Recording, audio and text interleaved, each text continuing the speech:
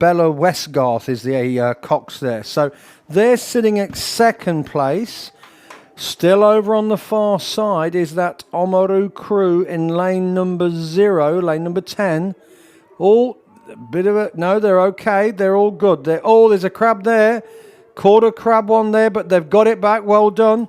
And that's just let Timaru in lane 3 come through. They've now got the lead by about 3 seats, 4 seats. All the boat speed came out of Oamaru, but they're being put under pressure by lane 5.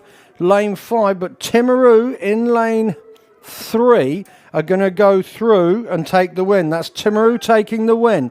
Oamaru out in lane 10 are just going to hold on. Are they going to hold on? Yeah, they're going to hold on to second. Yes, there we go. And then third place is picked up by lane 5, which is the Wakatipu crew. So they ended up putting themselves under a bit of pressure there. Fourth is over the line there, I can see in lane 9. That's Invercargill, so they'll be hoping for a fastest time. I can't give you any times as yet, I'm afraid. And then we have the rest of the field coming across now. There's Villa Maria down on the inside. Who's that crew? Oh, Queen Margaret College. Welcome to Queen Margaret College.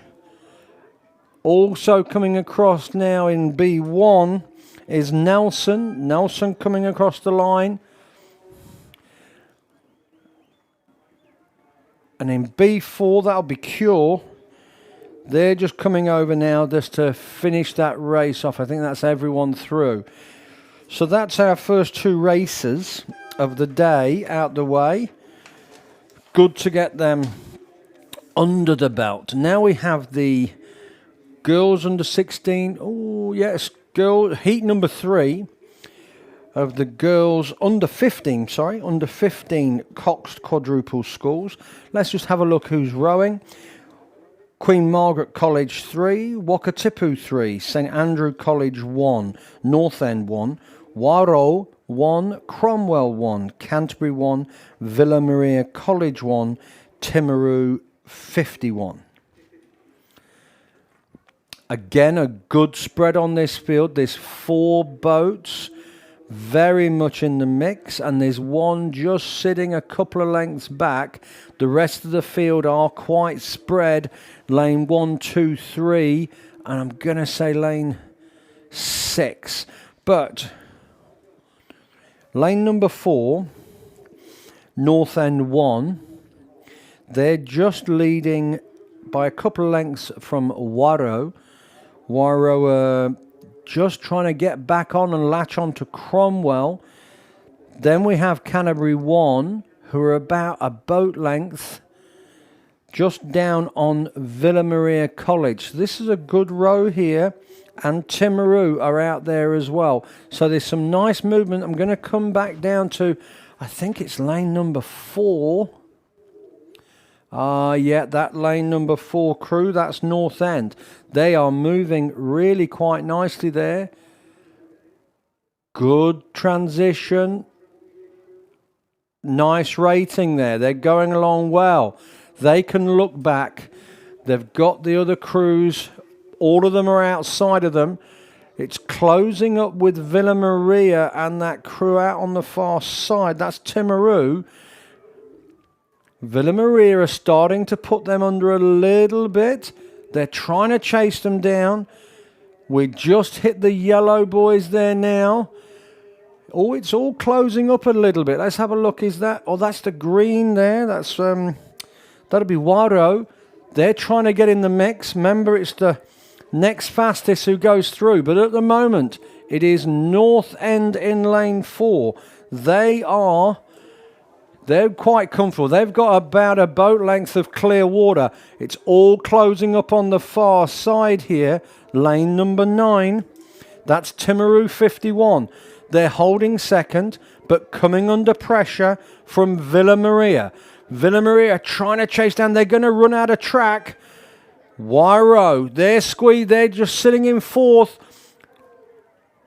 As North End have gone over the line, they take the win. Timaru are going to hold on to second. That's in lane 9. In lane 8, that is Villa Maria come over the line. They're in third. Wairo come through in fourth. Fifth place, lane 7, that's down as Canterbury 1. They're in the cashmere colours there. Lane number 2 coming over the line, that will be Wakatipu 3. So nice race there. That developed quite nicely, and well done to North End. They look quite strong. I don't have their time, but yeah, that crew rode well there. That's Ava, India, Marley, Olivia, and Taylor Nutting is the coxswain there. So well done to North End. That was the last heat of the girls under 15 Cox quadruple sculls. Next we have the women's senior single sculls. There's only one heat on this, and we have 5 crews. So let's have a quick look. In lane 3 from Christchurch Girls High School, Greer Bauman. In lane 4, Dunstan Arm 2, Isla Westlake. In 5, Nelson 1, Rosa Armstrong. In 6, Wairo 1 is Grace Straker. And in 7, Dunstan Arm 1 is Olivia Key.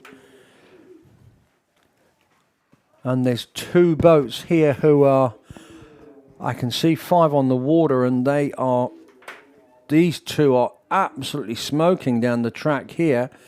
Oh yes, there's the green, gold and blue.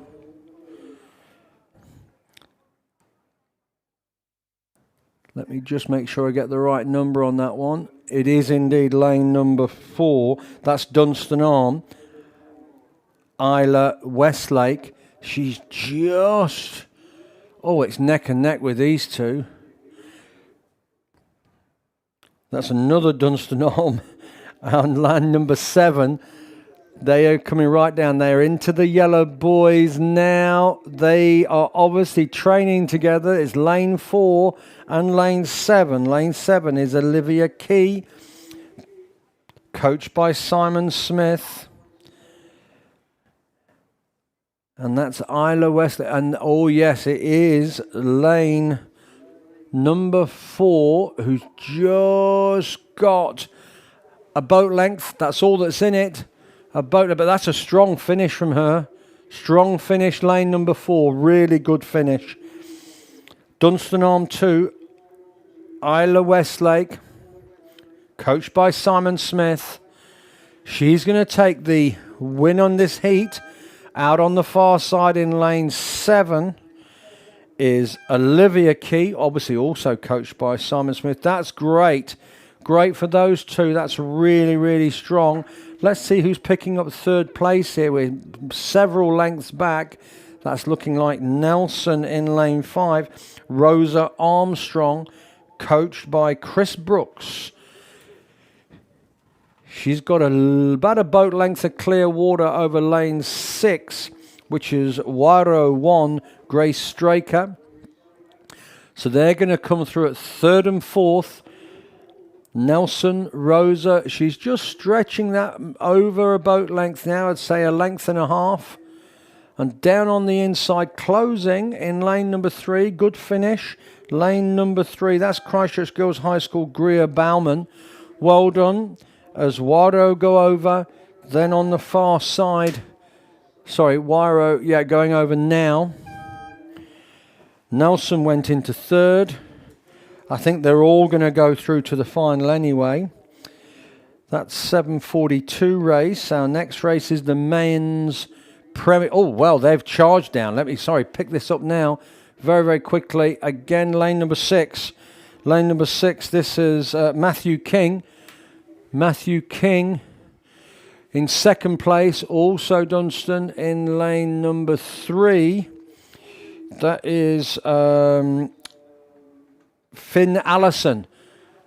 In fact, Dunstan again. They're in 3rd as well. That's lane number 5. That's Sam Barnett. Wow. There we go. 2nd is through. Sam goes through into 3rd. Let's see who's picking up 4th. lane number 8, that is Avon, Joshua Clark. And then there's Avon coming through here in lane 4. That's Jimmy Middleditch. And over on the far side, that might be Angus Kenny in lane 7. Yes, it is. Lane 7. Well, they really closed up. So apologies, I didn't get much time to get into that one at all. That was the men's Premier Single Sculls. Dunstan Arm looking very strong there. Now we're on men's senior single sculls. Let me just see what that last one was. Oh, that was men's Premier. Yeah, now we're into men's senior single sculls. Good field here. I'll get a bit of time to cover these. So, lane 1, Dunstan Arm, Charlie Mansur. Lane 2, Dunstan Arm, Lewis Meets. In 3, Otago 1, Alexander Hattrell. 4, Ashburton 1, Jared Wall. 5, Wakatipu, Max Davis. 6, Avon 1, Sam Moynes. 7, Dunstan Arm 3, Angus Lowe. Lane 8, Christ College 1, Seb Gray. In 9, Dunstan Arm, Hamish Yeatman. Big shout out to Hamish, who's at, I think he's still at Lincoln University, if I'm not mistaken. And Oamaru 22 is Logan Doherty. So some names I recognise here as we see. Oh, this is a great race developing here. Definitely one to watch. If you're down on the bank there, there's a really good race here. All down on the inside, the sleeper lane coming out of the mist. Charlie Mansur, coached by Simon Smith, absolutely in the mix here. He's got a couple of lengths over his teammate and training buddy, Lewis Meets. He's in lane 2. Over on the far side, there's who's on the outside there? Oh, that's Oamaru. Logan Doherty, who's just a length back from Hamish Yeatman, who I mentioned earlier. Hamish is probably sitting in second place. It is the boat in lane number 1. Charlie Mansur, he's got the lead at the moment, but great race outside of him. There's Dunstan Arm there. Then we come across to, I'm going to say that's Wakatipu. Yep, and who's in the A? I can see Avon there. There's Wakatipu. And I just want to pick up that cruise. Oh, that's Ashburton. Apologies. That's Ashburton. Jared Wall, he's in the mix. But as they come down, they're into the last 50 metres.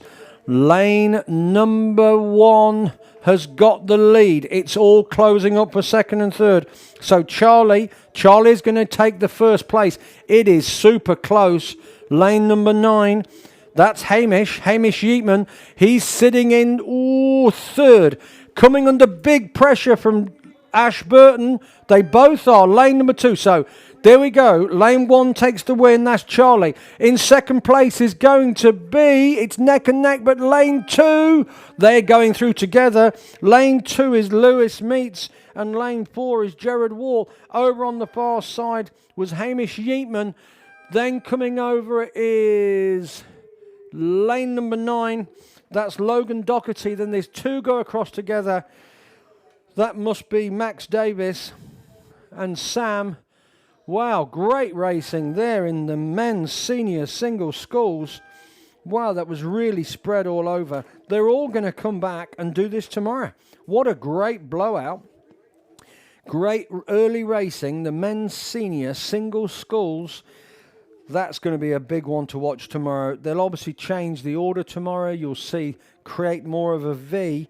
That was wonderful rowing, and it really closed up at the end there. Jared Wall really put some pressure on, was really moving, closed it all up. Brilliant racing, brilliant. Next up, boys under 15, coxed octuple sculls. Wow, this will be one for lots of newbies who are down here, and I hope you're enjoying your first regatta. Now, these boats are a little bit unusual. They only row them at the under 15 level, as far as I'm aware. Essentially, it's an 8, but they all get 2 oars. So these are very, very quick boats. You certainly wouldn't want to see the seniors in them. they'd be monstering the thing down. Awesome, great to see a number of crews here. So let's have a look. We've got Wakatipu 1 in lane 3, Wairo 11 in lane 4, Otago Boys High in lane 5, St Thomas of Canterbury in lane 6, Shirley Boys High School in lane 7. It didn't go unnoticed that you've moved your tent. I saw that. I see you've parked up next to St Andrews. I hope you're enjoying the new location. In lane 8, Christ College 1. Well, they are in the red, boys, still. They're hitting the 1750. Just picking it up as they come out of the mist. Here they go. We've got a nice uniform, white caps. That must be Wakatipu there. That's the lane number 3. It is indeed. That's lane 3. They have got the lead just, but they're coming under pressure. That is looking like lane number 7 to me. That's Shirley Boys High School. They're banging down the track there. They're absolutely fireballing there. These under 15 octuple sculls, but it is still lane number 3. Lane number 3, Wakatipu 1. They've got it by a canvas at the moment. They're in the last 50 metres in third place. Third place is looking like St Thomas of Canterbury in lane 6. Fourth is Christ College, but let's concentrate on the leaders here. Lane number 3, they've stretched it out to 6 seats. A big, strong finish, actually. Big, strong finish from Wakatipu. Well done. Yep, they've actually got a little bit of clear water. They've really, really driven that home. They take the win. Well done. Over on the far side, lane number 7, Shirley Boys High School. They take second. Third place, St Thomas of Canterbury in lane 6. Fourth place, over on the far side, that's got to be Christ College. Yes, just picking them up now. There they are. Yep, got that. Next over the line, Wairo in lane 4. Well done to Wairo. And bringing up the rear, in lane 5, that's Otago Boys High School. But there's still plenty of time to be done. Well done to all of those under 15 boys in the octuple schools. Great work. And I think they all come back and come to the final tomorrow. They do. So that's great early season rowing. I suppose we're beyond early season, aren't we, really? It just feels early season for me. Men's Club Coxstate, great. Let's see who we've got. We've had a scratching. Avon 3 have come out, as have Christ College. We've got Christchurch Boys High School 1, Dunstan Arm 1, Avon 1, Avon 2. And it's Avon they're just in the last of the red boys now. That's the Avon crew in lane 5. Avon crew in lane 5. Oh, might be lane 6, actually, sorry. Yes, lane 6. Avon crew in lane 6. They've got a nice lead here. Second place is in lane 3. That's the Christchurch Boys High crew. Then they go back to the second Avon crew in lane number 7. Yes, there they are. And then we come back again to lane number 4, which is Dunstan Arms. So Avon are going to take this out. This is Men's Club Coxstate. Avon on the far side there, taking just a little bit of clear water. They just look like they're moving through nicely. Well done. Then we come into lane number 3. Lane number 3, that's the Christchurch Boys High crew. Oh, this is closed up with Dunstan and the Avon crew. But I think Avon are just going to hold on. Yes, they are. Lane number 7, Avon. They're holding on there. Well done. See if I recognise any of those names. Oh, yes, a few of them in there. Well done. Then again, likewise, they'll all come back to the final tomorrow. That's the Men's Club Coxstate. Making their way down, coming out of the mist, is the Women's Club Coxstate. We've got Avon 1, Dunstanarm 2, Dunstanarm 1, St Margaret's College 1, and Avon 2. Got the screen on now, and I can see they're working hard getting those boats all set up.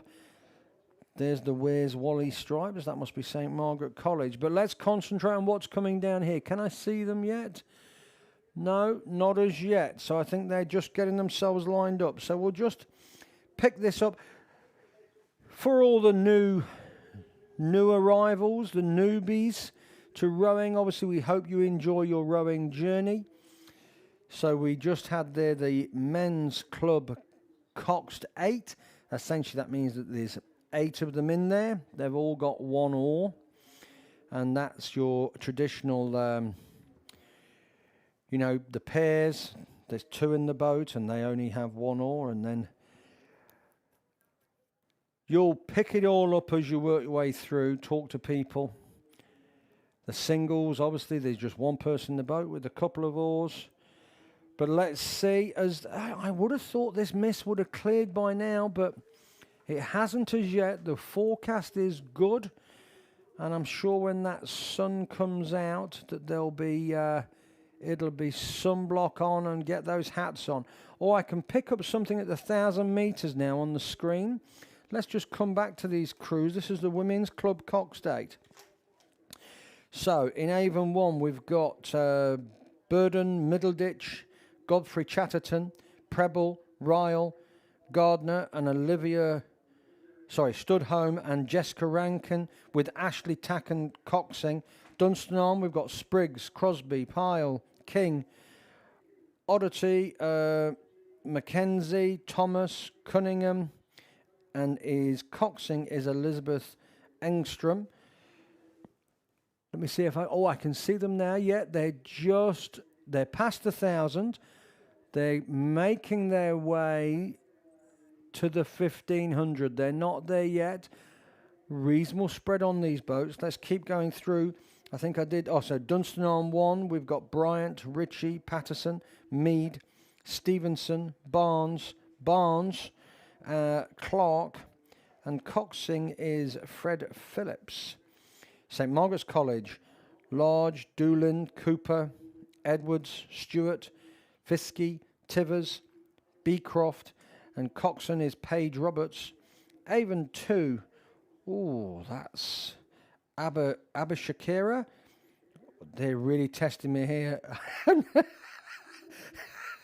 Shaw, Williamson, Prinsloo, McKay, Ford, Galvin, and Annabelle Wynne-Williams.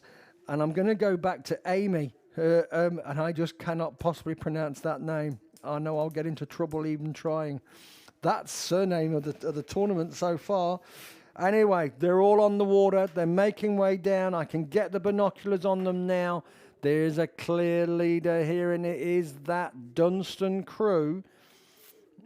Let's pick which one, though, first of all. Make sure we get it right. It's the Dunstan 1 crew in lane number 5. They've got clear water over the field. Those yellow Bill and Ben hats. That's one for the ages, that is. I'm sure you'll all remember that. Flubba lubba dubba dub. But those of you who can't, talk to your parents. Bill and Ben, great TV. Avon 1, they are working hard there. They've gone away from the Dunstanarm 2 crew, who are sitting in lane 4. So they're the 2 crews out the front. I can see St Margaret's are sitting in 4th, and another Avon crew, that's Avon 2, they are bring up the rear at the moment. But it is this Dunstanarm crew who are getting some power. That boat they're getting it in there. They have got a nice lead, and Avon have worked hard to close, but they've just not managed to bring them back in. But they are sitting in second. This lane number 3, that's the Avon 1 crew. Yeah, but not a boat length of clear water. It's good work from both crews here. Dunstanarm in lane number 5. Lane number 5, Dunstanarm 1. They're coming down now. They are going to go over the line. Well done. They take the win in the heat. Avon come across next. Then we come again to the Dunstan Arm 2 crew. This is all in the women's club coxed 8. They come third. Fourth place is going to go to St. Margaret's over there. I can see them. There they are in lane number 6. Well done. Good work from that St. Margaret's College crew. And then we come to Avon 2 over on the far side there. Putting in the work, well done, great, and they all get to come back and do the final tomorrow. That's the Women's Club Coxed 8. That was race number 9. A big shout out to all the volunteers for giving up their time and supporting rowing. And there's so many jobs for people to do. There's a massive crew, and it takes a huge amount of organisation. So don't be shy of getting involved, particularly for those parents who maybe the kids have moved through the school rowing and moved on to university. There's a job for everybody, and I think it takes about 80 volunteers to put a regatta together. So huge work. Here we've got the girls under 17 coxed 8, always competitive at this level. This is heat 1, all going to the final. I won't run through every crew, but in lane 2 we've got St. Margaret's College 2. In 3, Rangiruru Girls' School 1. 4, St. Margaret's College 1. Lane 5, Wairo 1. 6, Rangiruru Girls' School 2. In 7, Christchurch Girls High School 1.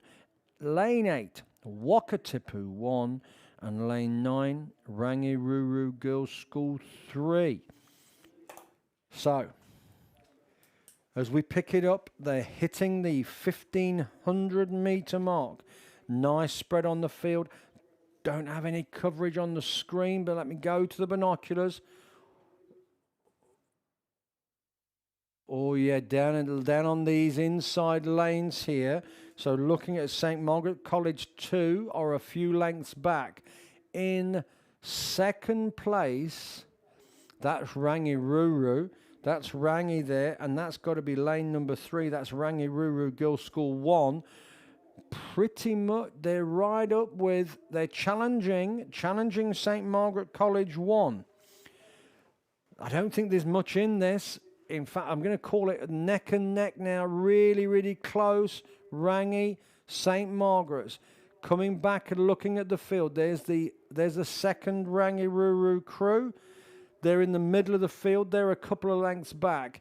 Just down from them is the Wairo crew. Then we come across, that's Christchurch Girls there. And then over on the far side, that's the Rangiruru 3 crew. But as we hit the yellow boys now, great race developing. And the strength of Rangi in lane 3. The quick look across from the 8 seat. Keep the head in the boat there. Lane number 3. Lane number 3. It is neck and neck. This is going to be the closest finish of the day. As we look down, Rangiruru in lane number 3 have just got their noses in front. Just edged it out at the moment. And it's St. Margaret's College. Yes, they're a canvas back. 2 seats back. 3 seats back now. We come down to the line. Rangiruru have driven through there. They're going to take this heat. St. Margaret's are going to take second. This is the girls under 17 coxed 8. That was a wonderful finish from those two. Oh, and now the next, lane number 2, that's another St. Margaret's crew coming through. They've edged through into third place. And who should be in fourth? 3 seats back is again, that's another Rangi crew. Then we get to Wairo. Coming over the line there, lane number 7, that's Christchurch Girls High School. And then Rangiruru 3 over the far side. Wonderful racing there, really, really good. Wakatipu, they're coming down. They might have had a little issue there. Good, still plenty of the season to go though, plenty of training. That was girls under 17 coxed 8. I don't have any times as yet. Unfortunately, that system's not shown. As I see, there are crews in the on the trolleys. which is great. They're getting set. We pick up now, this is the race number 11, Women's Premier Singles Sculls. Lane 3, Queen Margaret College 1.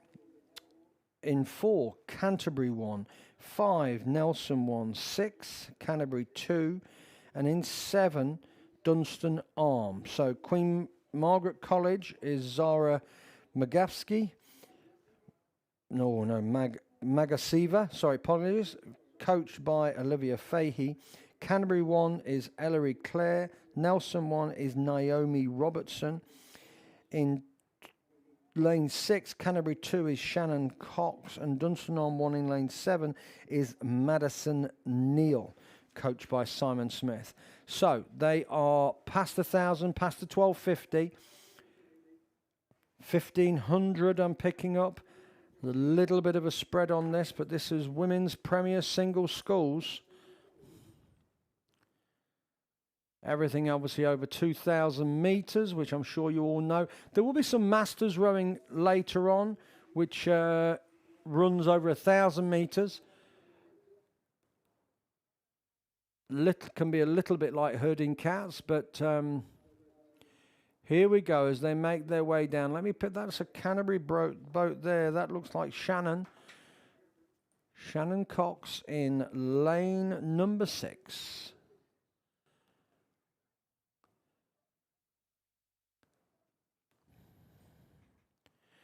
Just picking up the boat on the inside there. That looks like cashmere colours. I can't pick up the number. It's not, that must be Nelson further back. Yeah, that's Nelson further back there. So that's Naomi Robertson. She's sitting in 4th.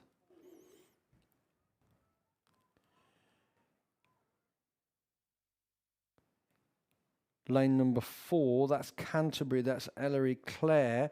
She's battling for 2nd and 3rd, currently sitting in 2nd. And 3rd place, that's Dunstan Arm. That's Madison Neal. She's sitting in 3rd at the moment. But out front in lane K, that's lane K, sorry, lane 6, K6 is Shannon Cox. She's going to take a comfortable win here. Just moving those ducks out the way as she down to the last 50 metres.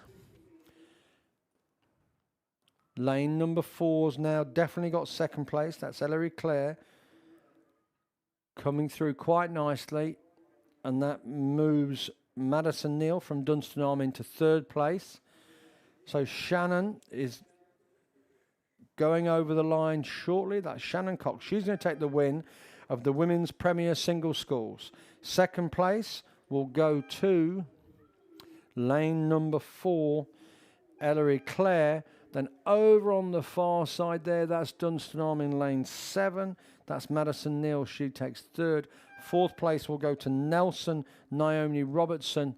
And then we have lane number 3, which is Queen Margaret College. Zara, well done Zara, getting over the line. And I hope they're all enjoying the time down here. I'm going to have to check this. I haven't got my phone on me, but Queen Margaret College, I think, is from Wellington, but I will find out. That was the Women's Premier Single Sculls, race number 11.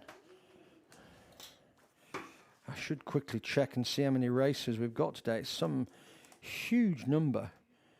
Let's check. 159 is what I've got it to. Wow. So we're racing through till 6 o'clock.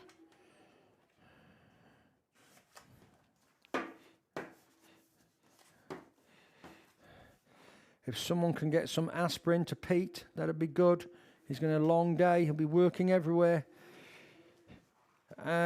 Race number 12. Women's Novice Double Sculls. So novice means it's their first season.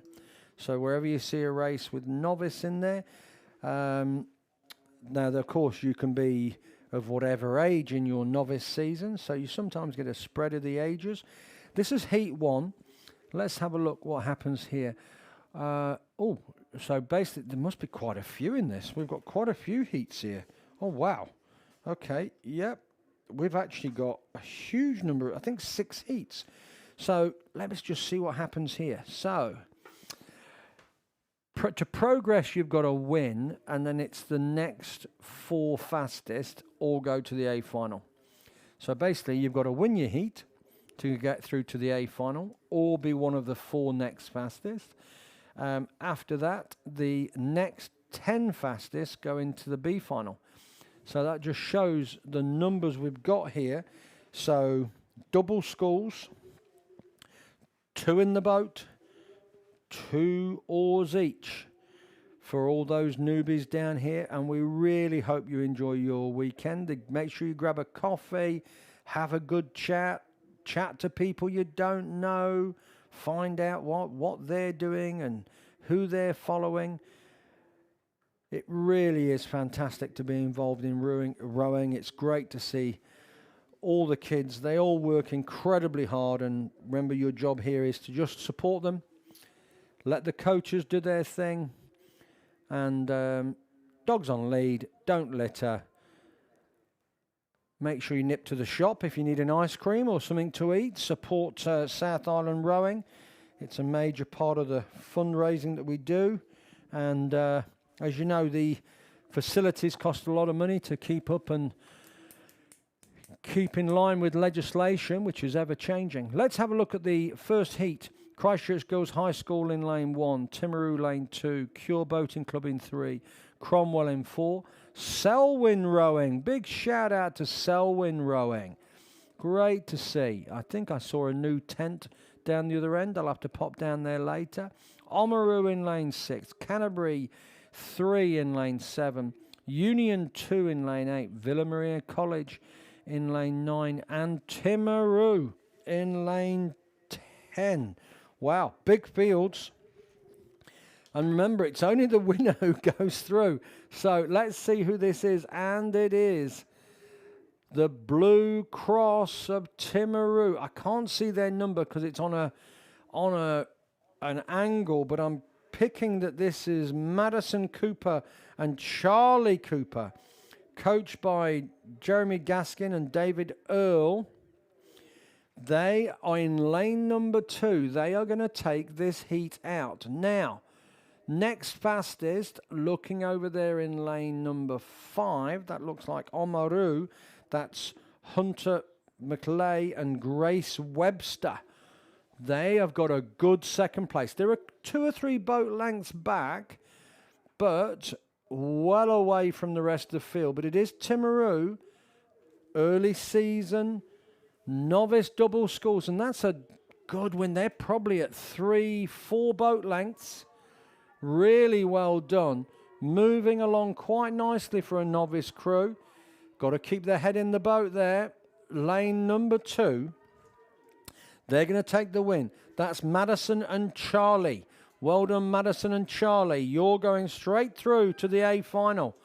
Great news for you. Yes, they're pretty happy. Over on the lane number 6. Let's look at lane number 6. Oamaru 22. Hunter and Grace. They're a few lengths back, but that probably is going to come through in one of the 4th fastest times. It all depends on the other heats, obviously. Then coming over the line in lane 4. Lane 4, that's Cromwell 1. That's Annabelle and Eva. They're just coming under a little pressure from lane 1 here. That'll be Christchurch Girls High School, Annabelle and Gabby. Gabby Burrows and Annabelle Thornton. They go over the line. That's Christchurch Girls High School.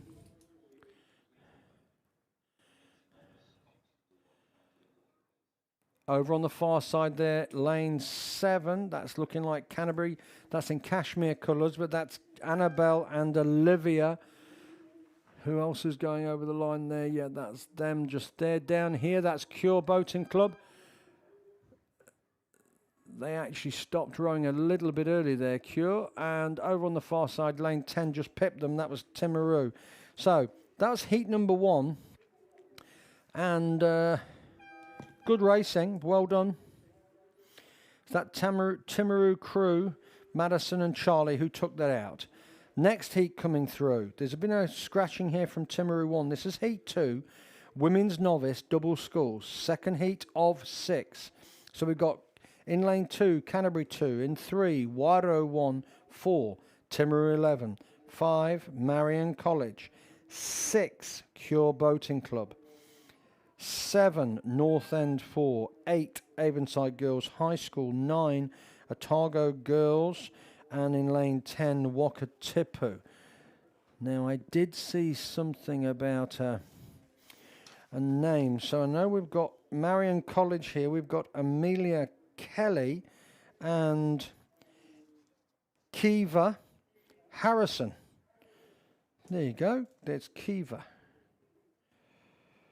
So, hopefully that pronunciation is right. We're all sorted. So, Canterbury 2, Wairo 1, Timaru 11, Marion College 1, Cure Boating Club, North End 4, Avonside Girls High School, Otago Girls 2, Wakatipu 4. All good race developing here. And again, let's see who's gone out. Oh, who's that over there?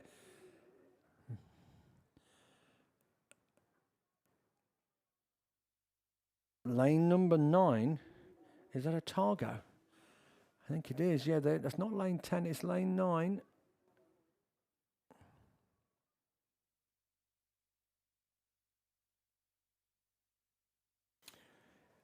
Apologies. It's lane 8. It's Avonside Girls. That's Logan Bell and Eve Reese. They are 8 lengths. Race M, lane 8, yes. They're going to take this out really quite comfortably. Great race for second and third. That is lane 6. That's Cure Boating Club. That's Meg Dunn and Nia McLean. They're coming under quite a bit of pressure from the lane 5 crew, Marion College, Amelia Kelly and Kiva Harrison. In fact, they're probably going to just they're going through the Cure Boating Club. They've gone through them about 3 strokes there, but over and taking the winner this heat is lane 8. That's what matters. Lane 8. They have gone straight through to the final, but it is the crew in lane number 5 in the Marion College boat. Oh no, Cure have come back. They must have had a little issue, but they've come back. Cure are driving now. This is going to go neck and neck. The lead is changing with each stroke. It's going to come right down to the wire. Too close. Oh no, well done. Well, they've done it. The lane 5 have done it. That is Amelia Kelly and Kiva Harrison. They'll be hoping for one of those fastest times. That was a odd little end to that race. It seemed to ebb and flow, but well done. Now we're in heat 3. They're well on the water, gone past the 1,000. I won't have time to get into the names, but we're at the women's novice double sculls, heat 3 of 6. Only the first one goes through. We've got Ashburton 2, Cromwell 3, Columba College 1, Timaru 21, Timaru 13, North End 1, Burnside High School 2, Otago 2, Dunstanton 1, and Selwyn Rowing. Big shout out to Selwyn Rowing. New club. I remember seeing a TV coverage. I think it was on the news or somewhere. Great to see. So, is there someone who's leading out here? Let me pick up the binoculars, and over on the far side, that looks like a Wairo. It's clearing now. This is lovely now. It's gonna burn off. As we look at this next heat coming down, this is the N heat. Who's over that far side? This could be Selwyn Rowing.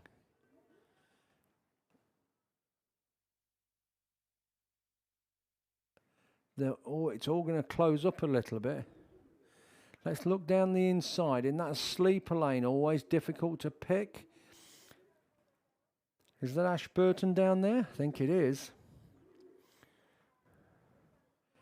Ashburton down on the inside lane. They've gone away from the Cromwell 3 crew and trying to sneak up on that with the orange caps on there. That must be Columba College. That's Columba College. They've got two Timaru crews outside of them who they've walked away from. Then we see North End. Is that North End in lane 6? Yes, it is. North End in lane 6. Over on the far side, though, lane 10. This is going to get a big shout. You should be putting your hands together. This is Selwyn Rowing 1. Olivia Kershaw and Meredith Dunbar. Well done, Coach Jarvis. This is great work. Selwyn Rowing. Are they going to hold on? We're looking over the far side as they go past one of the safety boats and one of the umpires. In lane O, lane number 10. They keep having a look across. It's always a nightmare when you're on the outside lanes. This would be one of the big results of the day. Can they hold on? They're coming under pressure from Columba College in lane 3. Lane 3, Columba College. That's Pippa and Alicia. They're putting them under pressure. Selwyn. Oh no, they're walking through them. No. Columba College. That's Pippa Brown and Alicia O'Connor. They're going to come through and take the heat. They're going to come through and take the heat. Well done, Columba. Selwyn Rowing, Olivia and Meredith, they're going to come into second place, which is a fantastic result. Ashburton, Georgia Gill and Elise Gill, they come in third. Selwyn Rowing, second place. I do hope you've got one of the fastest times. I really do. That was great. That's heat 3. Fantastic rowing there. They just ran out of puff in that last 100 metres. We're heat number 4. We've still got 2 to go. I don't think I've ever done 6 novice double sculls before. Anyway, great news for rowing. Great numbers coming in. Really is fabulous to see the growth. Heat 4. Women's novice double sculls. Avonside Girls High School. Timaru 20. Nelson 1. Wakatipu 1. North End 2. Union 1. Villa Maria College 1. Wairoa 3. Oamaru 23, Invercargill 1. Race number 15 of the day.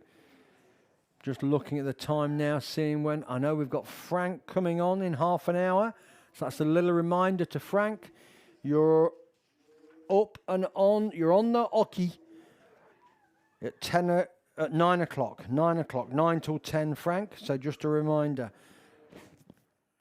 There might have been a little delay on this one because it looks like they're further back. They're not at the 500. So just a reminder to everyone, obviously have a great time. Enjoy your day. Make sure you put all your rubbish or take it with you, basically. Don't put it on the floor. And dogs on leash. Have fun. Remember that they're all volunteers. So please, let's be friendly. Let's be nice. Let's be kind. There's obviously still plenty of shorts out, which is good to see, and a few people rugged up as if it's winter. So looking at this, this is the 4th heat. Heat number 4, race 15 of the South Island Rowing Championships. South Island Rowing Champs. As I say, wonderful to be here. So in lane 1, Avonside Girls High School. That's Grace and Bridie. In Timaru 20 is Zara and Caitlin. Nelson 1 is Brooke and Lola. Wakatipu 1 in lane 4 is Sienna and Pippa. North End 2, Harper and Isabel. Union 1, Alana and Macy. Villa Maria, Isabel and Georgia. Wairoa 3 is Millie and Georgina. Oamaru 23, Charlie and Lee. And Invercargill 1, Lola and Georgia. So, oh yeah, it's definitely clearing now as we see some of the fours making their way down. So you'll, again, for those new to rowing, you'll see that there's an inside channel or route down beside where you can stand, and that's how the boats make their way down to the bay, which is about just over a K from here. So the boat park is at the other end, down the right-hand side here. And then the starting is obviously right down there. That's where Mr. Wall is, and his all his crew who get everything organised and ready and have to get those boats into the chute and then get them to the trolleys and then get the race off on time. It's a huge amount of work, and there's a huge amount of communication and knowledge and skill to get these regattas through in the time they do. I'm always amazed that when we lose a bit of time, that they manage to work and pull that time back. So great to see. A nice water, no wind. I was slightly nervous yesterday when I left Christchurch and the wind had picked up. I thought, oh no, not for this weekend. But it was great. Further south, I was on the bike coming down. The sun was shining. Mount Cook was magnificent. And the roads were pretty clear. And yeah, had a great ride down. And the old bike just performing beautifully. So let's pick this one up as they've gone past the 1,000-metre mark. We've got a nice spread here. Remember, it's just the first crew going through on this. This is quite unusual. This shows how many heats we've got. It's the first winner from each heat, and then the fourth next fastest times across the 6 heats. So it's make an A final here. You're doing very well, particularly for these novice. Right, we've got quite a spread here. I can see that looks like a Villa Maria crew there. Oh, there's a yellow crew out on that far side. That's got to be Oamaru 23, Charlie and Lee. Are they actually in the lead? I'm going to check down on the inside. There's a slight, the angle of the commentary tower here to the lake always gives you a risk of missing those boats down the inside. I can see there, yeah, they're slightly back. Who will that be? That'll be Union, I think, and North End. They're a couple of lengths back. I want to pick up, I think that must be Villa Maria. Yeah, that's Villa Maria College 1. Isabel and Georgia. They're making nice progress. They're probably about a boat length down on the Oamaru 23 crew. That's Oamaru out there. And let's, oh, down on the inside here, that looks like, is that Wakatipu? That's Wakatipu in lane 4. That's Sienna Reed and Pippa Julian. They're very much come into play. They've gone away from the crew outside them, which would be North End 2. That's Harper and Isabel. And they've also walked away from Alana and Macy. So they're probably sitting in about 4th and 5th. But it is Wakatipu, that yellow boat to Wakatipu. They've got their noses in front. 2nd and 3rd is going to be Villa Maria. And out on the far side, that's the Oamaru 23 crew, Charlie and Lee. They're battling for 2nd and 3rd with Villa Maria. But it is the yellow boat. They've just come out of the red boys now. They're out and they're into the yellows. That's Wakatipu. Lane number 4, Sienna Reed and Pippa Julian. They have got about a boat length of clear water. Is that Nelson? Let's check Nelson up there. They're back down there. They're a couple of lengths back. That's Nelson 1. That's Brooke and Lola. They're sitting in about 6th place. Yep, they're at 6th. North End are racing lane number 6. That's lane number 6. That's a Union crew. But down here as we come to the last 100 metres, lane number 4, Wakatipu 1, they've now got a couple of boat lengths. They're going to take out, they're going to go straight through to the A final. Villa Maria, that's Isabel and Georgia. They've gone through into 2nd place. That's lane number 7. Lane number 7 have got 2nd. 3rd place is going to go to Oamaru 23. That's Charlie and Lee. Over the line is Wakatipu, Sienna and Pippa. Well done.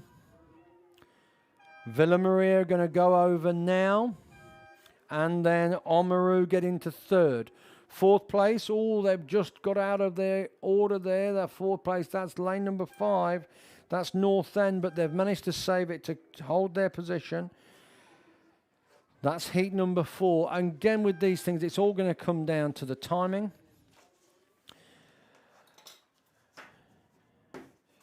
Heat number 5, still in the same race, which is the women's novice double sculls. 6 heats. Only the first one goes through to the A final, and then it's the four fastest times. So this one we have from the wine region of Nelson 2, Timaru 12 in lane 2, lane 3 North End 3, lane 4 Union 3, lane 5 Otago 1, in 6 Canterbury 1, in 7 Wakatipu 2, in 8 Otago Girls 1, in 9 Wairo 2, and in 10 St Andrews College 1. So they're just away, actually. I can pick them up on the TV screen here. I see the trolleys all rolled out. Oh, it looks like is somebody getting a cone there? That's normally a sign of a yellow card. Maybe they've just moved it. Maybe that's why there's a delay. And we see the umpire boat sweeping. I know they're running a mixture of positional or zonal and dynamic umpiring. I was listening to that this morning, the explanation, which I tried to keep up with, but essentially, when they're following in behind, that is my understanding, that's the traditional dynamic umpiring. That means you're following the boats up, and the zonal is when you're a little bit more passive and you kind of drift into the course, watch a little bit of the rowing, make sure they're all okay, and then get yourself back out, which really, the aim of it is to reduce the wake. And obviously wake on boats can have an impact when it hits them. So they really work hard, the umpires and safety boats, to reduce wake. Because, obviously want the boats to row in the cleanest water that they possibly can. So great to see this next race lining up, and all the volunteers there on the trolleys who... It's not actually a bad day to be doing it, because at least it's not 30 degrees and... you're baking, but I'm sure that'll come later on or tomorrow. So there's the next lot of boats getting ready. If you've not seen that, it's worthwhile getting down there and watching the starts. Wonderful sound when the boats go off, particularly some of those big boats. You see those 8s with all the power in it. If you get chance, have a drive down there or have a walk, and get your steps in for the day. I know I'll be going for a couple of walks later. I had one this morning with Ian, teaching me all about the complexities of the new PA system. It's a lot easier than it used to be, I can tell you that. So anyway, let's have a look at this race here. We are at race number 16, I think, is what we're on at the moment. So this is Heat 5, Women's Novice Double Sculls. They've gone past the island, which is at 500 metres.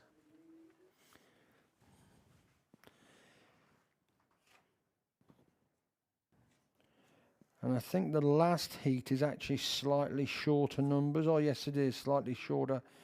I think we've only got 7 boats in that one, but there's a massive number of crews in this. So Nelson 2 is Brooke and Erin. Timaru is Lauren and Kelly. North End, Isabel and Sophie. Union is Coco and Samantha. Otago 1 is Riley and Liv. Canterbury 1 is Brooke and Pippa. Wakatipu 2, Charlotte and Sophie. Otago Girls is Daxia and Ella. Wairo 2 is Julie and Lena. And St Andrews College is Lily and Sarah. So they're all working, and meanwhile the next one's come across, and I'm just picking up on the screen at the 1,000 metre mark.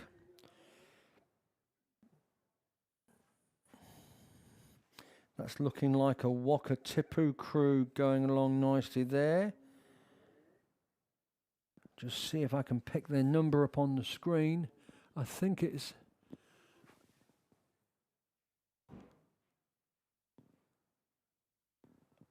might be lane 5. That working? Let me see if I've got that right. Oh, that could be a Targo.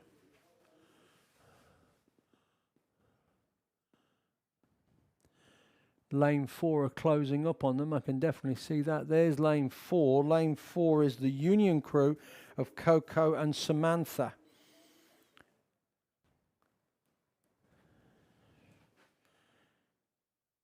Then there's a bit of a spread field there. So as always, what you get in this novice is they tend to be at different stages of development, and you can get quite a big spread across the field.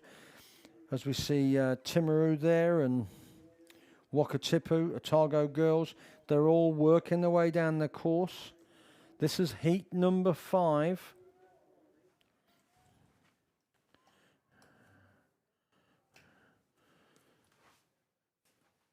Some more doubles making their way down the course and a few singles as we come into the last portion of my coverage here. But I hope everyone's having a nice day. Great that these conditions are actually pretty good. The water looks okay. Overcast day is good news. So let's get the binoculars on now, because there's looks again with this novice racing, there's 2 or 3 boats who've gone away.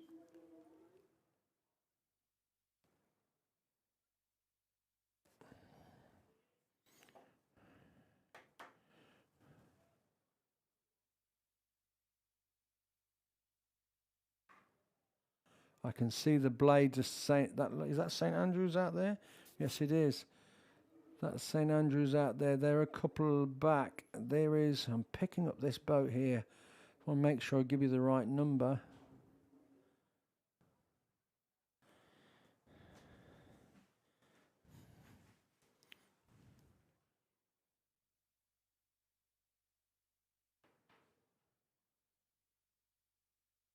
Down on the inside.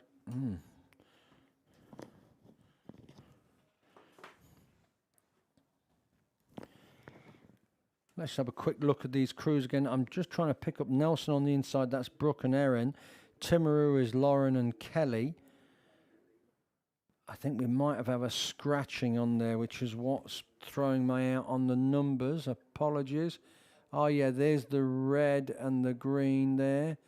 They're moving down there. Yeah, they have...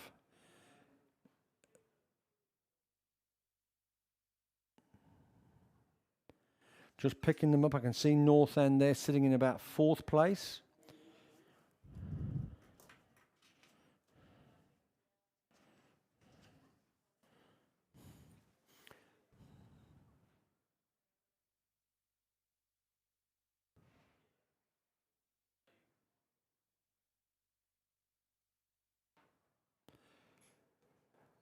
So as they're making their way through, as I say, this is heat 5. It's the first boat that goes through, and let's pick this one up here. Let's just see who this is. That's Q4. Q4, that's Burnside. That's Burnside. That's why I've done that wrong. There's Burnside just there, and then over there, that is lane 8. Is that Timaru? No, that's not Timaru. 6. Lane 6, that's Waihopai. That's why. Right. Apologies, my fault there. Lane number 6, that's Waihopai. Let's have a quick look. That's Amelia Duffel and Olivia Rutledge, coached by Diane Jenkins. They're going to come over now. This is heat number 6. And it is Waihopai in lane 6. So we're going to take this through. In lane 4, that is Burnside. Well done, Burnside. That's Miriam and Isabella. They're going to come through second there. Let's hope they've got a quick time, because those 2 crews are well away. And well done. Big shout out to winning their heat there. Q6. Q6, who I hope I going to take the win. Second place is Burnside. Well done, Burnside. And that was the last heat. Heat number 6 of the women's novice double sculls. I'll eagerly be looking forward to see who the next 4 fastest finishers are to make that A final. And I think that's going to be pretty competitive. As we pick up now the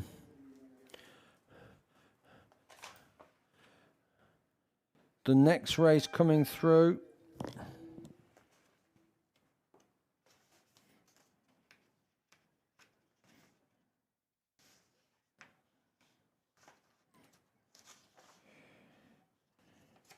So that was race number 17 finishing, yes. So I've got here boys under 17 coxed 4 on my list, but let me pick it up. No, that's not what I've got coming down. Apologies. Just give me a second.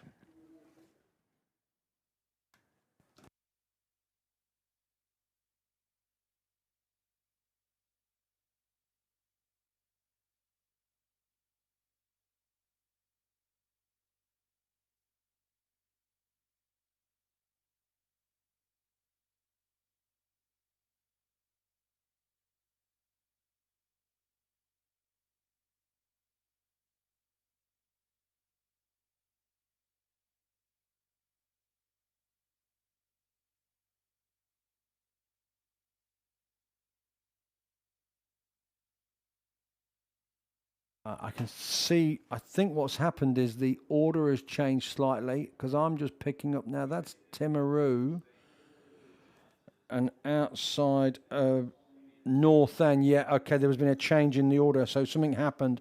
So I think what I've got now is Heat 5, race number 15. Oh, someone's just gone a little bit skew whiff there. That's the Timaru crew. They were leading. They've gone into another lane, but I think they've got it back. Yes, this is race P. So something's happened, and the Q race, race 17, came down before the P race. So that's why I was a little bit confused on that last one.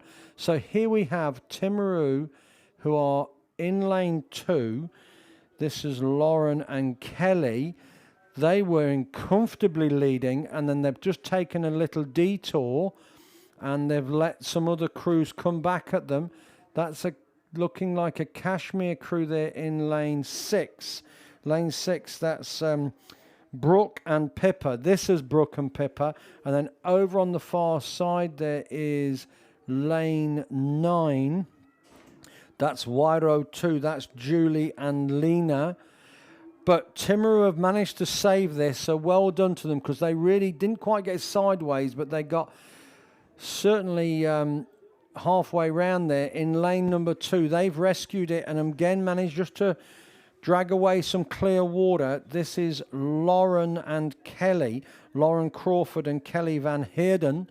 In lane 2, Lauren Crawford and Kelly Van Heerden in lane 2 for Timaru. They're going to take the win. Second place is going to go to lane 6, which is Canterbury 1, Brooke and Pippa. And then it is a Wyro over in lane 9, which is Julie and Lena. So, look, apologies about that. There must have been a change in the order, and I didn't pick it up until late. So, now we've got some real closing up here. There's the boys under 17 Cox Force Heat 1. They're charging down the track, and there is lane 4 boat there that they're just getting them out of the way. They're getting them to row to the side. So let's see here. It's the St. Bede's crew under 17. St. Bede's crew. Let's see who this is. Where have they gone? Yeah, here they come. Lane number 5, St. Bede's College 1. They've got 3 lengths. Lane number 5, R5. It's Isaac, Alex, James, Carter, and Matthew Casey is coxing, coached by Dale Marr. They have taken this comfortably. I know Dale will be really putting the finishing touches on that boat for the next few weeks. They are coming down. There they go. They take it over the line. Then we see lane number 6. Lane number 6, that's Timaru. That's Tim, Lewis, George, Cooper, and Ned Brown. Big shout out to Brian Smith and Mac Brown. Over on the far side, let me see who that is there. That looks like St Andrews College in 3. That's Hugo, Noah, George, and Cameron with Emily coxing. And over on the far side, I want to make sure I get that right. Yeah, that's another St Bede's crew, and also in lane 9, Christchurch Boys High School. So great work there. Another St Andrews College going over the line now, and over there that's looking like lane 8, Christchurch Boys 1. So all happening as we keep kicking through on the day. And women's under 19 Cox quadruple sculls. Let's see who's racing here. We've got Wakatipu 1, Villa Maria College 1, Nelson 2, Otago Girls 2, Canterbury 1, Invercargill 1, and Columba College 1. This is a heat. Number 1 through to 5 all go through to the final, and the rest are eliminated. So there must be 2 heats here. Yet there is. So that previous one was the boys under 17 Cox 4. They're all going to come back and do that again tomorrow. So they all go through to the final. With this one here, it's the first 5 that go through. The first 5 that go through to the final. Frank is on his way. I did notice him doing Tai Chi this morning out on the front lawn there, and looking majestic. It really was. And yeah, I mean, it's amazing to see his progress in that, and the changes that it's making to his life. So well done, Frank. So, Wakatipu, Villa Maria College, Nelson 2, Otago Girls 2, Canterbury 1, Invercargill 1, Columba College. Good race developing as I get it on the binoculars now, and Frank's going to help me out. That's looking like, well, I'd call it the Cashmere colours, but there won't be rowing in Cashmere. That's Columba College over on the far side. That's Columba. They're probably sitting in 2nd or 3rd. Villa Maria down the inside. They have just got a little lead over Wakatipu. That's Villa Maria College 1. They've gone away from Wakatipu. In the middle there, that crew in the middle, is that, let's get that lane, is that Otago? Or was it Canterbury 1? I'm trying to pick up the lane number. Frank, can you help me with that one? Sure, isn't it the coloured yellow ones? Yeah, it's the coloured, the yellow ones. It's the Cashmere coloured crew. But it's, I think they're rowing under Canterbury. It's definitely the Cashmere crew row suits. Yeah, yes, it is. Yeah, that's got to be falling under the Canterbury 1 crew in lane number 6. They've got the lead. Yes, it is. S6. There we go. That's Canterbury 1. That's Regan, Aurelia, Millie, Zoe, and Ivy. And coached by Matt Allen and Imogen Boxall. So they've got a little bit of clear water there as they hit the yellow boys now. They hit the yellow boys. This is the first 5 go through to the final. So you can get a little bit of boxing here, and you certainly don't want to burn too many candles. And see, but they're looking quite relaxed.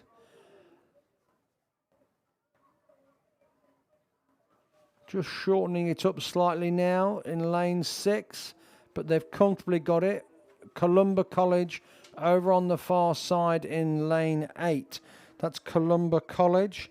They're going to take 2nd place as Canterbury 1. Let's call them Canterbury Cashmere. They go over the line. Columba get 2nd. Villa Maria, shout out to Villa Maria in lane 3. They come through in third. Oh, just need control where their boat's going a little bit because they're going to drift in front of that Wakatipu crew if they're not careful. Wakatipu over the line, and then in lane number 5, that'll be Otago Girls High School. Just the last one's coming through. So I think if you're happy, Frank, I'm going to hand over to you now. We'll just have a quick transition, and I'll talk to you later on. Have a great day.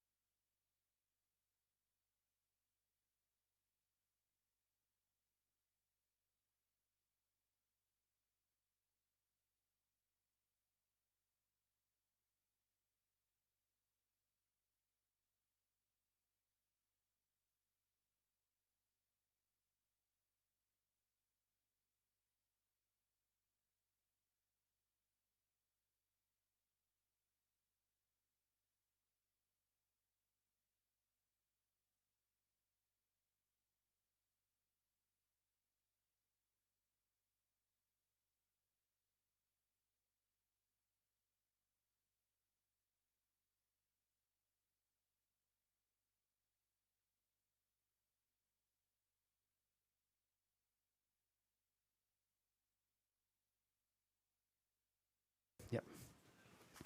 Yeah, thanks very much for that, Clive. Yeah, the Tai Chi's really changed my perspective in life. I call it lying in bed, not getting out, but... However, anyway, let's quickly move on because we've got Heat 2 coming down to the women's under-19 Cox Quad.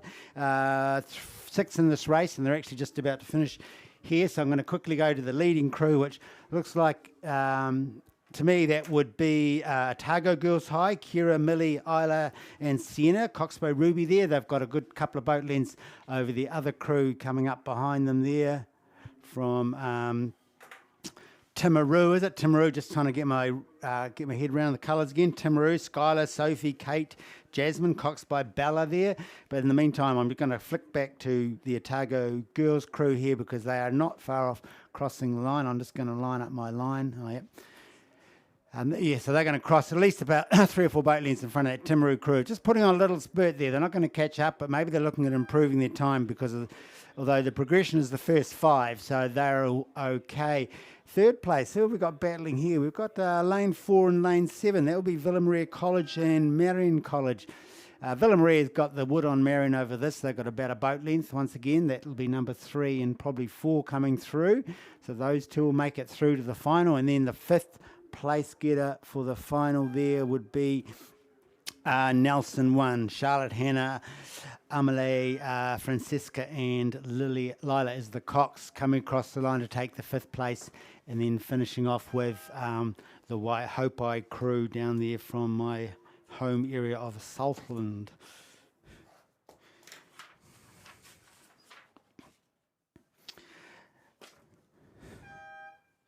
So he mihi mani kia koutou katoa. So warm welcome everyone to here.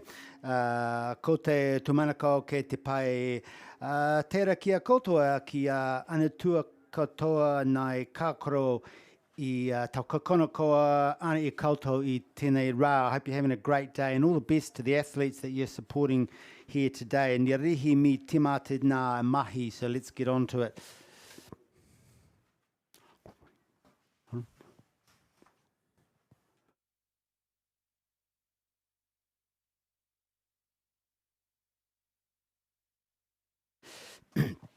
So now we're switching over to the men's novice Cox 4. The men's novice Cox 4, there's there's 2, 3 heats in this event.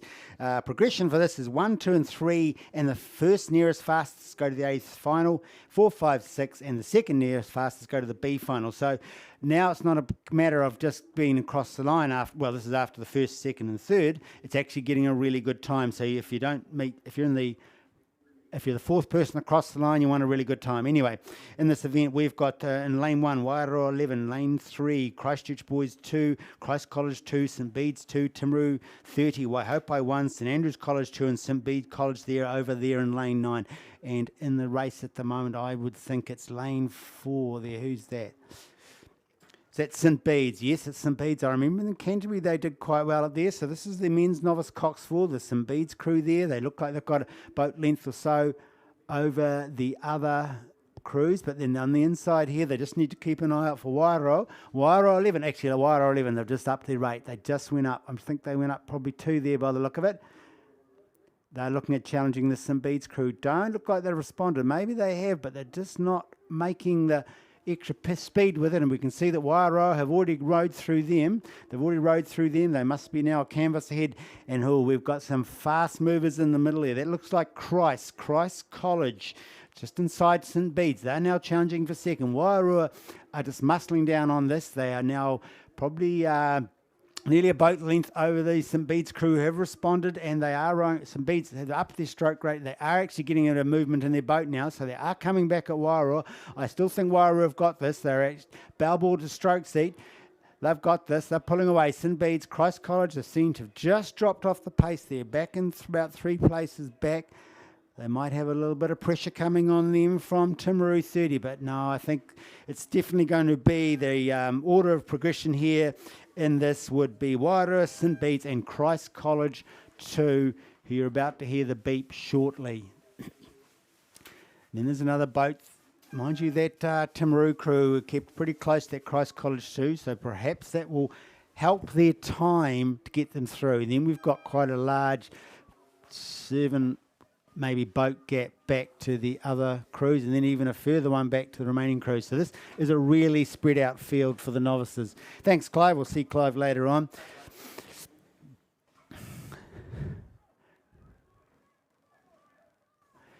Just a wee battle going on here for 5th place. These are B finalists, 3 and 9. So that's Christchurch Boys 2 and St Bede's College 3. Yes, what am I saying? No, yes, it is St Bede's College 3, sorry. That was them crossing the line now. After them, we've got Waihopai, and then back from then, we've got, I think it's St Andrews College 2. So they've got a bit of the way to go yet, because I can see at the 1,000 heat 2 of the men's novice cox 4. Progression 1, 2, 3, and first nearest fastest. So times do count. Right, yeah, let's see who's in this race. Okay, we've got lane 2 to lane 9, so that would be 8. Kashmir 2. Arush, William, Oliver, Samuel, and Catalina is the cox. St Bede's 1. Arlo, Luke, William, Fletcher, and Lockie. Invercargill 1. Oliver, Cormac, Jackson, Ali, Luke. Hamilton is the cox there from down south. And Nelson 1. Finlay, Miller, Amon, Aaron, Zach, McCall. Shirley Boys 2. Finn, Ryder, Caden, Connor, Xavier is the cox. Ashburton 1. Lockley, David, Caleb, George, Eve, Marshall is the cox. That's in lane 7. Lane 8 and 9. Christchurch Boys 3. Sam, Yihi, Theo, Soren, Cameron, and Otago 1. Quinn, Nate, Jacob, Felix, Matthew. Now look, I do like to try and get the names right. I've got a little list of names here and how to say them. So if I'm getting them wrong, please don't hesitate in just sending up saying this is how it's spelled and this is how it's pronounced. Okie dokie, and I'll just have a quick mention about Invercargill there. So in that boat we've got Ali Hamilton and Luke Hamilton. Well, they're coached by their father, Jeremiah Hamilton and Nigel Jack, both good rowers back in their time. And their grandfather is the president of the Invercargill Rowing Club and is actually rowing here this afternoon in the Masters Coxless 4. So we've got all kinds. In the meantime, there's a clear lead in this novice event here. Clear lead here coming up, and that'll be, I was going to say, is it Kashmir? No, that would be St Bede's College, of course, the red St Bede's College. I noticed this at Canterbury, that St Bede's College are doing really well. This is St Bede's College coming down here. They've gone through, they're about to hit the 250 boys. They've probably got about a boat or so length over the next boats, which would possibly be inside them. That could be Invercargill. Is that Invercargill crew? Oh, yes, it is. They could be back in second. And maybe I think Ashburton won. Ashburton won there. Eve Marshall's the Cox there, coached by Justin Wall and Mary Hefford. They're probably slightly off in third place behind the Invercargill crew, maybe about half a boat length, but they can still take that place. In the meantime, we've got the St Bede's crew are just laying it down very nicely, I must say, for a novice men's four, doing very nicely. Invercargill's now also up their rate. They're challenging. They're not going to challenge the St Bede's crew. They've got 5 boat lengths now. Each stroke, they're probably moving away half a boat length. They are really powering on over Invercargill. Invercargill will be keeping a close eye on Ashburton there. They first, second, and third, so they do want to. That's the progression, so they know they're safe if they get through. Ashburton probably aren't under any threat there from the Shirley Boys crew who've just put on a bit of gas, I can see. Shirley Boys are also looking on the outside of them. That's Christchurch Boys 3. So they are now after the time slots. They're after that first fastest time. So they need to up it. Yes, Shirley Boys are really upping it well, as are Otago. But in the meantime, we can see the Invercargill Boys are coming across in second place there. 2 boat lengths back, it'll be the Ashburton crew. And then we'll have the Shirley Boys crew. They've sort of slowed down a bit, actually. They were doing quite nicely. They're coming across in that fourth slot. But as I said, 1, 2, and 3 get through to the A final, and then the first next fastest. It's a tongue twister. First next fastest gets through to the A final. Rightio. This is Heat 3, men's coxless 4. 7 in this race. Inside lane 2, St Andrews College. Guy, Lewis, Harry, Charlie, and Ashton is the Cox. St Bede's 4, Angus, Kingy, Lewis, Archie, and Hugo is the Cox. Christchurch Boys 1s, Christopher, Edward, Max, Charlie, and Max is the Cox. Cashmere 1, McKinley, Timothy, Corey, Henrica, Isaiah is the Cox. Christ College 1, George, Benedict, Oscar, Gus, Arthur is the Cox. Shirley Boys 1 in lane 7. Liam, Jackson, Harrison, Jack, and Cooper is the Cox. And in lane 8, Invercargill 2. Oliver, Jack, Ryan, and Archie Hennon with Millie Hackett is the Cox. So we've got the arrow point going on here. So that means the centre lanes are holding that front position. It looks to me it's Christ College 1, George Wood, Benedict von Wuyfen, Oscar Cutler, Gus Matheson, Arthur Orwell as a Cox, coached by Hunter Pethesbach and Jack Chapman. Once again, in these novice races, we've seen clear leaders in all of these 3 men's novice 4s. And this is the case here. These Christ College boys are laying down the message, saying we are one of the crews to beat. They've probably got 3 or 4 boat lengths over the next crew, which is the Christchurch Boys High School crew. Christopher Preston, Edward Graham, Max Pont, Charlie Sparrow, and Max Hawkes are the Cox, coached by Katie Bell and Harry Galvin. They've got that second slot. It's not firmly locked up. I think it might be, though. They perhaps have a boat length over 2 boats inside. So that's Cashmere 1 and the far side Invercargill 2. Those guys could be fighting out for that third slot, but in the meantime, we've got Christchurch College looking very nice down through the middle. They've gone through the 250 mark, so they're not far to go now. Not rating high. They're just cruising along there. Perhaps they're holding it back because they know they're not worried about the time. Conserve your energy. Kind of a bit short strokes there, but they are in a power position here. So, they just upped it then. Maybe they upped it just before the 100, upped it quite nicely. You can see good movement through their boat there. Bit more length maybe in the bowman, but they're doing okay. They're doing good. But the third slot's going to be interesting. So, yes, in lane 4, Christchurch Boys Christchurch Boys 1. They're in a good commanding position in that second slot. They've upped it very nicely. They're about 2 boat lengths, and it looks like at this rate that Shirley Boys are now got over a boat length. Cashmere have got a boat length over the Invercargill crew. So this Cashmere crew will get that third slot, and Invercargill will be hoping for a fast time to get that other A final slot as they come through. And you can that was Christchurch Boys you heard there. You're about to hear the beat for Cashmere, and then Invercargill 2 over on the far side. Behind them we've got St Andrews College in the inside lane. Then we've got over there, that's Shirley Boys, and then St Bede's 4 here in lane 3 will be coming through in the last slot. So I'm now going to cut over to the next race. Right, more heats, of course. The boys under 16 double sculls. We've got 3 of these events. Boys under 16 double sculls. Full lane events. These are 10 lanes. Progression is 1, 2, and 3, and the first next fastest go through to the A final. 4, 5, and 6, and second next fastest go to the B finals. Quite a full field out here. I'll quickly whip through it. So lane 1 to 10. St Andrews College 1, Nelson 2, St Bede's 2, Cashmere 1, Christchurch 1, Timaru 31, Burnside 1, Shirley Rowing 2, Whakatipu 1, and Shirley Boys 2. Sorry, I won't go the names now because we probably haven't much time, but let's see where we're at. We can call the names and we'll lead. So, well, isn't it quite interesting? It's like a zigzag field. Who's got the lead there? What's that? Whakatipu crew over the far side look like they're in quite a nice position. I would be picking them. Who's that?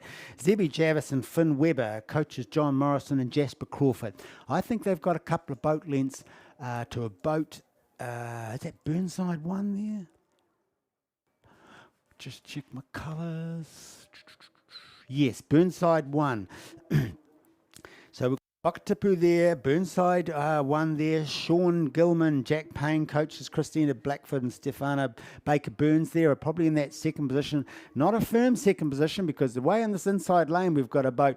That would be the St Andrews College 1, Logan Scott and Isaac Keane, coaches Liam Parker and Tim Heritage there. They're actually in quite a good position to challenge for that third slot, as are... Cashmere there also. Who's that? Thomas Cleary and Lucas Sutherland, coached by Matt Allen. They're actually, those two boats are contesting for third. I think first position, Whakatipu there, Zebby and Flynn there, they've locked up that position quite, maybe not. It's quite amazing how doubles can really pick up and move, and we've now got Sean and Jack from Burnside are really putting it on. They are streaking it away. I don't think they're going to drag them back though. No, they're not.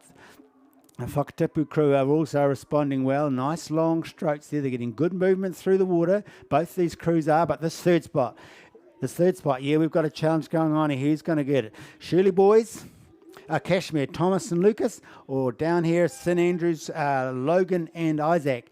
And Logan and Isaac have just rowed through Cashmere to take the third slot. Logan and Isaac have just rowed through Cashmere. In fact, they're going to take it up to 3/4 of a boat, and they got the third slot.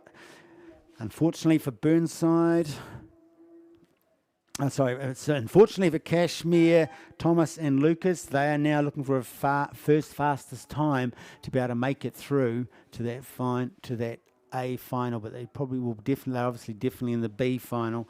St Bede's College just crossed the line a moment ago, and then over on the far side we've got Shirley Boys 2 coming across the line.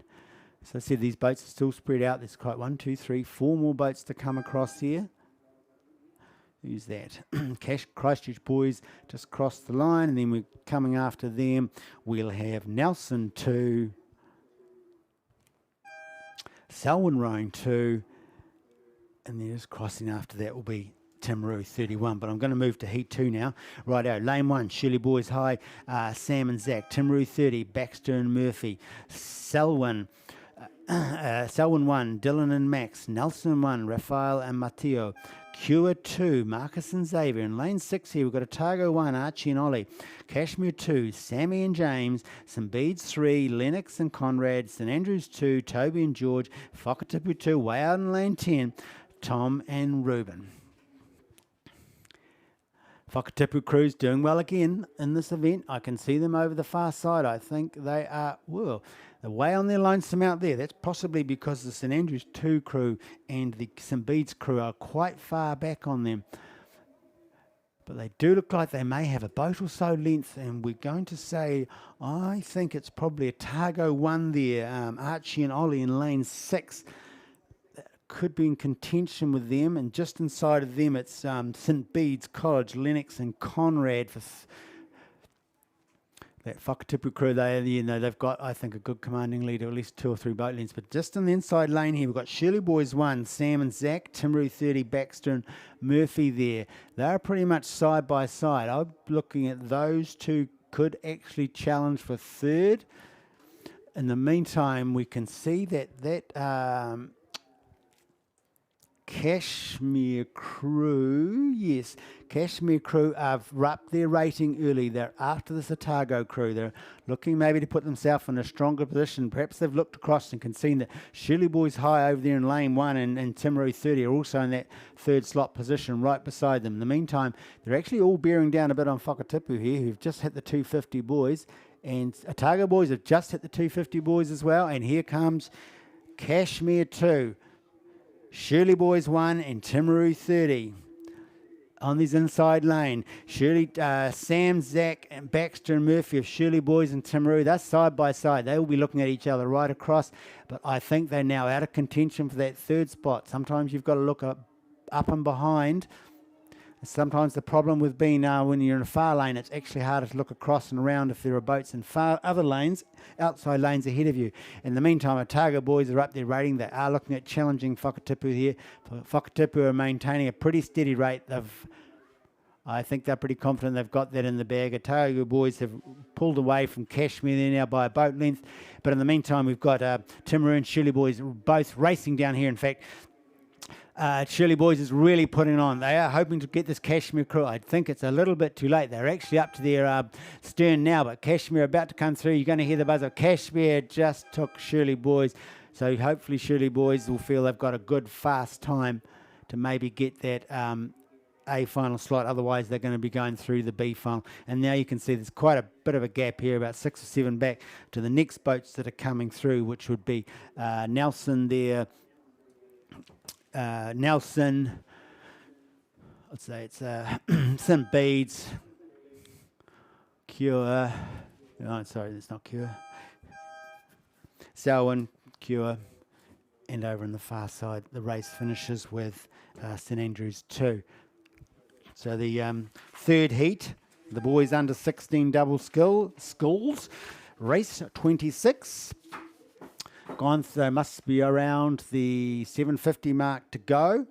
Right, lane 1 to lane 10's been scratched. So lane 1 to lane 9. Shirley Boys 3, Kieran and Jack, St. Andrews 3, Seth and Oscar, Wanaka 1, Travis and Mackenzie, St. Bede's 1, Eddie and William, Otago 2, Artie and Gus, Nelson 3, Harrison and Luca, Cure 1, Fletcher and Tommy, Otago Boys 1, Nate and Lucas, and in lane 9, Christchurch Boys 2, Tim Boswell and Brian Flowerday.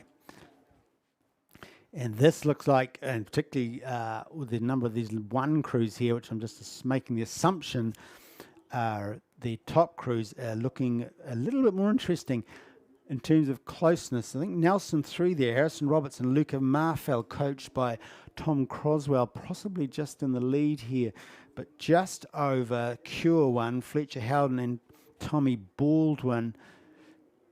Actually, they're looking reasonably comfortably, those two, for that first and second slot. And then I would be saying that it's Otago 2, Artie Sweetman and Gus Carr, coached by Mike Hill and Will Sweetman, are in third.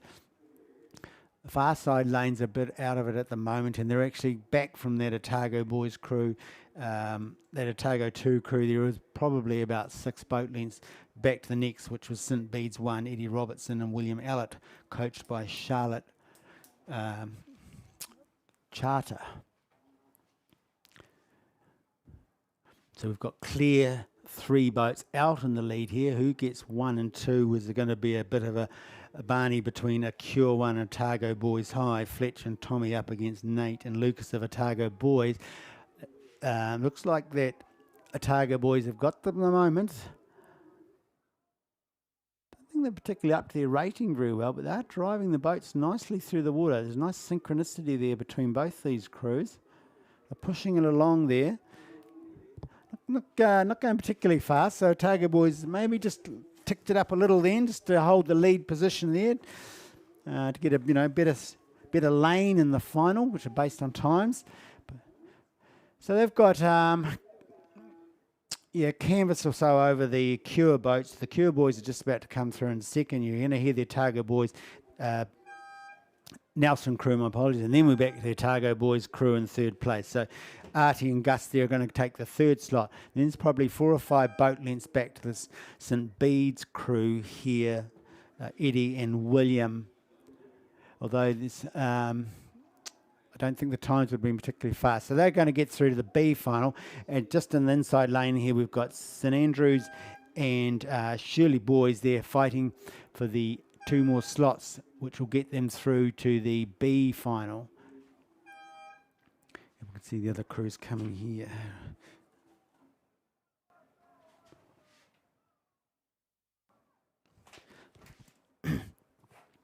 Right now, we've got the Men's Masters Singles Division 1 coming down. Now, as for those who aren't familiar with Masters, Masters are put into grades depending on their age. So it goes something like this. Grade A is 26 to, I think it's 35. Grade B is 35 to 43. 43 to 50 is grade C. 50 to 50, well, it's 50, 54. Grade D, and then grade E is the next 5, 60 to 65 is grade F, and so on. And so in a division like this where there are different grades, there is a handicap applied. So some boats win on go, and the younger grades go later. In this race, there are 10 crews. Union 1, Scott Inglis, he went at 5 seconds from go. Dunstan Arms 1, Greg McLaughlin, 5 seconds. These are D grade. Ashburton 1, Peter Armstrong, 5 seconds. North Shore 1, E grade, Older on go. Otago 2, E grade on go. Union 2, Andrew Thompson, E on go. Wanaka 1, AJ Humphreys on go. North End 1, Dave Hannon on go. Nelson 1, on go, that's Chris Brooks, and Avon 2, Ian Cartwright on go over there in lane 10. Of course, we all know Ian Cartwright. He's he's one of the commentators up here. He's the master commentator.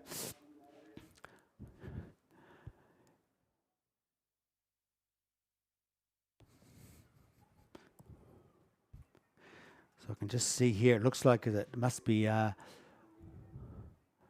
it Nelson 1 out on the lead there? I can't quite see him. Familiar with the colours there, I think it is.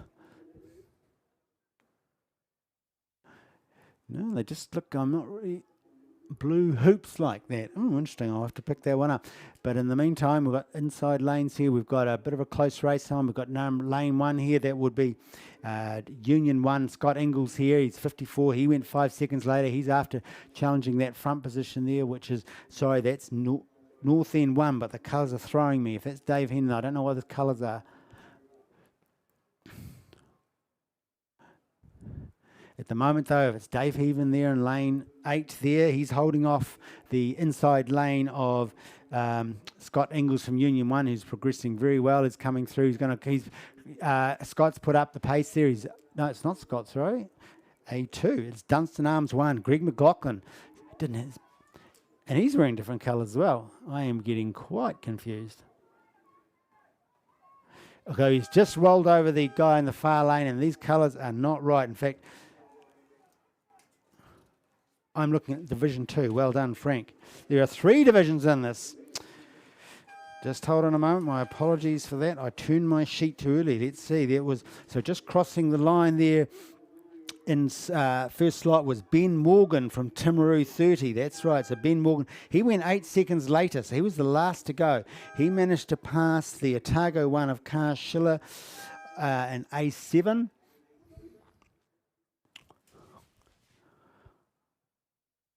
Take that back. That wasn't. That was Star. That's right. Right. Okay, let's run this through properly. Timaru 1, Ben Morgan made up 8 seconds to pass Matthew Kavanagh of Star 1 to win the race. Matthew Kavanagh was second. I'm sorry, I didn't catch the third one there, but I'll quickly whip through. It was in this race anyway, so you know. There was Timaru 30 in lane 2 was Ben Morgan. Selwyn rowing Adam Jenkin in lane 3, Waihopai 2, Tristan Duffel, Avon 1, David Vernosi, Waihopai 1, Jason Rutledge, famous Southland Rutledge family, rugby players and rowers, Targo 1, Carl Sheila, and Star was there in lane 8, Matthew Kavanagh. So apologies for not commentating that very well. So let's try and get the second Masters division away correctly, and I've already mentioned the ones in this, and we've got, as I said, Ian Cartwright is in this, one of our master commentators in charge of us commentators there. He's a bit off the pace at the moment. It seems to me that it's lane 4. That would be North Shore. Steve Westlake. Steve Westlake, well, that wouldn't be a surprise.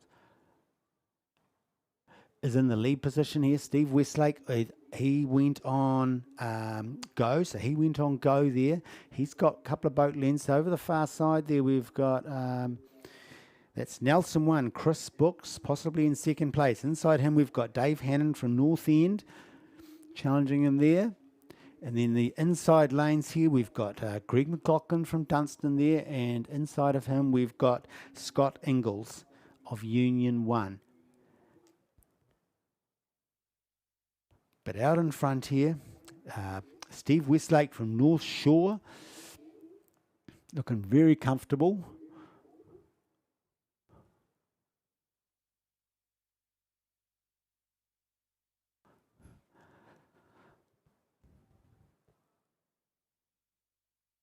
Very comfortable indeed. He's coming up to the 100-metre mark. He's upped his rating there. Rowing very strongly. He's clearly unchallenged here. There's 6 or 7 back. So it's going to be, I think it's going to be between Greg McLaughlin, lane 2 there. He had a 5-second handicap, which he's made up, and he's possibly now in second place. It really depends how the Nelson rower, Chris Brooks over there on the inside of him, the north end rower, can respond. Chris Brooks is over north end at the moment, but Greg McLaughlin is coming down here fast. In fact, he has rowed past Chris Brooks and Dave Hennon, and also on the inside we've got Scott Ingalls from Union who's going to come through and maybe take that 3rd slot. But you heard the buzzer there for Steve Westlake from North Shore, and we just seeing Greg McLaughlin's crossing the line now, and an inside lane here we had Scott Ingalls from Union took the 3rd place, and between the other 2 guys I'm going to have to line up my finish here, and I think yes, looked like Dave Hannon from North Shore just rolled over Chris Brooks to take that 3rd slot. Bit of a close finish there between those last few boats, and then we're coming back to about to cross the line now. Andrew Thompson from Union, and then we're back to Ian, who'll need a rest before he comes up in the commentary box, I'm sure, because he, like all masters, he'll be putting everything into it. Well, like all rowing athletes, he'll be putting everything into it. Now, I can just see they're still lining up the 3rd division of the Masters heat, so now it's probably a good time just to remind. I don't know, if you want to know some facts, you might have heard it, that it's a pretty big event, the South Island event. There's 159 races. There are 1,500 athletes. There's basically a boat on and off the water every 20 seconds for really, which is an 11-hour day from 7:30 to just after 6.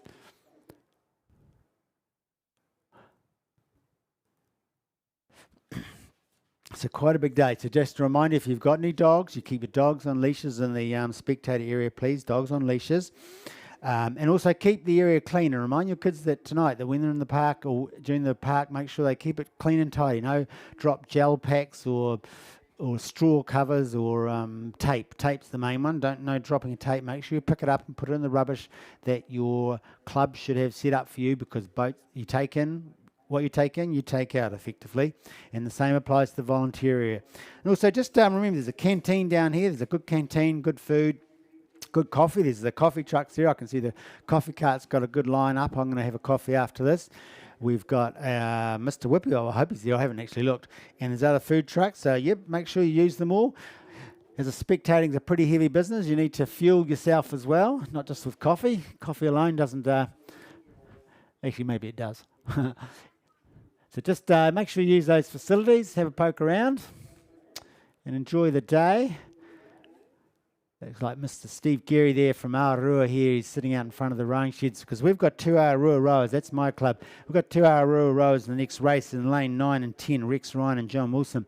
So while they're lining the boats up and there's dodgy stuff going on with Masters in the next race, Division 3. So it's, what have we got in here? We've got inside lane, Invercargill Grant 1, and Grant's a C, and he goes on go. He's in one of the adaptive rows down there in Invercargill, coached by Dave Galbraith. Dave Galbraith does amazing stuff with adaptive rows down in Invercargill. So that's Grant. Then in lane 2, we've got Twizel, Calvin Maker, who's the caretaker up here. He goes on 49 seconds. So he goes on 49 seconds after Grant and John Wilson over the far side. John Wilson from Aotearoa.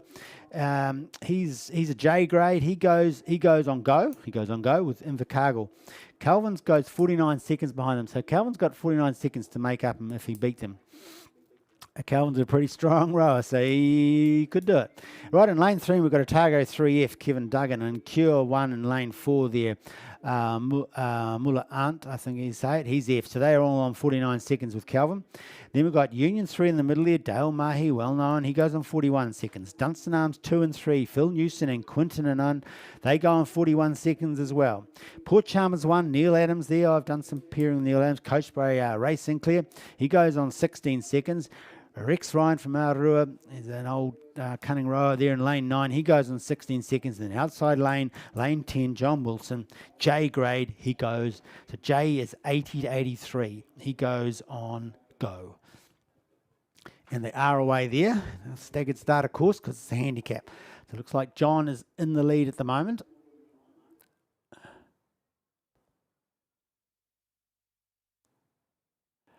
Then back to him would be, looks like Rex Ryan. So it's the two Aotearoa rows there in the lead at the moment. But coming down quick is Grant there. He went on go, and then Invercargill. He's in lane 1 here, the adaptive rower. Very strong rower, Grant. But John Wilson's out in the lead, and the other boats will be slowly trying to chew away at him. So let's see what some of the pickers are like. So let's see what Calvin Maker's doing. In lane 2 there. Oh, he's moving up. He's still a bit behind though. These Dunstan arm rowers are moving along though. I can just see, I reckon that's probably Quinton. Quinton over there in lane 7.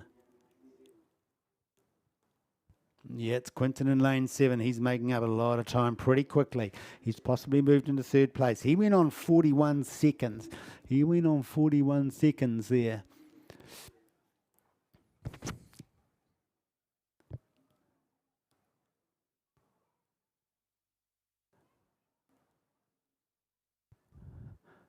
So John Wilson over on the far side, he's holding them off at this stage.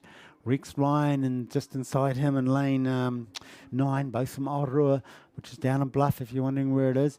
He's holding them off, but he is being pipped there, and I think he's been pipped by, that'll be Quinton. Yeah, that looks like Quinton from Dunstan Arms. He went on 41 seconds. He's made up that 41 seconds on those that, well, 41 seconds. He made up on those at 16 seconds, so that's 25 seconds he's made up on them. So now he's got to chip away at John there. Just inside him, Dale Mahi, Union 1 as well.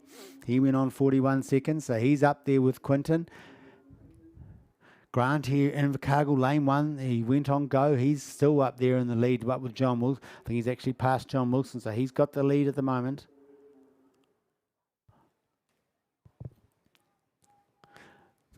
Calvin Maker's making up time pretty quick, but at this stage, John Wilson's holding them up. I don't think he's going to be able to do it. They're coming up to the 250 mark. I suspect he'll get rolled by Quinton.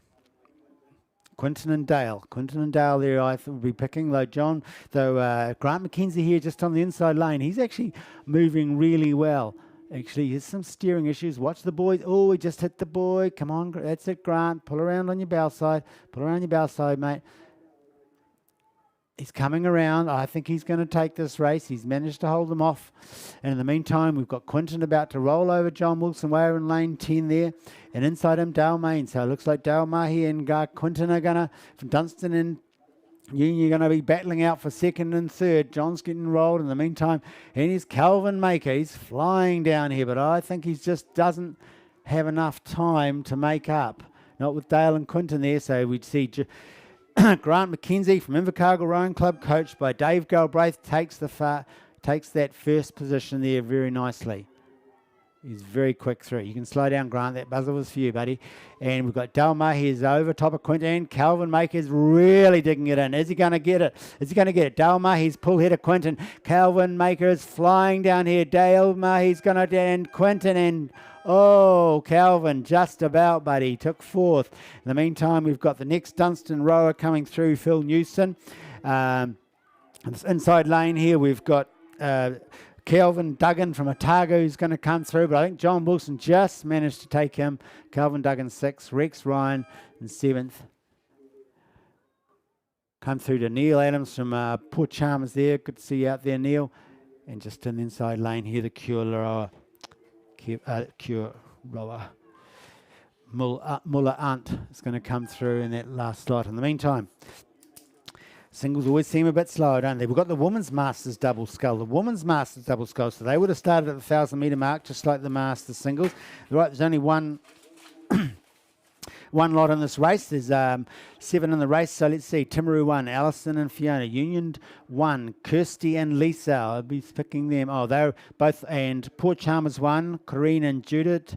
And Union 1, Kathy and Ahmadine. And Wanaka 1, and Marley and Elizabeth. Cure 1, Kelly and Sophie. They all are on 9 seconds. In lane 8 and 9, we had Port Chalmers 2, Judith and Cheryl. And Canterbury 1, Rebecca and Jane, who went on go. And at the moment, I think it's that far side Canterbury crew, Rebecca Ingram, Jane Higgins, coached by Angus Cole, who are currently in the lead position. So they went on go. They are being challenged by Union 1. It didn't surprise me. Kirsty and Lisa.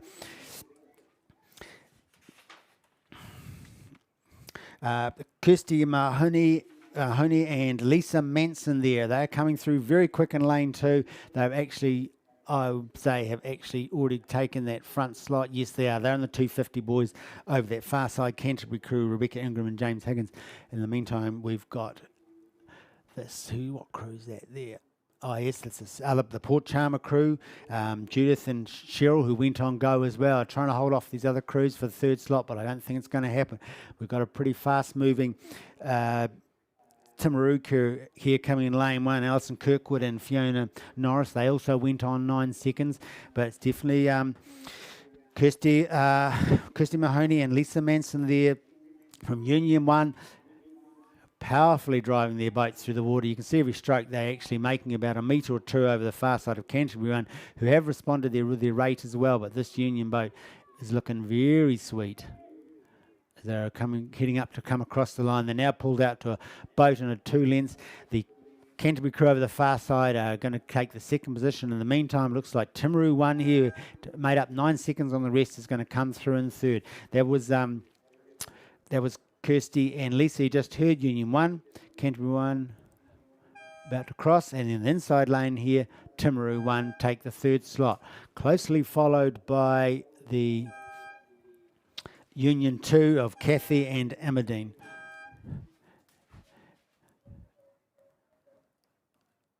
Then we had Port Chalmers and Port Chalmers. And coming back for the final positions, we've got Wanaka and Cure. So that was the Women's Masters double sculls. Just one event for that. That was the final.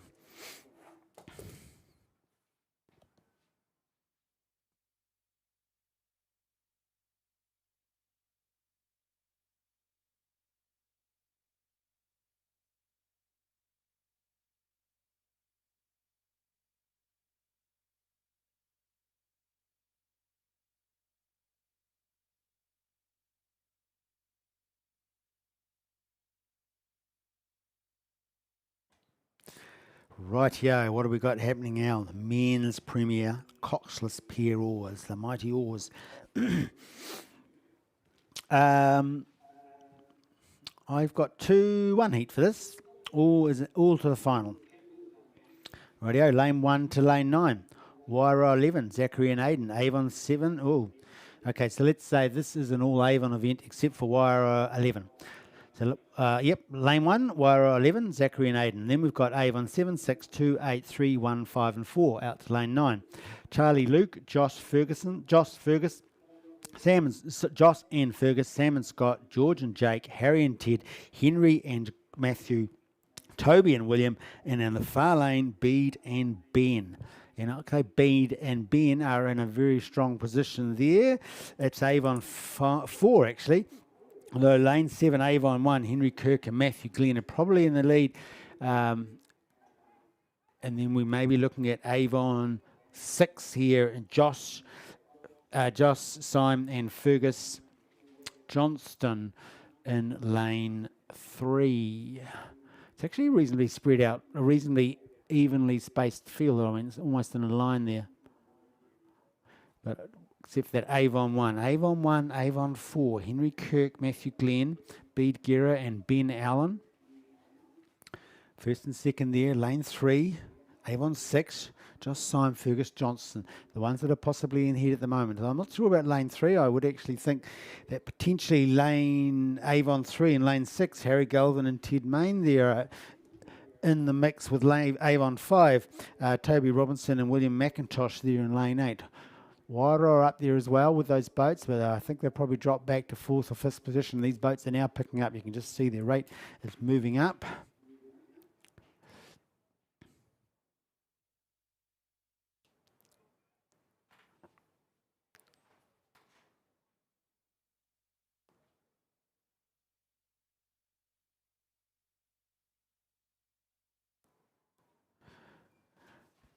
Got these boats moving. They've got these boats moving very well there, Avon 1. All of these boats, Avon, this is Prem. This is men's Prem coxless pairs. So you would expect them to be very handy rowers, particularly in a pair. Lovely boat. I love the pair. Henry and Kirk are putting it down. They are moving away. Avon 4 responded very quickly. In fact, all these Avon boats have responded very quickly. They are holding them off Avon 1. It's not actually going to be a super... They may have a boat length over the next boat, but in the meantime, just inside Avon 1, we've got Harry and Ted from Avon 3 coming through very quickly. Avon 1 have now moved themselves up boat and a half away from boat Avon 4, but Avon 3 are coming through very quickly on them, looking like taking that third... Maybe that second, no, they'll take the third slot there. And in the meantime, Waira are coming really quickly on the inside lane here. They're looking at getting the 4th. I think they did, just over Avon 6. So Zachary and Aidan got through there, maybe in 4th over Avon 6. And then we've got a lot more Avon crews coming through.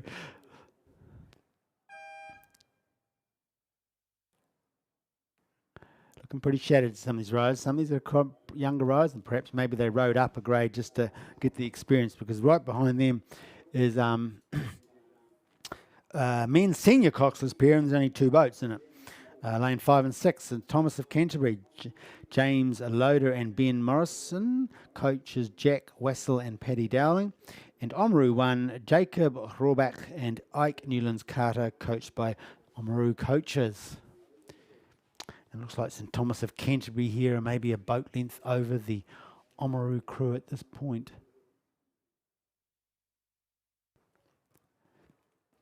Coming through maybe to the 500 mark now.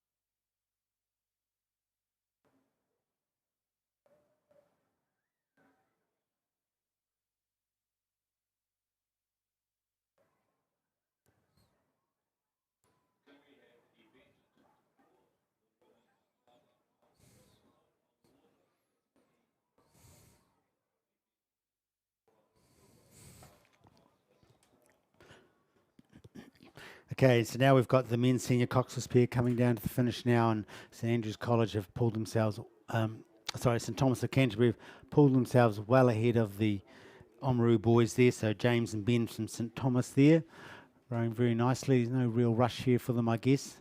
They might like to finish. They might like to finish as per their race plan. It's always good to practice your race plan when you get the opportunities. They're definitely up to the rating there, picking along quite nicely. Getting nice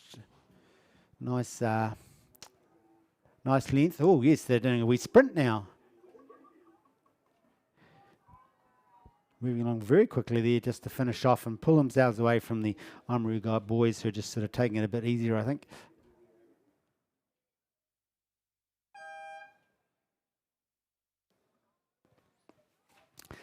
So that was the men's senior coxless pair, 2 in that event. So in the final. All go to the final, I should say. Right, okay, we've got the girls under 16 quadruple sculls coming down here. So how many heats have we got in this? We've got 1, 2, 3 heats in this full lane event, so that's all 10 lanes. So starting in lane 1, coming up to the 1,000 metre mark now, we've got Dunstan Arms composite. It's a composite with Cromwell. So let's see. Check the road. Penelope, Finn, Bailey, Mila, and Grace is the cox. And Canterbury 1, Evie, Holly, Aluria, Zoe, and Catalina is the cox. Whakatipu 1, Libby, Cinnamon, Kira, Caitlin, Julian, Bella is the cox. Marion College 1 there in lane 4. Charlotte, Ava, Annabelle, Olivia, and Lexi is the cox. In lane 5, St. Margaret's 1, Olivia, Inya, Elizabeth, Tessa, and Lucia. Oamaru 22, Molly, Bella, Evie, Bailey, and Georgia. Villamaria 2, Isla, Neve, Sarah, Jaden, and Kira. Colombo 1, Isla, Devon, Lucy, Livy, and Jade. North End 1, Isla, Sophie, Isla, Claudia, and Taylor's the cox. And Taylor, Timaru 51 on the far side there. Justina, Paige, Paris, Charlie, Matilda, English is the cox. As we're coming through now, they're coming through up to the 500 metre mark. That looks like that boat, Columba College there, is it? That's lane 8 there. Who's that? That would be Isla Petey, Devon Skivington, Lucy Earle, Liv Campbell, and Jade Bogue, coached by Ashton White and Beth Anderson there, Columbia College. Yes, I'm pretty sure that is them. Sometimes a mistake there. Their boat looks a bit similar to the St. Margaret's boats, actually. That's in lane 8. They look like they're in a very good position, maybe a boat or so of these inside lanes. The inside lanes look interesting. I think Dunstan Arms composite there. Dunstan and Cromwell. Penelope Stark from Cromwell, who must be stroking the boat. Finn Jacker from Dunstan. Bailey Thomas from Dunstan, and Mila Okani from Dunstan, and Grace Wardle is the cox there, is in this inside lane here. Looks like they're challenging. I'll just see this Columba College crew. They're going to come through on the boys, to the yellow boys first, or how much by?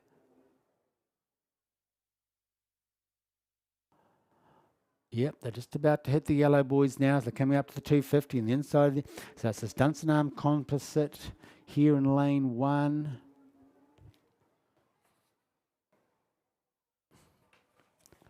Hold on a minute.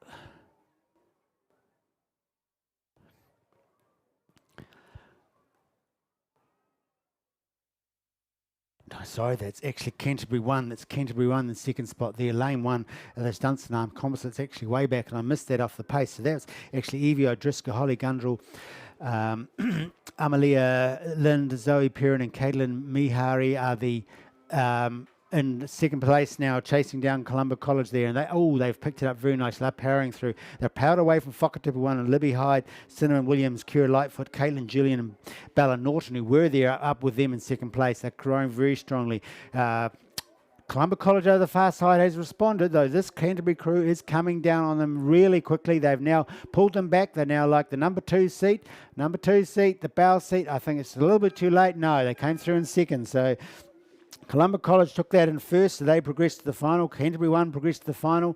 It'll be this Whakatipu crew of Libby, Cinnamon, Kira, Caitlin, and Bella will come through in third place. And we're coming through in fourth place now is lane 4. That's Marion College, Charlotte, Ava, Annabelle, Olivia, and Lexi. They'll be hoping for a fast time to get through to the A final. Otherwise, they're through to the B final. And the other B final contestants look like that. Looks like North End over there, North End 1 and Timaru 51.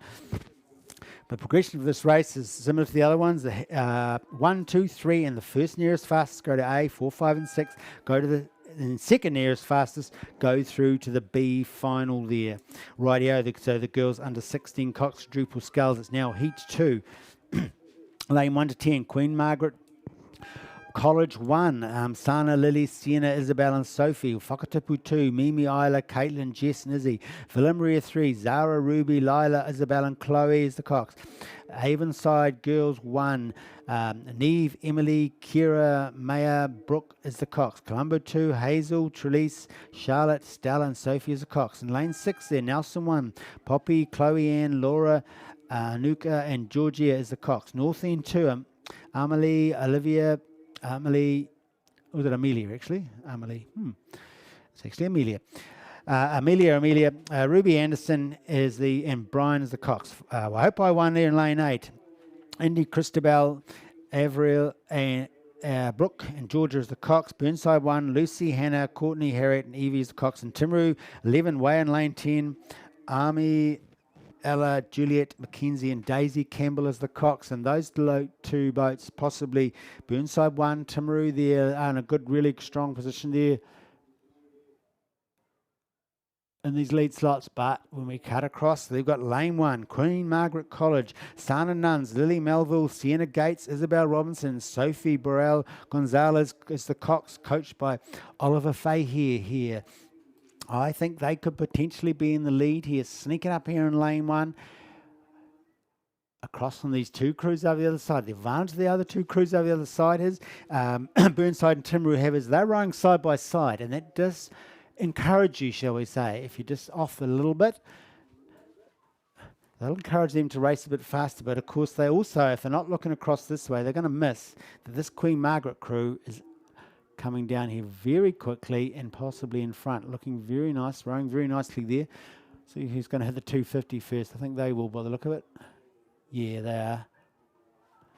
St Margaret's crews, I would say, in commanding position here, maybe 2 boat lengths over the Burnside crew, which is now pulled ahead of the Timaru crew in the far lane there. But we've got another boat coming up through the middle reasonably quickly too.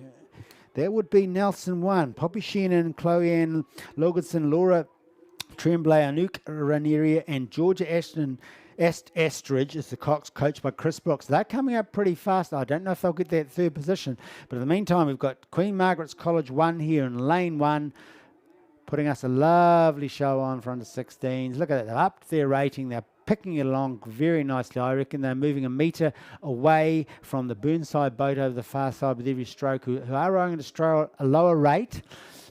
But rowing at a lower rate doesn't mean you actually always go slower than a fasting rate boat. It's the combination of you're delivering that power and rowing quick. But they're looking very sweet here, Queen's Margaret College, to come across the line and take about 3 or 4 boat lengths over the Burnside College crew, who've now picked it up, have pulling themselves cleanly away from Timaru on the far side. In the meantime, we've got a fast-moving Whakatipu crew that are coming down on this Nelson crew. They'll be looking for times.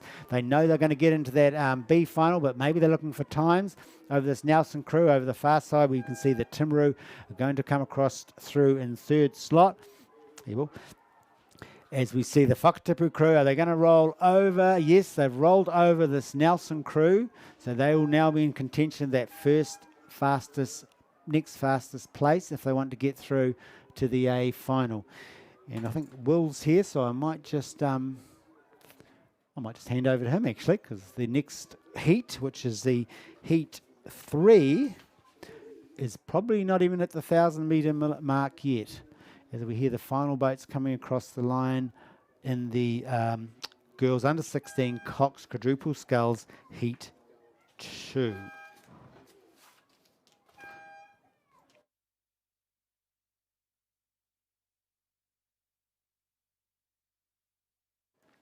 Now I'll just do the last heat, and then I'll hand over Will, and he'll do their Women's Premier Coxless Pier Oars. So in the meantime, we've come up to the 1,000-metre mark. Heat 3, girls under 16 Cox quads. Progression 1, 2, and 3, and first nearest fastest. So time counts. 4, 5, and 6, and second nearest fastest go through to the B final. Finals are all being held tomorrow. Rightio, this one's another full laned event. 10 boats inside lane 1. Timaru 41. I love the numbers. Timaru 41. Olivia, Brooke, Sophie, and Mia with Maisie Jane as the Cox. Whakatipu 3. Ariana, Amy, Annie, and Xanthia. Eva McGee is the Cox. Queen Margaret College 2 there in lane 3. Hannah, Lucy, Romy, Matilda, and Janie is the Cox. Villa Maria 1. Isabel, Selena, Charlotte, Victoria, and Ruby Shepherd Smith the Cox. Selwyn rowing 1. Isla, Pippa, Olivia, Meredith and Ruby is the Cox. Cure 1. Daisy, Lacey, Molly, Eva, Sophie is the Cox. Northian 3 over there in lane 7. Lila, Anya, Annabelle, Emma, Libby, Cox. Christchurch girls 1. Zara, Chloe, Ava, Mia, is the Cox. And then we've got in lane 9 and 10, Arangiru 1, Mila, Jasmine, Isabel, Zoe, and Lila. Lily is the Cox, and then St Andrews 1, Sarah, Lily, Scarlett, Ivy, Sienna is the Cox. And they've just come through the 1,000 metres.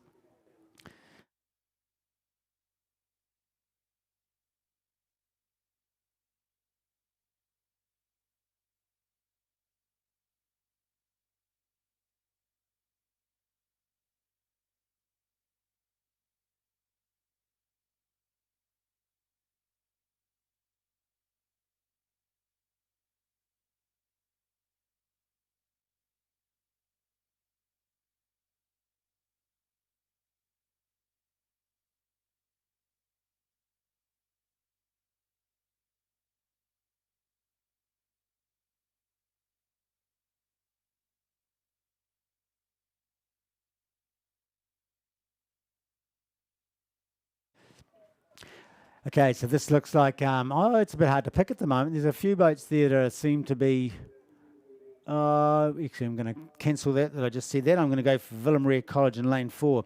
Isabel, Selena, Charlotte, Victoria and Ruby Shepherd Smith, the Cox, coached by Kevin Meets and Phoebe Collier. I think they're potentially in that front position there. In fact, I think they're well in that front position there, probably by maybe a boat or two length over. This is where it might get interesting. We've got two inside lanes, lane 2 and lane 3, Whakatipu 3, Queen Margaret College 2. Over on the far side there, we've got Christchurch Girls High School 1, Zara, Chloe, Ava, Mia and Liv Abel. And then over the very far, St Andrews College 1, Sarah Williams, Lily Perry, Scarlett Bailey, Ivor Castles and Sienna Curry, coached by Kendall Everest and Tyler Stewart over on the far side. So those are the boats that are potentially looking for that second and third slot. There might be a bit of a challenge there for that, but at this point I'm picking Villa Maria 1 there. I think it's Villa Maria there. Yep, I'm pretty sure that's the colours of Villa Maria, that light blue with the sort of upper cross. They've got a good few boat lengths over the other ones, maybe 2 boat lengths there. Let's see when they hit the 1,000. And over the far side there, though, we've got the St Andrews College crew looking pretty strong rowing down there.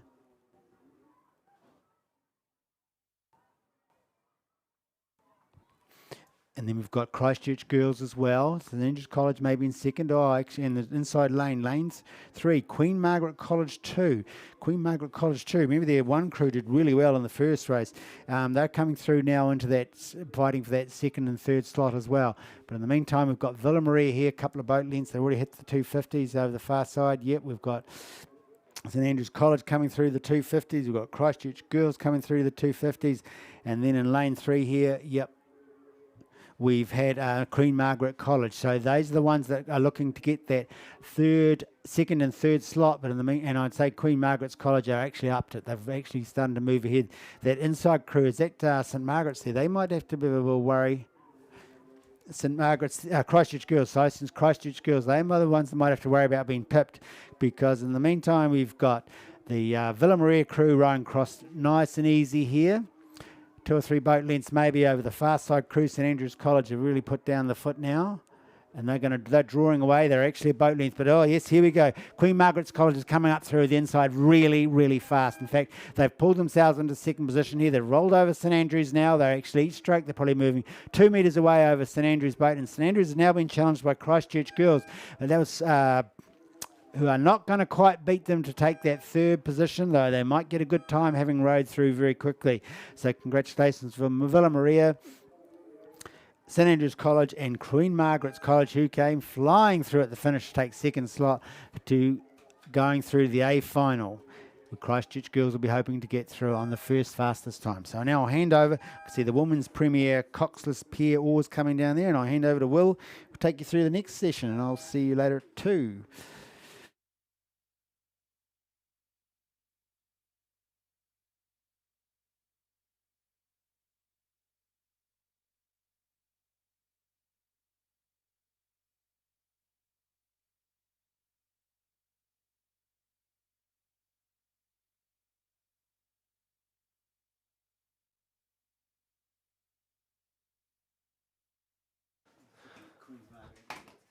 Okay, I'm going to try and hide my bias for this event here, but we've got the women's Prem coxless pair starting it off, so we're looking at all through to A final.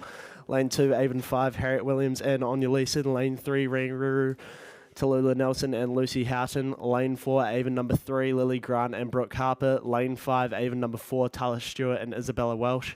Lane 6, Otago Uni Composite 1, Miller Van Rensburg and Naomi Robertson. Lane 7 is Avon number 2, Jessica Tavendale and Georgie Bethel. Lane 8 is Avon number 1, Coco Flood and Phoebe Collier. And I think we are looking to the inside. There's a green, white and red boat. I want to say that is Avon number 1, Coco Flood and Phoebe Collier. And then also on the outside, Jesus, who's this here? Lane 8, that is... No, that's Avon number 1. Okay, I've been looking at the wrong side, and then Avon number 2 inside of them, and then looking for third place, you're going to Avon number 5, Harriet Williams and Anya Leeson. But it's Avon number 1 leading by a length over Avon number 2 in the Rangi boat, it appears to be there. So just a length in it, pretty close. It is Coco Flood and Phoebe Collier leading by just a length over Jessica Tavendale and Georgie Bethel. Then we go to inside in the St. Margaret's boat, which is Avon number 5, Harriet Williams and Anya Leeson, just about 2 lengths off of them. So very close 1, 2, 3 here. Then we're probably going to Avon number 3, Lily Grant and Brooke Harper, but it's very lined up here inside to the actual reigning crew of Tallulah Nelson and Lucy Houghton. Then to Tala Stewart, Isabella Welsh, and then rounding out the field will be the Otago Uni Composite crew, and I butchered her name at the start and she'll kill me for this. Mila Van Rensburg and Naomi Robertson round out the field there. Okay, next up we have smaller field here. This is the women's senior coxless pair, also grade down. Looking at lane 4, Canterbury number 1, Zoe Clark and Millie Brooks. Lane 5, Avon number 1, Sam Rankin and Hannah Wiley. Lane 6, Wairo Composite number 1, Rosa Armstrong and Grace Straker. Lane 7 is Rangaroo Girls School number 1, Tallulah Nelson and Lucy Houghton, who were in that race before, so they've clearly scratched out of this one.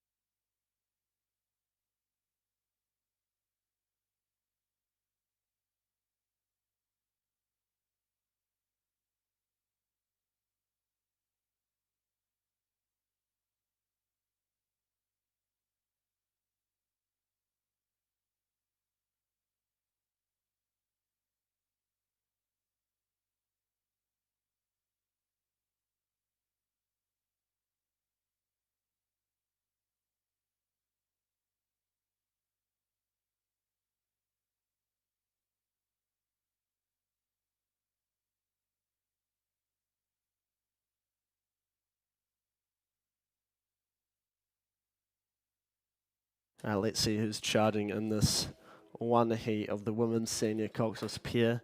There's 3 crews in this, so that we'll be looking for a medal tomorrow, but it really depends on the colour here, and I'm seeing the red and white, and that might be cashmere. Those are the 2 crews in front. Avon number 1, Sam Rankin and Hannah Wiley, just about a length in front of... I cannot tell what crew that is. I think it is Cashmere. Okay, Canterbury number 1, Zoe Clark and Millie Brooks. Not sure if they're racing under Cashmere colours or what's going on there, but it's Avon and Cashmere in a tight battle here in the first heat. This should be a good race tomorrow, but I'd say Cashmere is currently moving on the inside there. So Zoe Clark and Millie Brooks heating up, coached by Matt Allen and Imogen Boxall. So they're really attacking the rate here. They're in a pair, so we're looking at 1 or 2 rowers trying to heat up, trying to get that rating up, trying to attack this Avon pair of Sam Rankin and Hannah Wiley. And I'd say they're just half length down, but Avon is being closed down by this Cashmere crew. Cashmere closing, they're in lane 4, and now I think Avon's just responded at the end. They're going to open up to just about a length lead over Cashmere as they come through the line. Then we go back to this Wairo composite crew who will finish it off. Okay, times for that women's Prem coxless pair.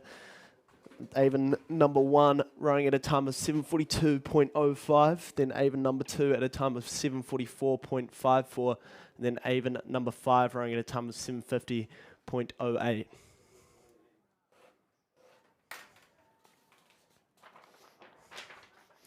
Next up, we got 3 heats of the men's club single. We are looking at first 3 through to A final plus 1 next fastest.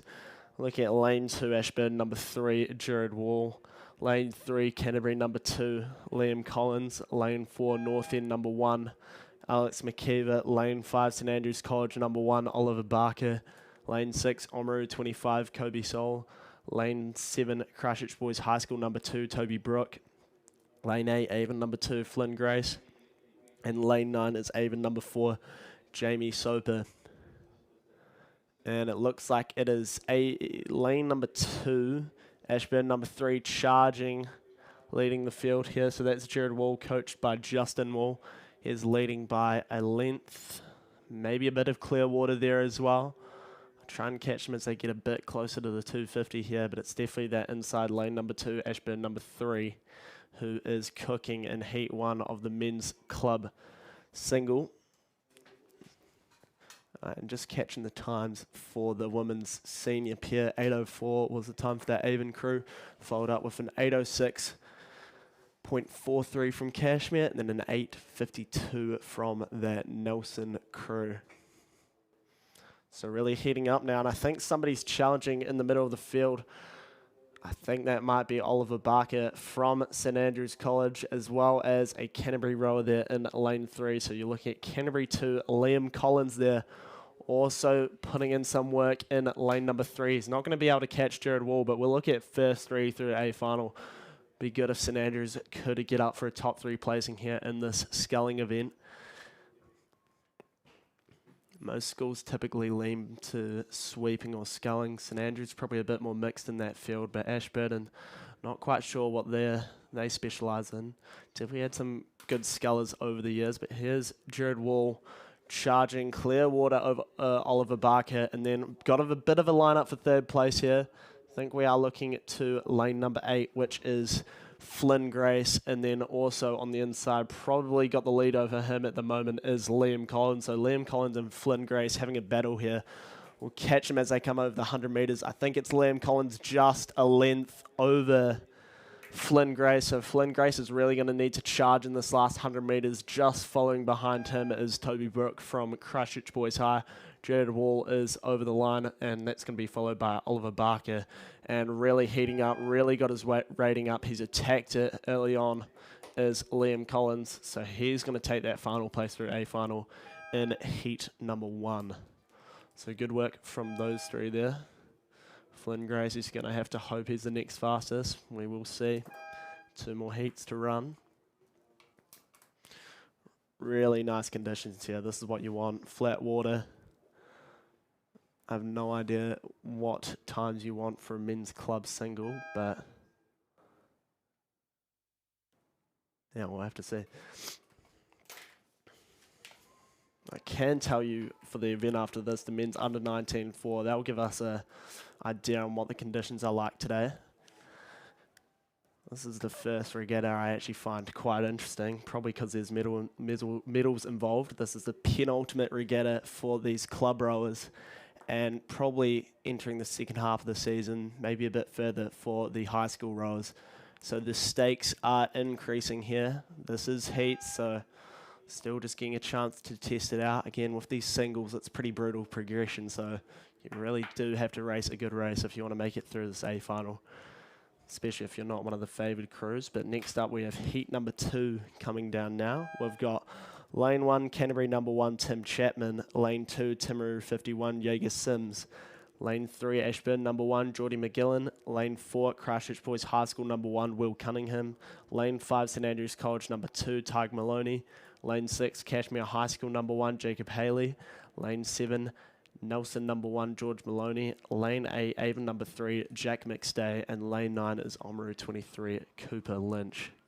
So let's see who's moving in heat number 2. Take a look to the inside. Tim Chapman doing well, but he's not leading the field. That's going to have to go to one of these outside crews.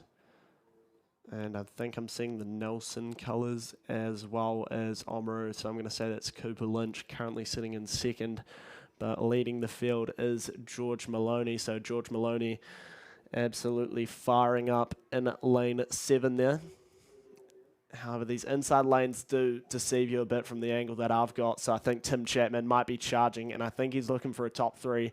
He's definitely in 3rd place, but is he challenging Cooper Lynch for that second, maybe even challenging George Maloney for that top position? I think George Maloney's got a bit of the edge right now, and then we're looking at Cooper Lynch, and it is a race for 2nd and 3rd right now. It's a big race. So we're looking at lane 1 and lane 9. They are battling on opposite sides of the field. Tim Chapman trying to fire up for that 2nd place. Cooper Lynch holding on to it. Let's see who crosses the line. I think Tim Chapman's taken the lead here for that 2nd place. George Maloney over the line. Tim Chapman, he's charged well, and he's made his way to that 2nd place, just quarter of a canvas up over Cooper Lynch.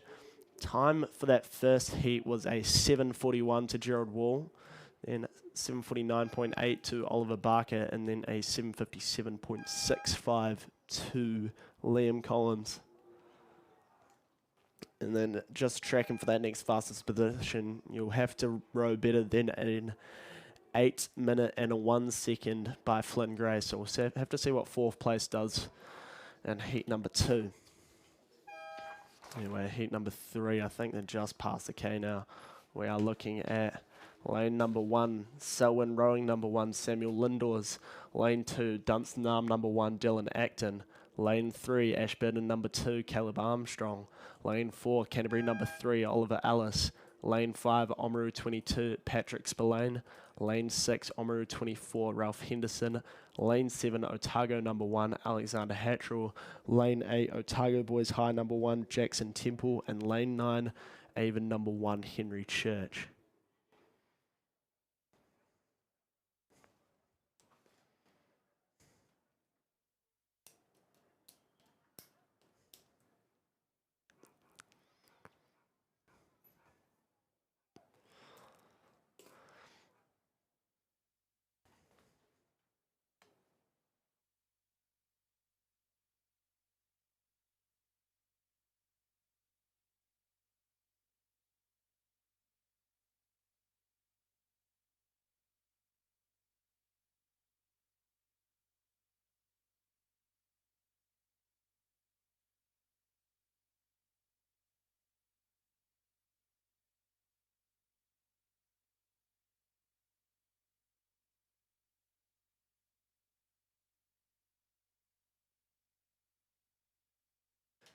All right, and things are really heating up in Heat 3. We've got a 3-crew race for first place here, but lane number 2's currently taking it just half length up. We're looking at Dunstan Arm number 1, half length up over 2 crews on the outside, and I'll try and catch them as they come a bit closer. They're into this last 500, so we're in the business end of the race now. And I want to say we're looking at Otago number 1, maybe, Alexander Hattrell. Seems to be a familiar name. And then also on the outside, maybe Avon number 1, Henry Church, trying to get up here for a top 3 finish. I think he might just be sitting a bit further back. Is that potentially Oamaru colours as well? Might be looking at Patrick Spillane there.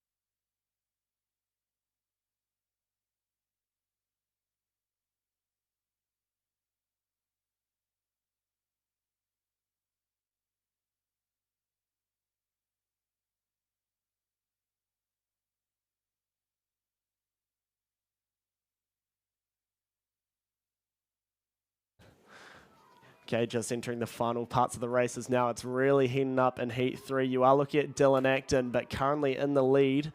About to cross the line in first. Lane 7, Alexander Hatchell, absolutely cooking. Got a length up over Dylan Acton, and then a close third is going to go to Patrick Spillane in lane number 5. Time to beat now for that next fastest position. Will be 7:52.57 from the Kashmir rower. I think his name is, I think it might be Jacob Haley. Yeah. Okay, next up we have a pretty good event. It just gets better throughout the season. The men's under 19 Coxed 4 entering the last section of the race. You look at lane 2, Christ College number 4, lane 3, Christ College number 2, lane 4, St Andrews College number 1, lane 5, Christ College number 1, lane 6, Christchurch Boys High School 2, lane 7, Wairo 11, and lane 8, Christchurch Boys High School number 1. Now the crew you are looking for is Christchurch Boys High School on the outside. That's Christchurch Boys High School number 1. They've been pretty dangerous all season, and it will be a big upset if one of these crews, potentially Christ College, Wairo, or St Andrews, could take them out here. I don't see any simp beads this time round. So we'll just wait and see about that. So you will be looking to lane 8, and then these other crews kind of be in their own battle right now, and it does seem to be that way.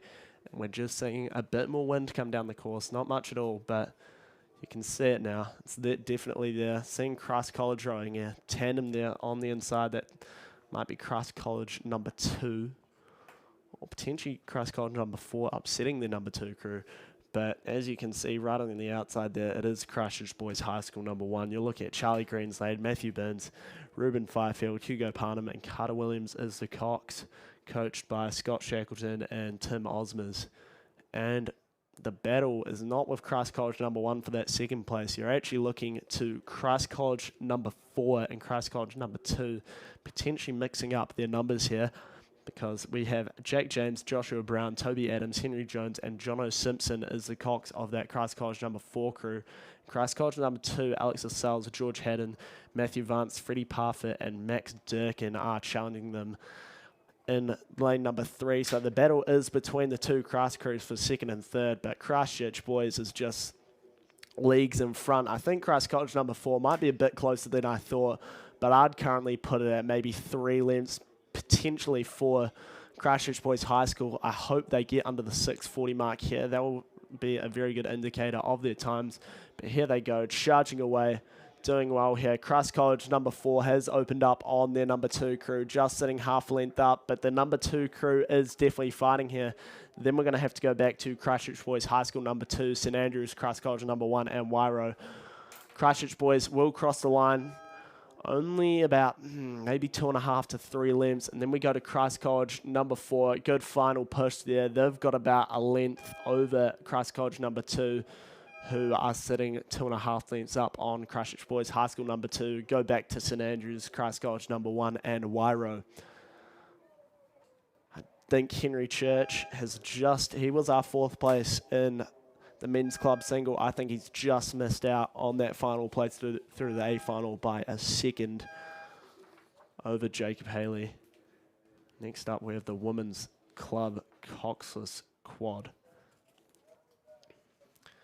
So lane 1, we're looking at Ashburn number 1, lane 2, Nelson number 1, lane 3, Waihopai number 1, lane 4, Dunstanarm number 3, lane 5, Canterbury number 1, lane 6, Dunstanarm number 1, lane 7, Union number 1, lane 8, Dunstanarm number 2, and lane 10 is Wairo number 1.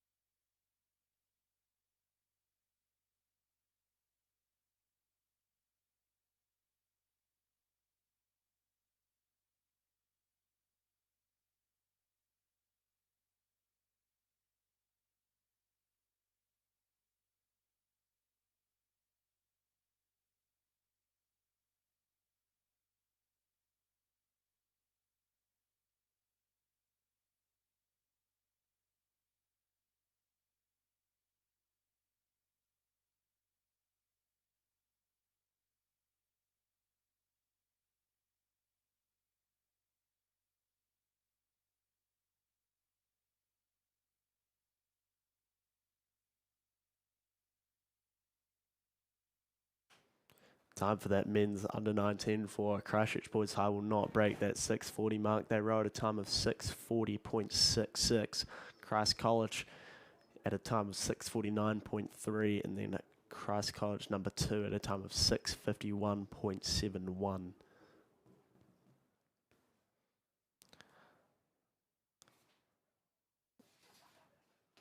Women's Club Coxless Quad is entering the final stages as they come to the last 500 here.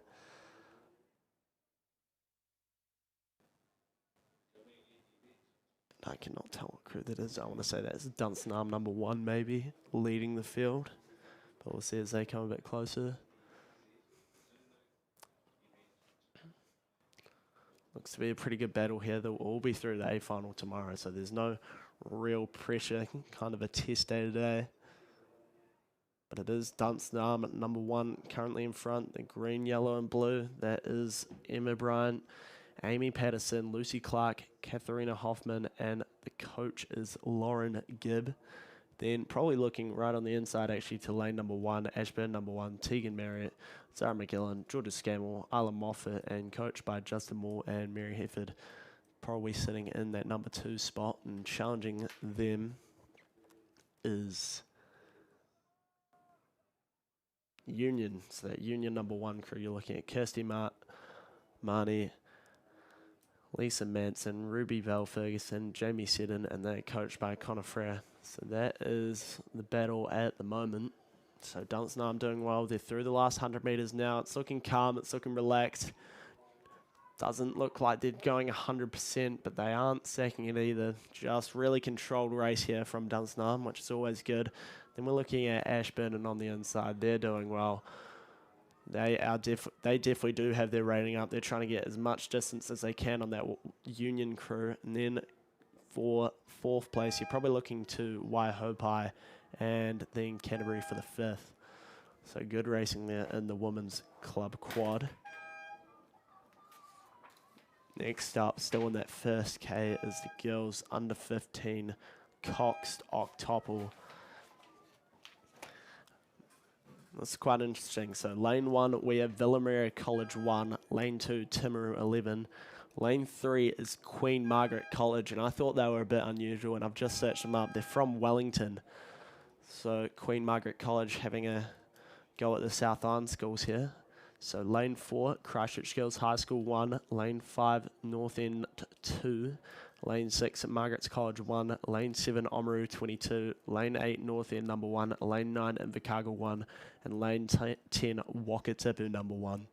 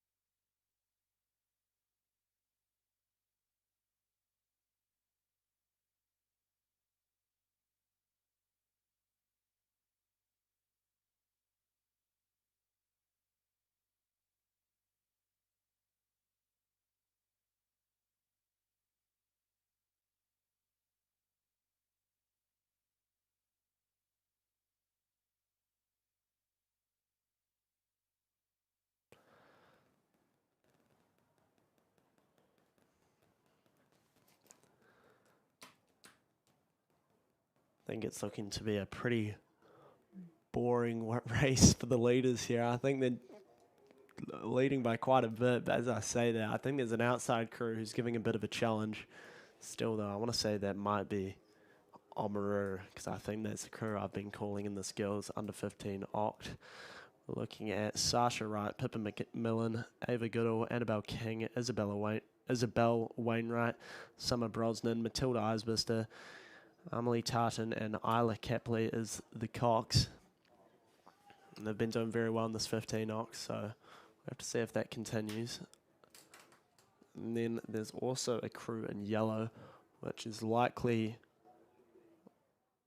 Wakatipu. So Wakatipu is a pretty comfortable second here, probably challenging for first. And there is a flotilla of boats challenging for that third place. There's just a whole wave of them. There's 5 crews there. So this Wakatipu crew, you're looking at Geneva Morin, Sophie Clauston, Andy Clark, Liv Holzman, Senna Reid, Evie Clark, Pizzy Manser, Pippa Julian, and Sophia Brown is the Cox. So we'll all be through the A final tomorrow. But charging is Oamaru. Only crew really inside of them is Wakatipu. Then looking for that third place, I don't know where to pick it from then. There's a length separating first and second, and then we probably go about 3 lengths back to the rest of the field. So let's see who's charging here. Trying to get up for the third place, hopefully searching for that bronze tomorrow, maybe a silver and gold if they have the race of their lives. I want to say it's Christchurch Girls High School maybe. Then we're also probably looking at, oh my gosh, I don't know where to pick it. Timaru, Queen Margaret, Christchurch Girls High School, North End, St Margaret's, and North End number 1, or maybe Invercargill, is absolutely charging here. Oamaru's through the last 100. Wakatipu will be following them. The crowd's really starting to heat up in front of me. But here we go. We have Timaru, Queen Margaret trying to get up. I think they're just being dropped. Christchurch Girls High School is the crew moving in for third place now. I think they've definitely got a more defined lead here. So Christchurch Girls High School number 1. Dana Hickley, Annabelle Walton, Lila Jordan, Chloe Henry, Maisie Hetherington, Zoe Greenstreet, Bea Simpson Bannister, Indy Grace, and Bonnie Giddens is the Cox. So Oamaru take the first, Wakatipu take the second, then we go away back to third, and it's Christchurch Girls High School leading the field here. They've definitely opened up a bit of a gap, but a rough stroke's going to send Timaru flying at them, and Timaru's going to close down right at the end. It's going to be half a canvas to Christchurch Girls High School. Then Timaru get the 4th, Queen Margaret for the 5th, go back to St Margaret's and North End. Then we have Villa, Invercargill, and North End number 2 rounding it out here.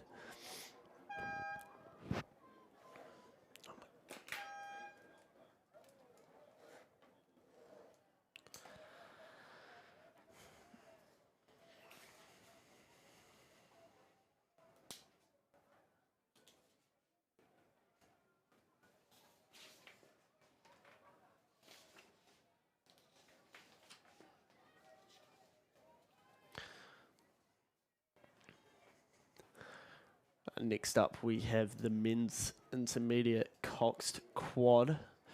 Looking at 2 heats of this, so first 5 through the A final. Looking at lane 1, Wairo 11, lane 2, Nelson number 2, lane 3, Wakatipu number 2, lane 4, Burnside High School number 1, lane 5, Nelson number 3, lane 6, Avon number 1, lane 7, Ashburn number 1, lane 8, Kashmir High School number 1, and lane 9 is Dunstanarm number 1. Times for that octuple 726.5 for Oamaru, 731.9 for Wakatipu, and then 749.4 for Christchurch Girls.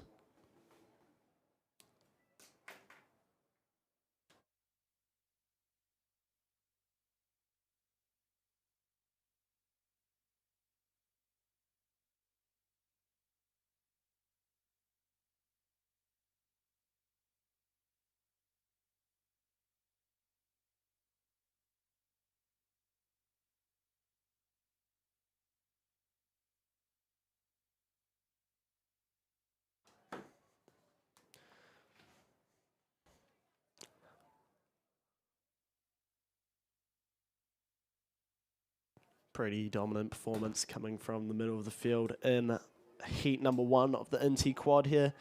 It's Avon number 1, lane 6, Theodore Thomas, Cameron Abel, Corbin Newlands, Jackson Evans, and Eliza Omega.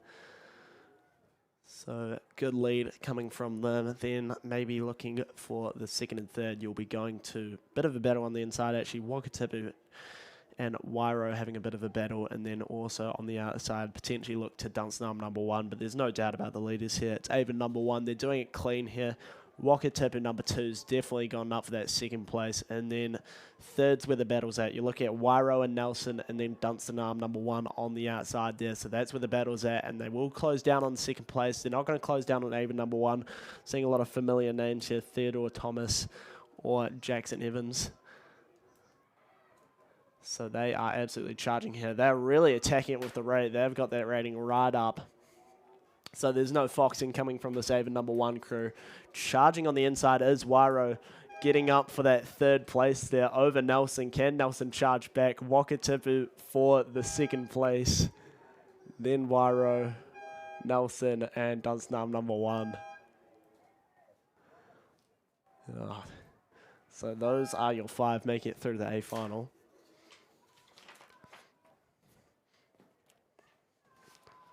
See what heat number 2 can do in comparison here. We're looking at lane 1, Wakatipu number 3, lane 2, Nelson number 1, lane 3, St Thomas of Canterbury number 1, lane 4, Shirley Boys High School number 1, lane 5, Cromwell number 1, lane 6, Timaru 30, lane 7, Wakatipu number 1, lane 8, Christ College number 1, lane 9, Cure Boating Club number 1.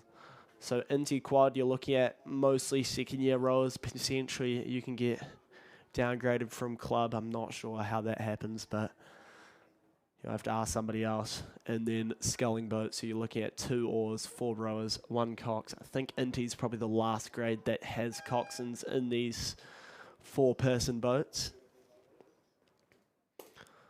So it's a bit of a gift for the coxswains here, because once you get out of high school, you don't really have too many boats that are cox, so it really leads for a lot of demand in that regards.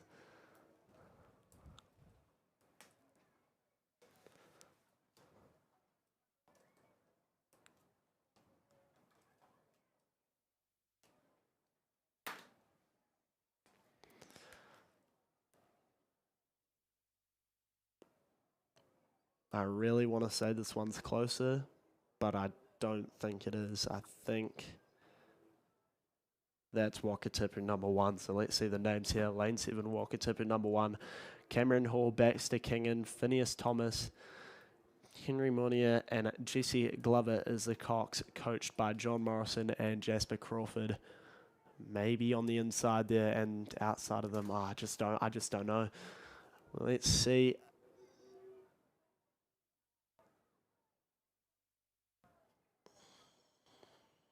I think it's Timaru just inside of them, probably sitting in second place. But as I say that, there's a Nelson crew charging on the inside. Lane number 2, Nelson number 1, Luca Marfell, Harrison Roberts, Harry Booker, Cooper Nichols, and Zach McCall is the cox, coached by Tony Crosby. They're trying to get up for a second place. We're looking at first 5 through to A final. So here's not the day where you're looking for the win. Here's the day where you're looking to get through. So take a look at the desperation in the middle of the field. We're looking at Wakatipu number 3 trying to get up for that 5th place. Also is that Shirley Boys High School as well in the mix. But we go to the front of the field. It's Wakatipu number 1, Nelson, Timaru outside of them. That could be Cure Boating Club as well, trying to get into the mix. Cure Boating Club number 1, that's Marcus Leverley, Fletcher Howden, Tommy Baldwin, Xavier Leverley, and Dylan Leverley is the cox. But here comes Wakatipu. It is closer. Nelson is closing down on them. There's less than a length in it. So it's going to be Wakatipu number 1, Nelson, then Timaru, then we go to Cure, and then on the inside with a great last 250 here is going to be Wakatipu number 3, taking that last place into the A final on Sunday. Then it's going to be Shirley Boys, who are going to be eliminated, unfortunately. That's all right. It happens. Men's Inti quad is done. Time for that first heat, 6:58.82. So they will break that 7-minute mark, that men's Inti quad. And next we're looking at the girls under 17 single. We're looking at lane, first of all, it's first 3 through to A final and then 1 next fastest. We're looking at lane 1, North End number 2, Olivia Adams. Lane 2, Canterbury number 2, Isla Anderson. Lane 3, Wanaka number 1, Alanya Hay. Lane 4, Timaru 41, Maisie Jane Chapman. Lane 5, Selwyn Rowing number 1, Isabel Greer. Lane 6, St Margaret's College number 1, Katie Pascoe. Lane 7, Waihopai number 1, Olive Rutledge. Lane 8, Wakatipu number 1, Caitlin Purdue. Lane 9, Avonside Girls High School number 1, Kate Orchard. And lane 10 is Timaru 52, Madison Cooper.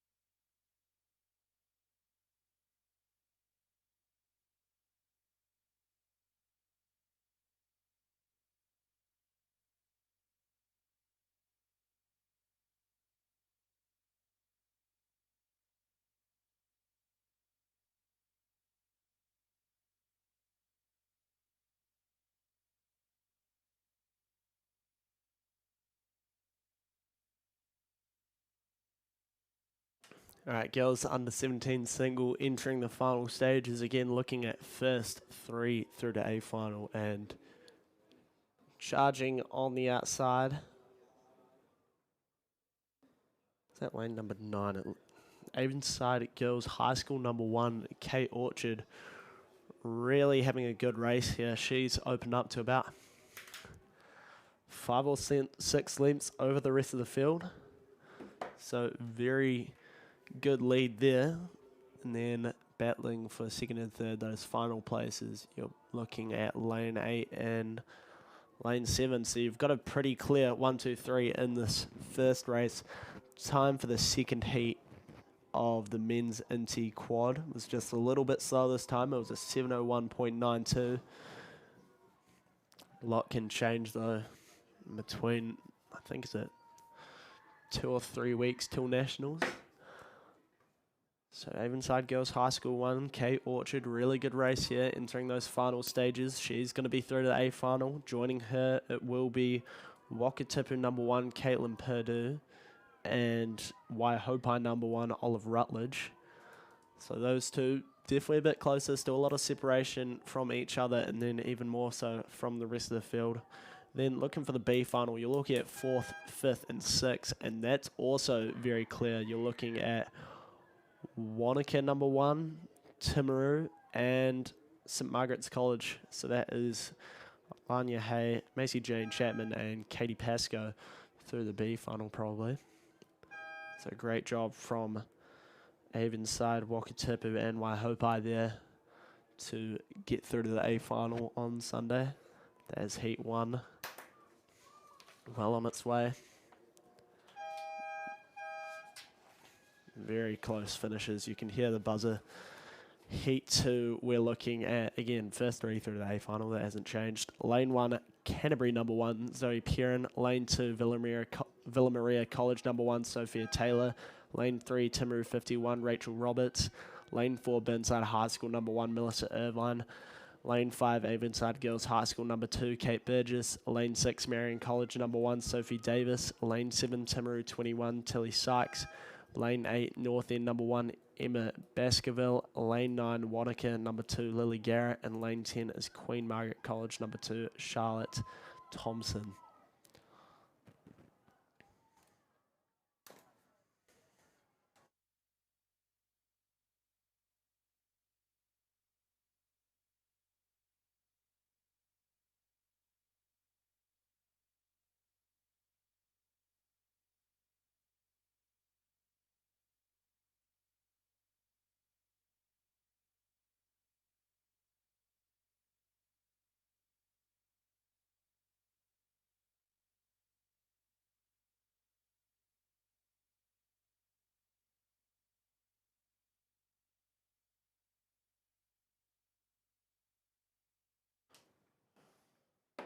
Right, so I think your 1-2 is pretty clear for this race. You are looking at Burnside High School number 1, Melissa Irvine, and then I think that's Marion College number 1, Sophie Davis.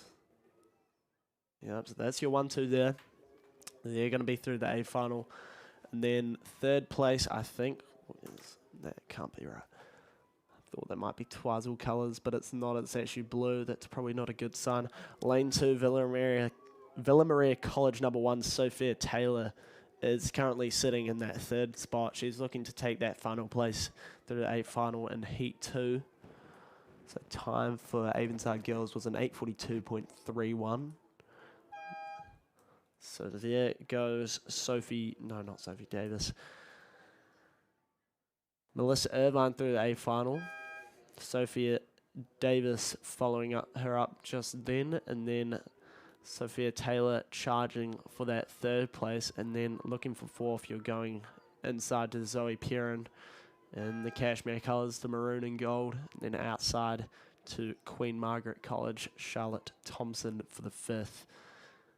Then Avonside Girls High School number 2, Kate Burgess, rounding out the places through the B final. Heat number 3, Lane 1, Timaru 20, Emerson Ward. Lane 2, North End number 3, Eliza Roundtree. Lane 3, Ringaroo Girls School number 1, Ashley Brooks. Lane 4, North End number 4, Olive Robertson Gray. Lane 5, Wairo number 1, Macy Shinfield. Lane 6, Otago number 1, Brianna Patterson. Lane 7, Marion College number 2, Freya Burgess. Lane 8, Queen Margaret College number 1, Alma Steinfeld. And then lane number 9, Burnside High School number 2, Amy Muncaster.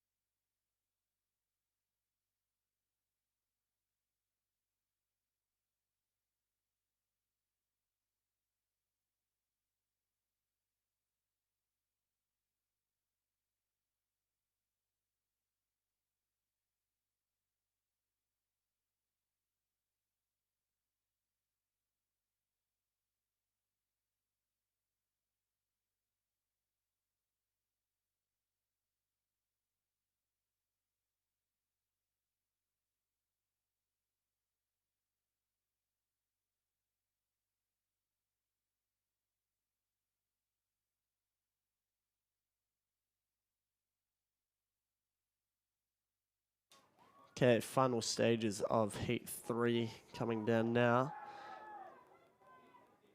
And that is lane number 8, Queen Margaret College from Wellington, Alma Steinfeld, and coached by Oliver Fahey, charging away to the victory in Heat number 3 here. So this could be their star rower coming down the field now. Then we'd be looking probably about 3, maybe 4 lengths back to Burnside. High School number 2, Amy Muncaster, and then also charging, just coming across the 100-metre mark in third place.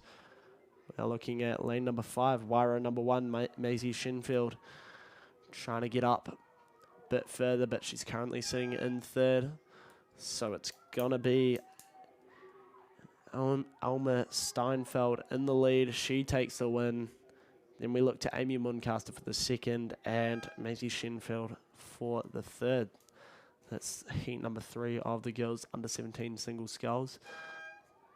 Then we're looking at another Burnside rower. That's a lie. Lane 6 is Otago crossing the line there. And then Emerson Ward and Ashley Brooks from Rangi is going to take the final spot in the B final.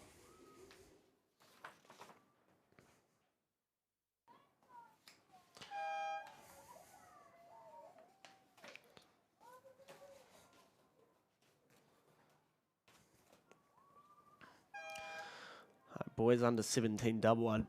This is first 5 through to A final, and they're charging down the course. I'll read the names off quickly.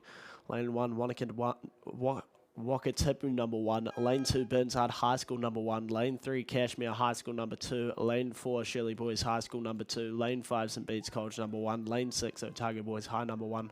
Lane 7, St. Andrews College number 1. Lane 8, Christchurch Boys High School number 1. Lane 9, North End number 1. And lane 10 is Otago number 1. Look at first 5 through to A final, and there is a single there, so I'm not sure what's quite going on there.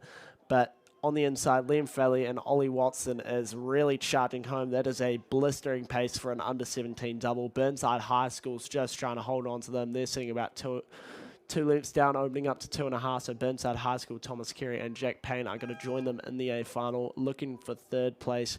Probably going to that Otago number 1 crew on the outside, Ashton McNee and Ethan Shirley. And then the final places, we're looking at Shirley Boys High School number 2, Chris Brignall and Silas Freeman to get up. But joining them is Otago Boys High number 1, Jude Smiley and Ollie Scott. That's going to be your 4th and 5th. Cashmere High School number 2, Daniel O'Keefe and Charlie Fowler are going to be the first to miss out. And then we go to North End, Bedes and St. Andrews.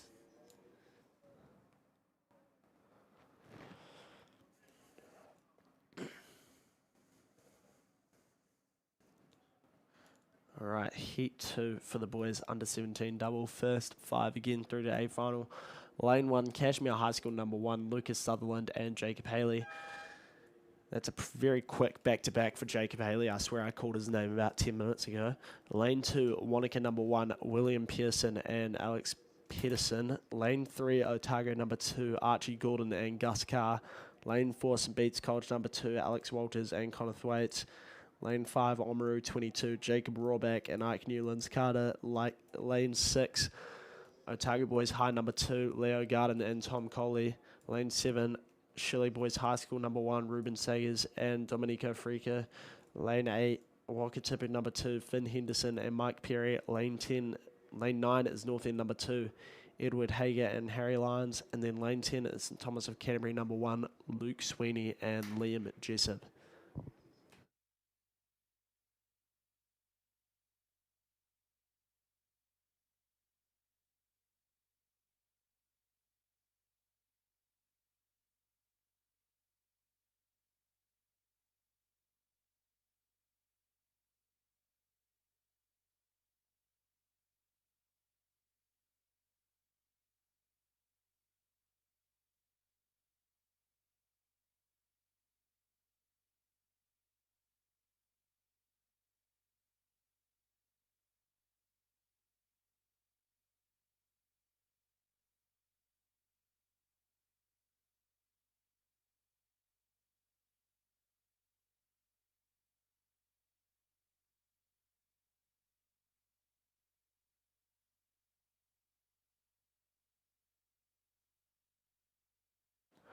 All right. Heat 2 coming into the final stages now.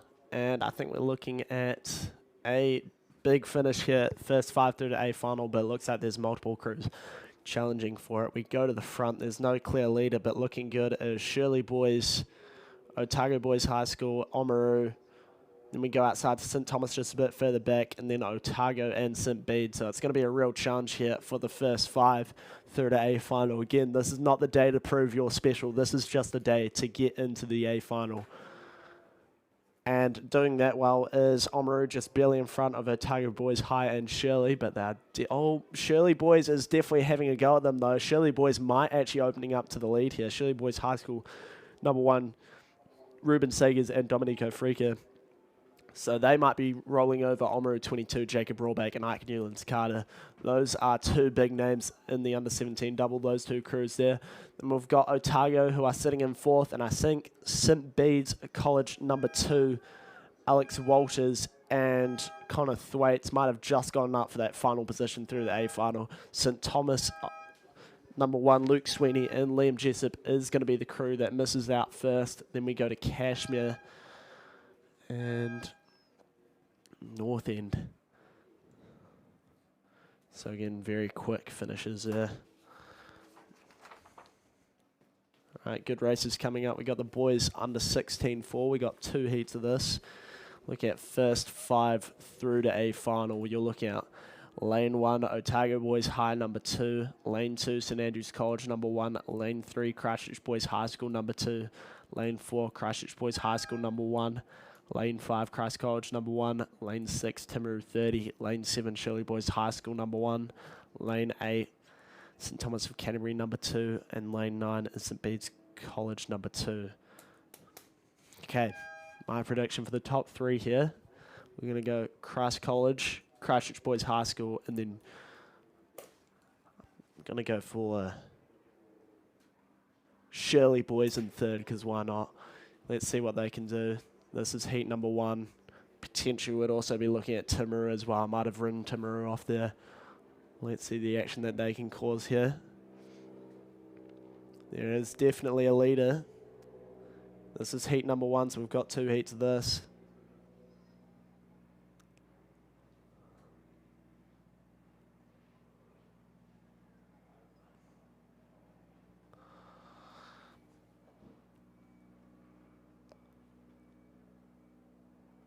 It is going to be the black and blue of Christchurch Boys High School, number 1. Albie Sampson, Brody Newfield, Ryder Townsend, Flynn Nimmo, and Keelan Faulkner trying to follow that under 18-4 that we saw about an hour ago. And similarly, Christ College number 1 is following it in 2nd, but Christ College number 1 might be able to have an attack at them.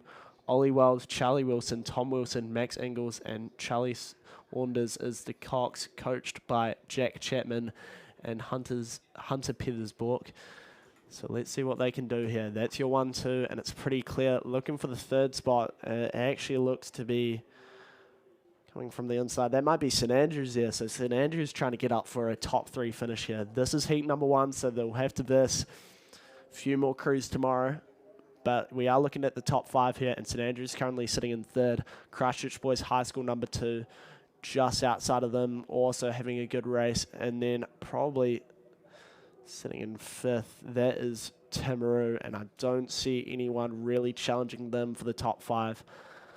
Maybe Otago Boys High if they really charged in this last 150 metres, I'd say. But Christchurch Boys High School, they haven't got any more of Christ College. Christ College has held firm in 2nd place there. Again, we're looking at 2nd-year rowers, and I think one of those Christchurch Boys rowers might have just bleached his hair in the 3 seat there. So Christchurch Boys High School number 1 charging away to Clearwater.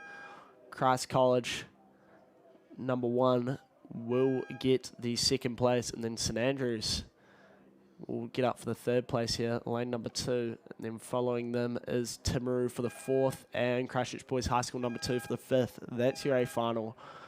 Otago Boys High, St. Bede's, Shirley Boys, and St. Thomas will miss out here. Heat number 2. We're looking at lane number 2, Christchurch Boys High School number 3. Lane 3, Christ College number 2.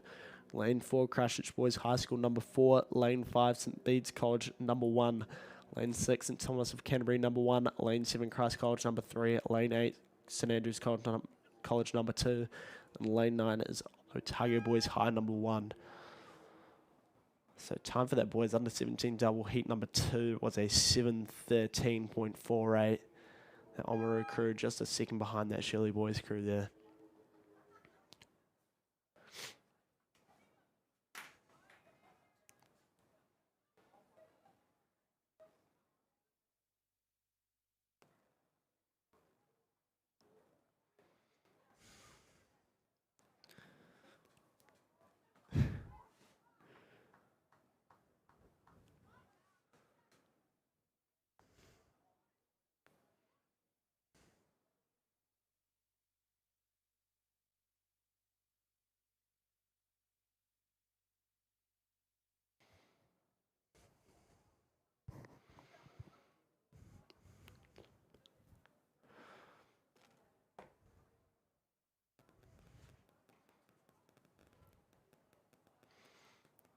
7:03 the time for Christchurch boys in that. 7:07.97 for Christ, and then 7:16.65 for St Andrews. So we'll have to see how the times compare in heat number 2. And I think there's a bit of a... No, there's not a battle. It is St Bede's in front in the middle of the field. That's not a tandem, that's a standard rig. That's my mind playing tricks on me. And then on the outside, that is Otago Boys High number 1 having a good go in second place there. So St Bede's College number 1, Oliver Chum, Rory Wright, Eddie Robertson, William Allett, and Theodore Gilson is the Cox, coached by Charlotte Shatter. Then Otago Boys High number 1, you're looking at Sam Glover, Hunter Knox, Charlie Anderson, Angus Coley, and Hunter Ruxton is the Cox, coached by Matt Thompson and Cameron McFarlane. So St Bede's really charging through. Otago Boys High, really the only crew in earshot of them at the moment. So Otago Boys High really on the outside lane there, so they'll just be on their own island. That Coxon will just be having to keep really internal. That's Hunter Ruxton there. St Bede's, though, charging away. Let's see how much distance they get on this Otago Boys High crew. Then we look back, and I think that's a St Margaret's boat that Christ College is rowing in. We'll be looking at Christchurch Boys High School number 3 and 3rd. Then I think we're looking at Christ College number 2 and Christ College number 3 to both try and get through the A final. But here comes St Bede's through the final section of the race. They'll take the first in heat number 2 of the under-16 4. They'll have to beat a time of 7:03.82 to get the fastest time overall. Otago Boys High will get the second, and then Christchurch Boys High School number 3 for the third. Christ College number 2 and Christ College number 3 in a tight battle, but they will get the fourth and first, so that will be a race tomorrow as well. That's the boys under 16 4 all wrapped up.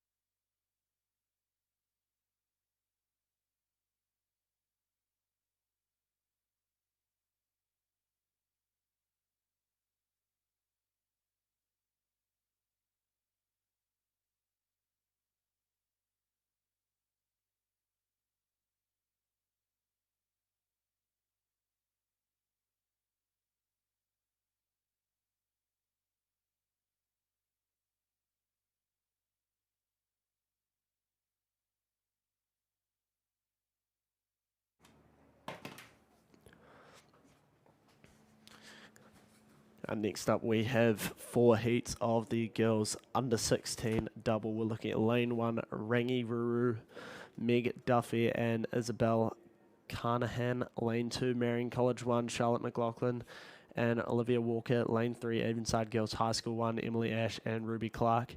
Lane 4, Timaru 11, Ella Metcalf and Juliet Griffin. Lane 5, Columba College 4, Zoe Wallace and India Scott. Lane 6, North End number 2, Ruby Anderson and Amelia Bosted. Lane 7, Otago Girls 1, Tony Haraki and Margaret Longdale. Lane 8 is Waihopai 3, Ellie Mae Boniface and Avril Kuma.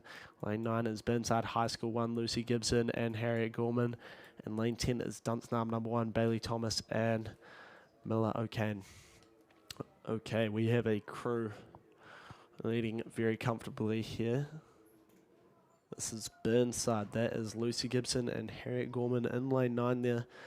Again, looking at only the first 2 through to A final, so pretty brutal progression. And then that number 2 is going to be, at the moment, it's looking to be lane number 2, Marion College, Charlotte McLaughlin and Olivia Walker. Let's see what Timaru can do. Timaru just maybe a bit off the pace, 2 lengths back. They'll have to challenge for one of those next fastest positions. Beads at a time of 7:07.62, so slightly slower than the previous heat. So there goes Burnside. They're through. They're going to be through the A final, and then we're also looking to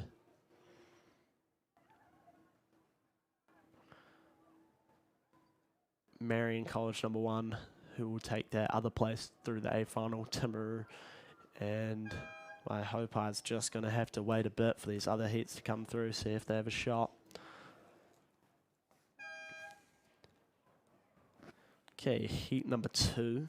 Lane 1, Columba College 1, Lucy Earle and Livy Campbell. Lane 2, Selwyn Rowing 1, Pipitara and Isla Messerer.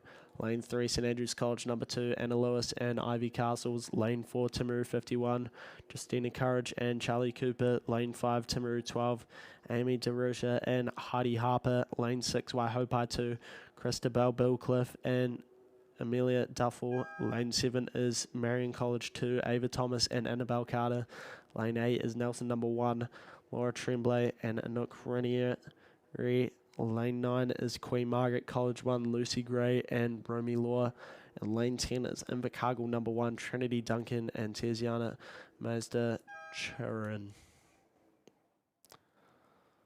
Still very good water. Not seeing many clouds in the sky. We've got a day.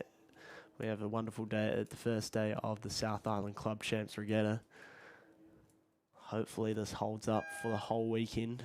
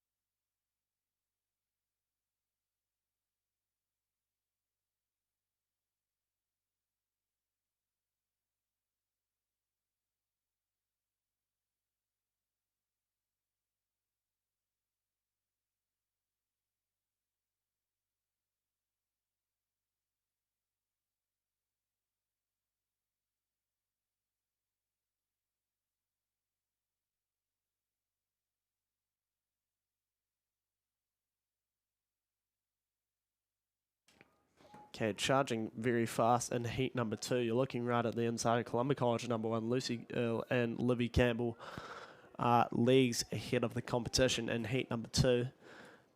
Looking for the second place is a lot more difficult, but I think the 2 crews battling is Union.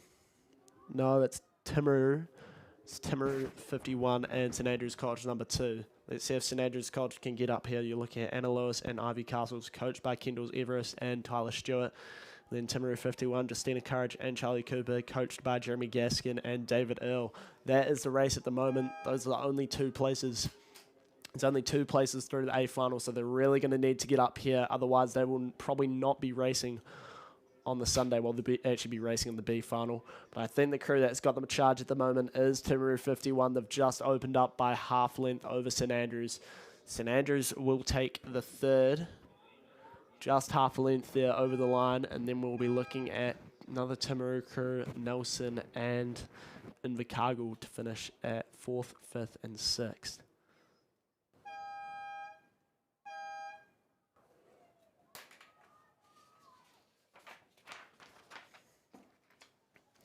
Heat number 3, still in that first K, I think. We're looking at lane 1, Timaru 41, Brooke Taylor and Sophia Bukowski. Lane 2, Selwyn Rowing 2, Ruby Talentier and Zoe Livingston. Lane 3, Wairo 2, Zoe Goodser and Lucy Simmons. Lane 3, Lane 4, Wakatipu number 1, Cinnamon Williams and Caitlin Julian. Lane 5, Waihopa number 1, Indy Rogers and Brooke Bartlett. Lane 6, Columba College number 2, Charlotte Scott and Isla Petty. Lane 7, Rangiruru Girls School number 2, Miller Wilkie and Zoe Clements. Lane 8, North End number 3, Sophie Small and Isla Thompson. Lane 9 is Villa Maria College number 1, Lila Murphy and Neve Butcher.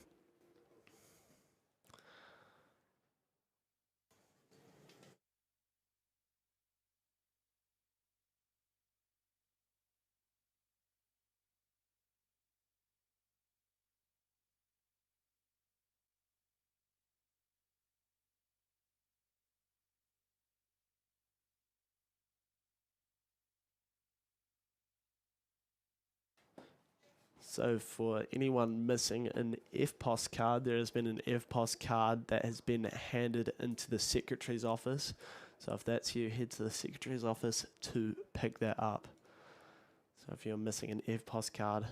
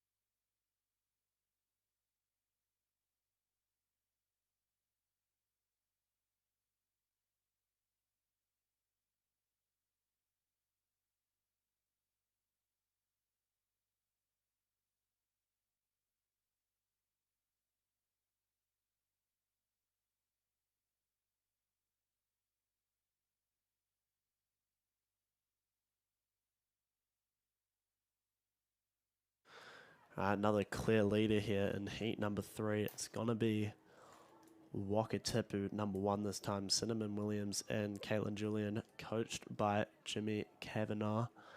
And they are doing pretty well here. And then we will be looking at Columba College number 2 to take the second spot, Charlotte Scott and Isla Petty, coached by Ashton White and Beth Anderson. So that's your 1-2 here in heat number 3. In third place, probably not going to catch them, but still having a good race here. That is lane 8. That is North End number 3, Sophie Small and Isla Thompson, coached by Georgia Cornane and Jas McIntosh. But Wakatipu through the final stages here. Good row from them, and they are sitting maybe just about 7 or 8 lengths above this Columba crew, who are sitting maybe 3 or 4 lengths. Let's call it 3 lengths out of this North End crew. So that's going to be heat number 3 charging down. Then on the inside, Timaru 41, Brooke Taylor and Sophia Bukowski, coached by Cameron Moffat and Bridget Cody. They're sitting in 4th. Looking to take that B final, and maybe a next fastest position. Might be pretty unlikely, but we'll have to see.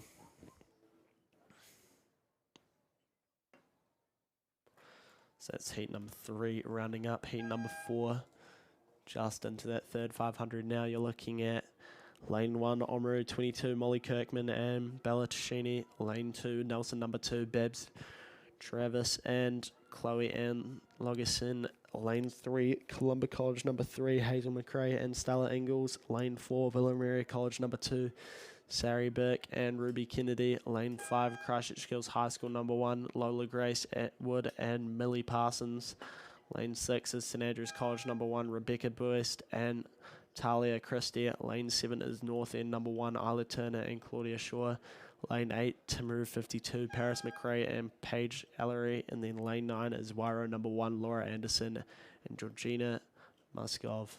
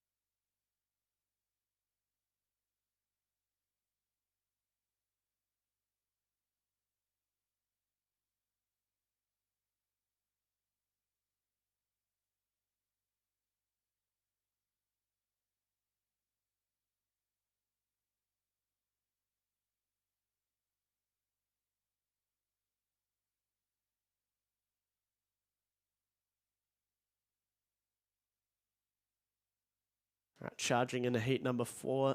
Again, another clear leader. So these top crews definitely all deserve to be in the A final, and it looks to be Christchurch Girls High School, lane number 5 there. Christchurch Girls High School number 1, Lola Grace Wood and Millie Parsons. Battle for second though, again, pretty close. I think we are looking at St Andrews College number 1, but just behind them, well, just in front of them, I think it's that North End crew currently in second. Maybe Nelson as well trying to get up. They might be sitting a bit further back. We'll have to see as it comes down to the line, but I'd currently give it to North End number 1. Isla Turner and Claudia Shaw for that second place, and then St Andrews College number 1, Rebecca Buist and Talia Christie currently sitting in 3rd, and then Nelson number 2, Babs Travis and Chloe Ann Logerson currently sitting in the 4th place, but might be getting up for 3rd. North End's opening up to that 2nd place now. They're clearly in 2nd place. St Andrews might just have to wait for that next fastest time again. Nelson, great charge, great wind coming in that last 100 metres, trying to get up for the 3rd place here, and they might just do it. They'll have to try and climb up to the bow ball of St Andrews, and they are closing down, but it's just half length. I don't think they're going to do it. They're not going to have enough time. St Andrews responds. They're going to get the 3rd over Nelson.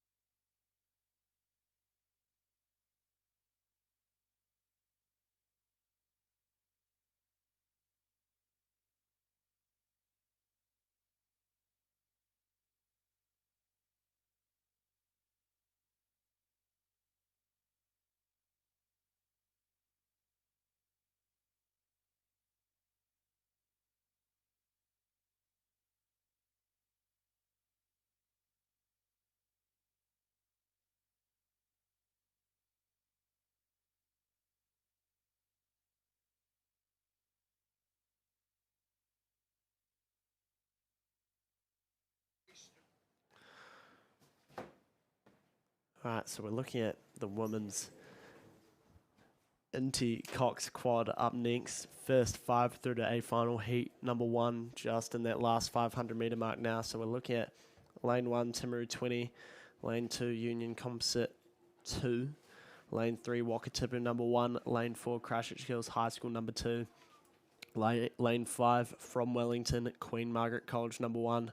Lane 6, Dunstanarm number 1. Lane 7, Wairo number 2. Lane 8, Union number 3. Lane 9, Villa College number 1. And Lane 10, Nelson number 1.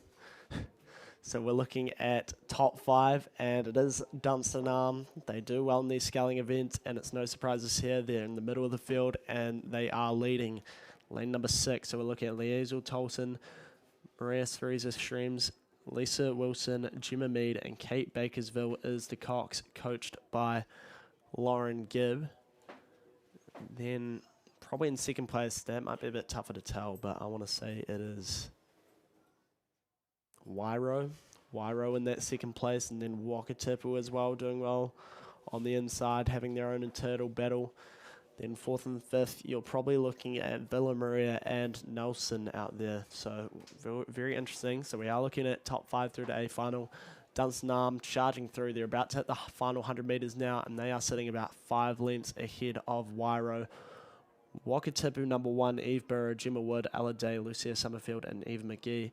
They might just be able to catch this Wairo crew. I'm not sure about the distance there. It might just be half a length in it. We'll see it as they come past the 100 metre mark. Wairo's through now, and then Wakatipu through now. So there's a length in it. Villa Maria closing down on Wakatipu as well. So it's very close between 2nd, 3rd, and 4th. But Dunstanarm's through. They're through easy, through to the A final. Then we have Wairo charging away. Wakatipu looking to take the 3rd here as well. Good last 250 coming from this Villa Maria crew. And then maybe trying to get up for this 5th place here is this Union Timaru Composite crew. But it will be Nelson who gets the 5th place instead. That Nelson number 1 crew. That's heat number 1 done and dusted. Heat number 2 coming down now.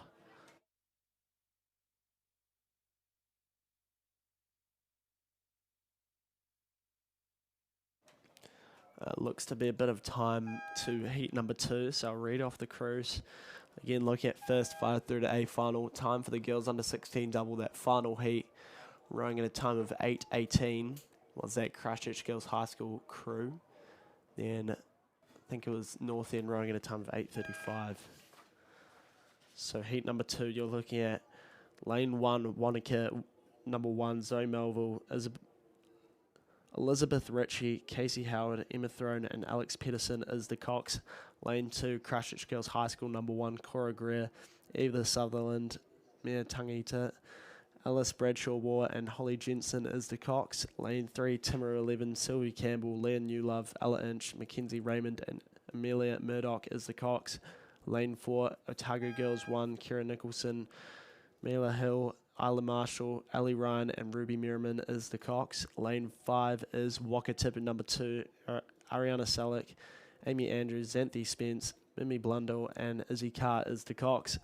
Lane 6 is Union number 1, Pagan Hay, Billy Rochford, Emily Gilmore, Felicity Wright, and Laser Sama is the Cox. Lane 7, Burnside High School, number 1, Miranda Ewan, Hannah Watson, Julia Mitchell, Olivia Blackmore-Mann, and Evie Nathan is the Cox. Lane 8, North End, number 1, Harper Harricks, Amelia McKeever, Anya Erskine, Layla Wall, and Bryn Ellison is the Cox. Lane 9, Bailey Pearson, Peyton Dixon, Sky Frank, Evie Mitchell, and Tempe Oliver is the Cox. And then lane 10, rounding out the field, is Wairo number 1, Isla Moore, Libby Pitts, Michelle Ponderwest, Hannah Sloiter, and Molly Hoban is the Cox. Gosh, it took a long time to read. So that first heat coming through at a time of 7:44.36 from Dunstanarm, Wairo at a time of 8 minutes, 0.7, and then Wakatipu through at a time of 8 minutes, 4 seconds, and 0.62. I read that very weird. Anyway, coming down now, about to approach the last 500 metres. It is it's a white and blue boat, so I'm curious about the colours here. I want to say that's lane 4, Otago Girls, number 1, Kira Nicholson, Mila Hill, Isla Marshall, Ali Ryan, and Ruby Merriman is the cox of that boat, coached by Peter Mitchell and Eamon Nicholson. Again, looking at top 5 through to A final, so not the worst progression, but you can get kicked out. There is a B final, so that is good. Everyone will have a chance to race tomorrow. But it is Otago Girls, really good performance from them. Looking for that second place. It's that Burnside. Is Burnside in this? Yes, there's a Burnside High School crew. They're currently sitting in second. So you look at Miranda Ewan, Hannah Watson, Julia Mitchell, Olivia Blackmore-Mann, and Evie Nathan is the cox, coached by Christina Blackford and Rob Meets. Burnside's really taken a step up this year. I've called their names a lot of times. And hopefully they continue that performance in the South Island Club Champs. Probably one of my favourite regattas. And really challenging on the outside as well. You'll be looking at Oamaru and what is that? Wairo. So Oamaru, Wairo, and then in the middle of the field, they're probably sitting at 4th and 5th. Middle of the field there, that is Union. I want to say that's Union number 1, Pagan Hay, Billy Rochford, Emily Gilmore, Felicity Wright, and Lisa Summer is the cox there. So that's your 1, 2, 3, 4, 5 that are trying to challenge for this A final. Also, don't forget about this Timaru crew. So Timaru trying to get up into the top 5 as well. They might be challenging Oamaru. I think they're just ahead of Oamaru and Wairo there. So Timaru is trying to get up to this top 5. So it's Wairo on the chopping block. They'll need to row past Oamaru there. Then you're probably going a bit further back to the crews like Wanaka and North End. Probably will miss out on this top 5. But there we go, Otago Girls, really dominant performance. I haven't called them out much this heat, but they have absolutely stolen the field here.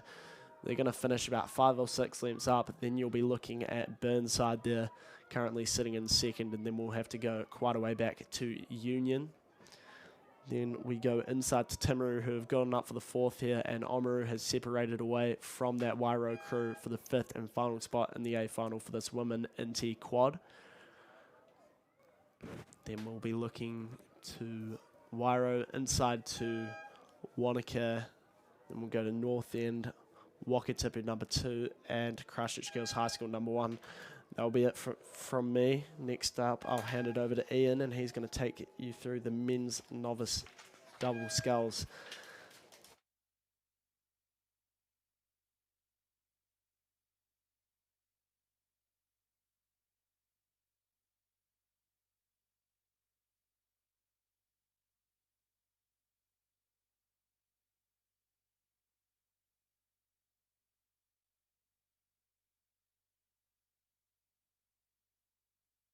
Thanks, Will.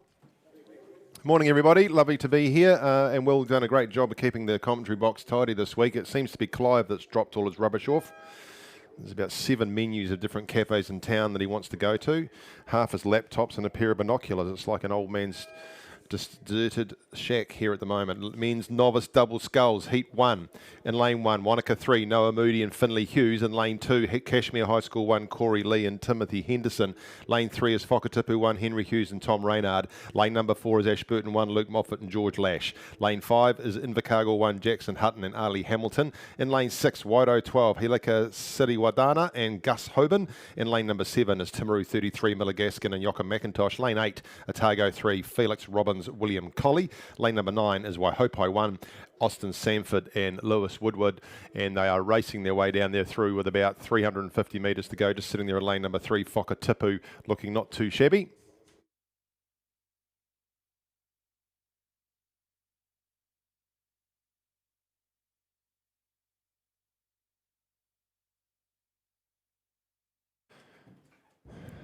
Two across from Whakatipu is Invercargill, and then we go right across just on the outside there, but these 3 crews looking like they've got the battle between them, and that looks like that's a Timaru crew sitting out there, Timaru 33. So we're looking for 1 and 2 to go through A final. So a nice little battle here between these 3 crews. So Whakatipu 1 down on the inside there, Henry and Tom in lane number 3, right across about a boat length in front of Invercargill, which would be Jackson and Ali, and then we go out to the Timaru crew of Milligaskin and Yoka McIntosh. So you can see that Timaru crew out there. looking like they're doing a pretty good job. So between these three, because if we go another 4 boat lengths back, it would be to the Ashburton crew.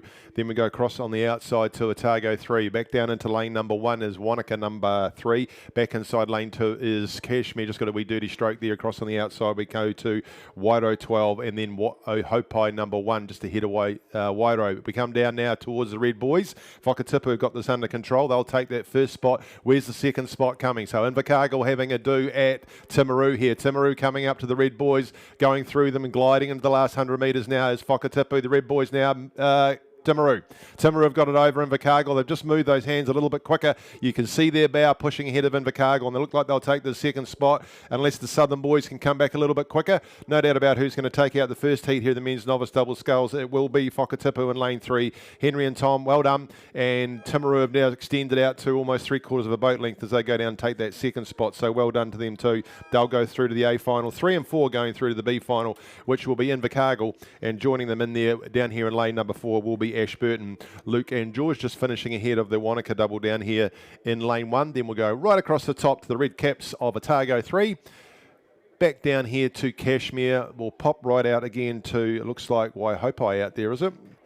No, Waihopai and Wairo have decided to have a change of lanes. So Wairo quite like the outside lane. They've taken that. And Waihopai just inside of them. That is the first heat of the men's novice double sculls.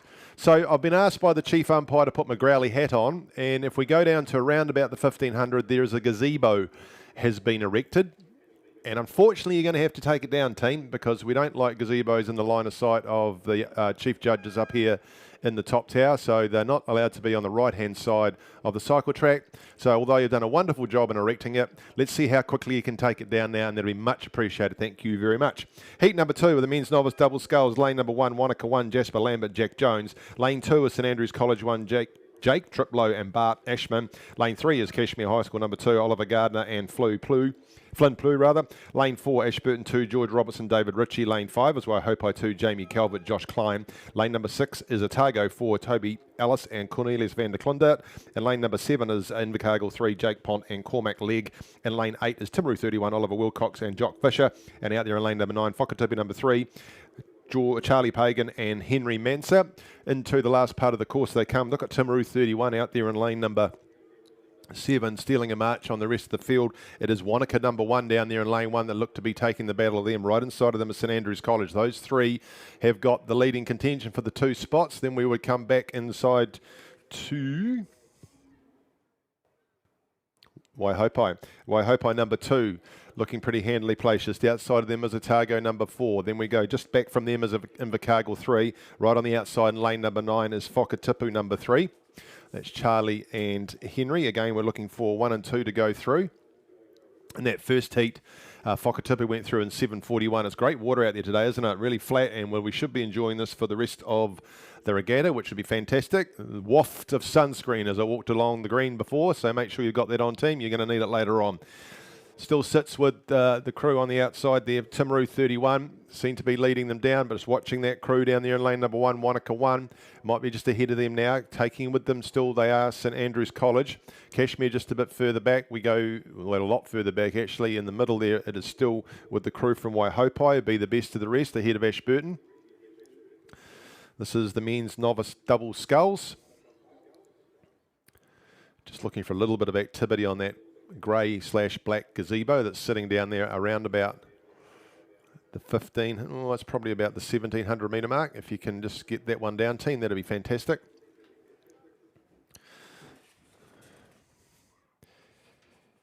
Big field, this men's novice double sculls. This is the second heat coming down. We've got 5 of them.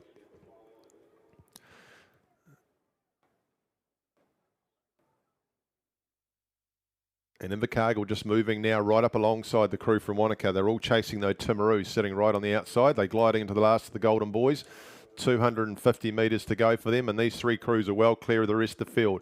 Waihopai are still holding that 4th spot. Just back from them now, Otago 4 have moved past the crew from Invercargill. And St Andrews just down here trying to ball dab at Wanaka. Looks like it is Timaru still got the advantage, although going to go past them now. Here's a drag race on the inside now. We're looking at Jasper Lambert, Jack Jones of Wanaka, right up beside Jake and Bart from St Andrews College. Up to the red boys they go. These three crews are all pretty even as they come in 100 metres to go. I think Timaru might have the advantage. 1 and 2 are going the A final, and one's going to miss out. Real pressure on these boys in the novice double sculls. They come to the end of the second heat. Still is Timaru holding on to an advantage over St Andrews. They've got more of a run on their boat just then inside lane and lane number 2. They've moved past Wanaka now. It looks like Timaru will go through with St Andrews. The bowman from St Andrews has a look across. He's pretty happy where they got to. Oh, they've just stopped on the line of Timaru. They'll have to keep going. Through goes St Andrews and take it. Just on the line, I think, on the outside. Timaru might have done enough over Wanaka. No doubt about who's taking fourth. That'll be Waihopai. Then we go right across the outside to Whakatipu number 3, back into Otago, Invercargill, down to Ashburton, George and David, and then we'll come back down to Cashmere High School to complete that field. You've got to keep going till the buzzer's yours. Heat number 3, men's novice double sculls. Right in the middle of the field now we are. Lane number 1, Invercargill 4, Oliver Payne and Ryan McRitchie King. Lane number 2, Whakatipu 4, Tyler Love and Carter Purdue. Lane number 3 is Timaru 32, George Neal and Alex Billitho. Lane number 4, Union 1, Caleb Yates, Zachary Dalton. Lane number 5 is Christchurch Boys High School 1, Sam Holdaway, Soren Lowe. Lane 6, Otago 1, Vincent Holloway and Carl Schiller. Lane 7, Dunstan Arm 2, Harry Farrell and Jack Letts. Lane 8, Ashburton 4, William Lowe, Caleb Jones. Lane 9, Wanaka 2, Duncan Turner, Travis Lee Cooper. So we know from the first heat we had Whakatipu and Timaru go through. We'll just get the confirmation of that second heat. Checking out where they are with this third heat right now. You can see that golden boat on this time round of Invercargill down there in lane number 1. Pretty handily placed, but it's right across the outside there with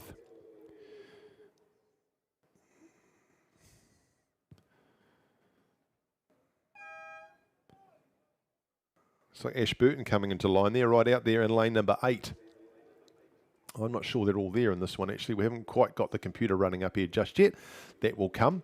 So lane 8 making the running, but they're in the middle of the course. It is Ashburton out there in lane number 8.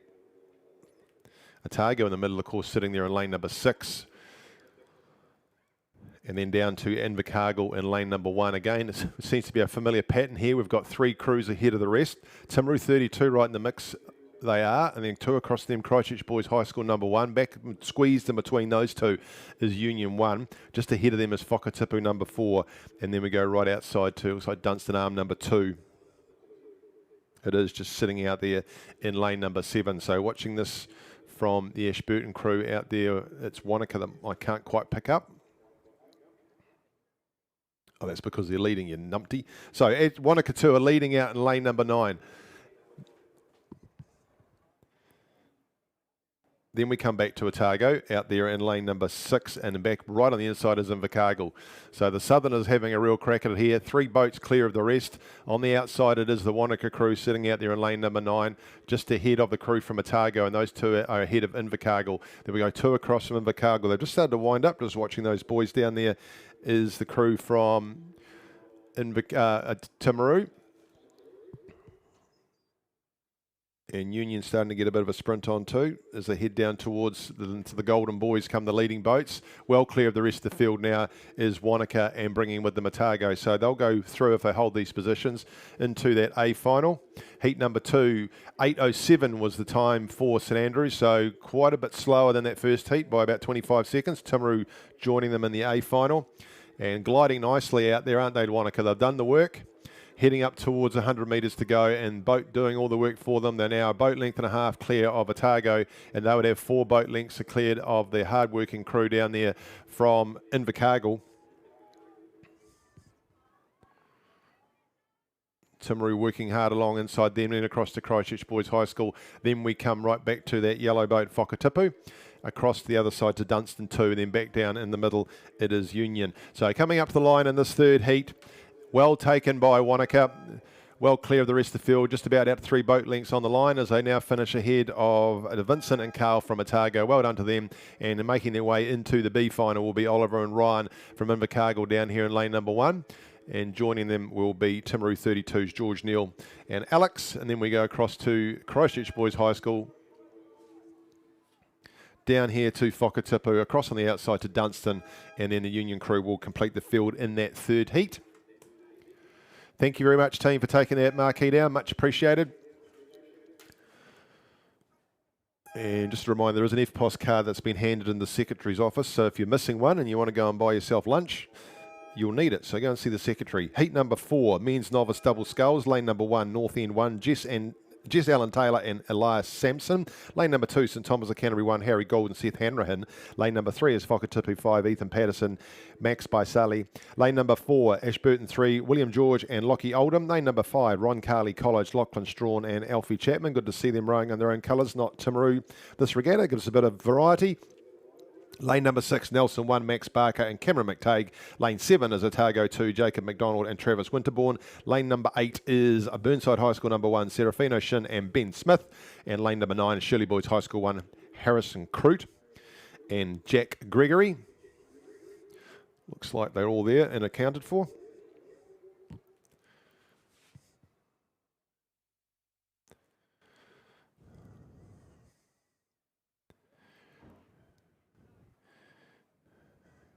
Fairly even this, just watching that Nelson crew come through in the blue. They're out there in lane number 6. They'd have the advantage, I think, just on the outside. We go to Burnside High School.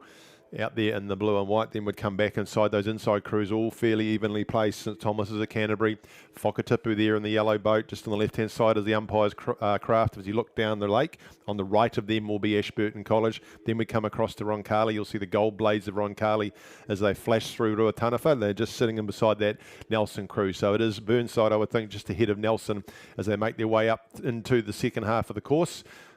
So Serafino and Ben doing a good job out there.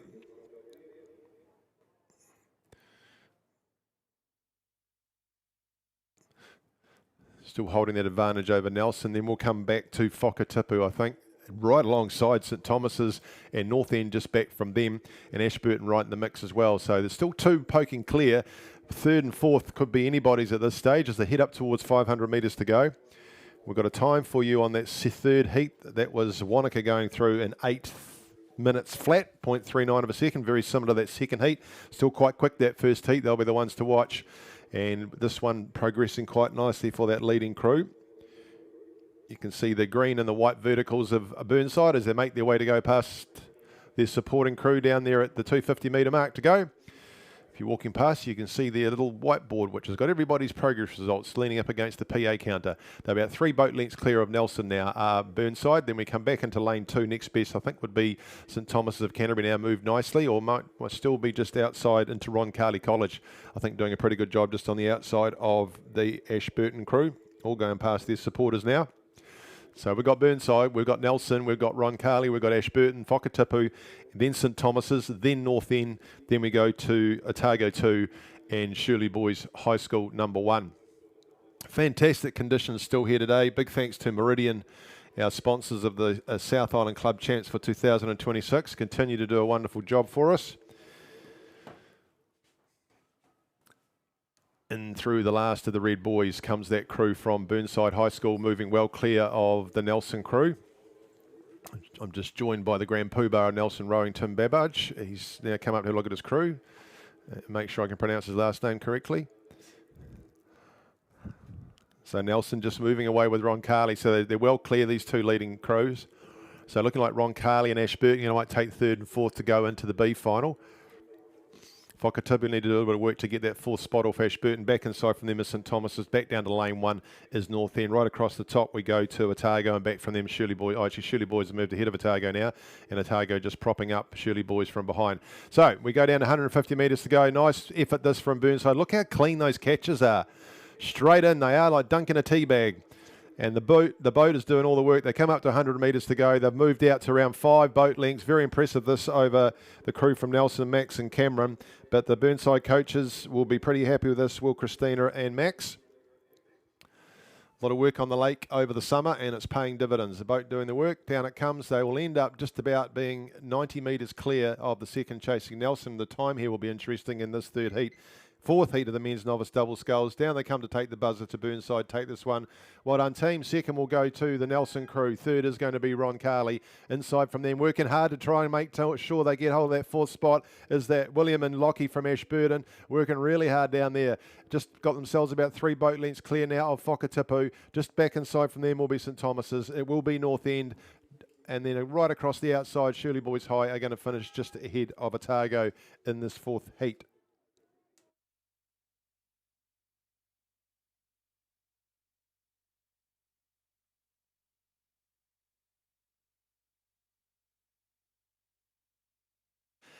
Heat 5, men's novice double sculls. Lane 3, Invercargill 2, Archie Heenan, Oliver Deans. Lane 4, Otago Boys High School 1, Jaden Clarkson and Charlie Swan. In lane number 5, Christ College 1, Quade Bishop and Corbin Donaldson. Lane number 6, Selwyn Rowing 1, Joe Creeker and Johannes Main. Lane number 7 is Waido 11, Harris Spencer and Logan Plantober. And lane number 8 is Whakatipu 2, Rome Lawrence and Finn Coddington. Lane 9, Dunstanarm 1, Jedi Stewart and Tully Rule. They are leading, sitting out there in lane number 9, having a lovely time on their own, just out there a wee bit, ahead of Whakatipu. Challenge for them is going to come from Otago Boys High School down there. You can see they're pushing up on them. Lane number 4. And then it looks like actually they might be in front now, Otago Boys pushing right up on Dunstanarm. Those two crews, the next ones will be with Whakatipu, and just inside of Whakatipu you can see the crew from Wairau. That's Harris and Logan. The green with the white V chasing them down. So those are the 4 crews that look like they'll take our 1 and 2 and our 3 and 4. Just a little bit of traffic back by the umpire's boat between Christ College and Selwyn Rowing, getting close enough to talk to each other. And then just right alongside them would be Invercargill number 2. So a little bit more clear cut this one. We can see the work that's gone in there from Dunstanarm, and they have now moved ahead in that last couple hundred metres of the rest of the crew. So chasing them now is Whakatipu 2 with Waido. So it'll be Whakatipu and Waido. And Otago Boys looking to see who's going to take out the 2nd, 3rd and 4th spots. Otago Boys there with the white and the 2 blue hoops around their midriffs. You can pick the colours, it makes it easier to watch. And so you can colour in your day sheets with the right information. Through the last, the red boys, the double from Dunstan.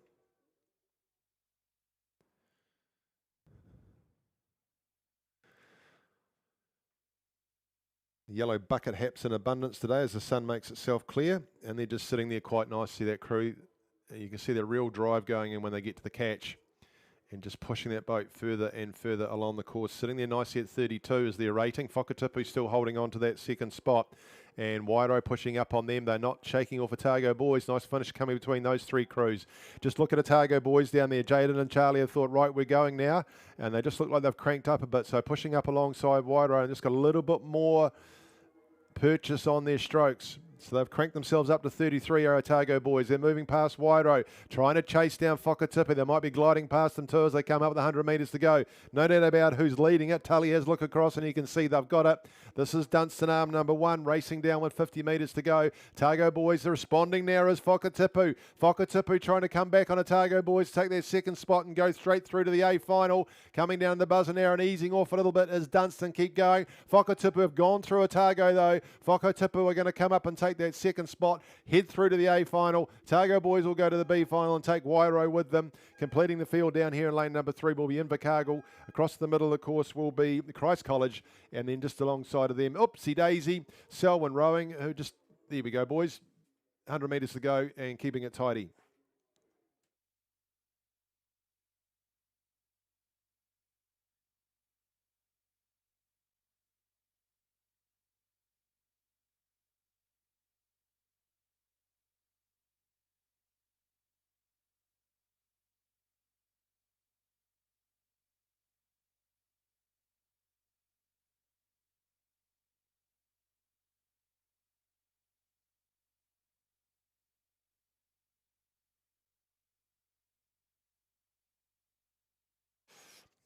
We move from the novices to the premiers. Lane number 2. This is the men's premier double sculls. Heat 1, and it's really they're rowing it through because they'll be coming back tomorrow, but they'll be doing this for lanes. Heat number 1 is Avon 1, Peo O'Sullivan and Jimmy Middleditch. Lane number 3, Nelson 1, Sam Johnson and Flynn Mercer. Lane number 4, Dunstanarm 4, Luke Brock, Finn Ellison. Lane number 5, Dunstanarm 2, Harry Lightfoot and Charlie Manser. Lane number 6, Dunstanarm 5, Lewis Mate, Sam Barnett. Lane number 7 is Dunstanarm 3, Matthew King, Angus Kenny. Lane number 8 is Dunstanarm 1, Matthew O'Meara and Henry Clatworthy. Dunstan appear to be doing quite well. Harry Lightfoot and Charlie Manser, the ex-Whakatipu double. Look at them doing their work. They've Got a pretty good rhythm going there as they just push ahead of the Dunstan Arm number 4 crew of Luke and Finn, and then we would hold third at the moment with Peo and Jimmy from Avon, right across the outside to Matthew O'Meara and Henry Clatworthy from Dunstan Arm.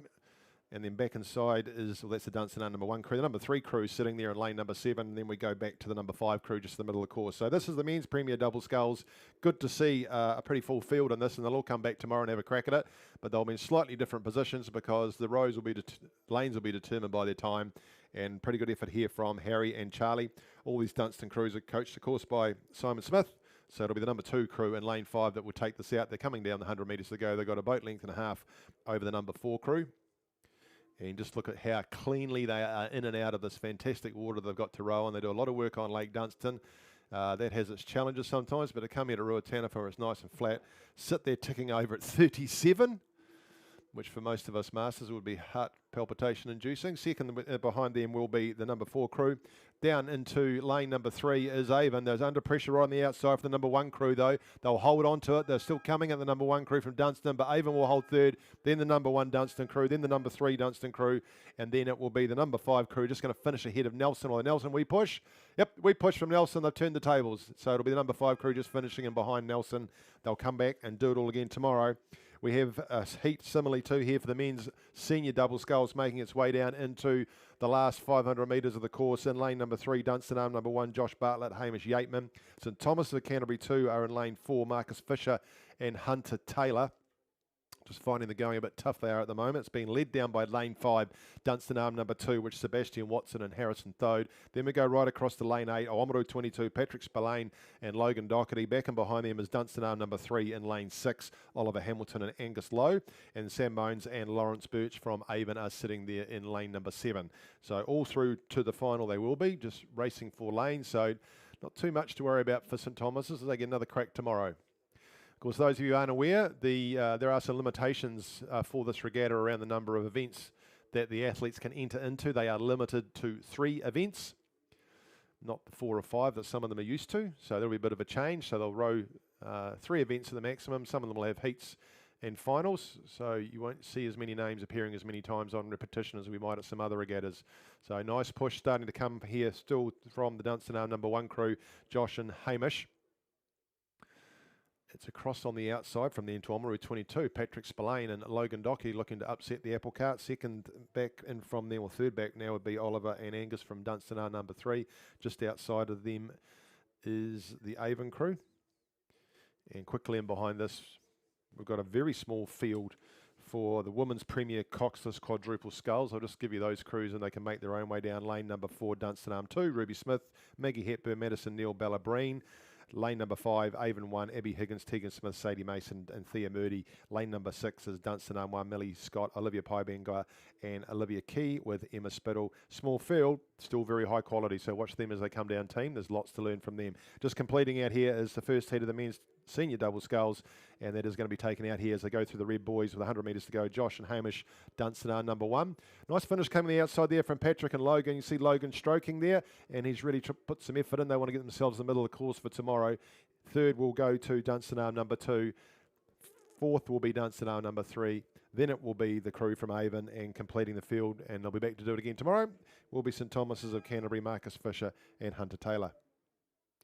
Just in the last 1,000 of the course is the women's Premier Coxless quadruple sculls, and the Dunstan Arm number 1 leading that from Dunstan 2 and Avon number 1.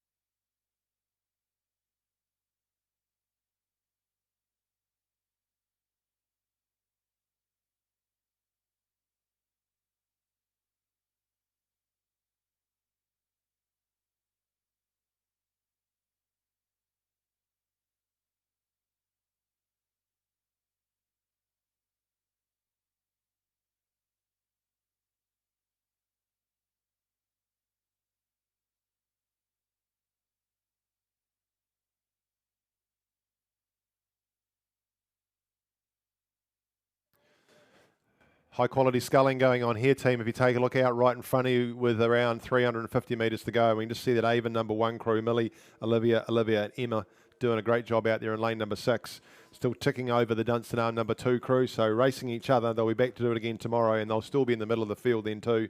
Ruby, Maggie, Madison and Bella right in the middle of the course. And then just a few links back there to the Avon crew. They'll all be closer tomorrow. Abby Higgins and Tegan Smith with Sadie Mason and Thea Murdy getting that combination working in the women's premier coxless quadruple sculls. Senior double sculls, men's senior double sculls. Dunstan Arm number 1 taking that in a time of 6:52.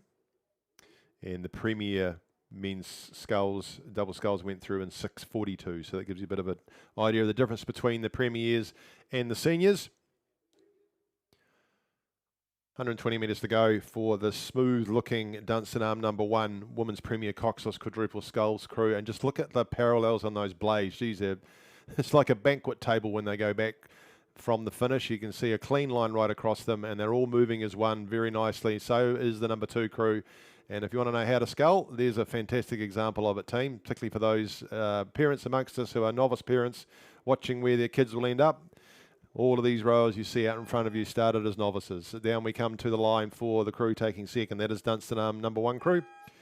Number 2 rather, and then Avon just through with 100 metres to go. They're underway and well through the first 1,000 metres in the men's club coxless 4, and lane number 2, Cure Boating Club 1, Dara Lynch, Young O, Shay DeLuca and John Reedy. In lane number 3, Avon 1, Ashton Corkery, Barney Evans, Nola Quallick and Kobe Good. Lane 4, Wairo 11, Hunter Marfell, Logan Flight, Zachary Jenkins and Aidan Bennett. Pretty strong crew, that one. Lane 5, Christchurch Boys High School number 1, Charlie Greenslade, Matthew Barnes, Ruben Fifield, Hugo Parnham. Lane 6, Avon 3, William Thomas, Sam McAfee, William Curry, Joseph Ritchie. Lane 7, Canterbury 1, Oliver Ellis, Mark McDermott, Nat Renoff and Noah Visser. And lane 8 is Avon 2, George Wilson, Flynn Grace, George Kinder and Bruno Dooley.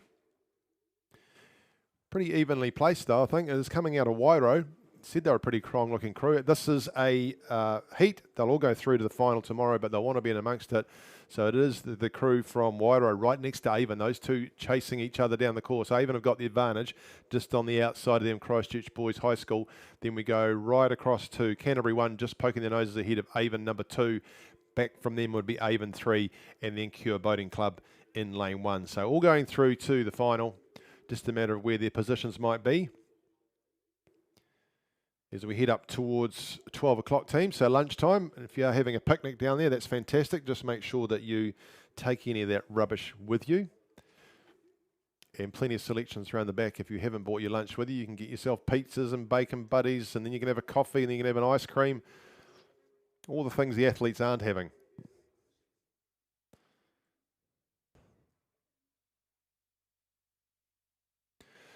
Avon now with the advantage over that crew from Wairo. So that's Ashton, Barney, Noah and Kobe. Noah Quallick and that crew going past the old St Thomas's supporter team, which you'll know quite well, being an old boy from there, second to Wairo. Then we go to Christchurch Boys High School. Had a pretty strong season so far, Christchurch Boys. Some nice building going on those crews, which we look forward to culminating at the Marty Cup Regatta here towards the end of March. Just on the outside is Canterbury 1 moving through past that Avon crew. So it is with Avon now. Avon number 1 have got half a boat length over the crew from Wairo. They have half a boat length over Christchurch Boys High School, have 2 boat lengths over Canterbury, right alongside Avon number 2. Then we come back to Avon number 3, and just back from them in lane number 2 would be Cure Boating Club number 1. This is the men's club coxless 4. Heat 1, race 67. 159 races to be rowed today, team. And it works out that there is a boat coming off and going on the water every 20 seconds down in the boat park. This is a huge regatta. Clear water just about now for Avon, putting the pressure on Wairo. Wairo moving away now from Christchurch Boys High School. Good effort from the school crew in there though. We go right across on the outside to Avon number 2 and Canterbury. Canterbury there in the white with the red flashes and the black shorts. Then we go back to shorts, it's rose suits. Avon number 3, and then we've got the Purple Hazer Cure just holding themselves back for tomorrow. But in the middle of the course tomorrow, it will be this Avon number 1 crew, Ashton Corkery, Barney Evans, Noah Quallick and Kobe Good. They have finished well clear of Wairo. Just a little tandem rigging there on the bow side for Wairo. Just to keep things interesting, down we go. Avon take the buzzer. Wairoa will take second. Third will be Christchurch Boys High School. Then it will be Avon 2, Canterbury, Avon 3, and the crew from Cure. Women's Premier Coxless quadruple sculls. That Dunstan Arm number 1 crew going through in a time of 6:55.42.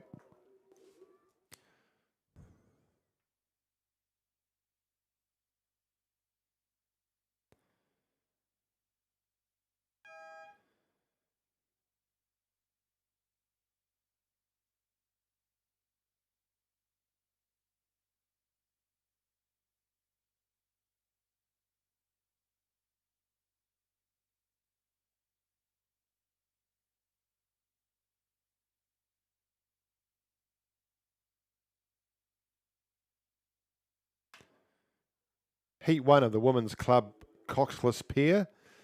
The one heat, because they're all going to go through the final. Pretty full field here, though. They are heading up towards the 1,000-metre mark, and it is in lane number 1, Wairoa 1, Paige Wentworth and Anna Hurren.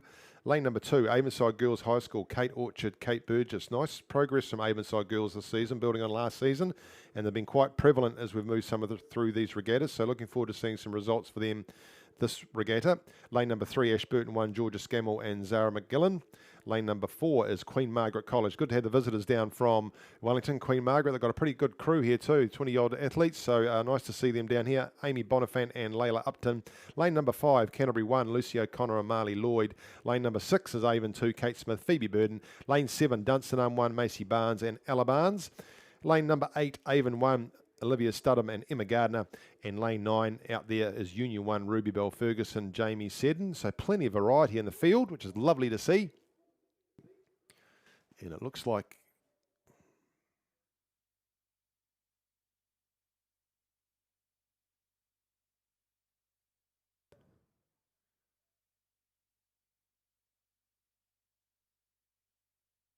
so Avon 1 out there, Olivia and Emma leading these crews down, so they won't want to be in lane 8 tomorrow. Right down there in lane number 1 though, it is with Wairoa, currently holding second. Right inside from them is just a bit further back, Avonside Girls High School. Then we go into the middle of the course, right to 2 over from the umpire boat. That looks like Queen Margaret sitting in there, just to the right of Ashburton. So Queen Margaret just ahead of Canterbury number 1, just on the left the umpire's boat as you look at it, and go right across from them to Avon number 2, which is Kate Smith and Phoebe Burden.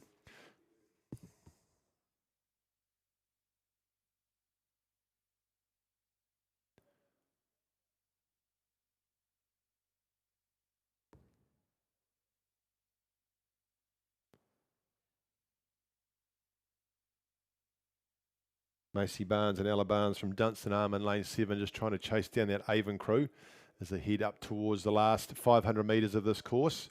So the pressure coming on from Wairoa down there in lane number 1, right across to Avon number 1 in lane 8, back inside to Dunstan Arm number 1 sitting there in lane number 7. And they're just sneaking right through there, Wairoa in lane number 1, pushing right up alongside and just about going past the Avon crew now. Still holding second as the third is the Dunstan crew, and they've just moved past. Nice piece of work since the 1,000 for Wairoa. They won't necessarily see them there, will Avon, so we might see them tomorrow if they're in the middle of the course with them.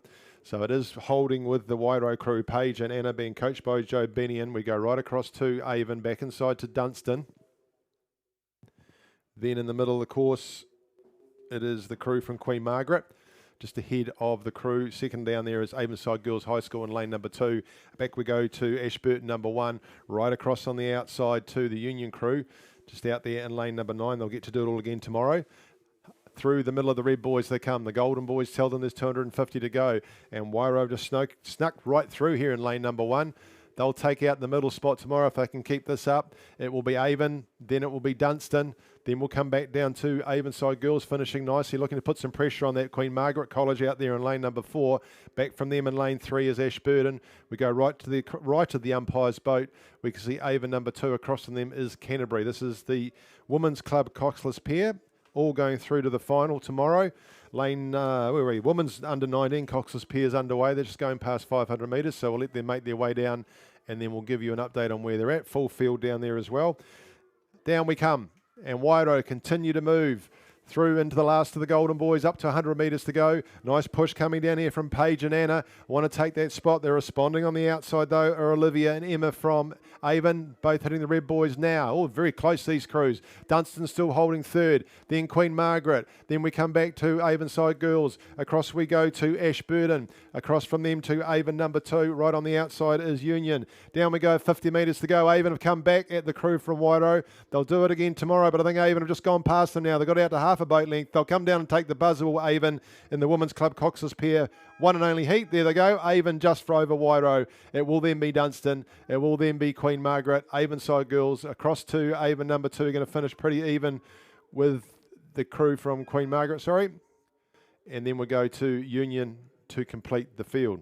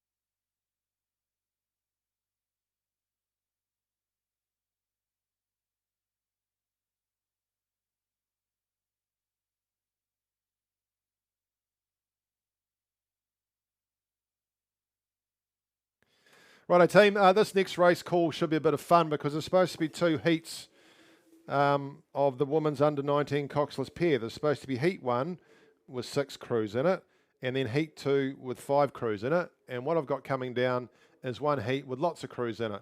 So I can see 1, 2, 3, 4, 5, 6, 7, 8, 9. So someone's not quite there that's supposed to be. All I can tell you, it looks like Queen Margaret are in lane 3 and they're leading. I know it's a Avon crew just outside. I don't have any crews in front of me, so bear with. We'll just try and work out what some colours. The good news is, though, because it's all 1 heat, they'll come back and row the final tomorrow, and then we'll have a better idea what's going on. So you can see St Margaret's sitting, probably holding second out there at the moment. So let's say that's St Margaret's number 1. So that's Bronnie O'Sullivan and Josie Kennedy. So that's fantastic. We've got 1 crew that we know who that is out there. And then we come back inside from there, and that is St Andrew's Blade. So let's say that's St Andrew's number 1. So they're sitting in lane 3 instead of lane 6 where they're supposed to be. So that'll be Alana Brooke and Lauren Bolton. So we're getting there. St Andrews are leading from St Margaret's. That's cool. Then we go right on the outside, and there's a Villa Maria crew. So we'll say that's Rangiru number 2. So Georgie Stalker and Alice Duffy. So Rangiru are holding third. Just outside of them, looks like another St Andrews crew, so we'll say that's St Andrews number 2. That can be Charlotte Galvin and Sailor Hedgecock. Probably isn't, but there's from St Andrews, so that'll do. And then we come down to lane number 1, and that's Christchurch Girls High School, so that's easy. So we'll say that's Christchurch Girls High School number 1. That'll be Greer Bauman and Summer Smith. So let's go and do this properly. St Andrews there, I've got an advantage over St Margaret's. We'll come down into lane number 1, and it is Christchurch Girls. We'll go on the outside. It's Rangiruru. Outside of them is St Andrews College, and inside for them as well is St Andrews College, and right next to them is St Andrews College. Then right in the middle of the course it is St Margaret's College, so we'll say that's another St Margaret's crew, and then back down is the crew from St Andrews, and there's another Christchurch Girls High School crew on the outside. So I'm going with the St Andrews crew here. I'll say it's St Andrews number 1. That's Alana Brooke and Lauren Bolton. Just outside of them, rowing very nicely is the St Margaret's number 1 crew. That'll be Bronnie O'Sullivan, Josie Kennedy. So looking at the results, I'd say that's pretty accurate. Then it will be probably Christchurch Girls High School number 1, Greer Bauman and Summer Smith. So those are the 3 to watch out for tomorrow, I would suggest. We'll go right across in the middle of the course. It will be St Andrews College number 2 at a guess.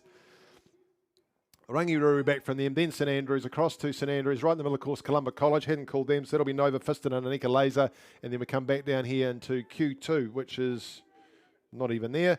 So that's St Andrews as well. And then completing the field will be Christchurch Girls High School. My apologies, and I hope you enjoyed yourselves.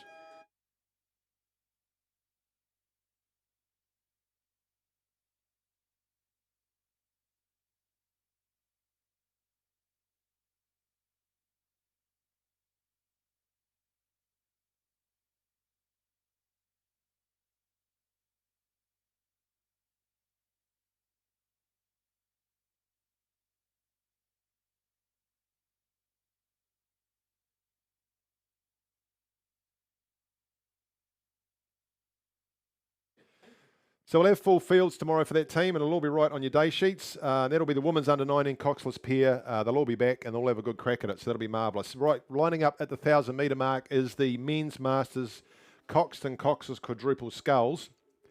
Lane number 3 is Union 1, Richard Moore, Dominic Marnie, Paul Willits and Valentine Frejos. They will be ones to watch. They have got a combined rating of C, and they're on a 28-second handicap, which means once they say go, they're waiting. Lane number 4 is Union 2, Paul Izzett, Scott Ingalls, Andrew Jordan and Matt Nohausen. They got a 28-second handicap as well. Lane number 5 is Kevin Duggan, Carl Schiller, Stephen Craig Pearson, and Will Sweetman from Otago. They have a combined rating of E, so they've only got a 20-second handicap. They're waiting 20 seconds before they go. The Nelson Composites in lane 6. Really a who's who of masters rowing by their own admission, and that is a rating of F. Calvin Maker, Colin Brown, Tony Crosby and Chris Brooks. Dunstan Arm number 1. Right alongside them, lane 7, there'll be some trash talk out there. Dunstan Arm number 1, Wayne Glow, Quinton Annan, Andrew Jolly and Phil Newsom, coached by Simon Smith. And in lane 8, Awarua Boating Club number 1. Fantastic crew here, and I'm going to mention some ages here because I think it's worth doing. They've got a combined rating of H. They get to go on go. John Wilson at the grand young age of 81. Fellow commentator Frank Dean, who's not that old yet. Steve Geary and Rex Ryan.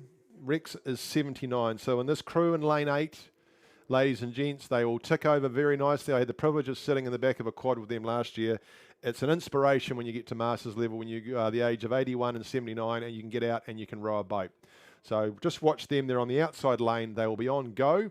So as soon as they get the go, the rest of them are waiting until their time comes up. So a lot of these are very experienced rowers. Some just started out as parents.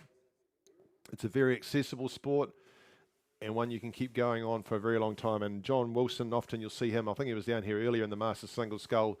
He will drive here from home with his single scull on the roof of his car, unload it, jump in the lake, go for row, put it back on the roof rack and take it home again.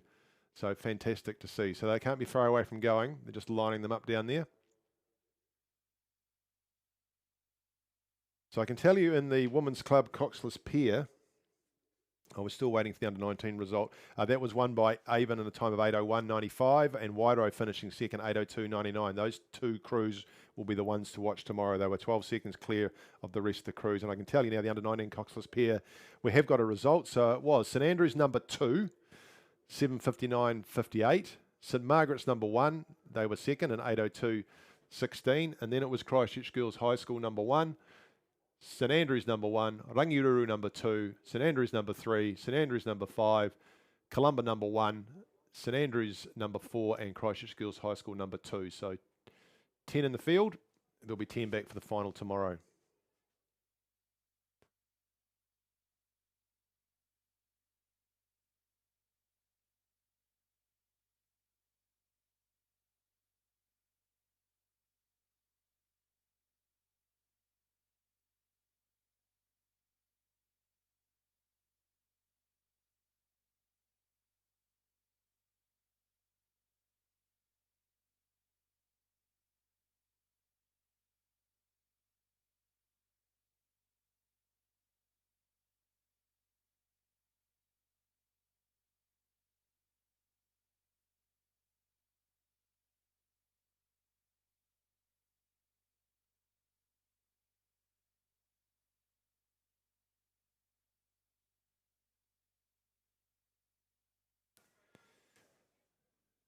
Underway we are now in the men's masters coxless, cox and coxless quadruple sculls. In fact, they're all coxless.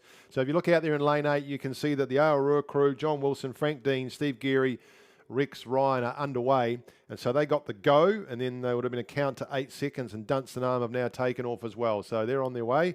And then we've got Nelson Composite. They've waited the 14 seconds. Well, they should have done if they've been well behaved. And they're heading off now as well. The ones that are left to wait the longest are the youngest, which are the 2 Union crews. Fantastic order for these grand gentlemen of rowing. And you can already see that Awarua crew, which of course is based out of Bluff, they'll just tick over at 25, 26. The boat will do the work. They'll have a lovely time. They'll look very together, and that boat will do the work for them. Dunstan Arm will be the ones to watch. It's just a matter of whether that Nelson Composite can get past them pretty quickly and get into it. It looks like Otago number 1. They've already made some time up on that Nelson crew and starting to chase down the Dunstan Arm crew. So the idea of the handicaps is that they can start at the same sort of time and they finish within cooey of their particular abilities.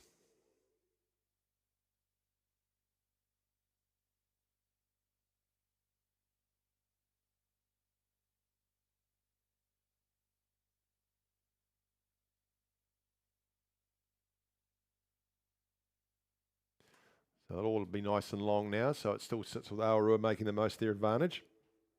Dunstan just right alongside them. You can see that Otago crew, Kevin, Carl, Stephen and Will, moving up towards and alongside the Dunstan crew. And now the 2 Union crews are having a drag race. So Union number 1 have got away to a pretty good start. They're about 2 boat lengths already ahead of their Union number 2 crew, and they all started together. So Richard, Dominic, Paul and Valentine, they're pretty smart, those boys. They'll be the ones that will be looking to chase down everybody else. So just watch. If you are out there on the banks of the lake, have a look at that crew in lane number 3 and just see if they can chase down everybody else. That's what they'll be aiming to do. Keeps a bit of interest in there, but we can see now that Dunstan just moved past the wise and experienced Awarua crew, and it is still the Otago crew and Nelson Composite. There's some competitive boys in there. They'll be looking to come back at them. Get that blue quad working away nicely. Some experience in there, but it still sits with the Dunstan crew. Coming at them is the Otago crew, the red caps, looking very smart there with their Otago red caps and the blue and white verticals. And can they get it together, this Union crew down in lane 3? They'll be looking to close that gap and finish over the top of them. But I like what's happening with Dunstan. Wayne and Quinton, Andrew Jolly, Phil Newsom. There's some names in there. They've given a lot of time over the decades to rowing, have these 4 gentlemen in various stages, coaching, rowing, and just look at that boat do the work. See when they get to the catch, the real drive they put in as they connect through from their fingertips to their foot plate and let the boat run through. So nice example, very clean at the catch, and look how long they are. So they're still being chased by Otago, but I think they might do this with Dunstan. 100 metres to go, pushing back for second. Now comes Nelson. Otago look across, and the Nelson boys in the blue boat are starting to go past them. I don't think Union going to do it. Nice effort here from this crew from Dunstan. Dunstan are number 1, Wayne Glow, Quinton Annan, Andrew Jolly and Phil Newsom. Down they come. They've got clear water over the rest of the field. They'll take the buzzer, and on the line is going to be close between Nelson and the Otago crew. I think Nelson's taken second. Otago will hold on to third. Union number 1 will come down and take 4th. Across the other side of the grand old gentleman from Awarua, congratulations team. And back down here into lane number 4 will be Union 2. Paul Izzett, Scott Ingalls, Andrew Jordan and Matt Newhausen. That will complete a very entertaining men's masters coxless quadruple sculls.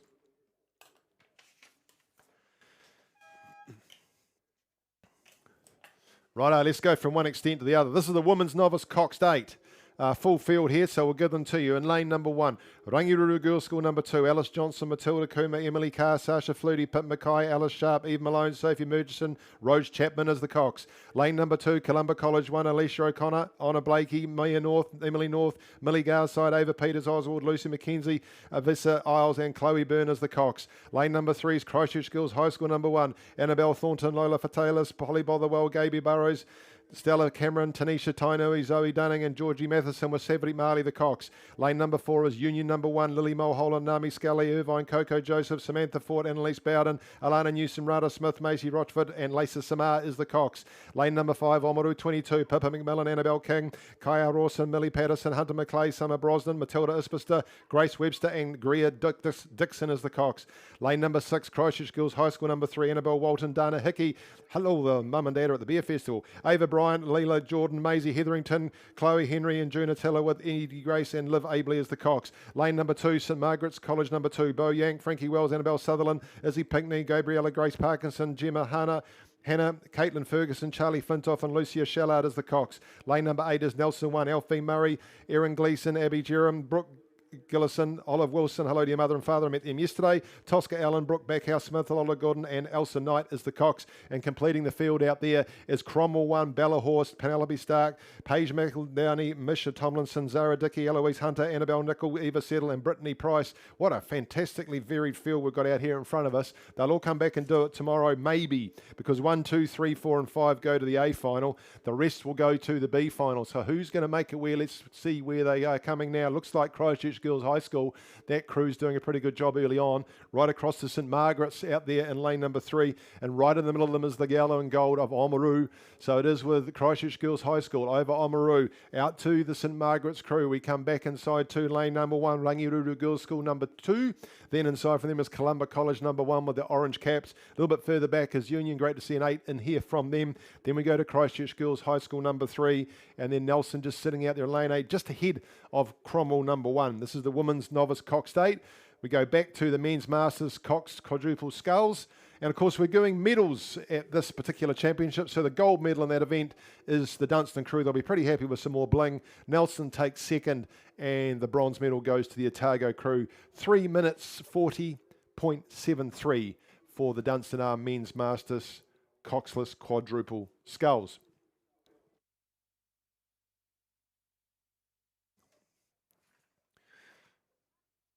Running bang on time are the starters down there as we're halfway through the day, just about. Race 72 is the one that's coming your way now, and we can still see Christchurch Girls High School just being pushed now by Oamaru, and right alongside them is St Margaret. So those are the 3 crews that look to be clear of everybody else. Ahead of, running after them, is Columba College. Then we go outside to, it is the Nelson crew starting to move up alongside there in lane number 8, I think. Then we go outside to Cromwell number 1, back into the middle to Union and Christchurch Girls High School number 3. Next race to go, due at 12:18, is the Women's Novice Cox State heat number 2. So this is the first heat. We're going to have a full field for the final tomorrow. A lot of F's in that statement, all good ones.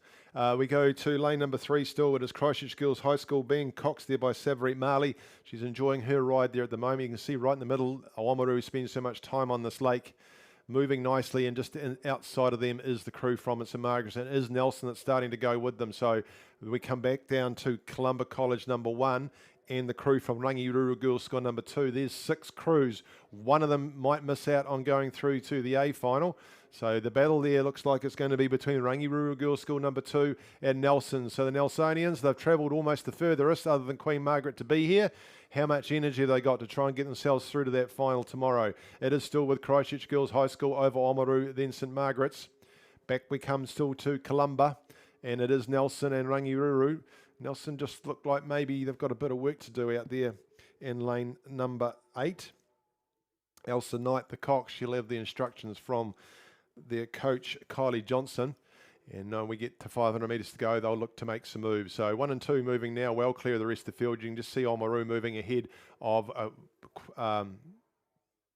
St Margaret's College. They've got clear water over them now. We'll go back to Columba now, pushing up side Columba. We'll start putting some pressure on St Margaret's at this rate. Bringing Orangiru number 2 with them. Hanging tough is Nelson out there, making that blue boat work, starting to feel the pressure on and soreness in the legs now will be these ladies as they get through into the last 250 metres to go. This is where the pressure comes on. Who wants the final the most? No doubt about the first 3. 150 metres to go now here for Christchurch Girls. Looking very tidy and together as they glide through the last of those Golden Boys. Fantastic conditions for them to row on. And in through the Golden Boys come the Golden Tops of Oamaru. On the outside, we have St Margaret's. There's your 3. Columba College done a nice job here. They're going to take 4th. The battle, though, is going to be between Nelson. Oh, can she get them moving? So Rangiruru looks across. You're going to have to cheer for your crew here, guys and girls. Get down to the lakeside and give them a shout. One's going through the A final. The other one's going to the B final. No doubt about who's going to go through from the first heat, though. They're working hard coming down the line. Oamaru are gaining back on them, but they'll still have half a boat length as they come down the line. Will Christchurch Girls High School number 1. Second will go to Oamaru. Then we go 2 boat lengths back to St Margaret's. They've got a boat length and a half over Columba College. Last 100 metres now for both these crews. Nelson and Rangiruru. There's nothing in it between these crews to go through to the A final. On the outside, the blue boat's trying to push ahead through Rangiruru. The bow lady looks across to see where they got to go. Oh, the heads are starting to go in the Rangi crew, I think. Nelson have moved through on them. Nelson coming down to the line. They've got 2 strokes to go, plus another one, and another one, and another one. They go through to the A final. Rangiruru just dipping out. They'll get into the B final though, no mean effort. Then we go to Christchurch Girls High School number 3, cross on the outside to Cromwell, and then completing this first heat will be the crew down here from Union. Great to see an 8 in a race like this from the Union Club. Great effort for them and their junior program.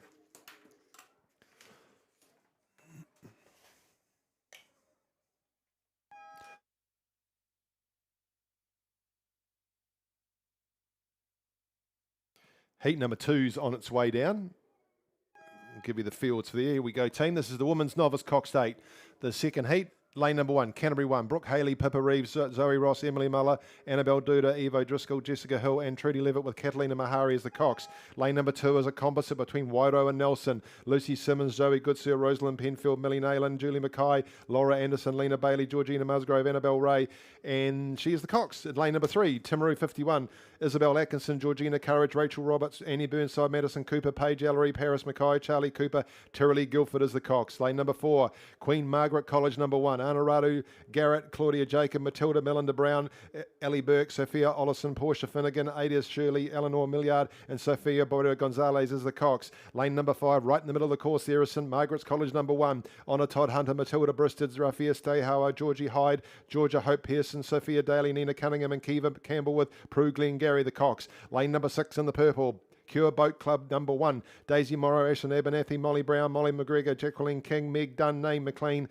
Macy Wellesby and Sophie Rattray as the Clocks. Rangiruru Girls School number 1 are out there in lane number 7. Anna Turner, Poppy Mall, Georgia O'Neill, Sarah Pakaski, Amelia Handyside, Lavina Roberts, Sophia Davis, Amir Tucker, Charlie White is the Cox. St Andrews College number 1 are in lane 8. Saskia Fitzgerald, Maddie Harding, Alex Hyler, Lucy Sidey, Emma Sarah Williams and Zoe Stronach with Isabel Sullivan and Tabitha Ferreira as the Cox. And lane number 9 is Christchurch Girls High School number 2, Alice Stark, Edie O'Sullivan, Zoe Greenstreet, Eli Toshak, Izzy Phillips, Sienna Muir, Lily Banks and Florence Adamson with Lily Shackleton, their experienced Cox now sitting in there. Gosh, we're going to have a great field for this final. These heats have been stacked. Down there in lane number 1 though, Canterbury 1 are doing a great job, and it looks to me like they will be chasing down Rangiruru Girls School number 1, who are leading them down. Second on the outside would be that Christchurch Girls High School number 2 crew. Just probably third now. I think that second is with Canterbury. Then we go across to Timaru 51. Just inside from Timaru 51 are our visitors from Queen Margaret. Just outside of them in the red and white is St Andrews College number 1, and they are in turn just ahead of the crew from Cure Boating Club. And just a little bit further back would be the crew from St Andrews.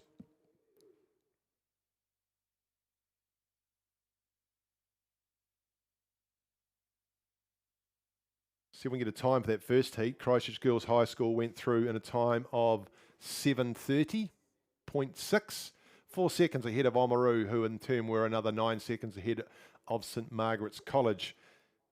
So the 5 going through the A final there, Christchurch Girls High School, Oamaru, St Margaret's College, Columba and the Nelson crew through to the A final. Let's see who we get through from this particular race.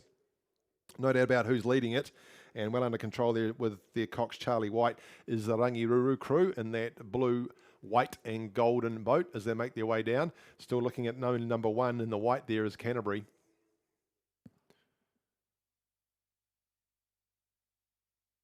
Which is actually Cashmere. It looks like they've got the Cashmere colours on there. And so Abby Higgins, the Cox, and Matt Allen, the Cashmere coaches, making sure they're doing their utmost to get themselves through the final. Right on the outside, though, goes Christchurch Girls High School number 2. And they've been strong in the 8s this year, Christchurch Girls, from the novices right through. And we saw their effort in the under-19s at the finish of the regatta 2 weeks ago. So it still sits with Rangiruru down to Cashmere / Canterbury. We go across to Christchurch Girls.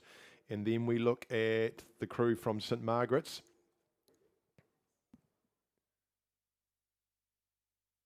It's actually Queen Margaret just ahead of St Margaret. So Queen Margaret putting in a great showing here.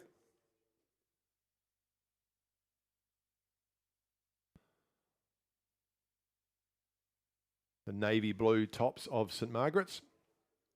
Queen Margaret rather, and it is still Rangiruru. They've got around about 300 metres to go. They're well clear of the rest of the field from this Kashmir crew, and then Queen Margaret. Then we go back to the crew just on the inside, which is Timaru.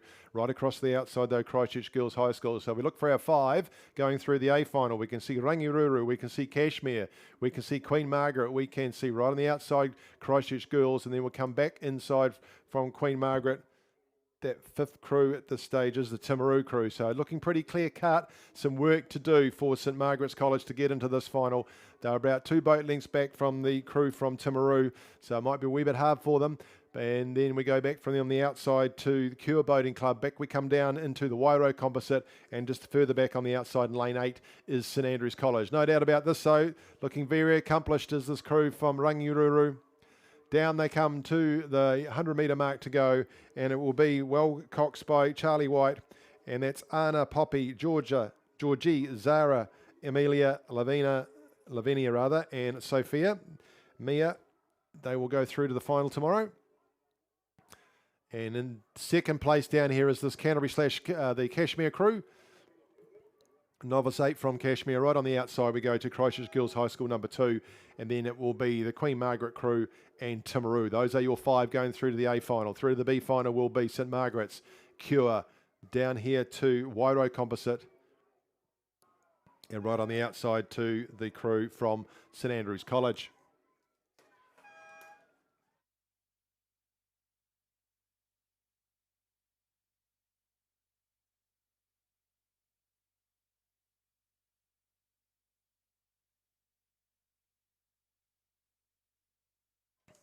Boys under 17 Cox State is on its way. This is a bit feisty. This race, last regatta. Lane number 3, Timaru 30, Tim Bartlett, Louis O'Sullivan, Charlie Cooper, Harry Shearer, Baxter Hopper Park, Josh Sadler, George Talbot, Cooper Gordon, Ned Brown as the Cox. Right alongside them in lane number 4 is St Thomas, the Canterbury 1, Harry Gallagher, Luke Sweeney, Seth Trander, Liam Jessup, Calix Manahera, Cairo Horgan, Kaiden Barrow, Lucas Dowling, and Jack Dunn as the Cox. Right in the middle of the field, though, St Andrews College number 1, Hugo Millabell, Bart Ashman, Jesse Saunders, Logan Scott, Oliver O'Brien, Noah Hunter, George Barclay, Cameron Sharp, and George Rankin as the Cox. Lane number 6 is St Andrews, Christ College number 1, Thomas Richmond, Freddie Parfitt, Jay Ferguson, Fletcher Harris, Alex Lascelles, George Haddon, Matthew Vance, and Charlie Lassetti. Jono Simpson as the Cox. And lane number 7 in the red and black is St Bede's College number 1. Cooper Titterton, Leakey, Carter, Connolly, Isaac Guerra, Alex Walters, James Franken, Brodie Clements, Wright Dent, and Ryan Gardner. Matthew Casey is the Cox. They are leading over Christ College. That will be Timaru 30 down there on the inside, who are currently holding 3rd. They're all going to come back and have another crack at it tomorrow. But these are boys, and they want to muscle their way out and just see who's the proudest peacock as they get to the start line tomorrow. Those are your 3 that are leading. We'll come back to St Thomas and St Andrews right along next to each other. And this will be a cracker tomorrow when they come back and have a race at it. It'll be interesting to see the times they can go through when they do that. But at this stage, I wouldn't be surprised to see the same sort of competition as you've got out there now with St Bede's and Christ College having a crack at each other.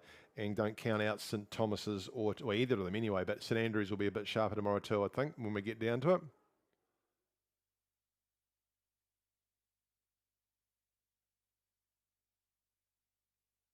Not overrating at the moment, sitting there at 35 at St Bede's, and Christ College very similar. And just to watch this down here from Timaru 30, just pushing up along Christ College. Don't read too much into it.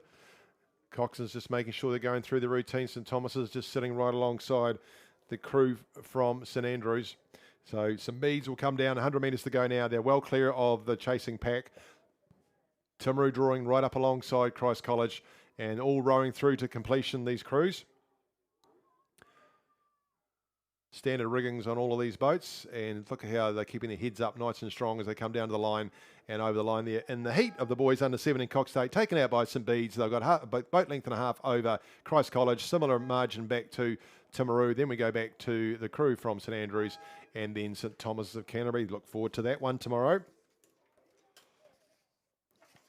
Men's Intermediate Cox 4. This is a straight through heat. They'll all go in the final, racing for lanes, but a full field. Lane number 1, Avon 1, Theodore Thomas, Cameron Abel, Corbin Newlands, Didier Marks, Grayson Faulkner is the Cox. Lane number 2, Christ College 1, Toby Glasson, Robbie Owens, Cody Rollinson, Cooper Ward, Jack McEwen is the Cox. Lane number 3, Wido 11, Tom Dunn, Isaac Coleman, Blake Pitts, Blake Marfell and Dion Crafer is the Cox. Lane number 4 is Christchurch Boys High School number 2, John D. Mason, Mark Bowman, Albie Sampson, Ben Skilton and Kellen Faulkner is the Cox. Lane number 5, Otago Boys High School number 1, Charlie Swan, Jack McCaskill, Will Chiddock and Charlie Anderson. Connor Sinclair is the Cox in the middle of the field. Oh, it's very even. Maybe just Avon 1 poking the nose out on the inside. They might have the advantage over these boys at this stage, but lane number 6 it is St Thomas the Canterbury, Charlie Smith, Noah Fidel, Nicholas Marston, Jacob Henderson, Carlson Fernandez is the Cox. Shirley Boys High School, their number 1 crew is in lane 7. That's Aidan Daly, Jack Stewart, Finn Lloyd, Logan Skelton, James Watson is the Cox. Lane number 8, Whakatipu number 1 out there in that distinctive yellow boat. Kato Nakazawa, Tom Reynard, Baxter King and Henry Monia and Jesse Glover is the Cox. Lane 9 is Christchurch Boys High School 1, Lockie Honeywell, Brody Newfield, Ryder Townsend, Flynn Nimmo and Carter Williams is the Cox. And then in lane number 10, it's the yellow and familiar yellow colours. Oamaru 22, Cash Loudon, Isaac Fox, Jacob Rawbark, Ike Newlands Carter and Georgia Guy is the Cox. All go through to the final tomorrow.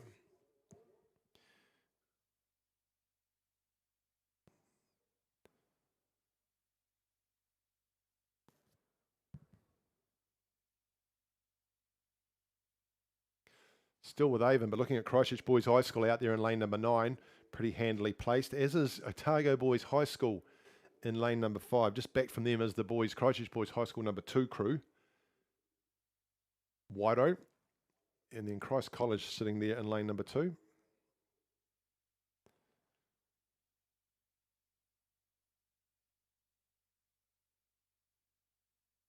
See Whakatipu starting to come into contention, that orange boat trying to make itself, or obviously making itself quite prevalent, just drawing up along in behind the Christchurch Boys High School crew. So it still sits down there in lane 1 with Avon.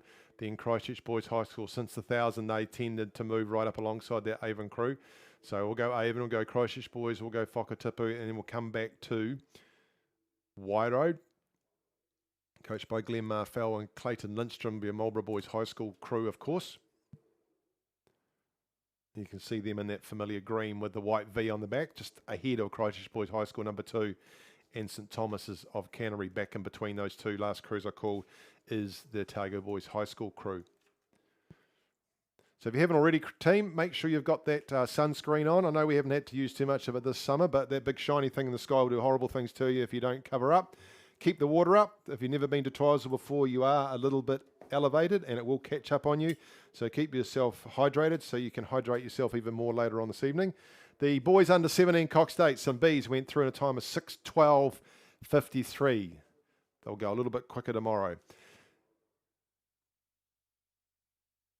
Down to the business end we go. Avon working hard down there. Experienced Corbin Newlands in the middle of the pack, coming past his alma mater. He's a former Shirley boy. He's just going past the Shirley Boys supporters now. So give him a cheer, Shirley Boys, as you see Corbin in there. Great club man he is. We go right across to Christchurch Boys High School. And Carter Williams is the Cox. He's got them well under control. They're on the outside there. They would just about be in first place now. Then it is Wairo holding on to third. Whakatipu outside of Christchurch Boys High School's Oamaru. Those are where the main crews are coming from tomorrow. Shirley Boys High School right in the middle of the mix, coming down next after that. Then Christ College have moved nicely in the last couple of 100 metres to get themselves back into the middle of it. And it would be St Thomas's of Canterbury just in the middle of the pack. And a little bit further back is Otago Boys High School. Just had a bit of a whoops. So they're just stopping to reassemble themselves, and away they go again now. So well done, chaps. You'll have another crack at it tomorrow. Avon holding this lead over Christchurch Boys High School. And working hard as they come down towards the last part of the course. Grayson Faulkner sitting in that bow-seated coxing position. 100 metres to go, keeping them straight.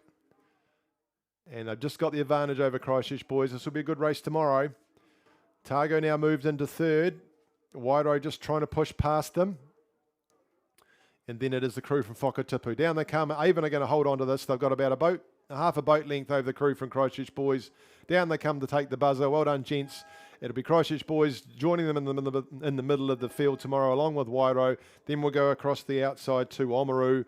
And then it will be the Whakatipu crew down here to Christchurch Boys High School number 2, out to Shirley Boys, down here to Christ College, and then St Thomas's completing the field will be Otago Boys High School number 1. The girls under 17 Cox quadruple sculls is making its way through 500 metres, the little island down there that we call Alcatraz. If you do make a walk down to the 1,000 metre point, which is a very cool thing to do, and watch the crews come through, you can see the 500 metre mark from there, and this is in lane number 2, Marion College 1.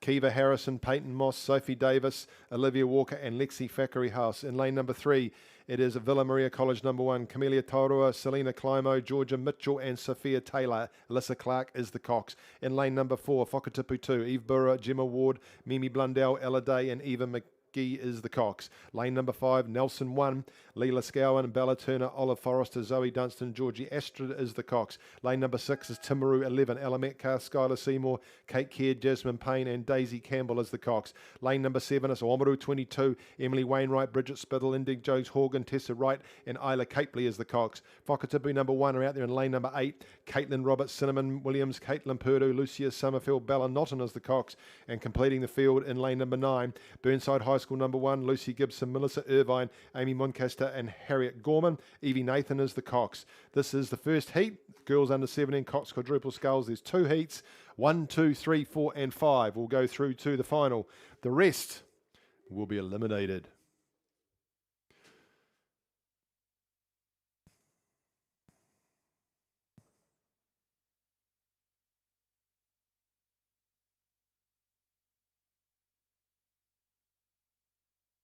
Burnside. Burnside over Timaru. Early stages. I don't know that lane number 4 is there, but we'll see. So Burnside out there in lane number 9, holding the advantage at this stage. We would come across to Timaru. Then we go just outside of Timaru to Nelson. They're just pushing up alongside that Timaru crew. Other side of Timaru is Oamaru. Outside of them in the yellow is Whakatipu. There's another boat making its way back on the outside of the course. So maybe that might be Whakatipu too. I think it looks like it. They might have some mechanical issues because they are a wee way out. Anyway, back here on course, Villa Maria down there in lane number 2 in the sky, the familiar blue colours of them, and then you've got the blue and the red of Marion College in lane number 2. So 1, 2, 3 and 4 and 5 are going to go through to the A final, and they're being led down by Burnside now, still with Timaru just alongside them. Third at this stage is Nelson. Then we go across to Villa Maria, back to Marion, and then it is Oamaru 22. So who's going to dip out? Let's see. Whakatipu 1 right in the mix here as well. Still with Burnside, so I'm going to go Burnside of one of them that are going to be in close to it, along with Timaru. Pushing still down there is Villa Maria. They weren't here at Canterbury Champs, but they were pretty prevalent in Otago Champs. We go back to Nelson. Oh, this might be close for the 5. Only one's going to miss out because it's a smaller field, so that will go through to elimination. Second heat is underway.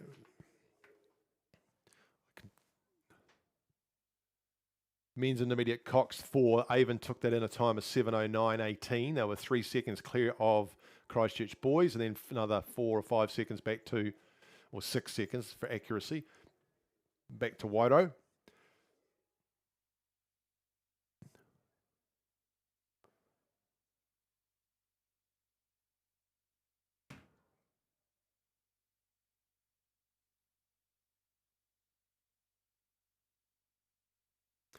They're ticking away nicely as they come into the Golden Boys at about 32 is Burnside. They have got this all under control. It is Timaru 11 out of Craighead in the green boat that are holding on to second at this stage. Third is Villa Maria. Not much between them and Nelson in the blue. It is Whakatipu that didn't quite make the start. Then we go to Oamaru in the yellow, and then across to Whakatipu number 1, just ahead of the crew from Marion. So we'll get 5 that'll go through. A couple are going to miss out, but this is very impressive from the Burnside crew. Well clear of the rest of the field, very tidy.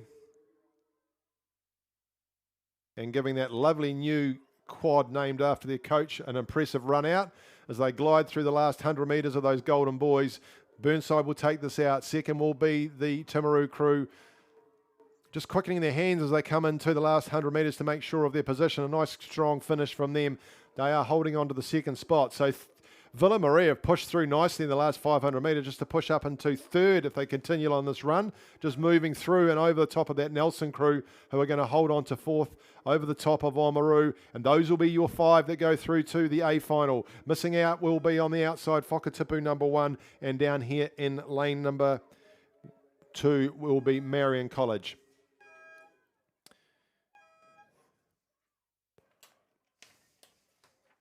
Second heat's making its way down. It's into the second 1,000. Looks like more of a fuller field there. In lane number 1, Ashburton 1, Tegan Marriott. G'day, Robbie. Zara McGillan, Georgia Scam. Well, hello, Scam. Isla Moffat and Eve Marshall is the Cox. In lane number 2 is Timaru 12. Leah Newlove, Emma Johnson, Sophie Burton, Heidi Harper, and Dia Payne is the Cox. Nelson number 2 are in lane 3. Big Nelson contingent in this regatta. Poppy Sheehan, Hannah Estridge, Frida Bischoff, Mia Coleman, and Leela Cameron. In lane number 4, Villa Maria number 2, Aurelia Morton, Aurelia, Elizabeth Cochran, Sophia Demani, Abby Norman Lata, and Kiara Cooney.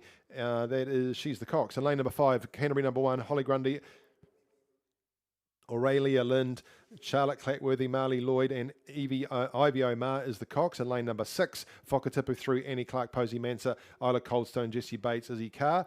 She's coxing. Lane number 7, Waihope 1, Ellie Mae Boniface, Avril Kuma, Anna McWilliam, and Madison Stevens with Sophia Collier, the Cox. Lane number 8 is Otago Girls High School number 1, Jamie Stibe, Eva Gardner, Harriet Rowe, Ali Ryan, and Lara Cadman is the Cox. Lane number 9 is Union 1, Pagan Hay, Emily Gilmore, Eden Peaty, and Billy Rochford with Jemima Nola is the Cox. Again, we're looking for 1, 2, 3, 4, and 5 to go through. And it looks to me like it's the Ashburton crew and their spectacular Pink Swift making its way down lane number 1. Otago Girls High School having a good day out already. We've heard that today. They are in lane number 8, out there with the black and the white Harlequins, the red caps, and then right in the middle of the course, it looks like the Canterbury crew, aka Cashmere. So there's your 3, Ashburton, Cashmere, Otago Girls. We go back to Whakatipu number 3 in the middle of the course there. Lane number 4, Villa Maria right in the mix as well. Right on the outside to Union number 1. Then we come back down to Timaru 12 and into Nelson number 2. So you can see Ashburton going past their supporters now. They'll be pretty happy with that. And what a marvellous looking boat that is, that Pink Swift. And if you'd like a Pink Swift, pop out to the car park and have a chat to Sally Knight from Swift Boats. She could jack you up with one. Certainly very distinctive, isn't it? And they go faster, the pink ones. So it's coming into 250 metres to go. They've got about 2 boat lengths over Cashmere. Then we go out across to Otago Girls High School. So those are our 3. Where are the other 2 going to come from to go to the A final? We have a look in the middle there and we can see Waihope number 1, pretty handily placed. They're holding on to 4th. 5th is right across to the Villa Maria Blues. So the one that might upset the apple cart for them will be right in the middle of them. It is Waihope Whakatipu number 3 who've got the opportunity. Union just a bit further back there in lane number 9. Then we come down to Timaru 12, and inside from them is Nelson. No doubt about who's going to win it. They've got about 90 metres to go now. Well coxed by Eve Marshall. So Tiga, Zara, Georgia and Isla putting in an impressive effort. They will be tough to beat in the final of the under-17 Cox squad. We'll see what sort of time they come up with. They've got 4 boat lengths, though, clear over the Cashmere crew. Then we go across, as I said before, to Otago Girls. Very clear, 1, 2 and 3. The buzzer goes now. Waihope are going to take 4th. Villa Maria are going to take 5th at this stage. So Whakatipu, you've still got 150 metres to wind up and try and go through Villa Maria and get yourself through to the A final. Otherwise, you'll have some other events to focus on. Across on the outside to Union. Well done to the crews that are going through. There's Otago Girls just finishing now. Out to Waihope. They'll come through, and then Villa. So there are your 5 heading through. Ashburton have already headed off to the boat park.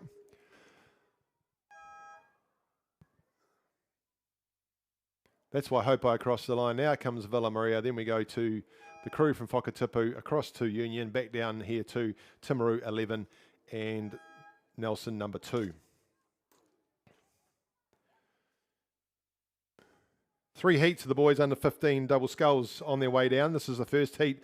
It is into the last 1,000. It is in lane number 2, Shirley Boys High School number 1, Callum Harris, Luca Hartley. Lane number 3, Union 2, Zachary Dalton and Caleb Yates. Lane number 4 is Otago 2, Forbes Mackay and Lucas Raymond. Lane 5 is Whakatipu 2, Rome Lawrence and Baker Schmitz. Lane 6, Timaru 30, George Neal, Idris Hudart. Lane number 7, Roncalli College, Lachlan Strawn and Alfie Chapman. We've got a scratching in lane number 8, and it is Nelson out there in lane number 9.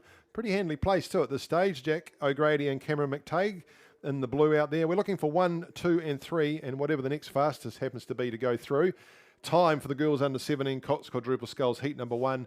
Burnside going through in a time of 7:40.87, 10 seconds clear of Timaru. So look out here to the course to the boys under 15 double sculls. Good start there from Shirley Boys. About to go through past the Shirley supporters, so make sure you give them a good cheer. Whakatipu number 2 right out in the middle, and then we go right outside to Nelson. So those 3 looking like they are making every post a winning post. It then would be across to Otago number 2. Just see the red caps to the right of that boat there.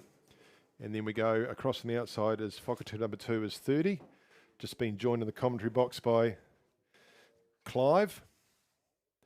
He's got 5 packets of sandwiches, 2 bottles of wine, and 3 menus for his dinner tonight.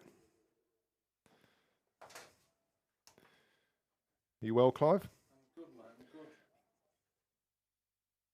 I'm good. Very well. It's good. How are we all going? It's a beautiful day now out there. It is. You're looking very splendid. I've just had a power nap. You do realise you don't have to do the commentary wearing a rose suit, don't you? I know, but I wanted to wear your rose suit.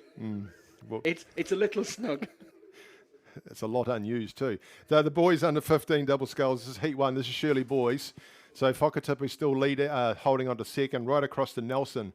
Handy effort there from them. Otago Boys, the other ones are going to have to go for next fastest, along with the crew from Timaru just outside there. And then we go back to Otago number 2, across on the outside to the Roncalli crew.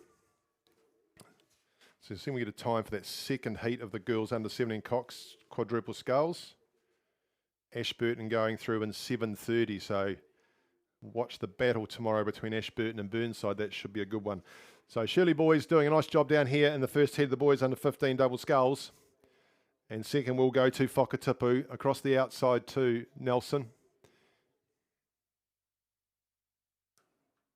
So those are the 3 that will go through, and then depending on time, we'll be looking at the crew from Timaru, Otago number 2, and just alongside them, Union number 2. Down the line, they come Shirley Boys. They'll be pretty happy with that. The buzzer's going to go their way. Oh, about now, half a boat length. Well done, boys, over Whakatipu, and then it'll be probably 5 boat lengths back to Nelson. 100 metres to go there now for the Otago 30, Timaru 30 crew ahead of Otago number 2. That is the first heat as they finish. I'll give you the crews for the second heat. Lane number 2, Burnside High School number 1, Sean Gilman, Ben Smith. Lane number 3, Cashmere High School number 1, Darby Fallett and McKinley Graham. Lane number 4 is St Thomas the Cannery 1, Xavier Croucher and Seth Hanrahan. Lane number 5 is Selwyn Rowings number 1, Mason Jessup and Hugo Johnson. Lane 6 is Cromwell number 1, Jake Spittle, Bryn Sutherland. Lane number 7, Wairo 11, William Hurren and Ollie Saggers. Lane number 8 is Otago Boys High School number 2, Luca Jury and Hunter Windmill. And lane 9, Whakatipu 3, Ethan Patterson, Tommy Carlson. 1, 2 and 3 to go through to the final.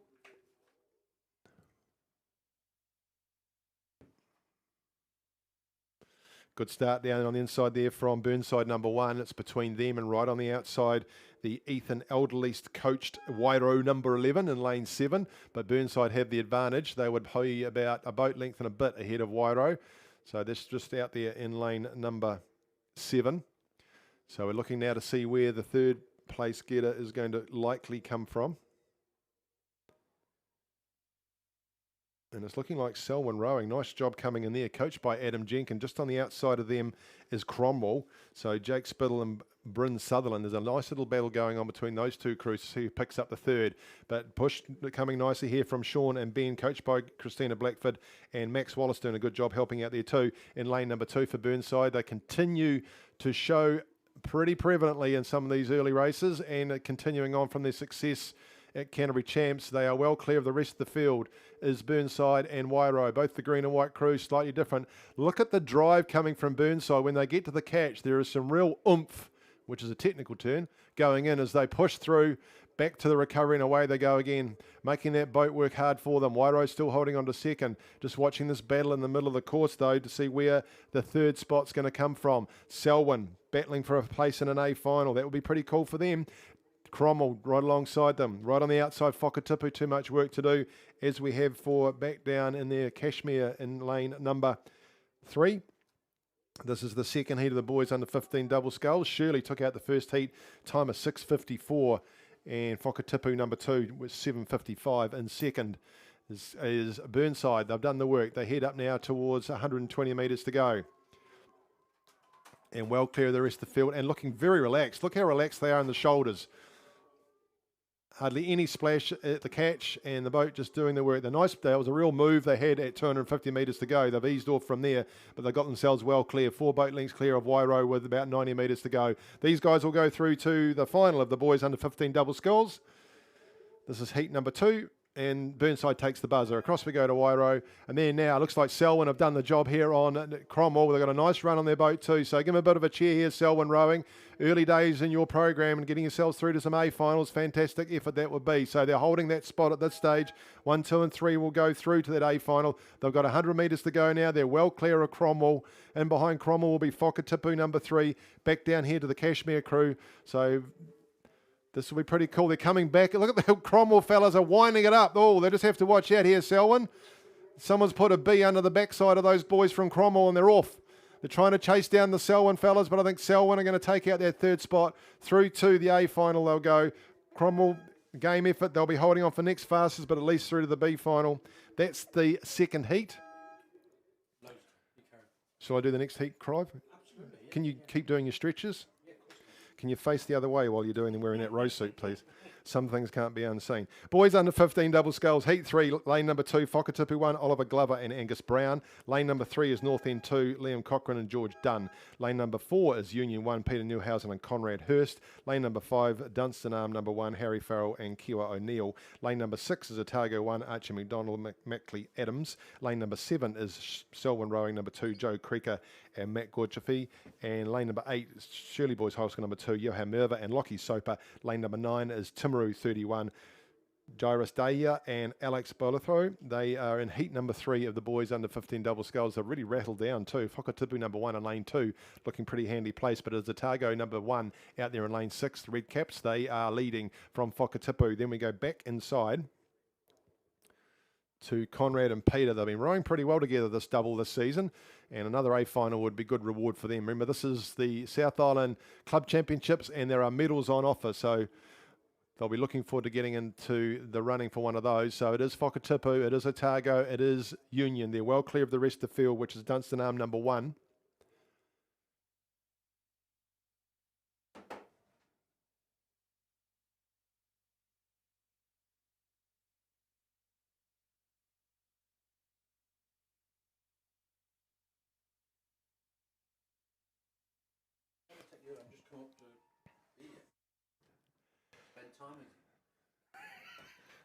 Well, that was worth broadcasting, wasn't it?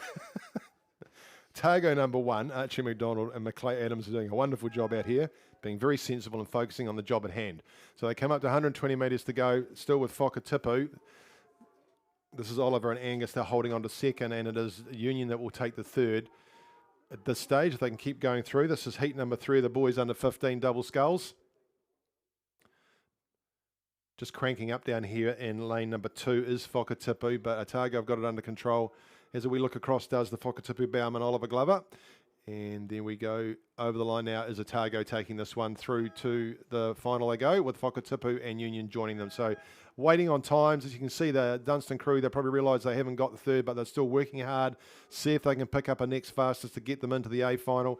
On the outside, we'll go to Shirley Boys High School number 2. Just alongside from them is Selwyn Rowing number 2. They're eyeballing each other. And on the outside of them is Timaru 31 in this heat. I'm just not quite sure what's going on down in, I think, North End have had a mechanical issue. So the umpires will be looking to make everybody safe down there, because Right up there, Chuffs, is the women's intermediate Cox 4, lane number 3, Wairo 1, which is Kate Young, Ruby Lindstrom, Casey Twaddell, and Maggie Clark with Hayley Sutherland, the Cox. Lane number 4 is Avonside Girls High School number 2, Emily Kurtzia, Kira Knight, and Ruby Clark, Maya Jones, and Brooke Sykes. Lane number 5 is Ava number 1, Nina Mackay, Natalie Sherman, Zara Ford, Isabella Galvin, and Liza O'Mara as the Cox. All good field this. Lane number 6, Omru 22, Peyton Dixon, Bailey Pearson, Sky Frank, Evie Mitchell, and Tempe Oliver is the Cox. Lane number 7 is Christchurch Girls High School number 1, Eva Sutherland, Phoebe Colley, Mia Tungati, and Zara Shepherd, with Bonnie Giddens as the Cox. Lane number 8 is Rangiru Girls School number 1, Martha Richards, Ashley Brooks, Georgia Kelso, Bo Cruikshank, Phoebe White as the Cox. 7:34 that previous heat, second in it from the heat before. So the boys under 15 double sculls, that was heat number 2. Burnside 7:34.20, only 1 second in it between the previous heat. Good to see. So it looks like they've got this, it's a North End crew righted, and they're going to complete the race, which is good, because if they can complete the race, they will give themselves a chance of getting through to the B final. So that's good for Liam and George to make sure they do complete that race out in front of us. So make sure, team, they obviously had a mechanical issue, they've recovered, so as they come past their supporters, make sure you give them a bit of a round of applause. It's no mean feat to finish a race out here. Fantastic conditions, though, my word. If anybody was watching the live stream of the North Island Club Champs last weekend, it's chalk and cheese. So we're very blessed to enjoy these conditions out here today, and also the sunshine. So just watching this intermediate Cox 4, this is heat number 1. It is going to be the fastest that go through. It's Avon number 1 in the middle of the course. Eliza Omar guiding them down. Rangiruru Girls School number 1 are on the outside, holding on to second position from that crew from Wairo down there in lane number 3. So coached by Joe Benian. So it'll be Marlborough Girls College there. So Avon across to Rangiruru, Wairo. Then we go across to Avonside Girls, continuing their strong showing this season. Just outside of them in the gold is Oromu 22, and just a little bit further back in lane number 7 is Christchurch Girls High School. I'll bring this one through for you. Clive will finish the next race, but I'll give you the field now to make his life easier. Lane number 3, Wairo 2, Emily Isles, Poppy Fernandez, Amelia Hardy, Libby Pitts, and Elijah Flight is the Cox. Lane number 4 is Avon 2, Bree Shaw, Isabel Williamson, Minette Prinsloo, Amy Skulzenweisky, and Robbie Miller is the Cox. Lane number 5, Avonside Girls High School number 1, Gabby Chapman, Eve Rees, Olivia Lycan, Kate Burgess, and Emily Ash is the Cox. Lane number 6 in that second heat of the women's intermediate Cox 4 is St Margaret's College 1, India Doolan, Audrina Stewart, and Sophia Tivers with Olivia Beecroft. Clementine Forbes is the Cox there. And our visitors from Wellington, lane number 7, Queen Margaret College number 1, Lucy Gray, Hannah Cooper, Romy Law, Isabella Connor, and Olivia Sexton Lako. They are through 500 metres. The first heat, though, it's all with Ivan, Nina Mackay, Natalie, Zara, Isabella Galvin, and Liza Omar. Very experienced Cox now, Eliza. She's done a lot. She's been on the international stage. She's got this crew through to 50 metres to go, and away they will go. Rangiruru Girls School number 1 under pressure now from Wairo, but those 3 are going to head into the final because it will be the 10 fastest. They're well clear of the rest of the field, these crews. We go back inside to the crew from Avonside Girls High School across to Oamaru, and then Christchurch Girls High School will complete the field in the second heat. I will leave you in the very capable hands of Clive, and he'll take you through the early part of the afternoon session, and I'll catch you later on this evening.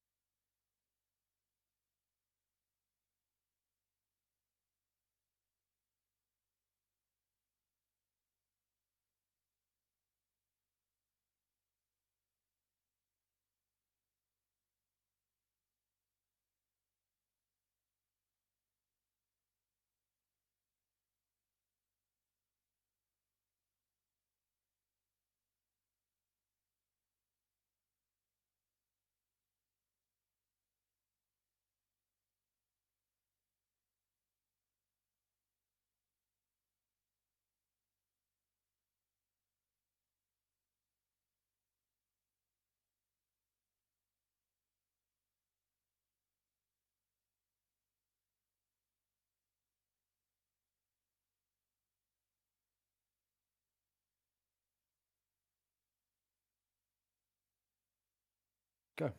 See you later. Hello, ladies and gentlemen. Thank you there to Ian. Some wonderful commentary there. Great to follow through. as we pick up this race. So we're on a race 82, really charging through them today, and wonderful work again by all the volunteers and particularly all the crew down there at the starting line and in the chute.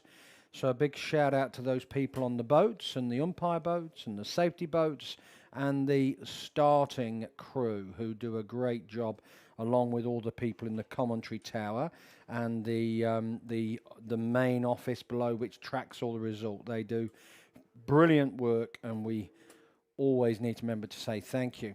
Great crowd out there on the grass, on the bank. Hope you're enjoying your ice creams and your coffee. And remember, you got a hat on and put some sunblock on as well. So picking this race up, this is race 82, Women's Intermediate Coxed 4. From lane 3, we have Wairo 2, in 4, Avon 2, 5, Avonside Girls High School 1, in 6, St. Margaret's College 1, in 7, Queen Margaret College 1. So as we say, welcome to Queen Margaret College. Hope you're enjoying the weekend down here and you had a good trip, and I'm sure you'll be singing Twisel's praises. So as we take a look at this is a nice race developing here. I can see the umpire boat just tucked in at the back there, but out front we have the Wairo 2 crew, which is Emma, Poppy, Amelia, Libby, and Elijah Flight is coxing. So they're moving along quite nicely. They've got a little bit of clear water over St. Margaret's. Coming back from St. Margaret's, we have, let's have a look, there's a couple of a crew on the outside, which is Queen Margaret College. They're racing with the Avonside Girls High School crew, and then we just come back, and they're actually Avonside Girls at the moment. So coming through here, we're all happy, and as they hit the yellow boys, and this is Wairo 2. Wairo 2 are comfortably in there. They're being talked down nice and smooth. Don't have to go too hard here because they're all going to progress. It's actually the fastest 10. Sorry, this is heat 2. So they're all going to go through to 10 through to the final, which is great. As well, just bring you down to line. So it's Wairo in lane number 3. They're going to take this heat out here. Then we go back to St. Margaret's College 1, which is India, Audrina, Sophia, Olivia, and Clementine Forbes is coxing. So there we go. Wairo over the line. Next, coming down, probably about 4 or 5 lengths back, is St. Margaret's College. After them, we then come through to lane number 5, which is Waihope. Is that Waihope? Oh, no, sorry, Avonside Girls in lane 5. In lane 5, Avonside Girls High School. Then over on the far side there in 7, lane 7, Queen Margaret College 1. They're going to come through in 4th. And last but not least, Avon 2 in lane 4. That's the heat 2 of the women's intermediate coxed 4. Just a quick message before I pick up the next race. A phone has been handed into the secretary's office. The secretaries are currently calling Venezuela, as well as the several friends and relations in the UK. So they haven't given me any details on the phone. It just says a phone. I will try and get some details so at least I have a make and model. But a phone has been handed in to the secretary's office. We might try and find out what it is. I remember earlier there was an FPOS card handed in as well to the secretary's office. So if you've lost something, head there. Girls under 15, double sculls, race 83. Heat 1, 1, 2 and 3 progress to the A final plus the next fastest. 4, 5 and 6 go through to the B final plus the 2 next fastest. So in this, 1, 2, and 3. So I'm assuming there's 3 heats, and yes, there is 3 heats. Very competitive. Let's have a look who we got here. We've got Otago Girls, Wakatipu 2, Queen Margaret College 1, North End 2, Ashburton 2, Avonside Girls High School 1, Otago 1, Timaru 20, Timaru 41, and Invercargill 3. They're well on the way down. In fact, there is a leading crew out there. Wow, they have left the field. It's Timaru out there in lane 8. Timaru in lane 8. That is Timaru 20. That's Paige Ward and Hayley Taurua. They are about 10 lengths away from everyone else. They have absolutely really looking so smooth. They're on a training row now. Absolutely training row. That's E8. Good race behind them, though. That's North End there in lane 4. That's Ava and Olivia. They're moving along nicely, and they've got a couple of lengths over. That looks like another Timaru crew out there. In lane 9 it is. There's another Timaru crew. Then back inside we come into lane number 6. That'll be Avonside Girls High School. They're both slightly behind the yellow boat from lane 2, which is Wakatipu 2. That's Liv and Andy. They're both coming through. So there's our winners. They've gone through very comfortably in lane 8. Excellent work there to Timaru 20. Second place will go to lane number 4, which is North End. They're going to be in second. Third place is coming down to Wakatipu in lane number 2. So that's our 1, 2, 3. Fighting for next fastest is going to be lane 6 and lane 9. That's Avonside Girls High School and Timaru 40. So there we go. That's Wakatipu over the line. It's going to be right down to the wire here. And finishing strongly in the middle is the Avonside Girls crew. But I think lane... Well, it's very, very close. That was, I'm going to say Avonside might have just got that over the second Timaru crew. All working hard there. That's that heat. Heat number 1. First 3 through to the final. Now we go race 84.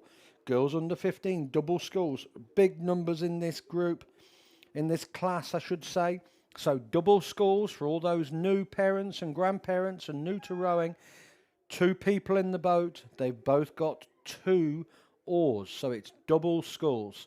Okay, so they're not sweeping, they're sculling as the rest of the crews come over the line. So well done to all of them. Great work. Absolutely tremendous day now. Definitely it's feeling more like an ice cream, or even possibly later an affogato would be magnificent, wouldn't it? Post dinner. But anyway, as we come through, let's see who's rowing in this. We've got Cromwell 2, Burnside High School 1, Timaru 11, Invercargill 1, North End 4, Wakatipu 3, Marion College 2, Selwyn Rowing 1, Ashburton 1, and Otago 3, last but not least. So, full field. They're well on course here. I'm just seeing the next race is being lined up. And that is all getting sorted in there. Looking forward to calling that. So get the binoculars on here. Oh, this is a nice race developing here. Again, we've got one crew that's looking like the yellow boat of Wakatipu, but I'd need to check that. They do tend to swap boats around here. So down on the inside, lane 1 is Cromwell. They're further back. Then we come up Burnside High School.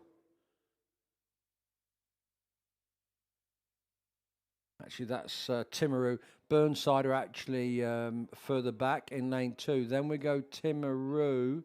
Outside of Timaru, we have Invercargill. They're a couple of lengths, 2-3 lengths back.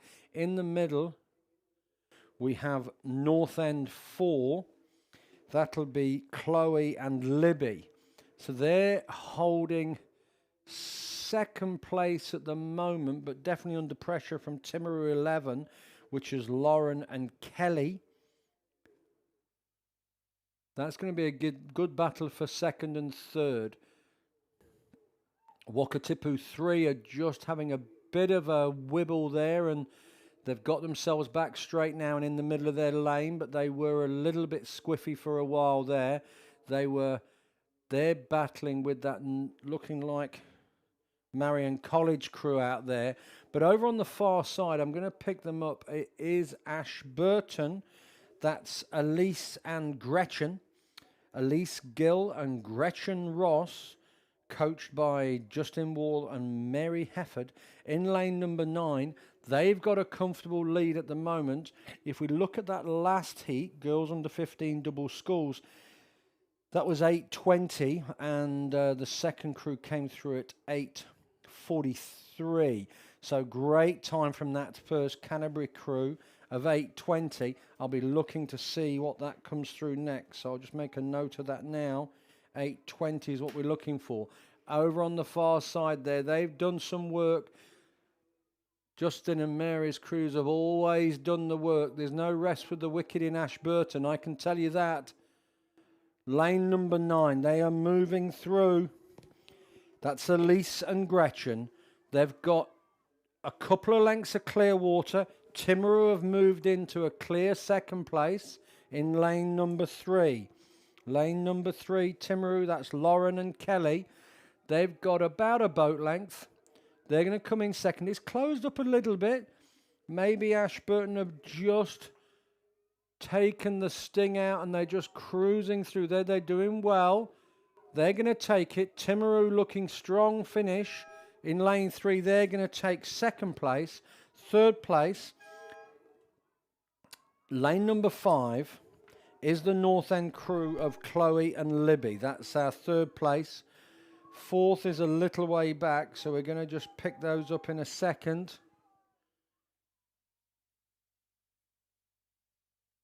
Timaru second. Coming across now in lane number 4, that's looking like the Invercargill crew. That's Evie and Piper. And then we're over to the Marion. Is that Marion? And that's Wakatipu there. And then we come back, and then lane number 7 is Marion. That's Marion just there. So well done, everyone. Good times. I'll keep an eye on that time if I can. We had 8:20 before for the previous heat. I'll be interested to see what that time is when it pops up. Next heat coming through is heat 3. Cromwell 1, Invercargill 2, Wakatipu 1, Timaru 21, Marion College 1, Union 1, North End 1, Otago 2, North End 3, Villa Maria 1. So lots of number 1 crews in this. This is the last heat of the girls under 15 double sculls. All the crews are across. I've been watching down and watching the interaction with the zonal umpiring boats, along with the odd little bit of dynamic umpiring as well. So it's interesting been watching that after getting the briefing this morning. So race 85, time-wise, we're really doing very well. We're supposed to be at 106 on this, and obviously I think we can only be a couple of minutes behind, so this is sterling work from everyone involved. Well done. Cromwell, we've got Penelope and Bella. Invercargill, Alexis and Emma. Wakatipu, Kira and Liberty. Timaru, Caitlin and Xanthi. Marion College, Sane and Amelia. Union, Lauren and Inez. North End, India and Marley. Otago 2, Emma and Stella. North End 3, Jess and Lucinda. Villa Maria College, Maeve and Isabella. So, good work going in here. Let's pick it up. They're into the yellow boys. It's the yellow boat. It is lane number 3, which is Wakatipu, Kira Lightfoot and Liberty Hyde. Coached by Jimmy Kavanagh. They've got 5, 6, 7 lengths on this field here. G3 moving through the water really nicely. They've done the work earlier in the day, earlier in the race. They've absolutely piled a heap of pain on everyone, I'm sure. G7, that must be North End. That's India and Marley. They're coming in second, as I say, probably 7 lengths back as our winners there. Shake hands, very happy, good result for the heat. That's Kira and Liberty. They're going through, they're the winners. Second place is going to be North End. North End 1, India Garden and Marley Hall. They go across the line. Closer battle. Oh, someone's had a bit of a catch there. Timaru have cost themselves, but they're still in the boat as they twist around. Coming through, are going to take third in the Marion College boat. It's lane number 5. Let's just see who that is. That's Sane Jenkins and Amelia Kelly. They are holding on to third place. They're going to get into the A final. That's great work. Coming under a bit of pressure from Invercargill, Alexis and Emma. They're putting them under pressure, but they're going to run out of runway. There we go. Over the line. That is Marion College. Big shout out to Marion. Well done. Then Invercargill over the line. Over on the far side, that must be Villa Maria. Yes, that's Villa Maria. Well done. They're over the line. Then we have Otago coming over the line on the far side in lane 8. Down on the inside in lane 4. That must be Timaru again. Oh, yeah, someone's being told to stop rowing. They must have just gone out of their lane. I think that's Timaru. Yeah, they're being told what to do. So, race 86, well underway. Under 16, Cox quadruple sculls. Heat number 1. 1, 2, 3, 4, 5. Straight to the final. The rest eliminated. We've got Selwyn, Wakatipu, St. Bede's College, Kashmir High School, Shirley Boys High School, Christchurch Boys High School, St. Andrews College 2 and Cure Boating Club. And this is a nice race developing. Let's have a quick look here. That looks like Wakatipu to me, who are racing Kashmir. Yeah, that's Kashmir. Let's just have a look at this Kashmir crew. Cameron, James, Thomas and Lucas with Matthew Stewart is the coxswain there. And Wakatipu is down here. That's Zebby, Phineas, Reuben, Flynn. Jesse Glover is the coxswain. Nice work here. It's closing up a little bit, but Wakatipu have got it at the moment in lane number 3. Lane number 3, that is Wakatipu. They've got a boat length over Kashmir. Kashmir, a solid second. Third, Cure Boating Club are sitting in third at the moment. I'm looking out there for Cure. Let's have a quick look. Yeah, that's Marcus, Fletcher, Tommy and Xavier with Dylan coxing. That's Dylan Lavalle. I think his brother's in the boat as well. So great work here in lane number 3. That is Wakatipu going through. Lane number 3.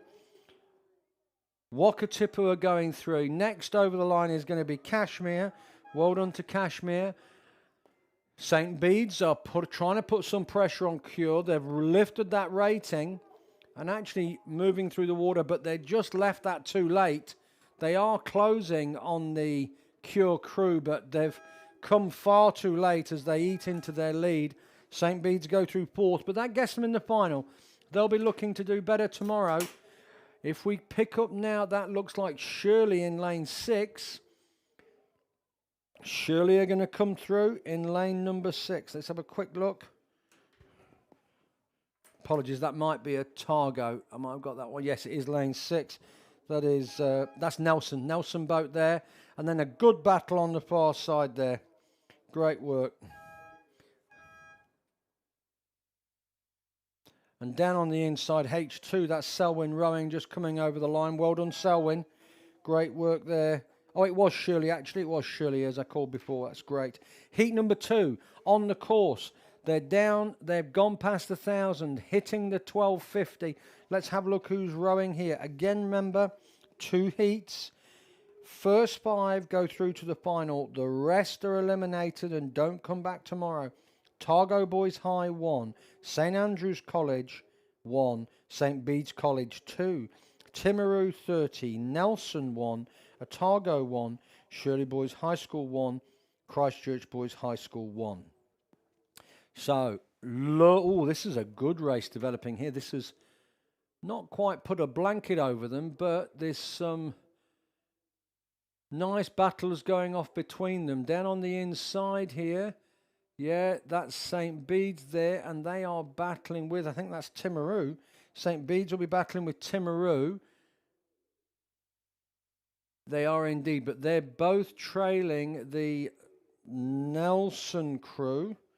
So that's Nelson just there, who are sitting in third. Our leaders, though, at the moment are out in lane number 7. Is that a Targo 1? Yes, it is. That's a Targo 1 with Shirley just outside there. So Shirley are sitting in second, but are going to come under a bit of pressure from the Nelson crew. And don't say St. Bede's are out of this yet, or Timaru. They're both got big finishers from what I've heard. But at the moment, still in the Red Boys as they just come out of the Red Boys shortly. We look at this crew in lane number 7. Looking pretty relaxed. Otago 1, that's Artie, Gus, Archie, Ollie, and Matthew Hall is the coxswain. This is Otago 1. They're leading at the moment. They've got clear water. The crew outside of them there, that is the Shirley boys in lane 8. Lane number 8, that's Fergus, Sam, Zach, Ethan, and Maxwell. Not Maxwell House, it's Maxwell Wilson, who's coxing for them. They're sitting in second. That's Shirley boys. In third place, and a comfortable third place, is the Nelson crew in lane 6. Nelson crew in lane 6. Well done to Nelson. Raphael, Matteo, Harrison, Luca, and Zach McCall. There we go. That's them over the line. Otago 1 take the win. Shirley boys take second. Third place will go to the crew in lane 6, which is Nelson. Well done, Shirley boys. Nelson third. Then we get to St. Bede's. St. Bede's come through fourth, and fifth by my reckoning is St. Andrews, lane number 3. Let me just double check that. Want to make sure. Yes, it is. That's St. Andrews. Squeak through in 5th. That's the boys under 16 Cox quadruple sculls. That's going to be pretty competitive because the first heat there was 657.98. So let's call it 658. And I'll try and remember to keep an eye out for the time on that one. That was 658, and that was Wakatipu, and then 704. So I'll be interested to see the times there. It's picking up now. Oh, this is a good race. This is one to watch. Men's Premier, Coxless 4. It's all Avon, I can tell you that. Avon 2, Avon 1, Avon 3, Avon 4. Let's go through the boats. Avon 2 is Josh Syme, Fergus Johnston, Harry Galvin, and Ted Main. Big shout out to Ted. Hope he's well. Avon 1 is Sam Wilson, Matthew Glenn, Henry Kirk, and Scott Shackleton. Avon 3 is Toby Robinson, William McIntosh, Ben Allen, Bede Gera. And Avon 4 is Lawrence Birch, Jake Burrows, George Young, and Logan Freshwater. Big shout out to Jake there. This is a good race. Let's see who's laying it down. And it is lane number 5. Lane number 5, that's Sam Wilson, Matthew Glenn, Henry Kirk, and Scott Shackleton. Yeah, he had a fight. He won a lot of Maudi medals, Scott Shackleton. I can tell you that. There's some quality in that boat there. Matthew Glenn, also ex-St. Bede's, if I'm not mistaken. Henry Kirk, Scott Shackleton, Sam Wilson. That's a good boat. Let's come back and look who's sitting in second. It's lane 4. Lane 4, Josh Syme, Fergus Johnston, Harry Galvin, and Ted Main. They're sitting second. That's in lane number 4. And lane 6 is sitting in third. Toby Robinson, William McIntosh, Ben Allen, and Bede Gera. But over the line in lane number 5, it's the Avon crew. Lane number 5, that's Avon 1. In second place, lane number 4, that's Avon 2. Over in lane 6, that is Avon 3, and Avon 4 here in lane number 7, that's Lawrence, Jake, George, and Logan. So well done, very much owned and dominated by Avon there in the Men's Premier Coxless 4. We have the Women's Premier Coxless 4 now. Let's take a look at this because there'll be some good rowers in this, some names I recognise from the past. In lane 3, we've got Avon 1. Lane 4, we've got Avon 3. Lane 5, St Margaret's College 1. In 6, Rangiruru Girls' School 1. 7, Avon 4. And 8, Avon 2. Let's look at Avon 1. That's Coco Flood, Jessica Tavendale, Phoebe Collier, and Georgie Bethel. That's a strong crew. Avon, all these crews will be strong. Avon 3, Tyler Stewart, Brooke Harper, Sasha Delman, and Isabella Welch. St Margaret's College is Greer Cathro, Isabella Green, Ella Drummond, and Sophie Cathro. Rangiruru Girls' School 1, Talulia Nelson, Lucy Houghton, Charlotte Gorman, Maddie Young. Avon 4, Sam Rankin, Imogen Boxall, Elka Thurston, and Hannah Wiley. And Avon 2, Emily Ryle, Lily Grant, Aine Leeson, and Harriet Williams. There's some good rowing experience in these boats here, and this will be a tough test for some of those school crews. There's no doubt at all. So it's Avon down on the inside. Let me pick up with that crew. That'll be the Coco Flood, Jessica Tavendale, Phoebe Collier, and Georgie Bethel. They are moving along nicely. They've gone away from the other two crews just outside of them, which will be Avon 3 and St Margaret's College. That's, yeah, St Margaret's. No disrespect in this for St Margaret's. These are very experienced rowers and good rowers. All Rangiruru are looking good. That's Tallulah, Lucy, Charlotte, and Maddie. They are absolutely here to play. There's no doubt at all. And then let's pick up the crew on the outside there. That's another Avon crew. I'm trying to pick the correct one. Make sure I get the right Avon crew number. They're all... yeah, it's the farthest one out. Avon 2. Emily, Lily, Aine, and Harriet. So those two Avon crews are absolutely going hammer and tong for this. I think there's a little bit of inter-club bragging rights here. The crew down the inside just going a little bit short, but they've got nice pace. They're really driving along there. That's great to see. And let's have a look at this Avon crew, looking slightly more relaxed in their shoulders, and they're equally moving the boat. This is going to be very close as we come down the inside. It is the Avon crew down on the inside who are into the yellow boys first, I'm going to say, but there's nothing in this. This is one to get your binoculars out and watch this race as they come through. Both those crews have stepped away from Rangiruru, who are sitting in a comfortable third. They'll be looking strong for Mardy, there's no doubt at all. Let's pick up lane number 3. Lane number 3, it is Avon 1. Coco, Jessica, Phoebe, and Georgie. They'll want the bragging rights, and I tell you what, they're going well. And it's out in lane 8. Avon 2, Emily, Lily, Aine, and Harriet. They've tried to stay with them. They look across, but they know they're not going to. They've got clear water now. Avon 1, Coco Flood, Jessica Tavendale, Phoebe Collier, and Georgie Bethel. They go over the line. They take the win. Avon 2 come in second. Rangiruru come in third. They're still driving down now. Last couple of strokes. Lane number 6, they go over the line. And then we come back to the next Avon crew, which must be Avon 3. It is Avon 3 in line 4. So great work there in the Women's Premier Coxless 4, heat number 1.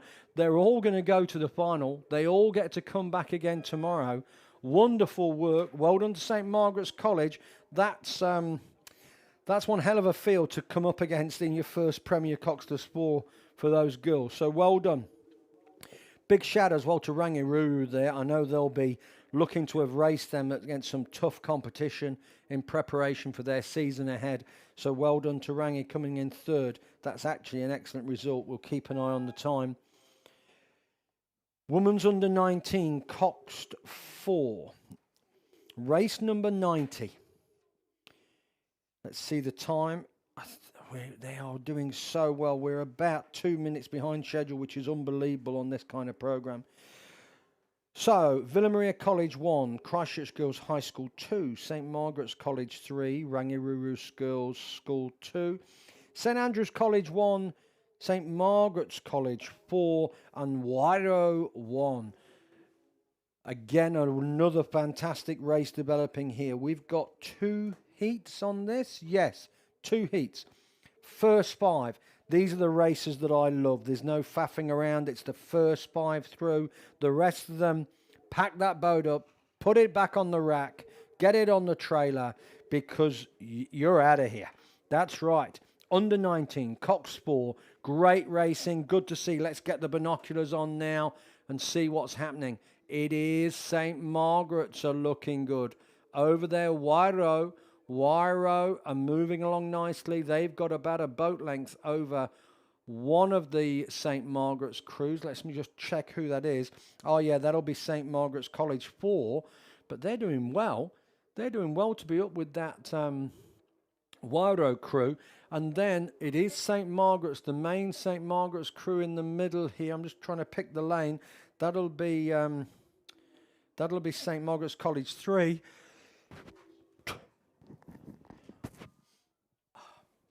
Excuse me, just a little bit of hay fever there.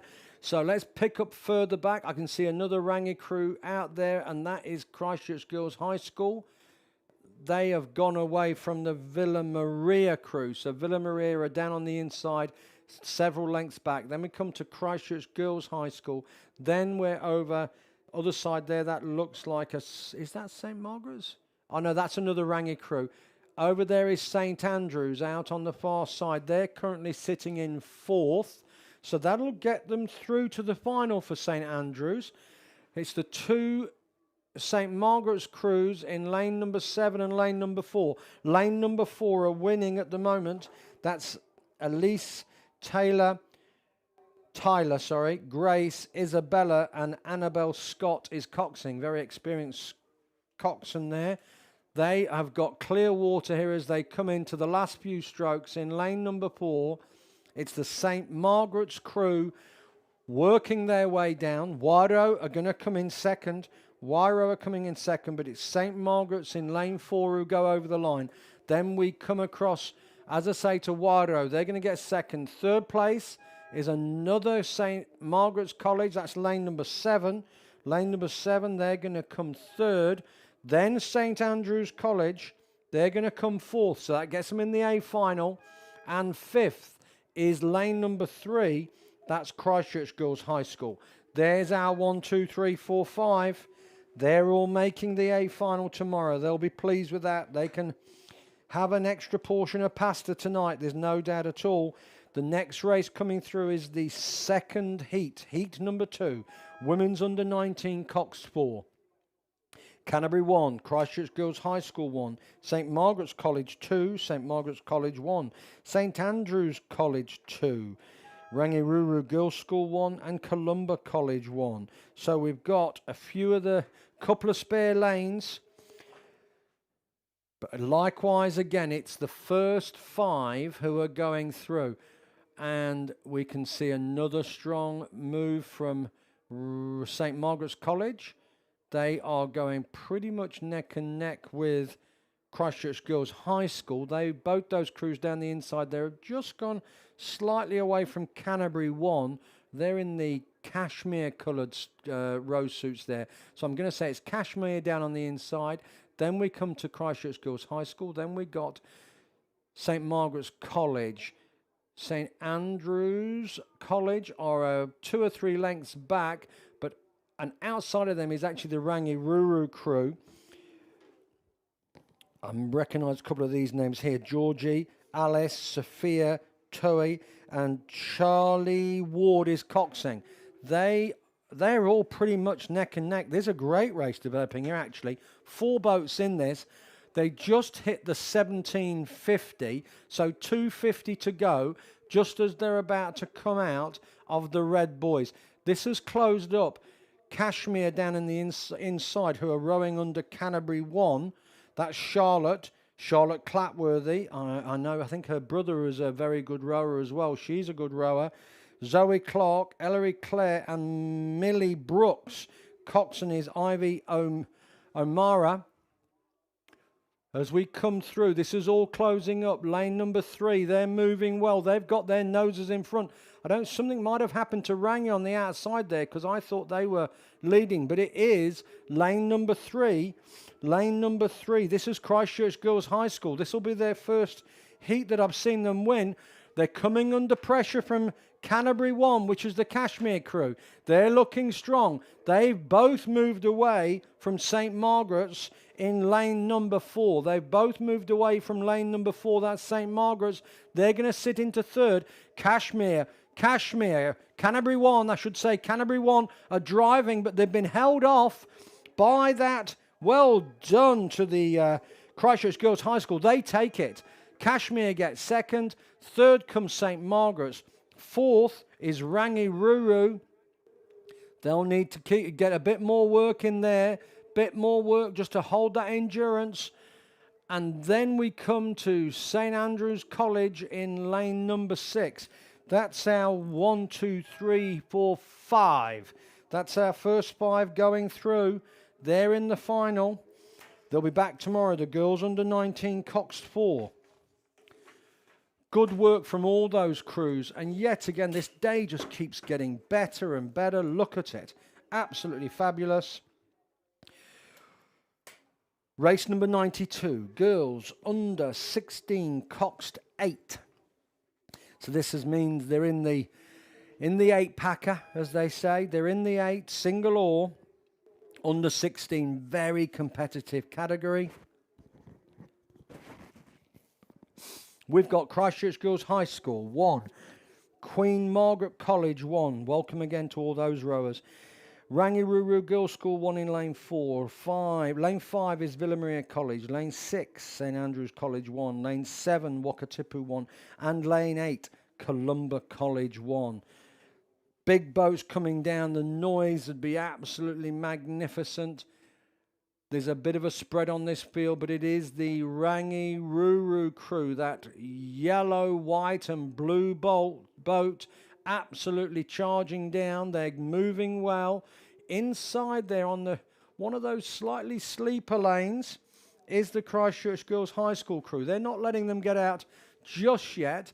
There's our 1 and 2. Third place looks like that's being held by Queen Margaret College. Over in the middle we have St. Andrews. Outside of St. Andrews, that's looking like Columba College. So they're having a race with each other. St. Andrews are just ahead there. Not much in that, but a few seats. We come back down the inside here, and it is Christchurch Girls High School. Christchurch Girls High School going along, but Rangi has stretched it. They've got good clear water now. Clear water as they're into the last 250. They're in the yellow boys. They've got their yellow caps on, being sun smart. That's good to see. They've always got the yellow caps on.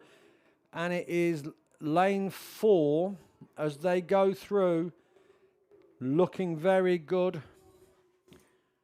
They've got a boat length of clear water as they come down. We remember that all of them are coming back, but you want to just lay down a bit of a marker here, and I think they've done that. They've shown they've got clear water, more in the tank, but in lane number 2, Christchurch Girls High School will be pleased with a good second spot. That's a good second spot. Rangi go over the line now. They take the win. Christchurch Girls High School come in second. Third place in lane number 3. Lane number 3 is Queen Margaret College 1. So well done to them. Big shout out. Next over the line will be St. Andrews College. They've still got a few strokes to go and probably 3 lengths of clear water there on the behind the Queen Margaret College crew. St. Andrews come down, they're over the line now, and then we go to Columba College out on the far side, and then back in the middle to Villa Maria College. That's race number 92, and they're all going to the A final.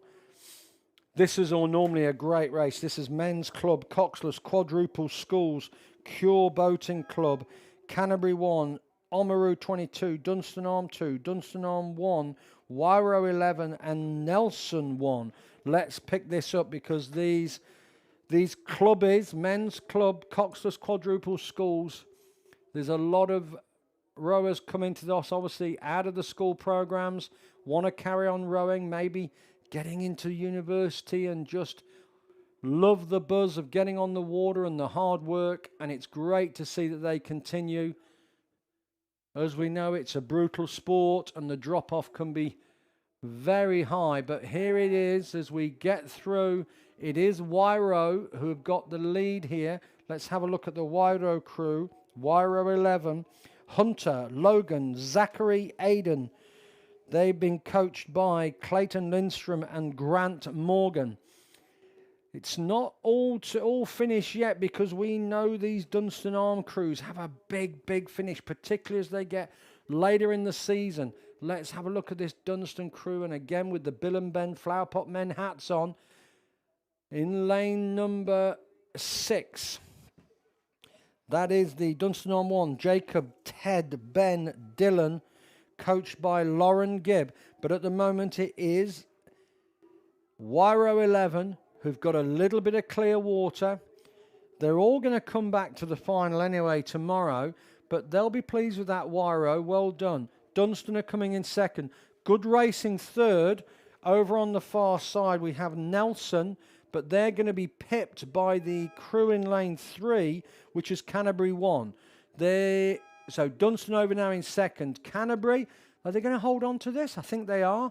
Canterbury hold it on by less than a canvas over Nelson. Then we come back to Dunstan Arm 2, who are just in front of the Oamaru 22 crew.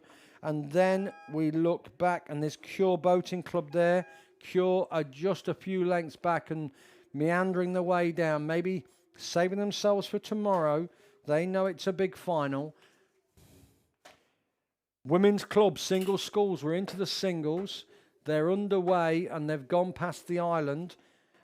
I will just grab a quick drink.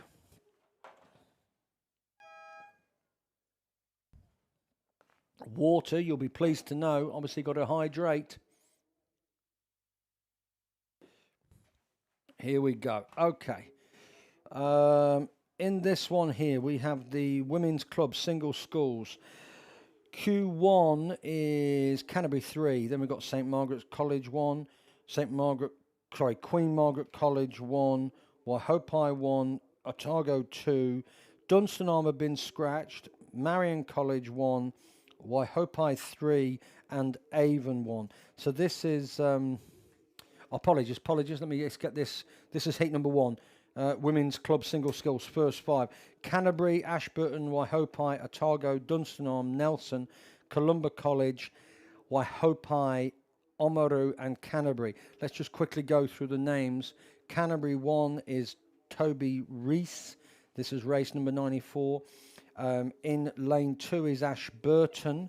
That is Isla Moffat. Waihopai is Mia Brown. Otago 1 in lane 4 is Maya Still. In 5, Dunstan Arm is Isla Westlake. In 6, Nelson 1, Francesca Palmer. In 7, Columba College, Fenella Millen. Waihopai 2 is Ella Norman. In lane 9 is Sophie Spittle. And in 10, Georgia Wynyard. So, single rowing, probably the hardest and most mentally challenging of all rowing events. Frankly, all of them are doing amazing. Even be out there, I sat in a boat once for about 3 seconds and then got out the water. Yes, it's not for the faint-hearted, let me tell you that. Anyway, great racing. We look through the middle. That is looking very Dunstan Armish coming through the middle there. That'll be Isla Westlake, coached by Simon Smith. And back from there, we come across that looking... There's Waihopai just there. Columba College outside. And also in the mix out on the far side there, that'll be Oamaru 22. Down on the inside... In the inside lane, that'll be Canterbury 1. That's Toby Reese. She's a couple of lengths back on the lane number 2. Ashburton 1, Isla Moffat. So she's got probably 2-3 lengths on there, and just outside of her is the Waihopai 4-rower, Mia Brown. But all those boats there are several lengths back over our leader. And yes, it is the Dunstan Arm rower in lane number 5. Isla Westlake, looking very comfortable.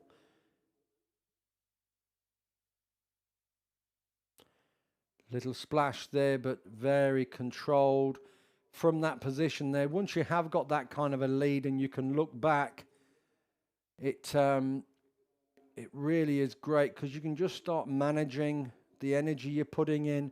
You obviously don't want to give too much away, but you also don't need to burn all the candles, shall we say. There's no records needing to be set yet, and she is absolutely laying down a very big marker there in lane number 5. They're going to take the win. There's not much doubt as they hit the last 250, well into the last 250 actually, probably coming down to the last 100. Good race for second here. Remember, it's the first 5 who go through. 2 heats on this, so the first 5, both heats, that gives us our full complement to 10. I just want to pick up who's second here. It is the Ashburton rower in lane number 2. Ashburton rower, that's Isla Moffat. So she's sitting in second. Dunstan Arm continue to work their way down. Probably about another 5 strokes to go. But they've clearly got this quite comfortably. Ashburton are going to come in second. Third is over to the... It's all closing up a little bit. Yeah, third is going to be P7, which is Columba College. If she can hold on, she's being rowed down a little bit, but our winner's gone over the line. That's Isla Westlake. She goes over the line. Ashburton go over the line.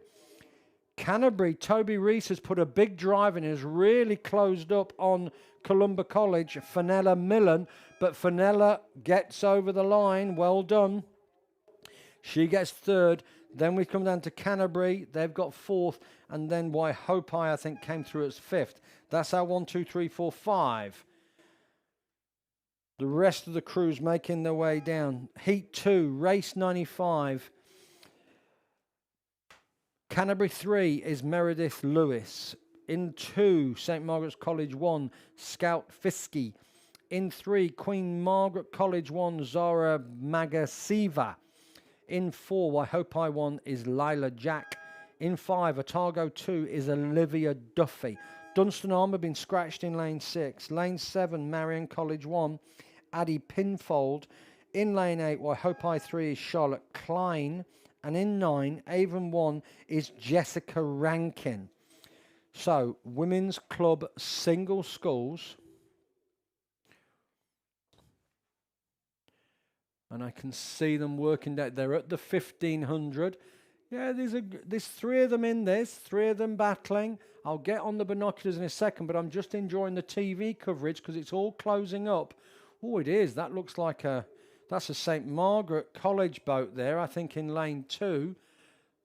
Let's just... Oh, yes, I can see the Wears Wally stripes there. There's a great race developing there. So if we look at lane 2... Lane 2 is Scout Fiske. She is battling. That is Waihopai in the middle there. That will be Lila Jack. And over on the far side, still in this, is another Waihopai rower. That'll be Charlotte Clean. So those 3, I'm going to say Scout in lane number 2 has got the lead at the moment, but being very closely followed by lane 4. Plenty to play for as they make their way down to the 1750. 250 to go. They're still in the yellow boys as they hit the... Sorry, red boys, just about to hit the yellow. And it is the St. Margaret's College rower, Scout Fiske. She has got the lead. About a boat length now, I can call that from the binoculars. And then it's Waihopai in lane number 4. That's lane number 4. She's sitting in second. That's a nice 100 metres worth of work there from St. Margaret's College rower. She's really has gone away. Over on the far side, just falling away, is lane 8. She was in a very comfortable third. That's Charlotte. She's could come under a bit of pressure, but I think she's still going to make top 5 quite comfortably. But it is winning this heat in lane number 2 for St. Margaret's College. That's Scout. Well done to Scout. She's probably got about another 8 strokes. Oh, she's just picking it up. She wants to practice to finish there. Definitely doing well. Just getting a little stop on the boat, but she'll iron that out in the coming weeks. Keep going. Don't stop yet. You haven't crossed the line. I think she's crossed the line now. Then why hope I? Lila Jack. She's going to come through and take second. She takes second. Third place is going to go to lane number 8. Lane number 8, that is Charlotte Klein. She takes third place. Fourth is going to come back to lane number 3. That is Queen Margaret College, Zara Magasiva. Hope I pronounced that right, and apologies if I've not. She's getting fourth. And fifth place, over on the far side there, is in lane number 9. That's going to be Jessica Rankin. So well done. That's our 1, 2, 3, 4, 5. They're all going to the singles finals. And the time from that last heat was 8:25. I'll keep an eye on what time that was and see if I can report back. The first heat was 8:25. We pick up the boys under 15. I don't think they've started yet, so I'll just get time. Just a reminder that we have had a phone handed in to the Secretary's office, and we had an FPOS card. I can't tell you what type of phone it is, but I can tell you that I've thoroughly enjoyed catching up with my family in the UK. It's been magnificent just being able to talk to them without fear of being cut off from Spark or anyone else. So thank you very much for that. Boys under 15 Coxgate. Lane 1, St. Bede's College. In lane 2, St. Andrew's College. Lane 3, Otago. Lane 4, Christchurch Boys High School. In 5, St. Thomas of Canterbury. 6 is Christchurch Boys High School. 7 is Christ College 1. 8 is Shirley Boys High School 1. And 9 is Shirley Boys High School 2. So big field. Great to see the boys under 15 Coxgate, as always, very competitive. I can see a plethora of boats making their way down. They're all the double sculls, one of the later heats. Again, for those new to rowing, it's interesting to watch what happens, and you see that the crew's getting ready, row down the inside lane here. It's not a lane, the inside channel, we should say, and that takes them, and as they get to the 1,000-meter mark, if you have a walk down there, they just head off left into the bay. And again, it's worthwhile wandering down there and having a look, because you see the boats go through some warm-up drills. You also see them do some practice starts, and then they make the way into the chute, and it's wonderful to see all these boats coming together. And then they're called through by the marshals, and they get allocated. Obviously, they've already allocated their lanes and their numbers, and they get to into the relevant place and connect with the trolleys there, and they hold on to them before the starter releases them. And we can see this has been released already, and Frank is doing his stretching. He's warming up. And in fact, he's been racing. Have you been racing already? Yep, he's been racing, undoubtedly won it. He always does. Very competitive, very aggressive rower. Always carries some explosive with him. Cannon. He carries a small cannon with shot. As we look at this race, wow, the course is looking magnificent today, as are all of you. Absolutely fabulous. Obviously had a good night's sleep last night. This is a great race developing here. Make sure you take a look at this. The boys under 15 Coxgate. I'm gonna get Frank to give me a bit of an early update on what we think. Down on the inside lane, we've got St. Bede's College, who are battling St. Andrews. They're pretty much neck and neck. Just slightly back from them is Otago 1, I think in lane 3. Then we come into the middle lanes. Oh, good racing happening here. Christchurch Boys High School, St Thomas of Canterbury, and Christchurch Boys High School 2. They're all moving along. Then looks to me like Christ College have dropped out the back. And then I think that's Shirley. It is. There's one of the Shirley crews, I'm assuming Shirley 1, have very much streaked away from Shirley Boys 2. Shirley are moving along nicely. They are in the battle with this. That crew in the middle, which must be Christchurch Boys High School. And it is. Yes, it is. There's 2 Christchurch Boys High School. There's 2 crews in there with St Thomas of Canterbury in the middle.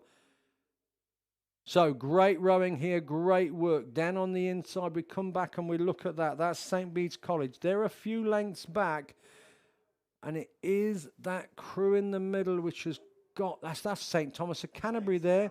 It is St Thomas of Canterbury. So St Thomas of Canterbury, they've got Christchurch Boys High School 1 and 2 either side of them. That's why I was just trying to pick the colours with those. And they are the ones battling with that Shirley Boys High School 1 crew. This is nice rowing and very competitive. St Thomas of Canterbury,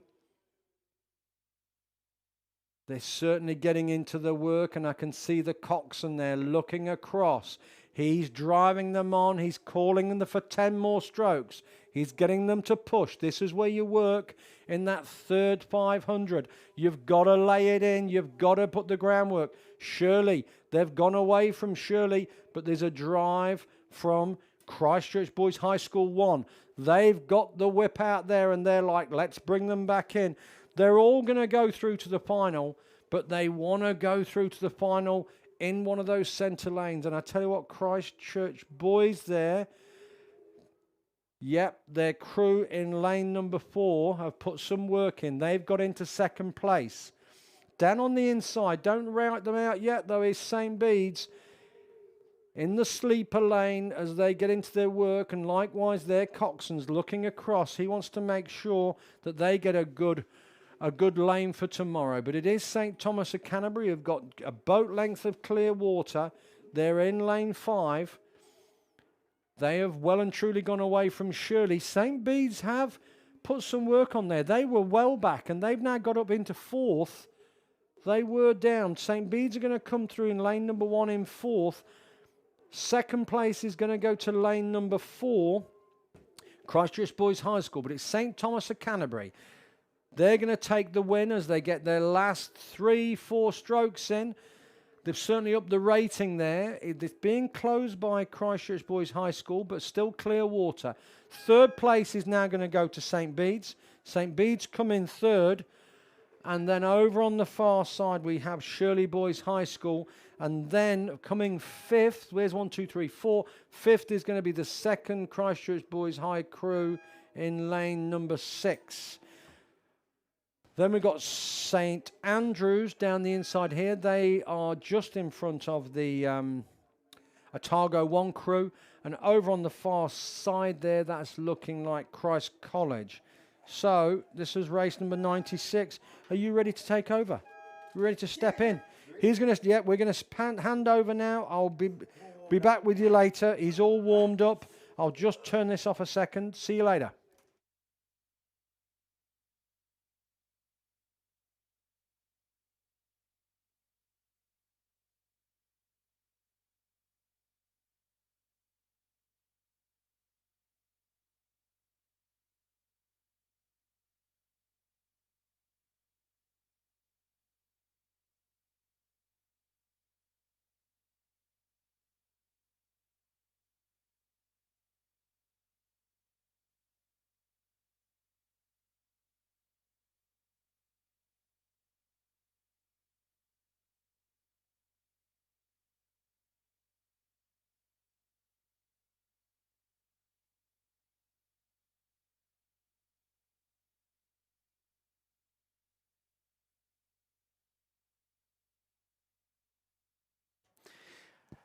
Kia ora, everyone. I'm back here. Thanks, Clive, for that, for the announcement and helping me with my warm-up. I always forget it unless he reminds me to do it. Okay, so we're up to race 97. This is heat 1 of the men's novice Cox quads. We've got 3 heats in this race. Progression 1, 2, and 3, and the first nearest fastest go to the A final. 4, 5, and 6, and the second nearest fastest go to the B final. Rightio, so they're up to the 1,000 metre mark at the moment. In lane 1 to lane 10, we've got in lane 1, Christ College 2, George, Nicholas, Ollie, and Jeffrey's the Cox. Otago 1, Nat, Toby, Cornelius, Williams, and Nathan is the Cox. Wairua 11 up there from Blenheim, Ned, William, Max, Isaac, and Elijah Flight is the Cox. Roncalla College Composite with St Bede's College, Connor, Billy from St Bede's, and Lockley and Althea from Roncalla College with Hugo as the Cox. Burnside Composite, that's with Timaru. We've got Jager from Timaru, and then we've got Daniel, Stefano, and Ben Smith, well, named after the famous rugby player, I'm sure, from Burnside. Evie Nathan's the Cox. And Oamaru, 22, we've got Ari, Jade, and Isaac and Cash. In lane 7, 8, 9, and 10, we've got Timaru, 30, Jock, Oliver Miller, and Jockland with Charlie as the Cox. Ashburton 1, William, George, Luke, George, Evie Cox, Whakatipu 3, Ethan, Henry, Max, Oliver, Harrison's the Cox. And then on the far side, Invercargill from down the deep south, Oliver, Archie, Jackson, Ali, and Luke Hamilton is the Cox. 2 Hamiltons in that boat. And as you can see, they're already almost reached the 750 to go, and it looks like it's that middle lane there. Oh, looks like 1, 2, lane 3 and lane 5, lane 3 and lane 5. So that's Wairua 11 and Burnside 1 composite there in the middle of lane 5. Then we go through to 7, so it's the odd numbers. Timaru, Jock, Oliver, Miller, and Jockland with Charlie's. They're the 3 that are in the lead at the moment. They've got a clear. I think they look pretty even. I'm going to see when they come up to the 250 who comes through first. And then maybe the next back is Invercargill on the far side there. But they, to be honest, are a bit out of this first 1, 2, and 3 places by at least maybe 3 or 4 boat lengths. So we're coming up to the 250 mark, not long to go. 5 more boys to go. And I'm thinking now it's Mobley Wairua 11 there. Wairua from Marlborough. I was just chatting to a guy called Barry from Wairua. A very interesting conversation about the river and what's going on up there. And they are, I think, going to hit those boys first. Are they going to hit the boys? Yes, they are coming to the 250 now. Boom. They are first through. Who's next? It's the next one's over. Is that Burnside? No, it's the Burnside Composite crew there in lane 5. Yes, indeed. I think it is. We've got Wairua coming through here. Wairua, Burnside Composite, and over on the far side, that crew from Timaru 30. These are the 3 contending crews, and I think any of them are in it. Timaru is starting to drop back. But that Burnside Composite crew, they're slightly dropping back. This Wairua crew are now putting it down. They're putting the medal down. But the other 2 are responding. Burnside Composite, Burnside and Timaru they're holding on to them. They are challenging them. I think they're a canvas back, though. I think they might be a canvas back. Yes, they probably are. Wairua now pulled ahead. They're up to the number 3 seed against the Burnside boat as they come across the line now. 1, and followed by Burnside Composite 2. That's pretty good for a composite crew. Maybe they train a bit together. And then on the far side, we've got Timaru 30 coming through in 3rd space. And now we've probably got 5 boat lengths back to the crew from Oamaru, so they'll be looking for the fast time to get into the A final. Otherwise, they're going through to the B. They're crossing back. There's now 3 or 4 boat lengths, but the inside lane here, Christ College, George, Nicholas, Ollie, cheered on by Jeffrey and steered on. It's just taking them across the line to that 4th, and over the far side 5th. So Invercargill make the B final with Whakatipu, Otago 1, and Roncalla College missing out. No, actually, I will take that back. Whakatipu will make it through as the boat number 6 goes through to the B final. Then it's the second nearest fast to the B final. That was heat 1. Nothing in it really for those crossing the line there. That was a bit of excitement. Rightio, what we got next? Men's novice Coxed, heat 2. Okay, from lane 1 to 10, Otago boys 2. Isaac, Archie, Luca, Theo, and Ella, Eli is the Cox. Nelson 1, Max, Finlay, Douglas, Aaron, and Lila is the Cox. Wairua 12, Harrison, Nicole, Nico, sorry. Sam, Logan, Dion. Then Dunstan Arm 1, Harry, Jack, Jitty, Tully and Grace.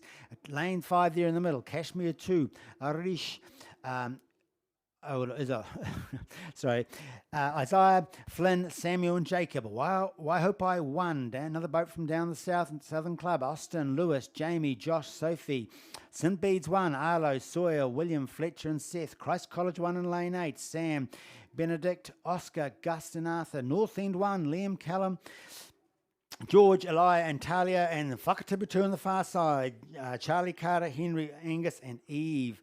McGee is the Cox, and actually is at Whakatipu. They're up in this game. They're up in the game. Maybe they're back in third place, but unlike this previous race, there's a clear boat coming down the middle, and that is that Why Hope I? I'm not sure. I think it might be Kashmir there.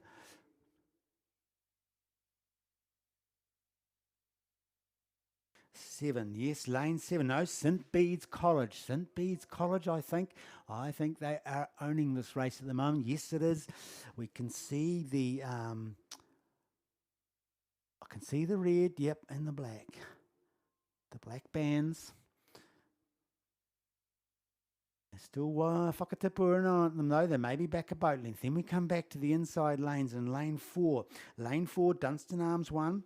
They'll be there. They're way back in third. There's not really. They are really probably, to be honest, to be square out of the game because they're at least 5, no, maybe 10 boat lengths back from the leading crew, which is St. Bede's College. Arlo Franklin, Sawyer Jenkins, William Blackburn, Fletcher Franklin, Seth Knights is coxing them, coached by Flynn Harrison Ray and Pat McQuinn, and they are dominating this race, almost dominating this race, except for this Whakatipu 2's crew in lane 10 there, Charlie, Carter, Henry and Angus and Evie McGee. They probably won't catch them now because the the St. Bede's College 1 crew are just up to the thing. They've hit the 250. They've really moved up their rating and they're actually pulling away. Nice timing there for novice rowers, actually. They're pretty good. Bit of skying of the oars. That's not uncommon. Maybe number 3 seat, but they're still making that boat move. With every stroke, they're moving that boat away from the Whakatipu crew. And in the meantime, we have Dunstan Arms. Harry, Jack, Jed, Tully and Grace, they're not giving up. They're steaming down on this lane 4. They're probably not going to catch Whakatipu. I saw Whakatipu look across then, and then the stroke upped his game. You're about to hear St. Bede's College cross the line here, dominating 5 lengths over this Whakatipu crew. This Dunstan crew are chewing away at this Whakatipu crew. They're only within half a boat length of reaching bow to stern, but it's probably a little bit too much. That's okay. That's 1, 2, 3. They have made it through to the A final. Now looking for a fast time and potentially the B final is the Otago Boys 2 here coming up in lane 1. So they'll get through to the B final. Then Wairua 12. They're getting challenged right now by Nelson 1. The two northern part of us, lovely Te Waipunamu, South Island, are being challenged. But I think, Nelson, you've just left it a little bit too late. Although that might be number 5, 6. Yes, so you will make it through to the B final now. Is the I Hope I boys from the other end of the country about to cross the line, and then we go back to the Kashmir crew there. Okay. Right, so that was the Heat 2 of the Men's Novice Cox Quad. And now we have Heat 3 coming down. 3 heats of these novices. You know, it's amazing. You look at them at the start of the season and how much they improve. These boys improve. A lot of things that common mistakes have gone. There's still commonality, I think, but that's the way it is. And they're getting better. And these Burnside boys are giving it everything they've got. They're throwing their bodies into it. They'll be exhausted after this. Well done, lads. That's 2K is actually a long way. As a master, 1K is a long way. Rightio. Heat 3, the Men's Novice Cox Quadruple Sculls. In lane, race 99, lane 1 to 10, Shirley Boys High, Luca Campbell, Jackson, Liam and Cooper. Cromwell Composite, Cromwell Wanaka, Jake from Cromwell, Jack from Wanaka, Noah from Wanaka, and Bryn from Cromwell with Cox by Brittany. Whakatipu 1, Tommy, Finn, Tyler, Rome and Sophie. Cashier 1 there in the middle, lane 4, Darby, Timothy, Corey, Hendrick, Matthew, Otago Boys 1, Charlie, Jaden, Bede, Ellie, Nate. Nelson 2 in lane 6, Max, Jack, Aeon, Miller, Benji, Wakatipu, Wanaka 1, Finley, Duncan, William, Jasper and Emily. Lane 8, Christchurch College 3, Alex, Riley, Tom, Jaden and Sam. And then in the far two lanes, we've got opposite ends of the country. In lane 9, Invercargill. From this deep south, Oliver, Jake, Ryan, Cormac and Millie. And then lane 10, Wairua 13, from the top of Te Waipunamu. Helika, Finley, Cooper, Max, Campbell and Annabelle. And what have we got going on here? Well, it looks like to me it's 1, 2, 3, 4. It's Wanaka. Is that Wanaka there? Wanaka. I think it is. I think it is Finley, Hughes, Duncan Turner, William Pearson, Jasper Lambert and Emily Hunt coxing them with at least 2 boat lengths over the next boat. That's Wanaka. I'm pretty sure that's their Harlequin checks there. The oar, which is gold, which is the old heraldry gold and black checks. And then just back from then, beside them, it's Christ College 3, Alex, Riley, Tom, Jaden and Sam Coop, coached by Andrew Taylor there. They're a bit off the pace. They're probably 3 or 4 back, but they would have been my picks to 1 and 2, but I would not discount Shirley Boys High 1 and potentially Cromwell Composite coming up through lane 1 and 2. They'd be pushing for the third. I think that Shirley Boys, Luca Campbell, Jackson Liam and Cooper Curry's the Cox. Hamish McIntosh and Tegan Smith are their coaches. They will, they'll be comfortable knowing that they are getting that third spot and they are holding off this Cromwell Composite crew. But in the meantime, we've got Wanaka there, Central Otago. Is it Central Otago? I'm not sure. It's Wanaka. It's all part of that lovely hot region like we're in now in the Mackenzie. Though it's not the Mackenzie Basin. Sculling their way to a final. Looking very sweet there. And then we go back to this Christ College crew here. Christ College 3, is it? Yes.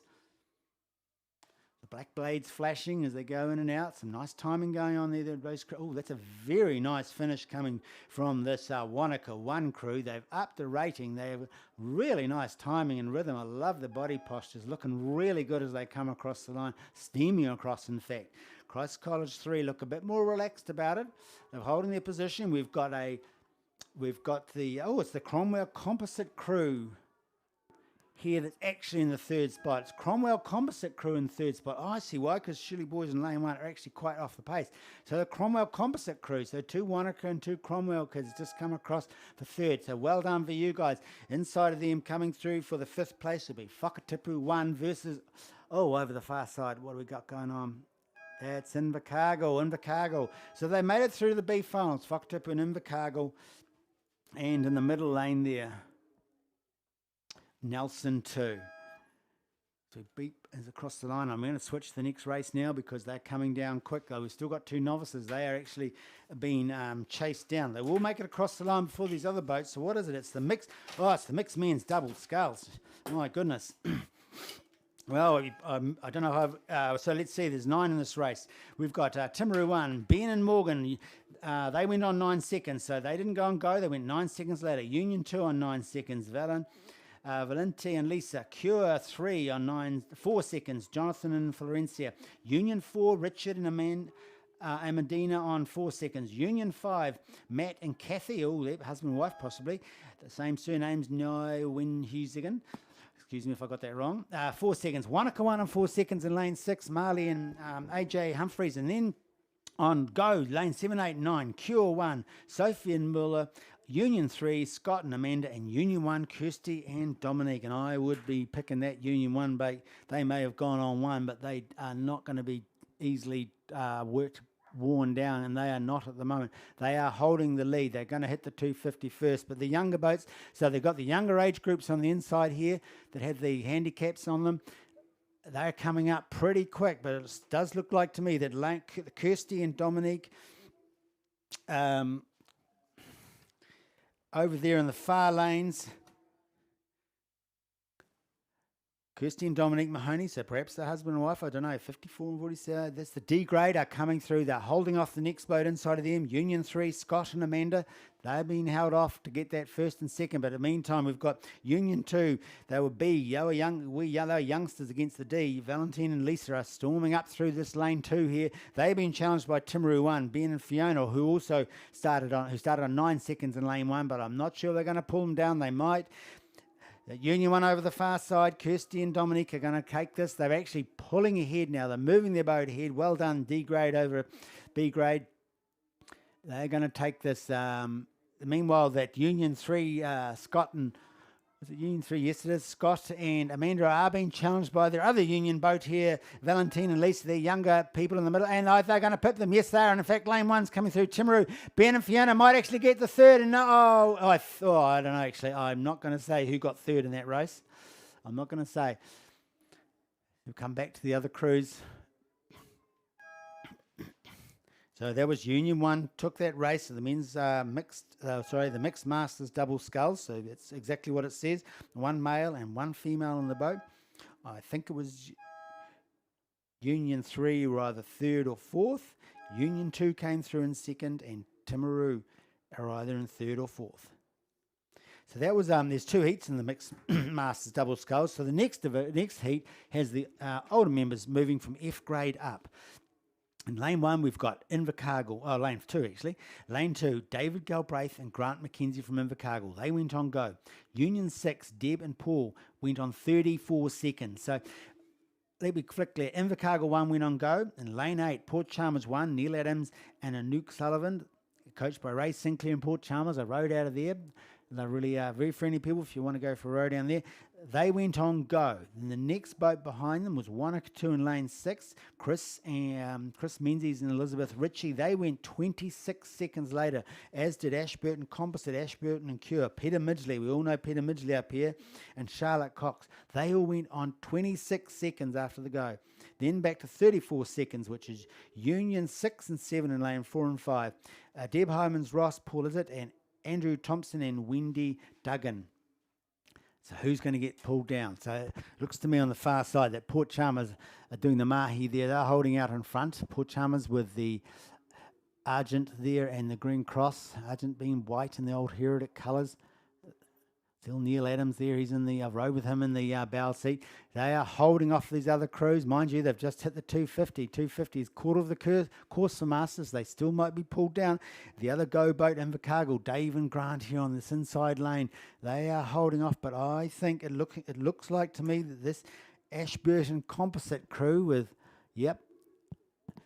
Pete Midgley and Charlotte Cox from Ashburton, coached by Justin Wall and Mary Hefford, they have pulled themselves through into that second, third slot, as have Union 6, Deb and Paul there in lane 4.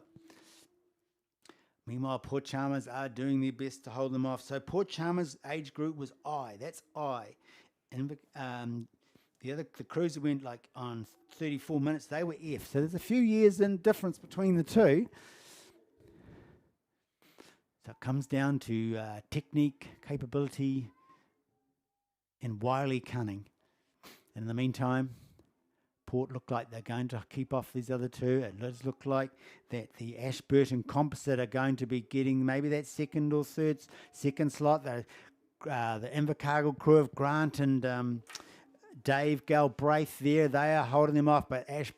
But I can see Peter Midgley, he's looked across and he's seen Dave and they know each other well. They are trying to row each other down, but Invercargill's picked up the rating there. Grant, who's stroking, has picked up the rating. They're actually going to come through. They come through in second, and we have then Peter Midgley and Charlotte Cox come through in third. Then it's Union 6, who had 34 seconds to drain down, and Union 7 had 34 seconds to drain down, and the handicap would come through in the next slot. And then we come back to the Wanaka 2 crew of Chris and Elizabeth, who had 26 seconds handicap as they bring it across the line now. So that was the mixed Masters double sculls second heat, which had the older age groups. Right. Well, we've got cracking in the oven now. We've got coming up race 102, 103 and 104. Girls under 17 double sculls. Right, lane heat 1. Progression 1, 2 and 3. And the first nearest fastest away. 4, 5, 6, and the second nearest fastest to B. Lane 1, Oamaru 23, Emily and Tessa, Timaru 12, Skylar and Mackenzie, Villa Maria 1, where was I? Lost my way. Aurelia, Villa Maria 1, Aurelia and Elizabeth in lane 3, Canterbury 1, Lucy and Malia, Ashburton 1, Georgia and Zara, Nelson 2, Lila and Bella, Columba College 1, Ruby and Charlie, Whakatipu 1 there in lane 8, Caitlin and Caitlin, and then from Dunedin, North End 1 in lane 9 is Elizabeth and Olivia Adam. It looks like to me, I think it's a Whakatipu crew. Looks like a gold boat there. Yes, I can see the gold boat. That's the Whakatipu. It's gold boats, usually Whakatipu, and I think it's Ashburton. They're over in lane 8. Caitlin Purdue, Caitlin Roberts. So the Caitlin double, coached by Jimmy Kavanagh.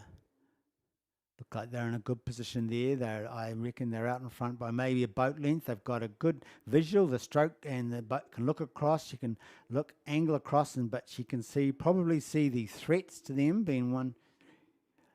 Lane 4, Canterbury 1, Lucy O'Connor and Malaya Lloyd, coached by Matt Allen and Imogen Boxall. That's lane 4. I think they would be one of the threats. And then slightly in front of them, Ashburton 1, Georgia Scammell, Zara McGillan, coached by Jason Wall and Mary Hefford in lane 5 there. 4, 5, and 8. Pole positions at the moment. Behind them, it's at least 3 or 4 boat lengths back to the next boat. They're coming up to the 500 metres to go. They've probably just gone through, I think. They're not going to be easy to catch down. Oh, excuse me. They're not going to be easy to catch. The other boats aren't going to find it easy to catch them. Whakatipu 1, slightly in front at the moment, but I don't think by much. And I think that other gold boat of Ashburton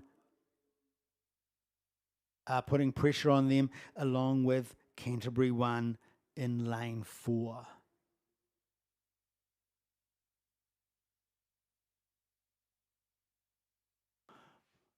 And Canterbury 1, I don't know if it is Canterbury 1 because they're wearing cashmere colours. Yep, lane 4. The thing says Canterbury 1, but they've got cashmere colours on. I don't know, maybe does Cashmere row out of the Canterbury Rowing Club? Possibly. Anyway, them and Whakatipu, side by side. They've just gone through the two, them and Whakatipu, Ashburton. So there's a gold boat, you see. They've gone through side by side, but Whakatipu over this our side had already gone through the 250 mark. The rating's gone up. It's gone up 2 points. Meanwhile, these two boats are side by side. They are pushing each other. They are fighting for second and third. I doubt whether they're going to pull down this Whakatipu crew, but you never know. It's amazing how quick double can suddenly pick up speed and go. But Whakatipu all over this on the far side. These two double Caitlins are controlling this race. Canterbury 1 or Cashmere, whichever it is, side by side with Oamaru. They're actually just over top of Oamaru at the moment, though. I think they might have a canvas on them. They're actually coming down pretty quick on Whakatipu. Got beautiful length, those girls in the Whakatipu boat, and very nice synchronicity. I'm really liking what I see here as they're about to come across the line. But meanwhile, Ashburn's having a go at Canterbury 1, so it's Ashburn and Canterbury 1. They are now a lovely surge there from Ashburn. Pulled them across the line by a quarter of a canvas over Canterbury 1 or Cashmere, whichever it is. Then we come back to Timaru here in lane 2. Timaru 12. So they're looking for either the first next fastest or they're going through to the B final. They're going to go through to the B final. Inside lane 1 on Route 23, Emily and Tessa, they're down for the B final as well. And over on the far side, I would say that's Columba College, Ruby and Charlie. Yes, they should get across there because they're just getting a bit challenged in the meantime. They're going to get through to the B final as that 6th boat. Shortly, we're just inside them. Villa Maria quickly come across the line. Then we have a bit of a gap to the next boats in that event, but I need to switch to the next heat. Heat 2 of the girls under 17 double sculls. Lane 1 to 9, Marion College, Peyton and Sophie. Queen Margaret College, Charlotte and Alama. On Route 22, Bridget and Ditch. Avonside 2, Olivia and Neve. St Andrews 1, Nina and Sophie. Nelson 1, Olive and Zoe. Waihopai 1, Anna and Madison. Timaru 41, lane 8 there, Mia and Maisie Jane. And in lane 9, Villa Maria 2, Sarah and Camellia. And Sarah and Camellia are in this race. No, I think they're back to fourth. It looks like that Queen Margaret's College crew of Charlotte Thompson and Alama Steinfeld, coached by Oliver Fahey, are in pole.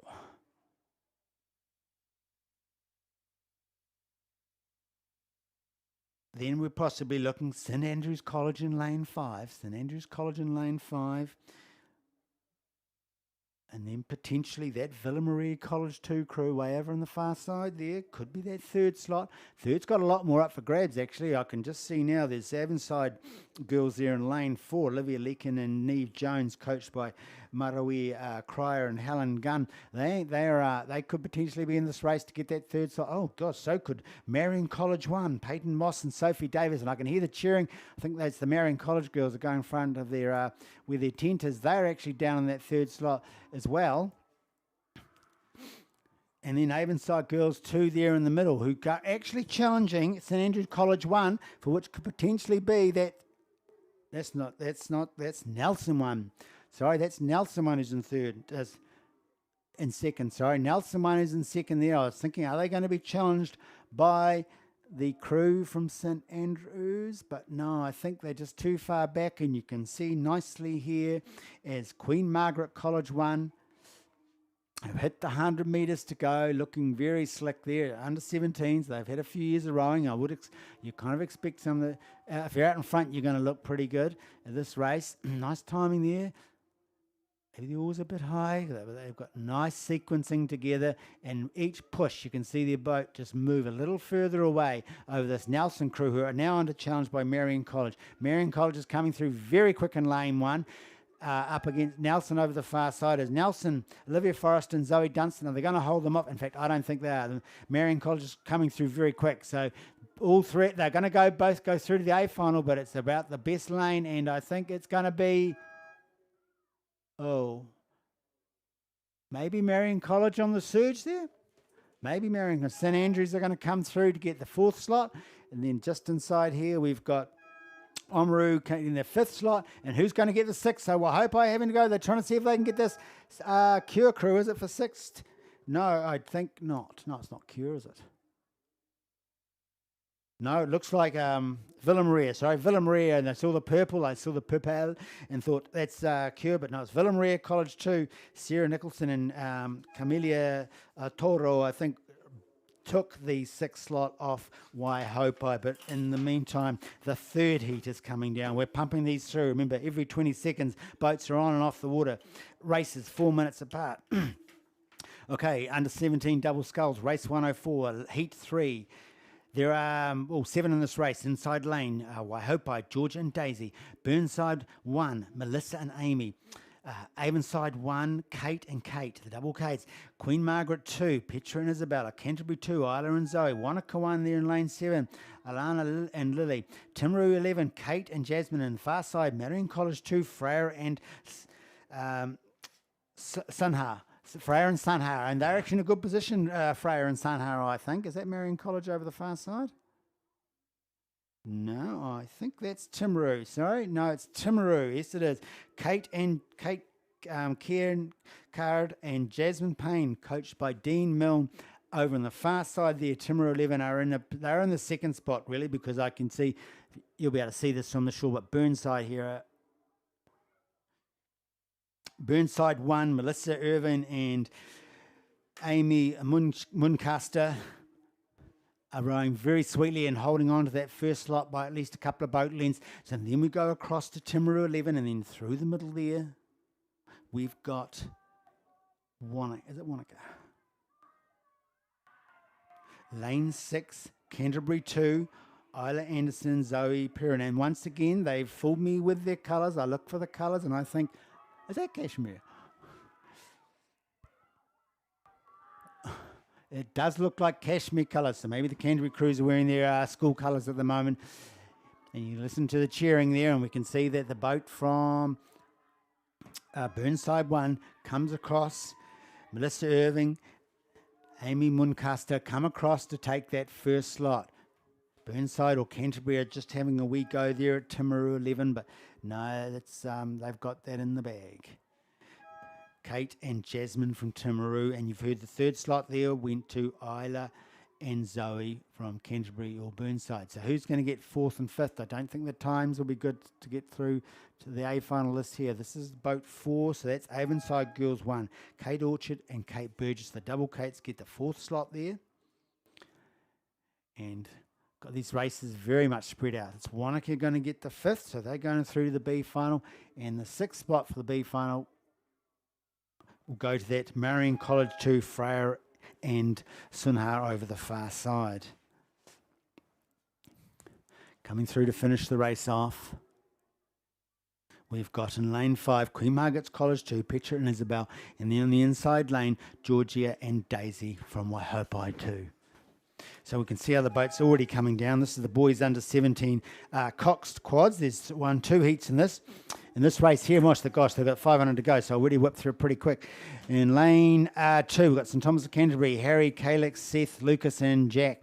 Christ College 3, Edward, Henry, George and Fletcher. St Bede's 2, Connor, Isaac, Ryan, Harrison, Cody. Timaru 3, Timaru 30 in lane 5, Lewis, Cooper, Tim, George and Ned. Nelson 1, Lars, Max, Tom, Sam, Zach. Whakatapu 1, Lewis, Mike, Liam, Ollie, Jesse and Burnside 1 on the far side. Lucas, Tyler, Sean, Riley and Jack. And Burnside. Is that Burnside?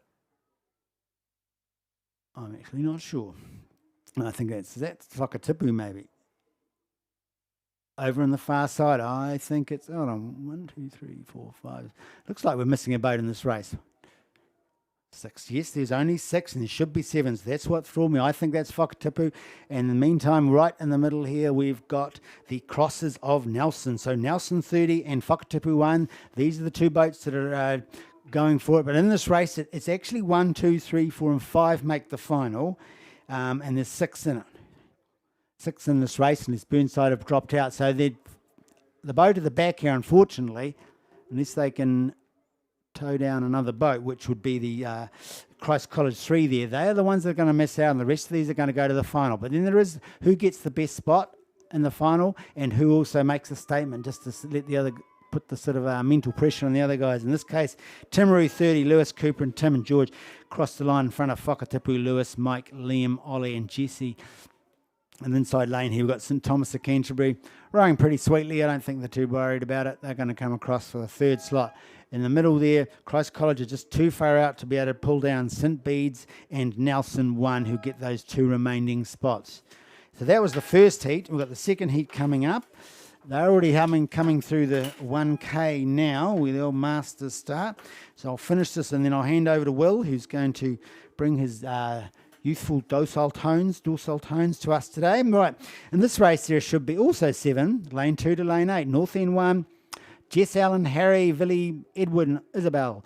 Otago Boys 1, Tom, Jude, Ollie, Lee, Hunter. St Andrews 1, George, Isaac, George, Bart, Lucy. Wairua 11 there in the middle, lane 5, Paddy, Jess, Blake, Matthew and Harry. Lane 6, 7, 8. Shirley Boys 1, Silas, Chris, Ruben, Dominico and James. St Bede's College 1, Cooper, Brody, Wyatt and Ryan. Christ College 1, Charlie, Fred, Thomas, Jay and Jono Simpson as the cox. 7 in this race. Is there 7? 1, 2, 3. Yes, so they've got everyone there today.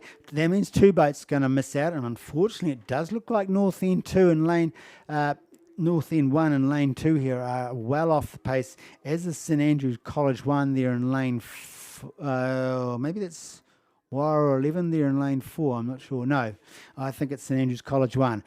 At the moment, who's taking, it's actually a bit more even this race. So we've got to the far side, we've got Christ College 1 and St Bede's 1.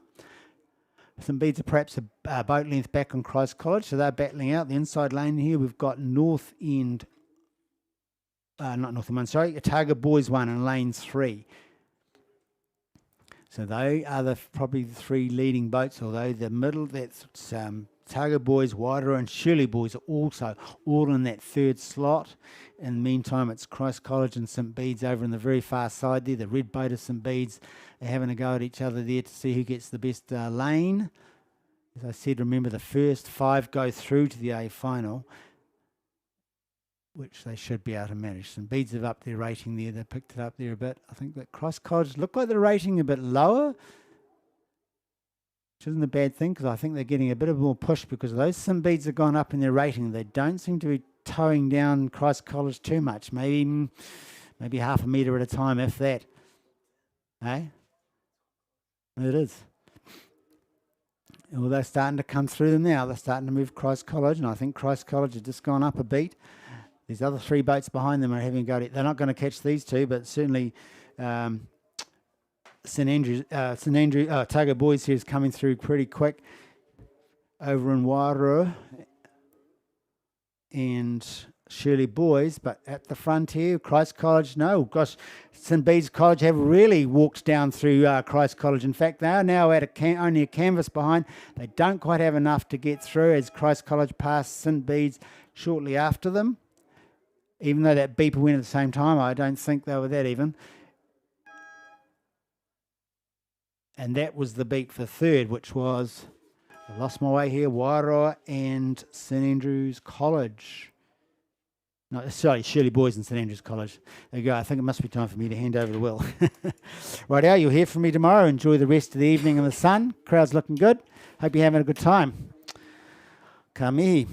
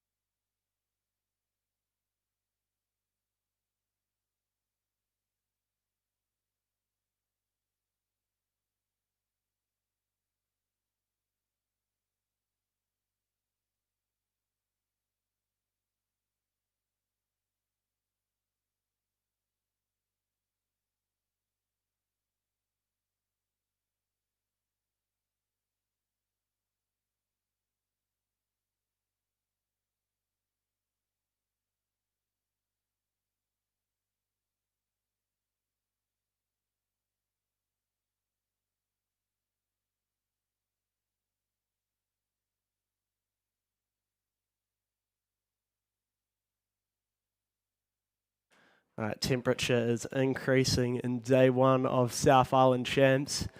So probably the best weather we've had all season. Really got a bit of wind coming across the course, but nothing too unmanageable, at least. Christ College coming through at a time of 6:49.33. Bede's just 0.6 of a second behind them, and then Shirley Boys and Otago Boys also break the 7-minute mark at 6:58. Anyway, next up we've got the women's Inti double. You're looking at first two through to A final plus two next fastest. So 4 heats of that. So hopefully there's some close racing here, because sometimes with these first two through, there's one person that's just dominating the field here. And I'm just looking across, I've just passed the 500 metre. That's exactly what's happened. So in this race, we're looking at lane 1, Marion College 1, Ava Thomas. Lane 2, Invercargill 2, Shakayla Brown. Lane 3, Dunsnam number 2, Maria Theresa Schrems. Lane 4, North End number 3, Sophie Small. Lane 5, North End number 5, Emma Bakersville. Lane 6, Timaru 20, Emerson Ward. Lane 7, Burnside High School 3, Julia Mitchell. Lane 8, Avon 1, Nina McKay. Lane 9, Columba College 1, Lucy Earle. And lane 10 is Otago Girls 2, Tony Haraki.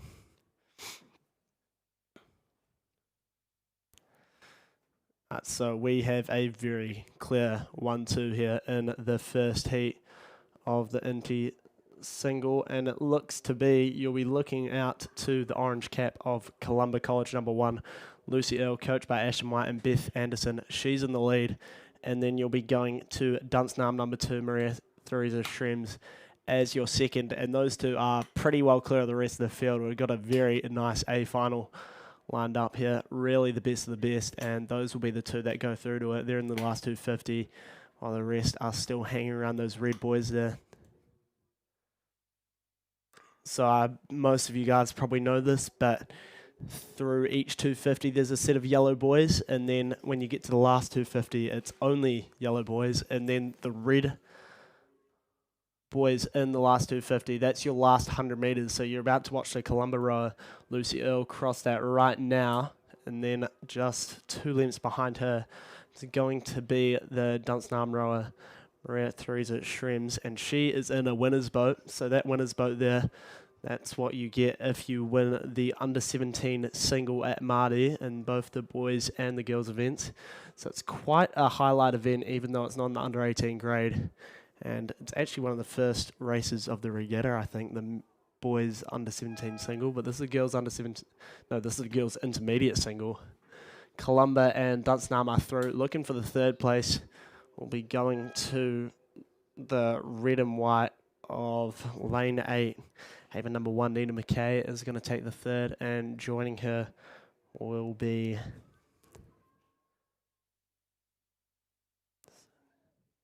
Timaru 20, Emerson Ward. So that's your 1, 2, 3, 4.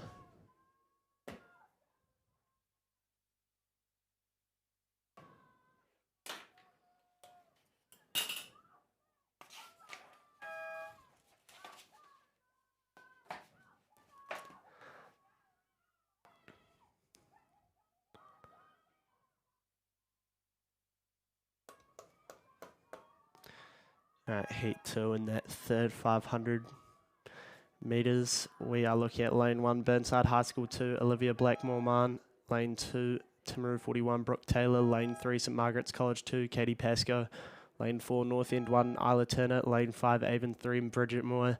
Lane 6, Wanaka 1, Zoe Melville. Lane 7, Wakatipu 1, Caitlin Julian. Lane 8, Columba College 2, Livy Campbell.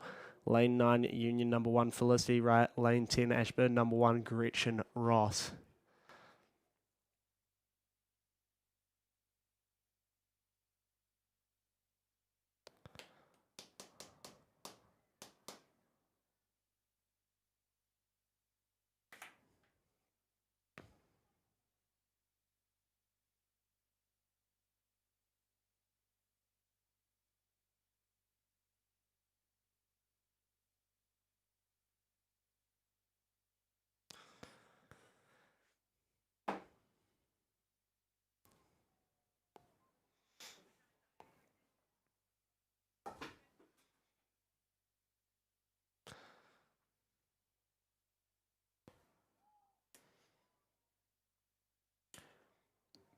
So entering the last 250 now is heat number 2.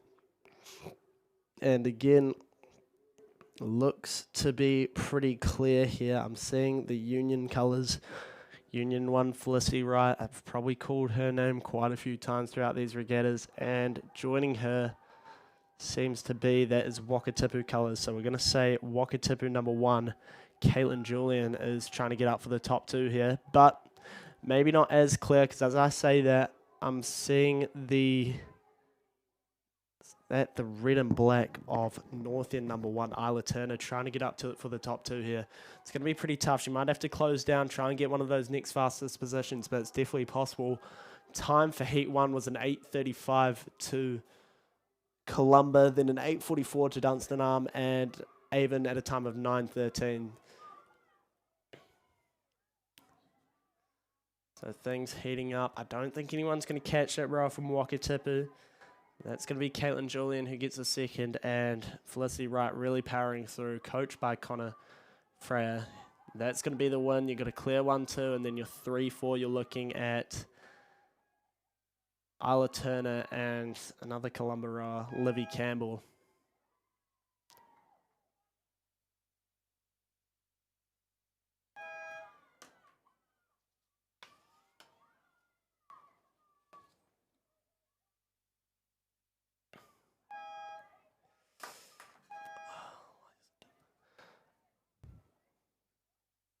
Right, heat number 3, lane 1, Canterbury 1, Natalie Walsh. Lane 2, Wairo 1, Michelle Ponderwest. Lane 3, Nelson number 2, Freda Bischoff.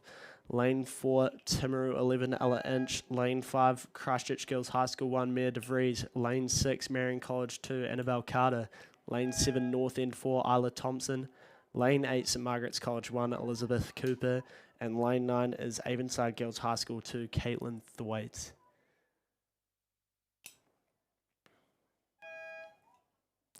So in the heat that we're having today, you're probably going to be exposed to quite a bit of sun, which really tires you out throughout the day. So supporters, you guys might come home and realize you'll feel maybe just as tired as the rowers. That's the sun getting to you. So that really has an impact on your fatigue throughout the day, even if you're not doing anything. So really important to stay out of the sun if you're trying to conserve your energy as a rower. I guess that's my tip for the day. I wouldn't know much. I was a cox, but yeah. Anyway, heat 3 coming down, and this one seems to be a little bit closer. So finally we're getting some action in the women's NT single sculls. There's not a clear leader here, except maybe there is. Maybe I've let my hopes up a bit too much, because I think at red and black, it could be Marion or it could be North End. So I'm that way. I think that's Marion College too. I think that's Annabelle Carter there. Also doing well is right on the inside. I think we actually have our leaders, and that's where the battle's at. You're looking at Canterbury, Natalie Walsh, and then the Wairo rower is Michelle Ponderwest. So, yeah, they're in lanes 1 and 2, so the inside lanes. So lanes won't be seated in the heat, so you won't get this arrowhead effect, but come finals day, you'll look to the middle of the field, and that's where your leaders should be based off times. Anyway, it does seem to be those 3 rowers, but it is on the inside. Natalie Walsh, who I'd say has got the lead. And then we are looking at Wairo trying to... Nope, those 2 are well and clear in the lead. Those are your 1, 2. Then your 3 and 4, who are still doing very well, definitely closer than the other heats. You're looking at Nelson, Frida Bischoff, and also... I want to see if that's Marion. Lane 6. It is, in fact, Marion College 2, Annabelle Carter. So that's your 1, 2, 3, 4. And then even Timaru not too far off them. So really good racing here. I wonder whether this Wairo rower can chase down Canterbury there. The race is for first and second at the moment. It's only 3/4 of a length. Canterbury not rating insanely high, but they're still staying pretty calm and collected here in that final section of the race. Wairo's definitely catching them. They might be able to row through them. I'm not sure. It depends if they have enough time. It's half a length at the moment. I think Canterbury's going to hold. Wairo's definitely going there rating up, but they'll both go through the A final tomorrow. Nelson just dropping back a bit as Annabelle Carter from Marion is going to be that pretty comfortable 3rd place there. And then we'll be looking at Timaru and St Margaret's.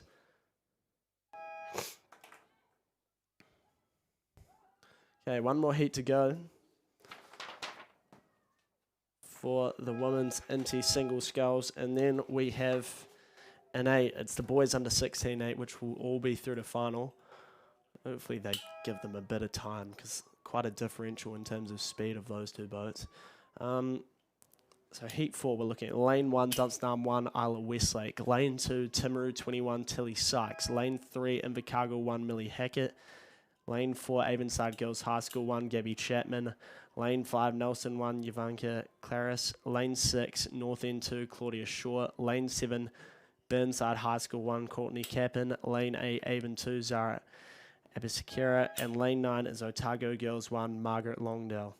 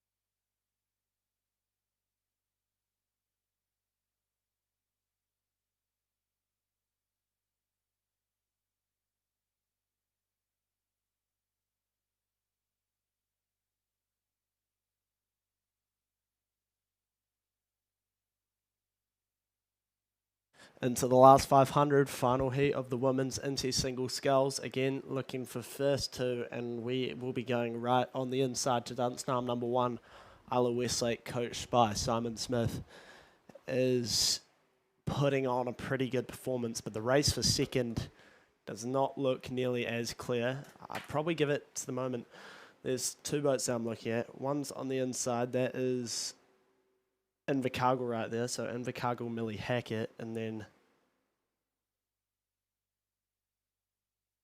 Burnside High School 1, Courtney Capin. That's the battle for second at the moment, and we're only looking at one place at the moment, so I'd give it to Millie Hackett at the moment, coached by Ian Hamilton and Julie Dyer. But very close, but Isla Westlake is really just putting on a performance here. Very controlled with that swing, really holding on to the finish there, so that tells me she's not rating high.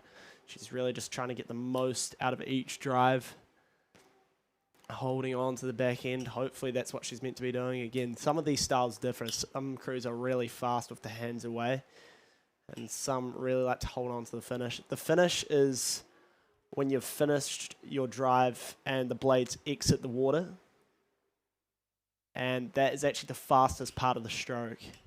But it's kind of a toss-up whether you hold on to the finish or whether you keep the hands moving. I know certain crews love to keep the hands moving and other ones really like to hold on to the finish. But anyway, Isla Westlake, really good performance here, and Millie Hackett is definitely in that second place. Third is going to be Courtney Capin at the moment, and then quite a few boats behind her. Claudia Shaw, Gabby Chapman. But yeah, dominant from Dunstanam in that race. And as the under-17, not under-17, as the NT single finishes up, the boys under 16-8 is in that third 500, and it is heating up. So we are looking at lane 2, St. Bede's College number 1, lane 3, Christ College number 1, lane 4, Christchurch Boys High School number 2, lane 5, Wakatipu number 1, lane 6, St. Andrews College number 1, lane 7, Otago Boys High number 1, and lane 8, Christchurch Boys High School number 1. This is a really good event coming up, and I checked the results of last regatta for this race. St. Bede's Christ and Christchurch Boys were all within a length of each other, so it is really going to be a big race to watch. So look for the red and black of Bede's, the black and blue of Christchurch Boys right on the outside, and the black and white of Christ College. Let's see who's got the lead at the moment. Wakatipu there in the mix as well. Don't ride off the yellow from Wakatipu, typically more of a sculling school. Oh, it might be Bede's or Christ. It's Bede's or Christ fighting on the inside, then drop back to Wakatipu in third, then Christchurch Boys just battling a bit more than they should be on the outside there. Christchurch Boys will want to get up for a top 3 placing here in the heats, all through the final, so this is really a prelim, but it does seem to be the black and white of Christ College. Oh, I don't know between Bede's and Christ. They're about to enter the last 250. I want to give the edge to Christ College at the moment. Then we go back to Wakatipu, probably just a length back in third place. But Christchurch Boys High School are heating up, coming into that last 250, trying to track down the yellow boat of Wakatipu. But it's Bede's and Christ leading the field here. I think Christchurch Boys has just gone into that third place. So I think we go back to the gold and silver position. I'd currently give it to Christ, but Bede's is charging. St. Bede's, Eddie Robertson, Jack Hannon, Jay Anderson, Rory Wright, Lennox Lowry, William Ellett, Oliver Chum, Comrade Van Harrell, and Theodore Gilson is the Cox, is trying to run down this Christ College crew. Let's see as they cross the 100-metre mark. Christ College is in front. Christ College in front by 2 seats over St. Bede's. Christ College is the one to charge. Christchurch Boys trying to get up for that third place over Wakatipu. But it is Christ College have stolen a march in this last 250. They're opening up to 3 seats now, trying to get to half a length at the moment, just holding 3 seats. They're going to get 3 seats over the line. That's going to be a good race tomorrow. Bede's actually close it down to 2. Christchurch Boys get a pretty comfortable third, just nearly a length over Wakatipu. Wakatipu back to Otago Boys High, St. Andrews, and Christchurch Boys High School number 2. So Christchurch Boys High School might have actually been a bit more further in front than I initially thought. Next up, we have the women's novice 4, who still seem to be in that first K of the race, but we're looking at first 3 through to A final plus 1 next fastest. Time for that Dunstan arm rower, Isla Westlake, was an 8:52. She breaks the 9-minute mark. Millie Hackett at a time of 9:16 and Courtney Cappan at a time of 9:23. So be curious to see what the conditions are like under 16.8. I'm going to pick it at a 6:23. I don't think they'll be breaking the 6:20 mark here. There's been some very fast times, especially in the North Island for the under 16.8. And it was a 6:28 to Christ, so not the fastest conditions. And then Bede's just 1.1 behind them. And then Christchurch Boys at a time of 6:32.2.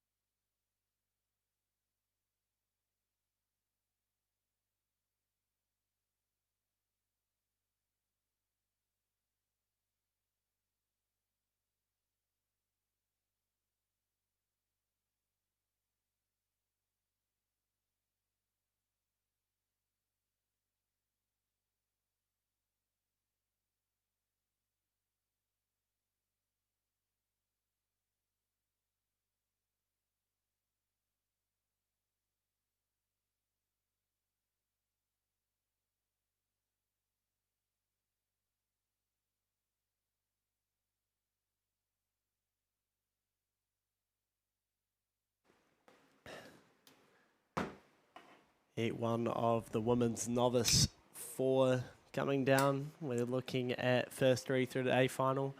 Lane 2, Rangiruru Girls School 2. Lane 3, Timaru 11. Lane 4, Christchurch Girls 3. Lane 5, Oamaru 22. Lane 6, Columba 1.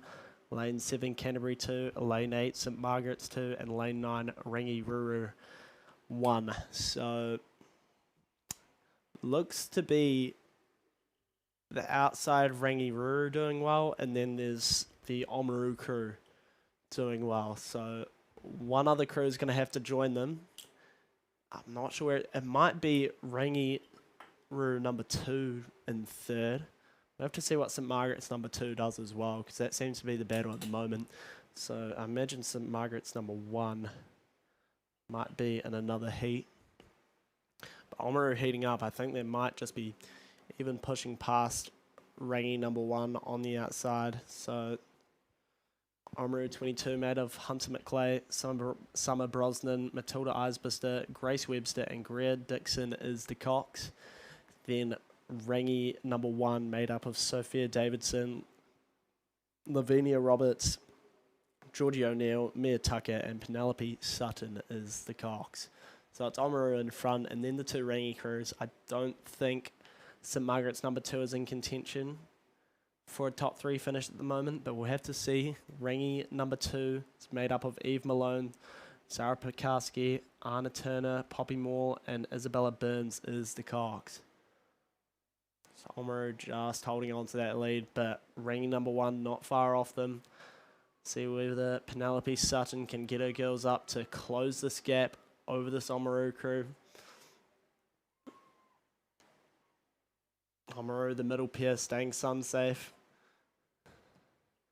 Stroke and bow seat need to follow that up. Rangi, they've all got their caps on. They are fighting, and it's going to be just a length. It's just a length to Oamaru at the moment over Rangi, and then Rangi number 2 just on a bit of an island, and they're having a rough couple strokes here. This is novice rowing, so that's very normal there in lane number 2. So good racing all around. That should be a race tomorrow. It's only 3/4 of a length over the line, so not very far away. It's just the heats, so Oamaru takes out Rangi. Rangi number 2 will get the 3rd. And then Margaret's and Christchurch Girls High School number 3 in a battle for those other places. Heat number 2 coming down now as well in that 3rd 500. Lane number 2, Avon 1.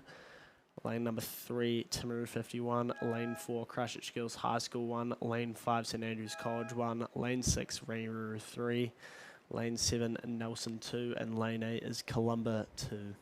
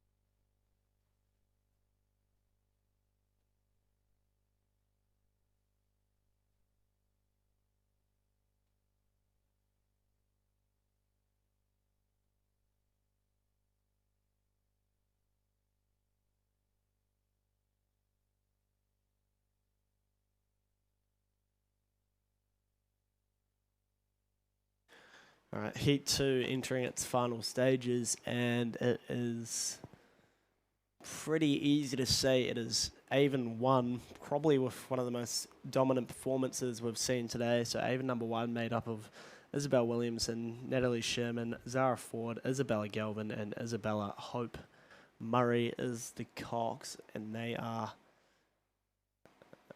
maybe about 7 lengths clear of the next crew, which I think is Christchurch Girls High School number 1.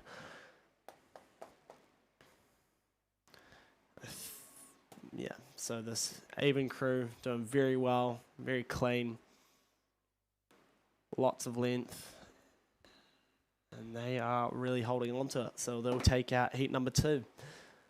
Looking for 3rd place, I think you're going to Rangi number 3. Christchurch Girls High School currently sitting in 2nd. So Christchurch Girls High School made up of Polly Botherway, Gabby Burrows, Stella Cameron, Tanisha Tainui, and Lily Shackleton is the Cox. Time for that first heat came through at a time of 8 minutes 8:03, then Rangy number 1 at a time of 8:03.31, and then the number 2 crew at a time of 8:14.69. Christchurch Girls High School through the 100-metre mark, and Rangy just holding on to that third place. Coxon probably looking around, trying to see Columba or Timaru, keeping their eye on them. Let's see what Timaru can do here, because they're not... It's probably not going to happen, but, you know, if Rangy has a tough couple of strokes, they could close down on them. It seems like that is heat 2 pretty well decided here.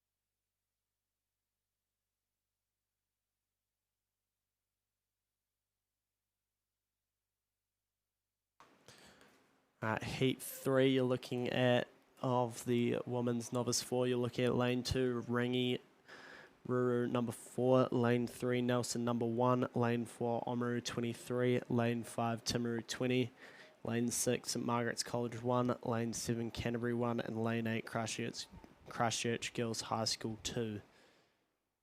So it does seem to be Omaru 23, so another Omaru crew. Here we're looking at Charlie Burnett, Millie Patterson, Kai Rawson, Leah Kofoid, and Isla Capelli is the Cox.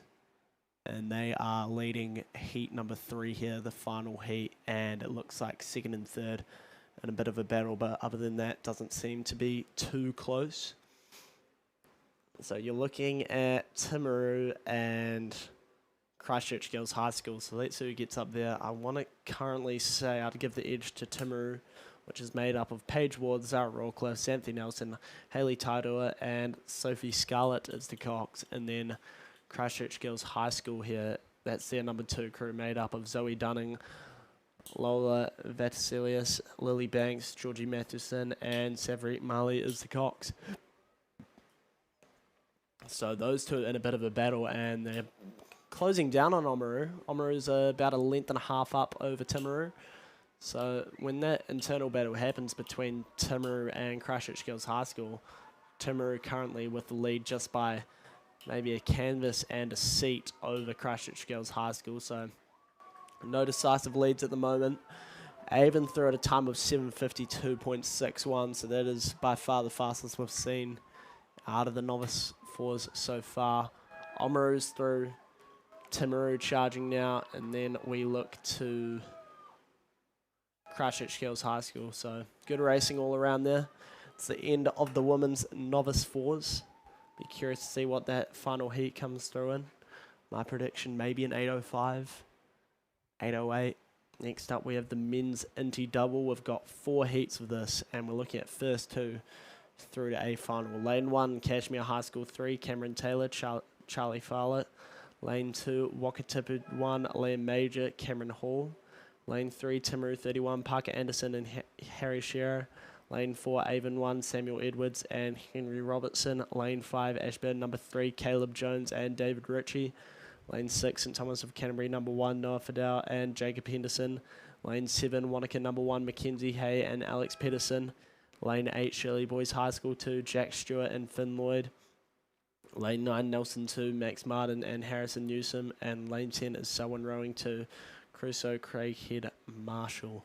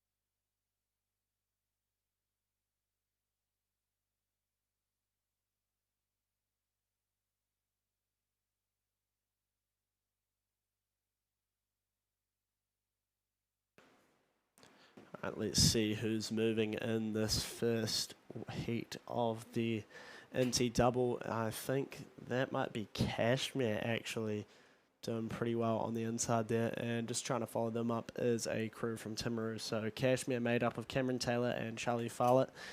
And then Timaru 31, Parker Anderson and Harry Shearer. That's your 1-2. And can anyone challenge them? I don't know. I think we're seeing a crew on the outside. That is Nelson number 2, Max Martin, doing well out there. So that's Max Martin and Harrison Newsom. But I think they might actually be sitting in 4th because that Wakatipu crew of Liam Major and Cameron Hall is currently sitting in that 3rd spot. Or maybe not. I don't know. Time for that final heat was an 8:19 by Oamaru. So Oamaru getting 2 crews through that A final, but Cashmere flying here on the inside. Great job from them to take out this first heat of the men's NT double. And Timaru will take the 2nd place into the A final. And potentially we could see Wakatipu or Nelson joining them there. We'll have to see. We'll have to wait and see.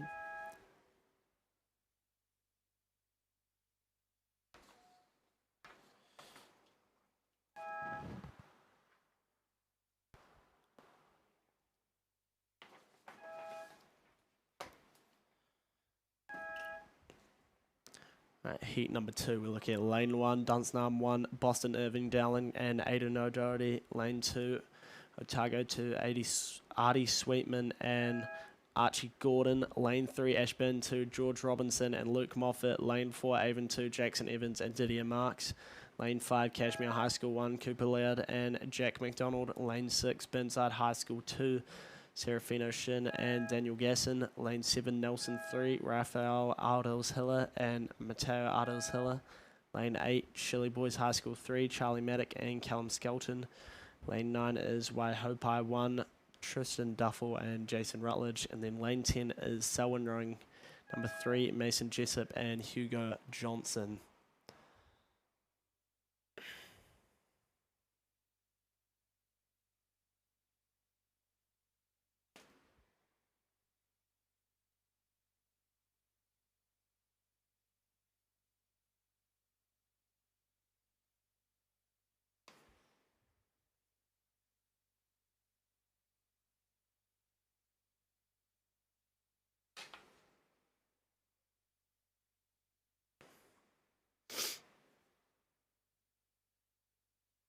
Right, moving for the first two places, we've got Dunstanam and Avon. So Dunstanam and Avon, let's see what Otago can do. But I don't think anyone's catching those suits. So Dunstanam, Boston Irving Dowling and Aidan O'Doherty, coached by Natalie Wilson and Leon Morris. And then Avon made up of Jackson Evans and Didier Marks. So let's see if Avon can maybe actually... No, they're not moving through Dunstanam today. Maybe tomorrow they'll have to have another go at them, but potentially Otago 2, Artie Sweetman and Archie Gordon could get up for a top 2 here, but Avon's really charging Jackson Evans, Didier Marks. They are sitting probably about 2.5 loops down, and they are really snappy with that backswing. So, well, that swing with the body there. Dunstanam really quick with the hands away there. They've got that rating up and they're attacking it. Avon bit slower with the rating, but really using that body swing to their advantage. Just trying to get up, power through, hold on to that second place. Otago very quick with the hands away as well. Maybe just need to be careful with those catches there. Making good contact. Dunstanam's through. They're wrapped with that. They've gone the first, and Avon will be the other crew to make it through this A final. That is heat number 2. Cashmere rowing a time of 7:33.46. I want to say this one will still be in the 7:30s. Let's call it a 7:31. I think that Dunstanam crew might have just gone a bit faster. But it is the inside lanes killing it so far. And it seems to be that way again for this next heat. Heat number 3, you're looking at Lane 1, Timaru 30, Charlie Cooper and Josh Sadler. Lane 2, Nelson 4, Tom Shaper and Sam Ibbotson. Lane 3, Shirley Boys High School 1, Aidan Daly and Logan Skelton. Lane 4, Dunstanam 2, Harper Rule and Kiowa O'Neill. Lane 5, Ashburn 1, William George and Lockie Oldham. Lane 6, North End 1, Dave Hanna and Alex McKeever. Lane 7, Oamaru 22, Jacob Rawback and Ike Newlands Carter. Lane 8, Union number 2, Blake Waterhouse and Valentine Frizzles. Lane 9, Otago 1, Vincent Holloway and Kevin Duggan. And lane 10 is Cashmere High School 2, Daniel O'Keefe and Thomas Clare.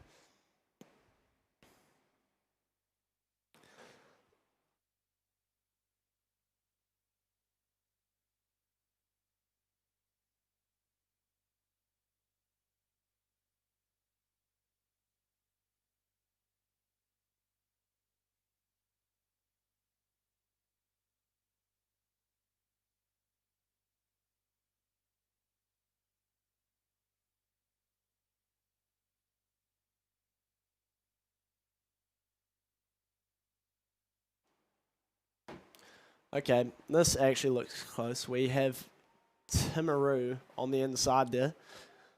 The blue cross, you can't miss it. And Oamaru. Those are the two schools at the moment. Well, clubs or schools charging. And this one might actually be close. So Charlie Cooper and Josh Sadler versus Jacob Rawback and Ike Newlands Carter. So these guys pretty dominant in the doubles for Oamaru. But Timaru also very good on that sculling side of things, and I think Timaru is stealing this one. I think Timaru might have the edge over Oamaru. Oamaru trying to charge towards the end. 100 metres, Timaru now, Oamaru now, so they're really going to have to push Oamaru if they're going to roll over this crew from Timaru. So I think Timaru might take out this heat number 3 for the men's Inti double. I think it's just a length in it, just a length. So good racing there from Timaru. Oamaru for the second, and then we go to Cashmere for the third, followed up with Shirley Boys, who might have hit a couple ducks there for all I know. Those ducks seem to be pretty lost. Heat number 3 done and dusted. Final heat coming up.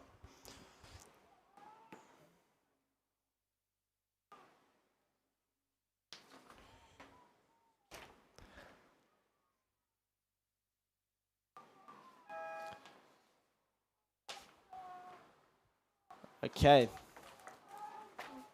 Gosh, I'm good. I got that right on the dot. Dunstanam coming through at a time of 7:31.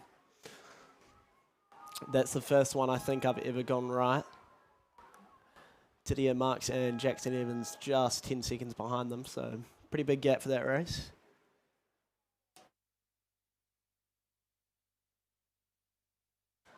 Final heat coming down. We got lane 1, Christchurch Boys High School 1. Nick Dampier Crossley and Ethan Horgan. Lane 2 is Otago Boys High 1, Lucas Nicol and Jack McSkill. Lane 3, Union 1, Peter Newhusen and Conrad Hurst. Lane 4 is Shirley Boys High School 4, Liam Savage and Nirvana Gerardi. Lane 5 is Selwyn Rowing 1, Fergus Johnson and Samuel Lindors. Lane 6 is Nelson 1, Harry Booker and Cooper Nichols. Lane 7, Timaru 32, Stacey Mills and Bradley Champion. Lane 8, Burnside High School 1, Felix Rowe and Mitch Cowan. Lane 9, St Thomas of Canterbury, number 2, Charlie Smith and Nicholas Marston. And then lane 10 is Cromwell, number 1, Jack Spriggs and Stian Langvik.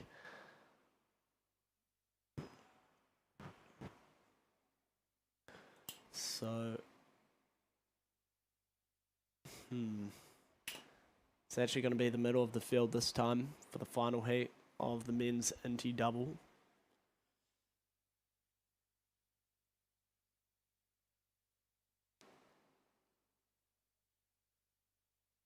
Selwyn, I think that's Selwyn cooking in the middle, lane 5, Fergus Johnson and Samuel Lindors, coached by Adam Jenkin. And then Nelson is the crew battling with them in lane 5 and 6. So that's really good. They'll have some competition there. They'll roll off each other and they'll probably push away from the rest of the field. So really quite a big advantage actually being next to a competitive crew. And Nelson really moving there. Harry Booker and Cooper Nichols, can they steal the win? I think it's unlikely, but maybe it is a bit more doable than I thought. Watch this race. It's the best race of the men's Inty double so far.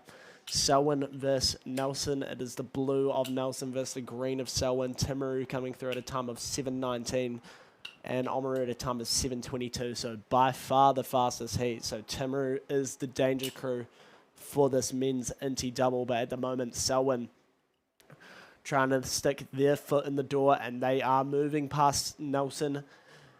Those two aren't far away from Burnside either. I think that's Burnside there and St Thomas potentially, or maybe even Cromwell. But there it is. It's going to be Selwyn leading just by 3/4 of a length over Nelson. Nelson having a pretty good last 250, but it's not going to be enough. It's half a length. They'll hold on to it. Selwyn takes out the win in the final heat. Nelson will be joining them in the A final tomorrow. Next up, we have a good one. It is the men's Prem coxless quad. So probably second fastest boat on the water today. We're looking at lane 2, Dunsnam 2, Lewis Meat, Sam Barnett, Luke Brock, Finn Allison. Lane 3, Avon number 1, Jimmy Middleditch, George Johnson, Perry Sullivan, and Luke Tompkins. Lane 4, a Nelson composite crew with Oamaru, Patrick Spillane, Logan Doherty, Sam Johnston, and Flynn Mercer. Lane 5, Dunsnam 4. Sebastian Watson, Oliver Hamilton, Josh Bartlett, and Harrison Thode. Lane 6, Dunsnam 3, Angus Lowe, Angus Kenny, Matthew King, and Hamish Yeatman. Lane 7, Avon 2, Lawrence Birch, Charlie Poulter, Joshua Clark, and Logan Freshwater. Lane 8, the real threat, Dunsnam number 1, Harry Lightfoot, Charlie Manson, Matthew O'Meara, and Henry Clatworthy. Then lane 9 is Avon number 3, Sam Wilson, Matthew Glenn, Henry Kirk, and Scott Shackleton. So Dunstan in this Prem quad has typically been the one that shows out here more, but I am starting to see the red and white of Avon start to come into it. I think lane 8, Dunstan number 1, they would have been the favourites for this. They go against the Premates later on today. I think it's the same quad, and they end up beating a few of these H actually, so they really fly. Harry Lightfoot and Charlie Manson both repping the black and white in their respective crews. I think both were under 19. I think I've got that right. Anyway, the green, yellow, and blue is charging here, and they're looking really clean, really together, and let's see who can challenge them. But Avon number 1 getting up, trying to get that second place, trying to claim that silver for tomorrow. So I think they've had a bit of a switch up here. I think Luke Tompkins might just be entering the mix here. Jimmy Middleditch, George Johnson, Perry Sullivan, and Luke Tompkins. Inside of Avon number 1 is Dunstan number 2. So Dunstan number 2 won't be happy with this. They'll be looking to try and get up over Avon number 1, and Dunstan number 4 and 3 also charging, trying to get up over their number 2 crew. Then we're looking at Avon number 2 also in the mix. Everyone's sort of pretty close together apart from Dunstan, but Avon number 1 is closing. So how close can Avon number 1 get to Dunstan number 1? Really good from Avon number 1 here. This is the first time I've seen them get up for a top 3 finish, even a top 2 finish here in the men's Prem quad. So they've certainly improved, and Dunstan number 1 through the 100 now, Avon through now, so it's less than a length. Avon really charging here. Dunstan number 2 just a length off them, and they are really close to the Dunstan number 1 crew. Dunstan number 1 will hold on, and I think they've just opened up to a length. It's a length lead to Dunstan number 1. They've got their rating up. There's no foxing going on here. Avon number 1 will cross the line as well, followed by Dunstan number 2. That's your 1, 2, 3. Dunstan number 4 just getting up over their number 3 crew. Then Avon number 2 just a canvas behind them, and then we go to Nelson. Selwyn in that men's inty double rowing a time of 6:37.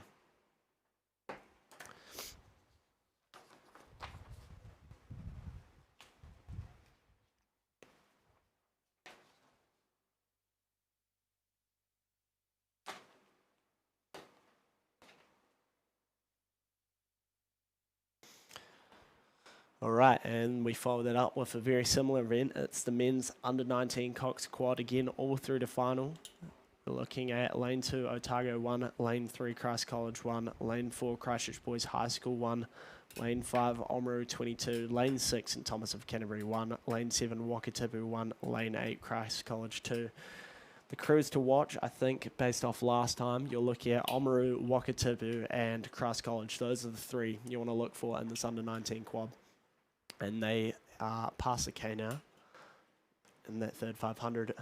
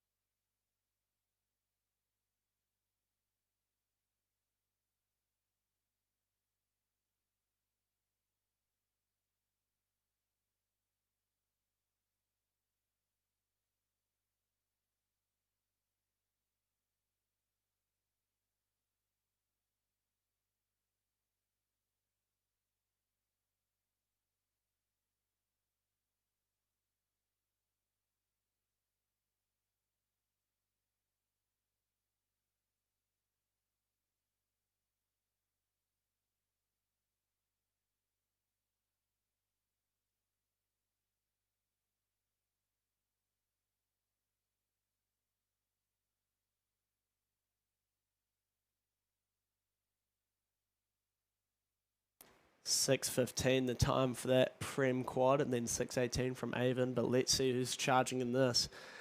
And it's actually a 2-horse race, I think. We're looking at not Dunstan, that is Wakatipu number 1, Finn Henderson, Liam Fairley, Max Davis, Ollie Watson, and Jesse Glover as the Cox.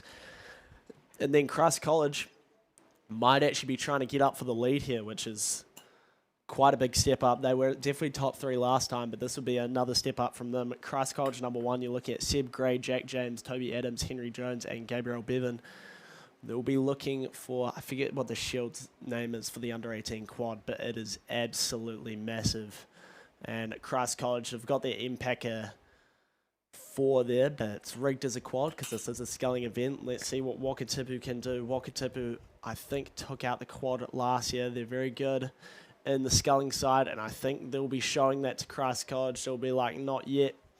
Wait till next regatta, buddy, because Wakatipu have their number. Wakatipu is now opening up over Christ College, and they are pushing out to half length, going for a full length now. Christ College might have to settle for second here. Let's see what they can do. It is half length at the moment. Wakatipu's definitely got the higher rating. They've charged, they've wound, and they will win by 3/4 of a length. Oh, no, it's going to be half a length over Christ College. Then we'll go to Otago number 1 for the 3rd, and Christchurch Boys High School for the 4th. Go back to St Thomas, Christ College number 2, and Oamaru.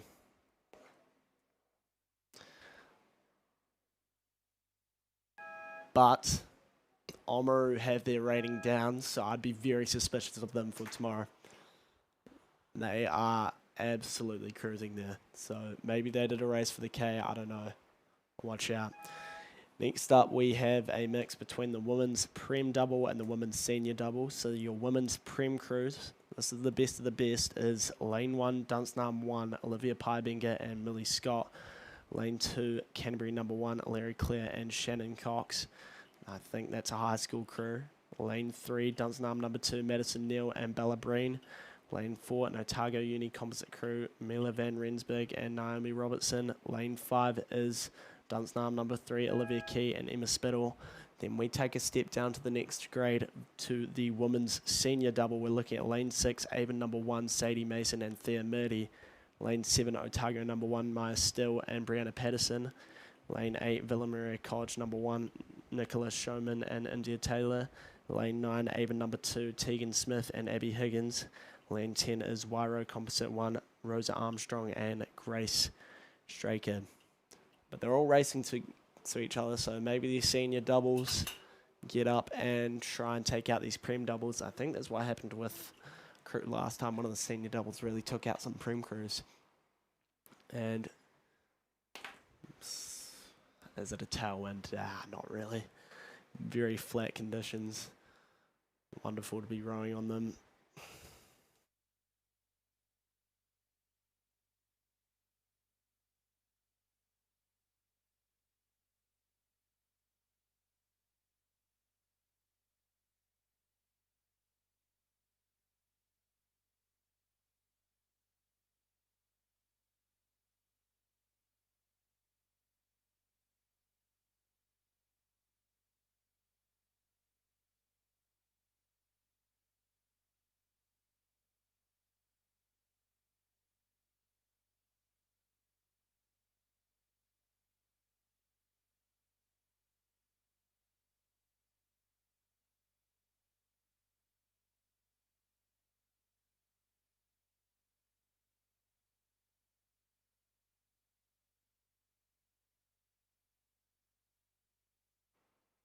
And cooking is lane number 3. They are a length ahead of lane number 1. So the number 2 crew, Madison Neal and Bella Breen, is really trying to get up over the number 1 crew, which is Olivia Pybinger and Millie Scott. So really good internal competition coming from those two, and they are pretty well in front of the rest of the field. I think Dunstan number 3 might be in third, so it could be a Dunstan 1, 2, 3, which I want to say is unusual, but it's not. Dunstan has been very good so far recently, so we'll have to see what happens. Can Dunstan number 1 potentially walk through the number 2 crew? We'll have to see. I think he'll be about a length in it. This is the Prem double currently leading the senior double. You'd be going to think that is Avon number 1, Sadie Mason and Thea Murdy.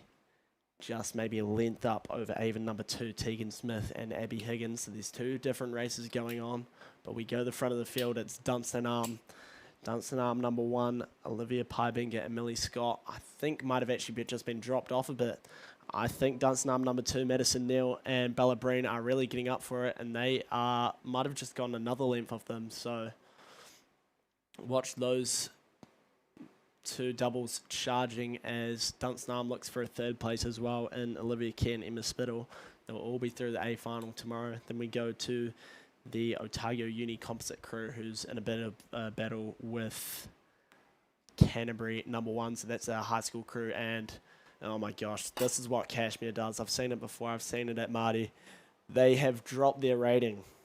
So rating really slow, and they're holding off this Nelson crew going at a high rating. So yeah, I've seen Cashmere do it in the quad before, so very impressive from Larry Clare and Shannon Cox. I'll have to see what they go like tomorrow, potentially challenge some of these Dunstan crews. And then we go to Avon number 1 leading in the senior side of things, then Avon number 2 in a bit of a battle with Villa Maria. So it's going to be Avon number 1, Sadie Mason and Thea Murdy, who win the senior double. And then I think even number 2 might have just been, they're getting walked through by Villa Maria here. They've got their rating up, but they don't have an amazing drive, to be honest. They're just struggling with the tempo, I think, of that rating, and Villa Maria is going to steal that off them. So that's the Prem double and the Senior double.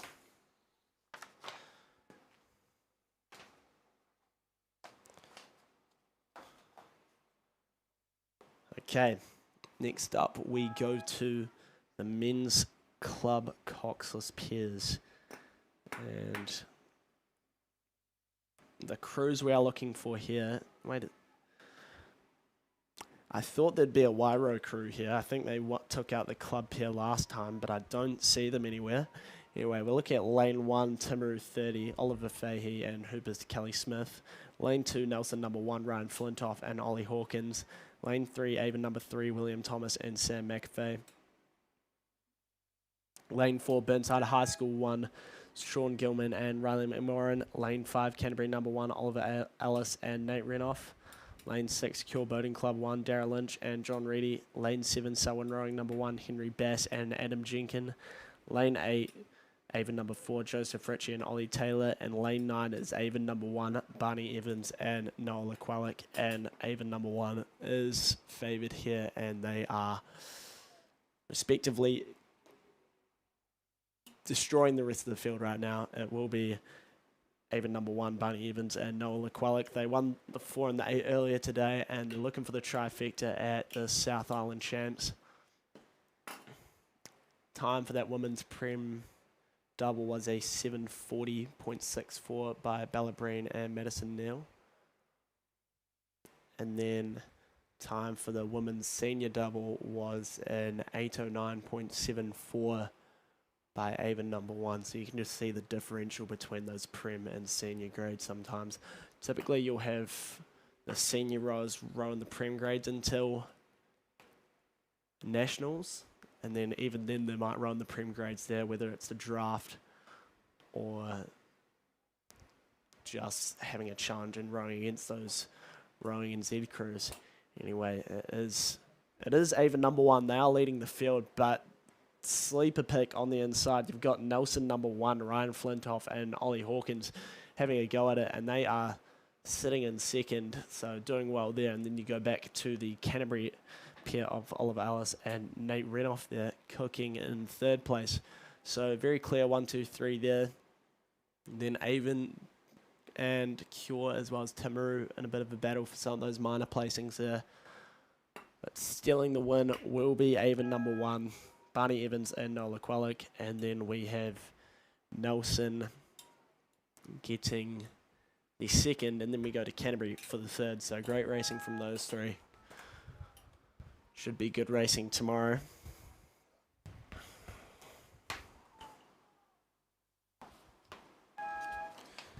All right. Next up, we have the men's under-19 coxless pair. So we'll be looking at high school crews here. Lane 2, Wairo 11, Jess Inglefield and Matthew McLeod. Lane 3, Wakatipu 1, Liam Major and Kaito Nakazawa. Lane 4, St Andrews College 2, George Barclay and Cameron Sharp.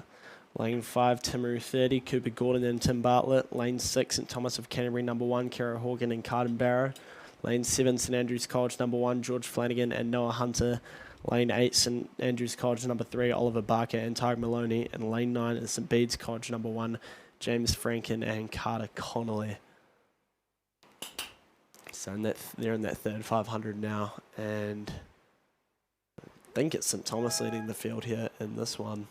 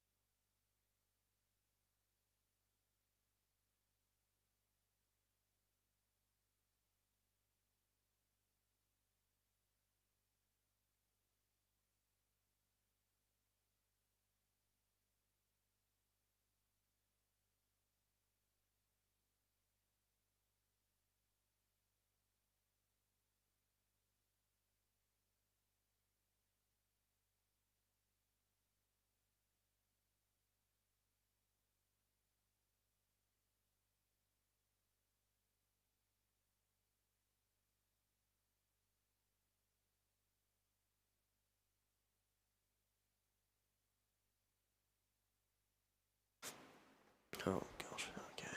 Shit.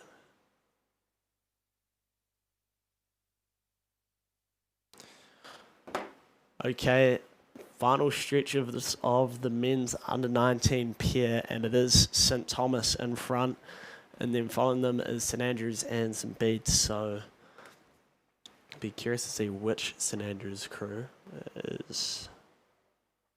Lane 8, St Andrews College number 3, Oliver Barker and Tyke Maloney.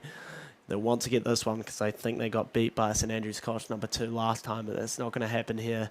And they're not too far off St Thomas as well, just maybe 2 lengths back. So St Andrews doing well, and then they're just a length in front of Bede's. So really good racing from these high school crews. St Thomas trying to follow up what that pair did last year, getting the 3rd in the under 18 pair. Anyway, they'll lead by a length and a half over St Andrews. St Andrews leading in turn by a length and a half over Bede's. Go to St Andrews College number 2, and then Timaru there for the 5th. Inside to Wairo, and then we go to St Andrews College number 3 and Wakatipu. So time for that club pair, you're looking at a 7:26.54. So curious to see the difference there. Next up we have the women's club coxless 4.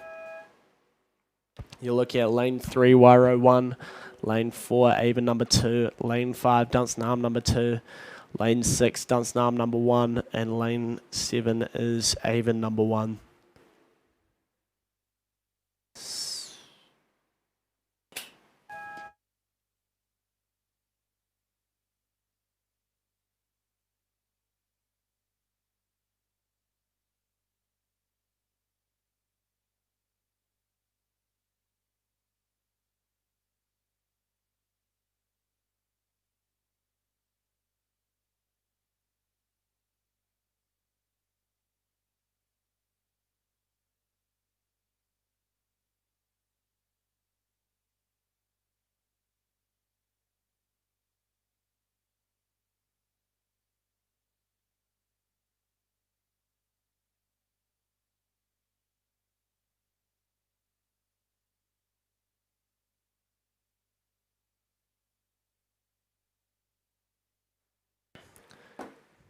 I think there's a bit of a battle going on in this women's club 4.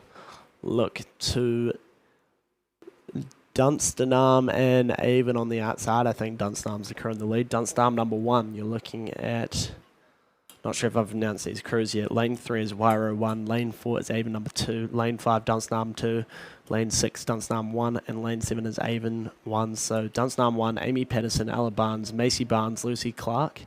Avon 1 is Olivia Studham, Emma Gardner, Kate Rao, and Sienna Godfrey Chatterton.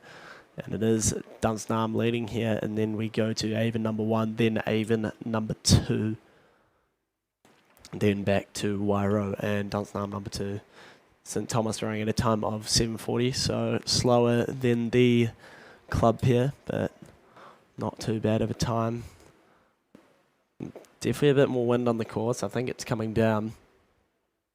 But Dunstanarm in a real tight battle with Avon. Let's see if Dunstanarm can get up, try and get some clear water over Avon, because Avon is charging.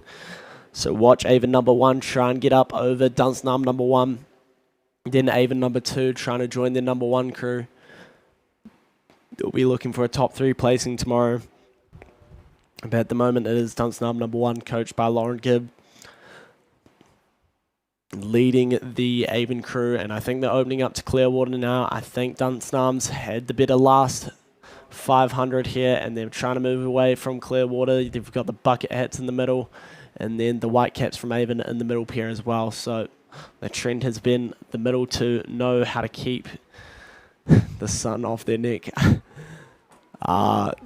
Dunstanarm number 1 is leading by Clearwater over Avon, and then we go back another length and a half to Avon number 2, rowing in a tandem. So great racing there in the women's club 4. All right, next up we have the girls under 17 Cox 4, and I'll read the crews out as they're in that first cab now. So we're looking at lane 1, Union number 1, lane 2, Rangiruru number 3, lane 3, Queen Margaret College number 1, lane 4, Rangiruru Girls School number 1, Lane 5, Rangiru number 2. Lane 6, Margaret's College number 1. Lane 7, St Andrews College number 1. Lane 8, Christchurch Girls High School number 1. And lane 9 is Oamaru 22.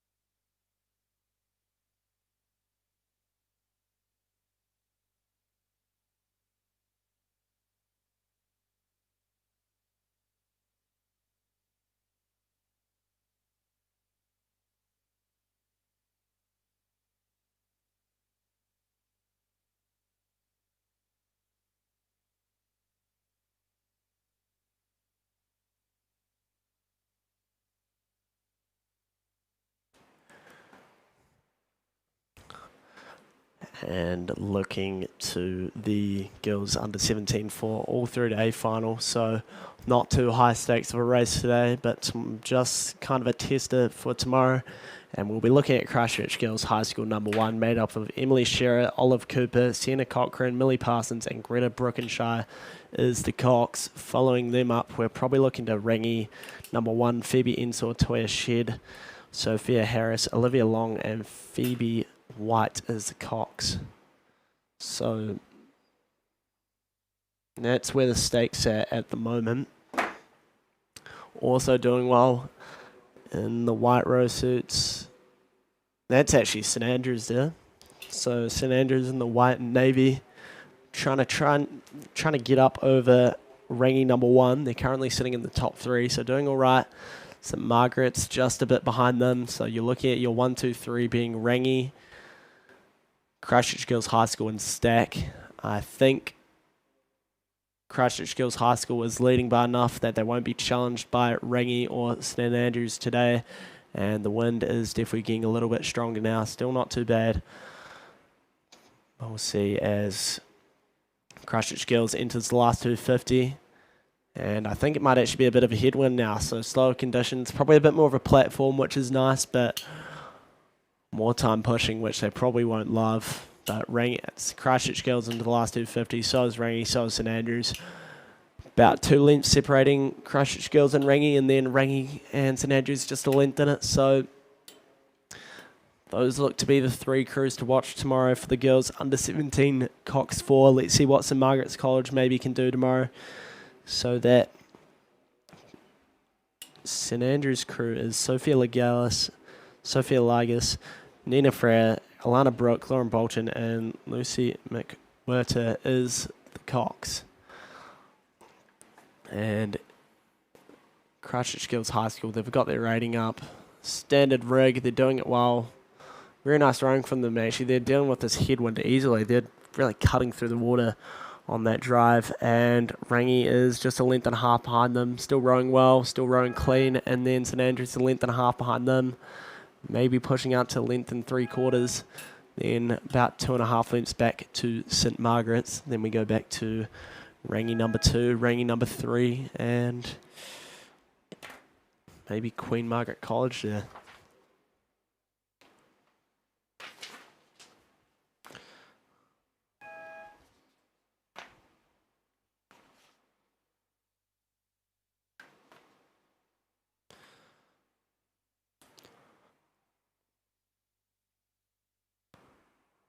Boys under 17 single is the next one up. We're looking at first 3 through to A final and one next fastest. So lane 1, Shirley Boys High School 2, Ruben Sagers. Lane 2, Timaru 30, George Talbot. Lane 3, Otago Boys High 1, Ollie Scott. Lane 4, Otago Boys High 2, Leo Garden. Lane 5, Shirley Boys High School 4, AJ Jordan. Lane 6, Cashmere High School 1, Jacob Haley. Lane 7, St Bede's College 1, Harrison Cyril. Lane 8, St Thomas of Canterbury 1, Harry Gallagher. Lane 9, Selwyn Rowing 1, Dylan Eberhard. And lane 10 is St Andrews College 1, Hugo Miller Bell.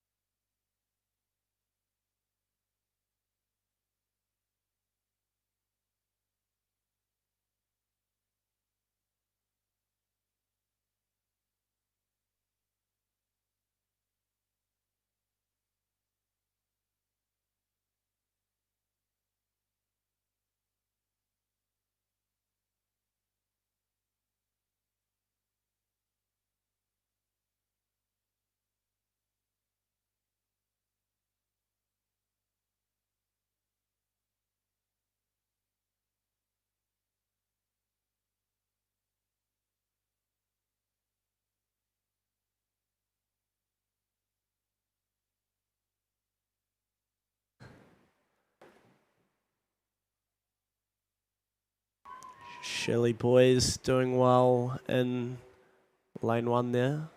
Oh, actually, as I say that, I think I've been deceived by the camera because there are some crews ahead of him.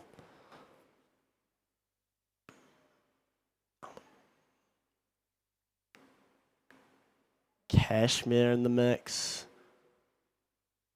St Andrews are on the outside there. Timaru, that's the 3 you're looking at to go through. Timaru, Cashmere, and St Andrews.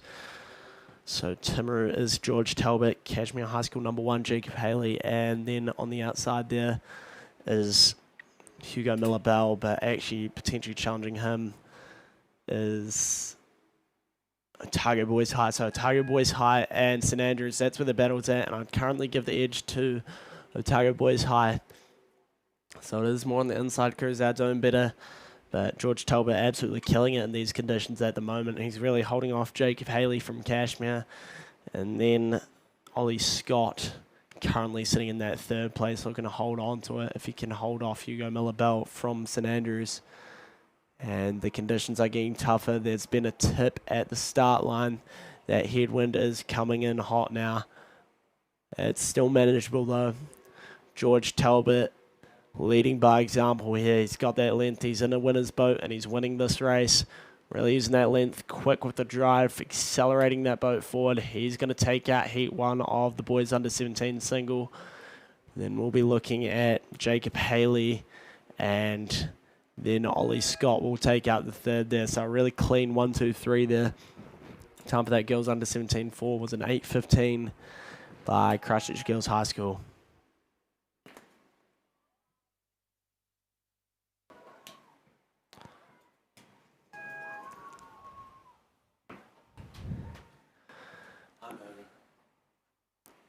Okay, heat number 2 coming down now. We're looking at lane 1, Burnside High School 2, Jack Payne.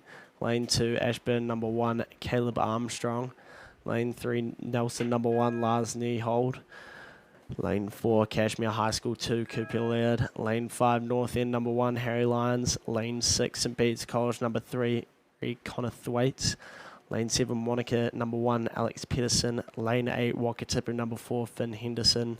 Lane 9, Shirley Boys High School 3, Chris Brignall. And lane 10 is Wakatipu number 3, Mike Perry, looking at first 3 through to A final. And hopefully no one's tipped yet. I don't think it's the boys under 17 singles that have tipped. I think it might. No, it was an under 17 single that tipped actually, but hopefully they'll be all right. Again, that headwind getting stronger. Don't expect any fast conditions today. And it might be Ashburn. Ashburn number 1, Caleb Armstrong. So the green and yellow row suit from Ashburton, I believe. Trying to find it on the board, but I can't. Then probably looking on the outside. I've got Clive with me here. He'll be taken through the next heat of the boys under 17 single. Never mind, I'll be doing that. Yeah, under 17s, second to last season of high school rowing, maybe even in their final year rowing down. But this is a really competitive event, especially when you go to Māori and South Island secondary schools. The progressions for these can be pretty brutal, and there's a lot of pretty elite rowers that get knocked out even in the heats for this. You'll probably go through heats, quarters, semis, repecharges, and finals for this. It is pretty insane. Ashburton, though, Caleb Armstrong making his case for it. And then looking for second, that is Wakatipu. But which Wakatipu crew? I think you're looking at Wakatipu number 3, Mike Perry. And then Shirley Boys High School number 3 also trying to get up into the mix. But don't forget on the inside, Jack Payne from Burnside. He's their number 2 rower from Burnside into the last 250 as well. So we're looking Mike Perry, Jack Payne, but leading the field is going to be Caleb Armstrong there, and he's doing it well. He's holding up well in this headwind. In heat number 2, I think George Talbot was looking pretty clean though. He'll be definitely the threat in this under 17 single. But Caleb Armstrong really showing a good performance here as he crosses the 100-metre mark. Burnside have now moved into second, and the Wakatipu rowers now in third. So Mike Perry has been rowed through from that Burnside row. Jack Payne, he's coached by Christina Blackford and Stephanie Barker Burns. Caleb Armstrong's through. He's looking clean. He's going to take it out by about 3 lengths over the Burnside rower. So it's lanes 2 and 1, getting 1 and 2 here. And then we go to Mike Perry. Inside of him to Chris Brignall from Shirley Boys. And then another Wakatipu rower, which is Finn Henderson. Go to Beads, Connor Thwaites. Then to Lars Niehold from Nelson, then to Alex Pedersen from Wanaka, then at North End and Cashmere will round out the field here. Would those further, so normally it's bad weather, those further lanes get affected more? Would this be affecting it or not that much? I think because it's coming that way, it wouldn't have an effect. It's more if it was straight down. Like that way, because then the trees would shield it a bit. Yeah, I think the wind really protects the inside lanes when that happens. Next up, the final heat of the boys under 17 single, and it is underway. We're looking at lane 1, Wakatipu, number 1, Ollie Watson. Lane 2, Timaru 31, Louis O'Sullivan. Lane 3, Wanaka number 2, Mackenzie Hay. Lane 4, St Andrews College 2, Fletcher Cairns. Lane 5, Cashmere High School 3, Jack McDonald. Lane 6, St Thomas of Canterbury 2, Luke Sweeney. Lane 7, St Bede's College number 2, Ryan Atwood. Lane 8, Burnside High School 1, Thomas Carey. Lane 9, Wakatipu number 2, Louis Dela Cruz. And lane 10 is Shirley Boys High School number 1, Domenico Freaker. 4 boats from the inside out, all pretty close. Yeah. So there's 4 boats in contention here for 3 spots. So again, under 17 single, pretty brutal progression. And the first boat I'm looking at is right on the inside. That is Wakatipu, Ollie Watson. Is anyone leading him here? I think we'll be looking at another Burnside and Shirley Cruz. So always good to see Burnside and Shirley in the mix. And then St Thomas is probably the one lagging behind. I think in the lead is Burnside. Then, oh my gosh, it's close. Burnside High School number 1 and Shirley Boys High School. I'd say, oh, maybe it's Shirley Boys. Domenico Freaker in the lead. And then we'd be going to Thomas Carey. Then probably inside to Ollie Watson in third. And then the one that's starting to drop off now is St Thomas of Canterbury, number 2, Luke Sweeney. So watch out. Clive's giving me the second eyes here. He's really watching out for the events here. And I think St Thomas is dropping back. Yeah, St Thomas is the one dropping back. Then Oh, Burnside and Shirley boys are really tight together here, but on sleeper pick on the inside, Wakatipu number 1, Ollie Watson. Those are the three. It's going to be a great race tomorrow if it holds up like this. Ollie Watson charging on the inside. He's not rating too high, but really good acceleration on the drive coming from him. Really holding on to that back swing. He's not too quick with the hands away, and he has moved in front. He's got a length now.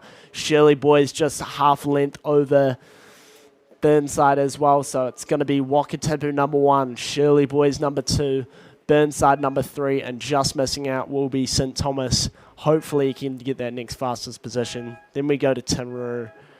Then we go to Wakatipu, Kashmir, St. Bede's will round out the boys under 17 single sculls. Next up is the girls under 15 Cox Day, and I hand over to Clive and he'll take you through the next hour of the day.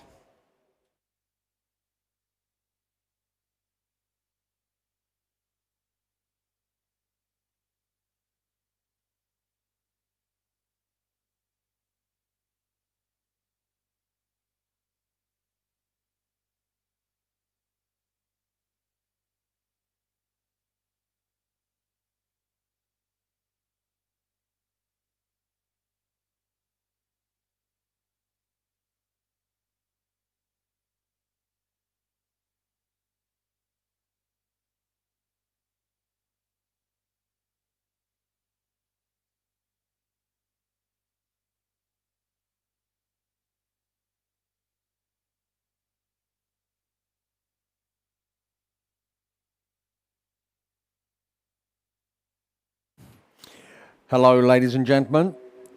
Great to be back with you for my last session of the day. And I have to say, wonderful to have young Will the Younger, well, Tav the Younger, commentating there. Did an absolutely sterling job, and he's great to have him still involved in all of his knowledge from his time at St. Andrew's Rowing and coxing there, and obviously he went through and passed to the next level up and did some great work. So wonderful to have his knowledge. And today it's been great. That wind has just got up and is just coming across the course and making it a little bit more challenging, particularly for those smaller boats, those singles and pairs and double sculls and whatever. The bigger boats won't be quite so impacted, but it is just having an issue on the times. So as we make our way down here and we look at this next race 129, girls under 15, coxed 8. Very, very competitive. This is where all those young rowers start. And let's have a look who we have. So we've got from lane 3 to lane 7, we've got Rangiruru Girls' School 2, St. Margaret's College 1, Christchurch Girls' High School 1, and Rangiruru Girls' School 1. And then, last but not least, Christchurch Girls' High School 2. So, just looking at that last heat, and that second boat went through there. The winning Ashburton boat went through in 8:46, so that was a slightly slower time than the previous heat. But they're all on the water, and they're all coming together. And let's just see who's rowing here for Rangi in their 2 boat. We've got Alice, Poppy, Maddie, Sasha, Pip, Rose, Eve, Sophie, and Penelope Sutton is the coxswain. For St. Margaret's College, we've got Bo, Frankie, Annabelle, Izzy, Gabriella, Gemma, Caitlin, Charlie, and Georgie Todd Hunter coxing there. For Christchurch Girls High School, we've got Izzy, Florence, Lily, Chloe, Stella, Lola, Zoe, Georgie, and Georgetta Haller is the coxswain.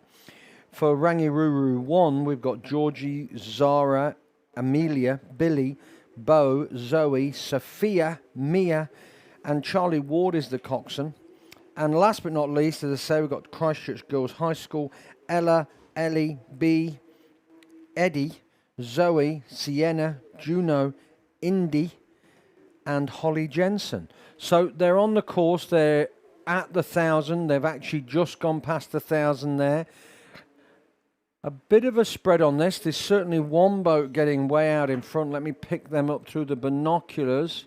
And probably no great surprise, that is Rangi, that juggernaut of a program that had a little bit of a blip, I think, a couple of years ago, but I wasn't down for the last regatta, but that certainly is the Rangi of old that I would see. They are absolutely charging down. The other 4 crews are all very much together. That'll be Rangi Ruru 2, St. Margaret's, Christchurch Girls, and Christchurch Girls 1 and 2, I should say. These will all be coming back to the final tomorrow, so we've got 8 crews in the under 15. Just confirming that that time I've got coming through, the Women's Club 4 was 7:48. Not too sure if that was something that William was chatting about. But anyway, they're making their way down. They're heading towards the 1750. Light traffic on the highway for anyone who's heading south. That doesn't look too bad. It'd be a beautiful drive or ride home tonight. And it is Rangi with those yellow caps on, looking really very strong there for under 15 coxed 8.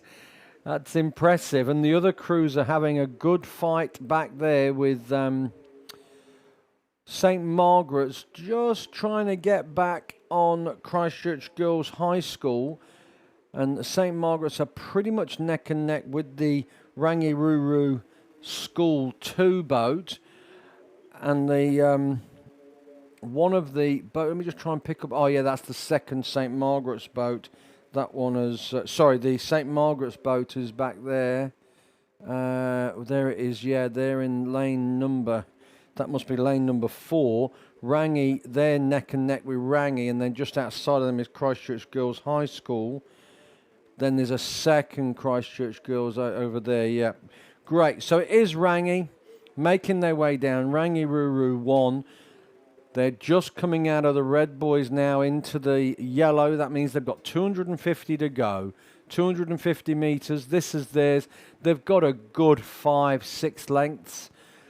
But it'll be a nice race for second and third because it is all good and close. Let me concentrate on that. It is Christchurch Girls at the moment. Just got 3 or 4 seats over the St. Margaret's crew. St. Margaret being talked through there. I can see the coxswain. And let's look. There's the other Rangi crew on the inside. They had a quick look across. They know they're in the mix. But it is the number 1 crew in lane number 6 who are going to take this out. They're coming down 50 metres to go. The ducks have all moved away. And as they come down now, probably another 3 strokes, 2, 1. They'll just get an extra one in now. They'll be over the line. They take the win. Good race for second here. And it is the Christchurch Girls High School crew in lane 5 who have got their 4 or 5 seats. 6 seats over St. Margaret's College. There they are, they're in lane 4. They're going to come in third, and the second Rangi crew will come in fourth. So Christchurch Girls High School in lane number 5. They've got about 6 seats on them. Just coming back to 5 seats now. So they're going to run out of runway, St. Margaret's, but that's a close race. So there we go. Christchurch Girls go second, St. Margaret's third, and Rangi Ruru 2 in fourth. And bringing up at the back there, we have the other in lane 7 crew. That's Christchurch Girls High School. So, girls under 15 coxed 8. Now I think we have some intermediate rowing. As we move to 1:30, we're at 4 o'clock now, and I think Ian's bringing up doing the last hour. He's our leader and organizer.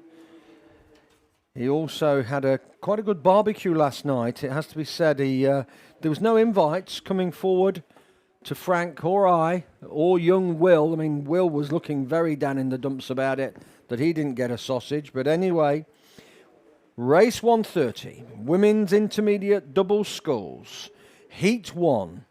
Well, there must be 4 heats here. Let me just check. 1, 2, 3, 4. Yeah, 4 heats. So very competitive, double sculls. The first two progress through to the A final, plus the next two fastest times. That will give us 10. The next fastest after those, the next 10 fastest, they will all go into the B final. Now this is very competitive rowing here. As you can see, you've got 4 heats. I think there's 10 in each heat. Yes, there is. So let's see who's rowing in this one. From lane 1 through to lane 10. Invercargill 1, Waihopai in 2, Timaru 3, Nelson in 4, Otago Girls in 5, Canterbury 2 in 6, Wairo 3 in 7, Avon 1 in 8, Ashburton 1 in 9, and in lane 10 is Dunstan Arm 1. So we've got quite a few number 1 crews here, and this is going to be pretty tough work as we pick up the race now. I've got anything off the screen, so I'm going to go straight to the bins, and it is Dunstan Arm who have made a nice break out there. Oh, in fact, there's a single out on the far side. Okay, I'll ignore that single. Let me look at the Dunstan Arm crew. That's Maria, Teresa, and Gemma. They are working out there, and they've got 4 or 5 lengths. And then let's come back to the second. Oh, there'll be a good race for this second. That looks like Canterbury crew in the middle of there. That's Natalie and Lily. And I think just outside of them could be Millie and Lucy, but let me check. Down on the... Oh, no, that looks like Otago Girls there. That's Jamie and Harriet in lane 5. We come down... Oh, down the inside here we've got lane... That must be Waihopai. That's Ellie, May and Madison. They have got the lane number 2. Just starting to see... Generally, it tends to be the winds coming across the course that you get a benefit on these inside lanes. But I think we're just starting to see a little bit of that as it's just starting to chop up a little bit. It's certainly a little bit rough. Obviously, rougher than it was this morning. It was flat as this morning. But Dunstan Arm have not been impacted by it. Out there in lane 10, Dunstan Arm 1, Maria, Teresa and Gemma, coached by Lauren Gibb. She'll be pretty happy with this performance because they're just getting into their work. They don't look... They're nice and relaxed, very much together, keeping that boat moving. You're not seeing it stop or sit in the water at all. It's just keep moving through. So they've got their rating right. They're just keeping that boat moving through, getting to the end. Second and third is a good fight here between lane 6 and lane 5. Lane 6 is Canterbury 2. That's Natalie and Lily. And Otago Girls are in 5. That's Jamie and Harriet. And it is the first 2 who go through. So they're really battling it out here, and it's coming right down. Dunstan Arm are going to take the win. I'll just watch them get over the line so we know that they're through. They're definitely through. They are indeed. They're over the line. In 6... They've got half a boat at the moment. That is Canterbury 2, Natalie Walsh and Lily Davidson. There is closing, but they're going to get over the line. There they are. And in third place is Otago Girls 1. They'll hopefully have one of the fastest times. Then on the inside, fourth in lane 2 is Ellie Mae Boniface and Madison Stevens. They come through fourth. So again, like they, even there you could be hoping for one of the faster times, but I think that boat who came third there, the Otago Girls, they'll definitely be in the mix for a fastest time. We've just got the rest of the field coming through. The other race has already set off. Let me look at this. Heat 2, race 132. Women's Intermediate, double sculls. In lane 1, Nelson 4. 2, Wanaka 1. 3, Columba College 1. 4, Invercargill 1. 5, Dunstan Arm 3. 6, Burnside High School. 7, Timaru. 8, Union 1. 9, North End 1. And lane 10, Otago 1. Good to see Union putting a few crews out. I think they've picked up some rowers from Hillmorton High School, I believe. That's what I was picking up just recently. Somebody was talking to me about it, which is great to see a few young rowers getting to Union. Certainly be bringing the average age down, I think I was told. So, yeah, great to see. Anyway, let's see what this is happening here as the last of the other ones come over the line.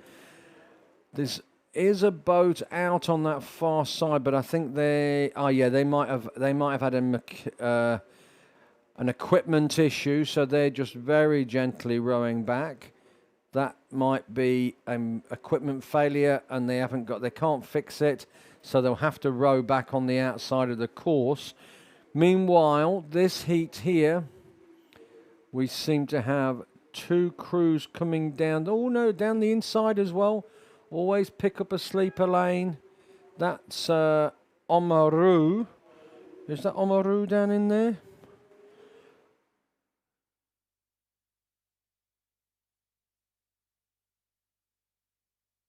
No, that's Wanaka. Wanaka in lane 2. So picking up Wanaka just there. Outside of them a couple of lanes. That'll be Invercargill. So they're both in the game, but slightly back. Up front there, that's looking like a Burnside High School crew. That's Courtney and Olivia, if I'm not mistaken. They're in one of those middle lanes. They're in lane number 6. Outside of them that's a Union. That's Billy and Felicity. That's a Union row suit, that is. There is quite a bit of spread over this field, so it's difficult to pick up. Yeah, that crew, they're not in the race. That's that crew I talked about earlier. So it is Union.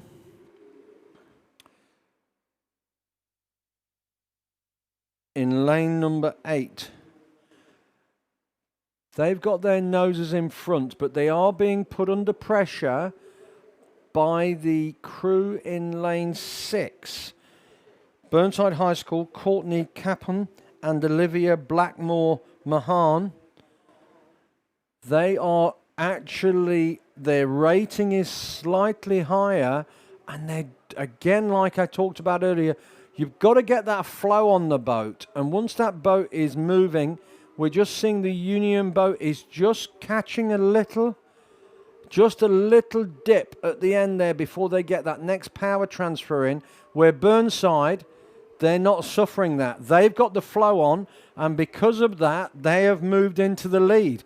They were probably about 3/4 of boat length back, but in 100 meters, lane number 6 are going to take it out here.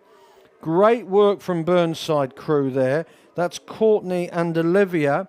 They're going to take first. Second place is going to go to Billy Rochford and Felicity Wright from Union. There we go. Burnside over the line. Union are going to take second. Down on this side here in lane number 2 is the Wanaka crew of Alana Hay and Lily Garrett. They're going to take third. They'll be hoping for one of the faster times.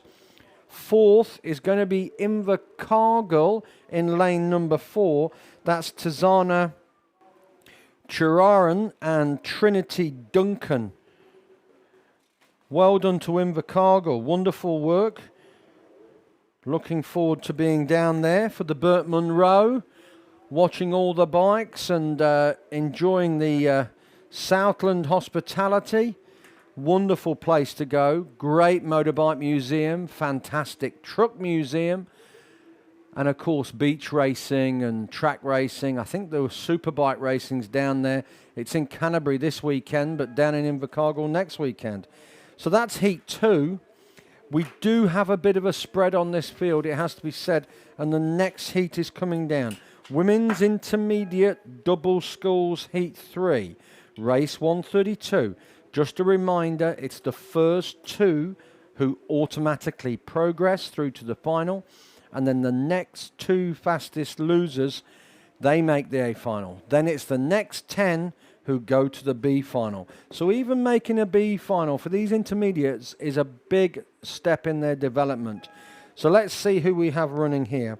From lane 1 to lane 10, we've got Nelson 3, Timaru 41, Burnside High School 2, Dunstan Arm 2, Canterbury 1, Wairo 1, Avon 2, Queen Margaret College 1, who are from Wellington, Union 3, and Avonside Girls High School 1. I'll be back within 1 second.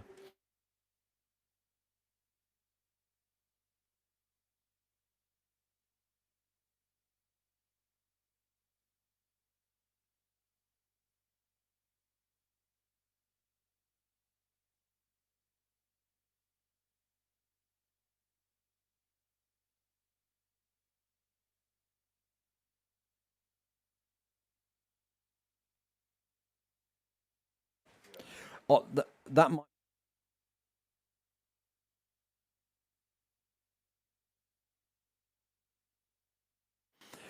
Okay, apologies about that. So just as I've run through this race and we're coming down here now, I'm only picking up really late, so apologies. Dunstan Arm 2, that's Liesel and Alicia.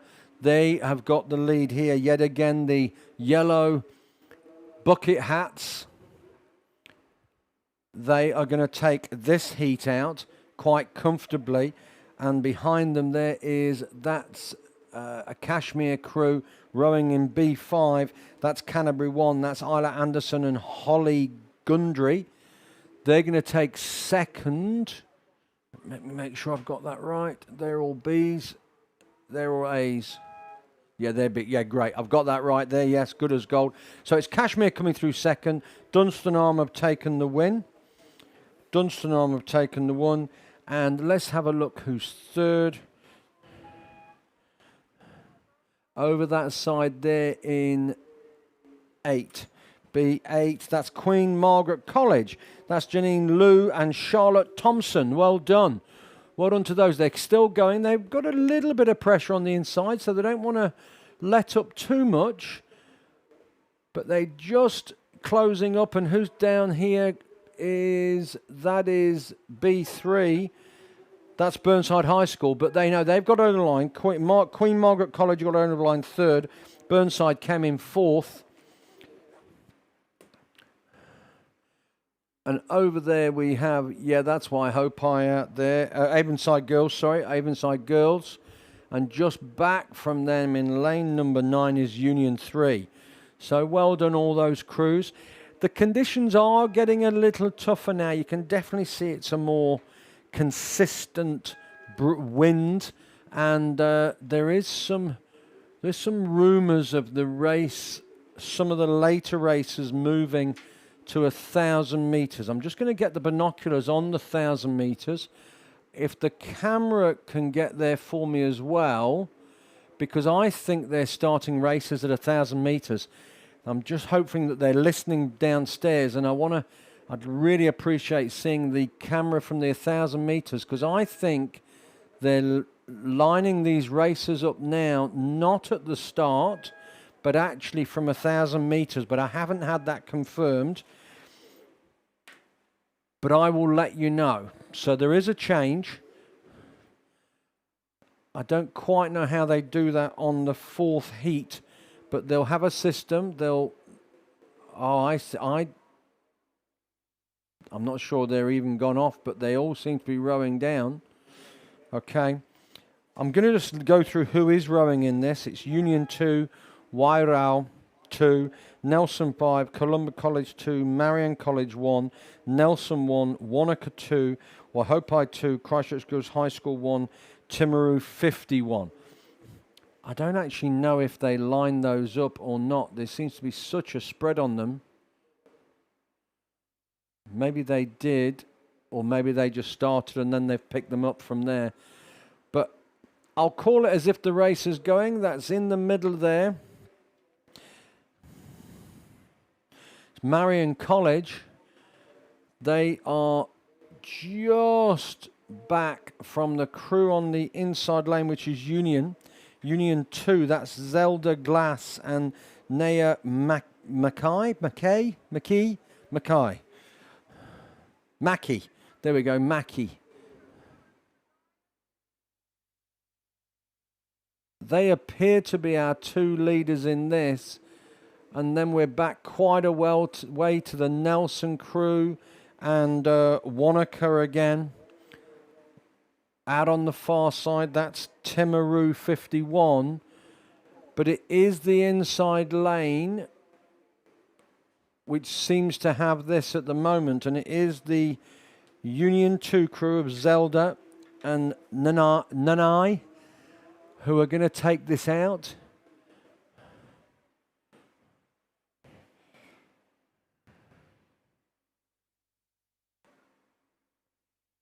Yep, it is the C race. I just want to pick this up. That's lane number 6. Ooh. Lane 5. Lane 5, that is the Marion College crew of Nia Jennings and Freya Burgess. They're going to take second. Oh, somebody's got close to tipping in just there.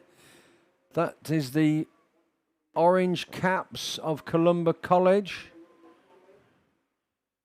Maybe they're being turned around. I don't quite know what's happening just down below me, but we'll find out. So coming down to the line, it is lane number 1. Lane number 1 are taking this out. They're in a Union Rowing Club boat. Well done, Union. Great work. They're going to take it out. That was heat 4. I'll actually keep an eye on their time because that will tell me if they did start from the 1,000 metre. I'll put a question mark by that. I have a feeling they might have done. Then we have obviously Marion coming over the line. Well done to Marion College 1. Third place is looking like, that looks very Nelson to me in lane 6. Yes, it is. Laura and Anouk. They've got a few strokes to go, probably 30 metres. And then down on the inside here in lane number 2, that'll be Wyro 2. That's Libby and Michelle. They are closing up on the Nelson crew, but I don't think they've got enough of the road left. And it is going to be Nelson who go over the line with Wyro coming over. Then we look over there and that's Wanaka. Wanaka making their way down. They've got a comfortable lead over this second Nelson crew in 3. We look over the other side. There's Timaru in lane number 10. That's Timaru 51. Then we have the other crews coming through, which will be Columba College in 8. Waihopai 2. And just outside of them is a Christchurch Girls High School. So they're making their way down. And there's actually quite a few safety boats there and umpire boats. So something's definitely happening, and from what I can gather, I'm going to get the bins down on the start line. I can't see any boats down there at all. So what might have happened is all the bigger boats have been pulled into the bay, and they might line them out from there. They'll just get that process organised, take a few minutes, and then we are moving into bigger boats. So when the conditions play up, again, this is very much for our newer members of the rowing family. The men's novice coxed 8 are next up. Now, the bigger boats, just obviously there's more of them in the boat. They handle the wind better as much as they're a bigger boat. There's a lot more rowers in it, and they don't tend to get affected as much. But those two crews next lined up are, two heats, next lined up on novice coxed 8. So then they're moving to some masters, then boys under 15 quadruple sculls. So there is some younger rowers there, and the experienced team involved with coordinating the races will absolutely make sure they make the right decision. Now I'm just looking at the number of races we've got left. We were going through to race 159 and we're currently at 134. So they won't want to stop because we've already got a pretty big day tomorrow.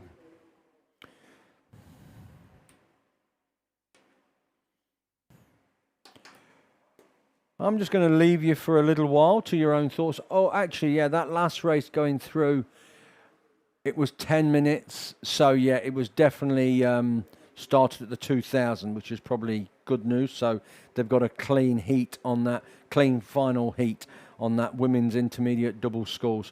Right, I'll leave you for a few minutes and I'll just try and find out what's happening down the other end. Bye.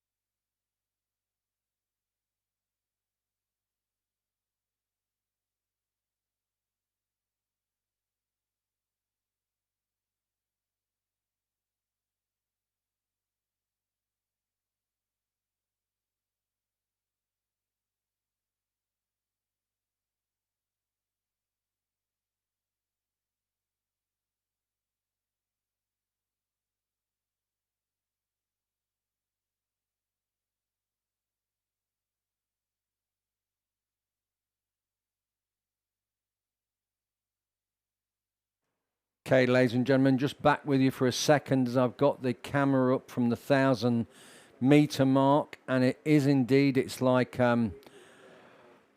looking at, what was that movie, Troy, when all the ships are all in the bay, and they come across them, and want to ride their horses back. There is a bay full of 8s and 4s. They've all been pulled in there, and they'll just be waiting.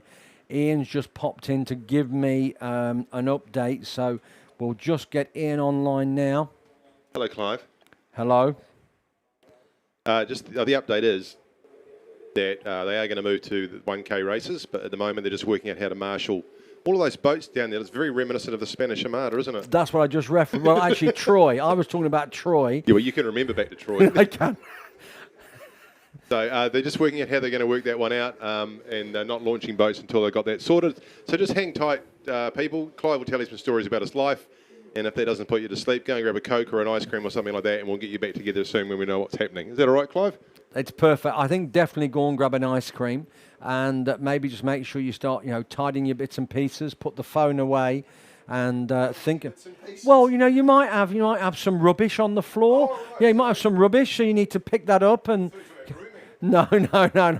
Get yourself sorted. We'll be back with you soon once we know more and we're about to start racing. Thank you.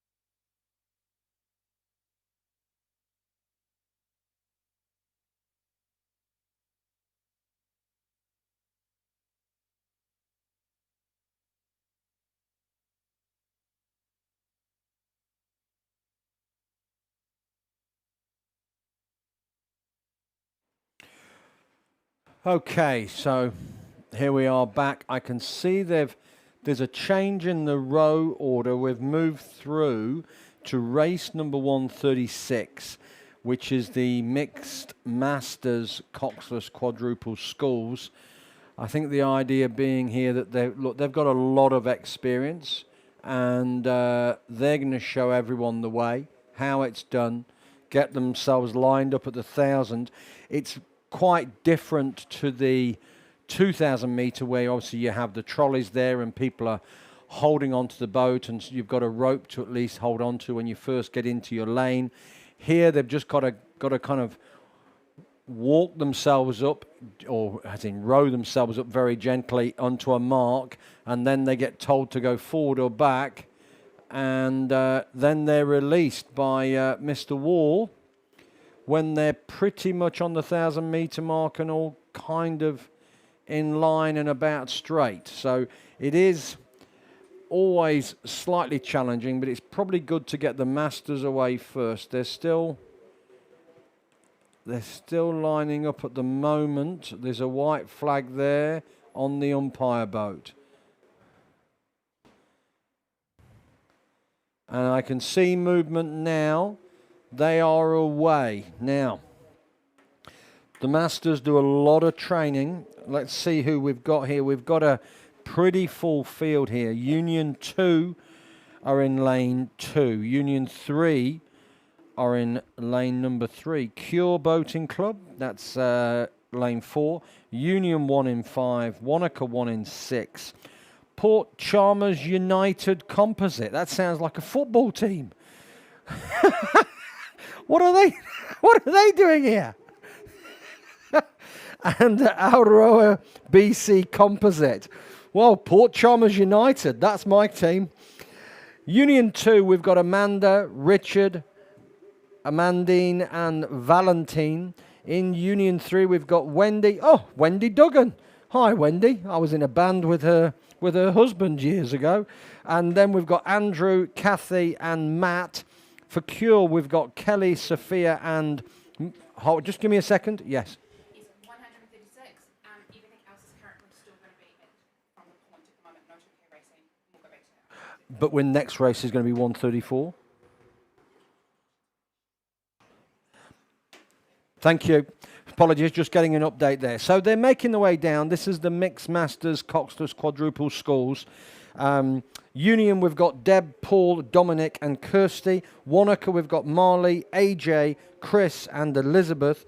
Port Chalmers United, Steve, Neil. There's the centre-back pairing. Anouk and Judith. And Aotearoa BC Composite, we've got Suzanne, Julie, Ian and Frank. Frank Dean from the commentary box. Go, Frank. So we'll keep an eye out for all those boats as they make their way down here. Well done to getting it sorted and to all the starting team there. So it looks a little bit like Cure Boating Club have just dropped off a little bit. Down on the inside here, Union 2 are going along very nicely.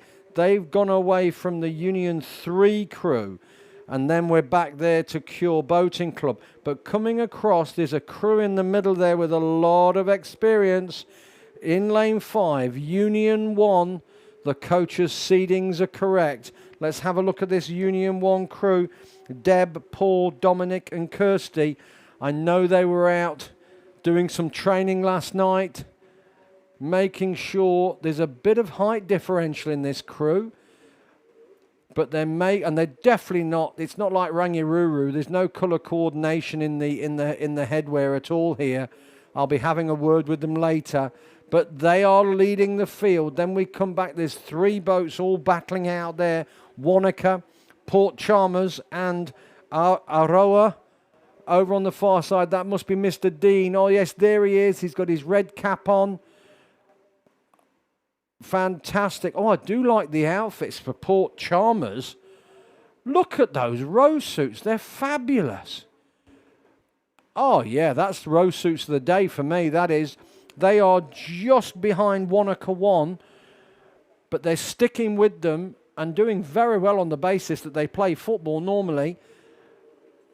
But here out front, lane number 5, looking magnificent, is Union 1. They have kept on keeping on. Lane 2 has closed up on them. That'll be the Union 2 crew. But Union lane 5 go over first, followed by Union 2. Then a little bit further down the track, about 5 lengths, we come to Union 3. Well done to all the Union boats there. Great work. Wanaka have just walked away a little bit from Port Chalmers United. So there's Union going over the line. Then our Wanaka crew, Marley, AJ, Chris and Elizabeth, they're coming in next. Port Chalmers United Composite. Over the line they go. Great work. Then down on the inside we have Cure Boating Club. And over on the far side we have the Aroa BC Composite 1 featuring our very own Frank Dean. Great work there. Well done to all those.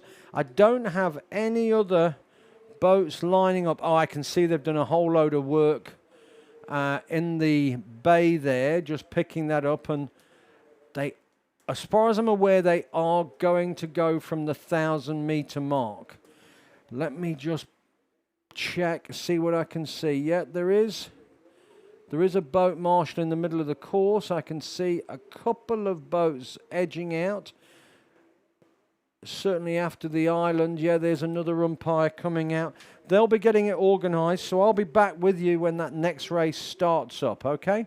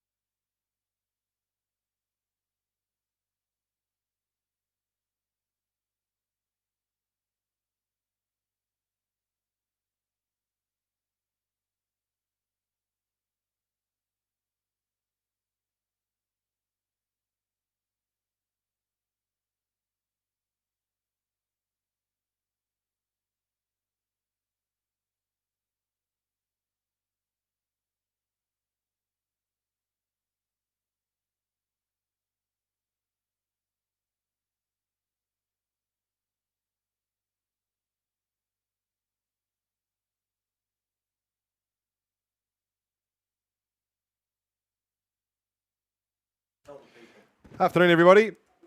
Right, I hope this is giving you a bit of a wake up. You all good and stood up and had a bit of a stretch before we work out what's happening from the 1K. We've got a rough idea, so we thought we might share it with you. It's the men's novice Cox State. We're going to start with that, race 134. They're going to line themselves up down there at the 1K, so this should be a whole lot of fun. It's a bit like the T20 version of cricket being translated into rowing context, so you better pay attention or you'll miss out on something. So I'll give you the crews for the men's novice 8, heat number 1.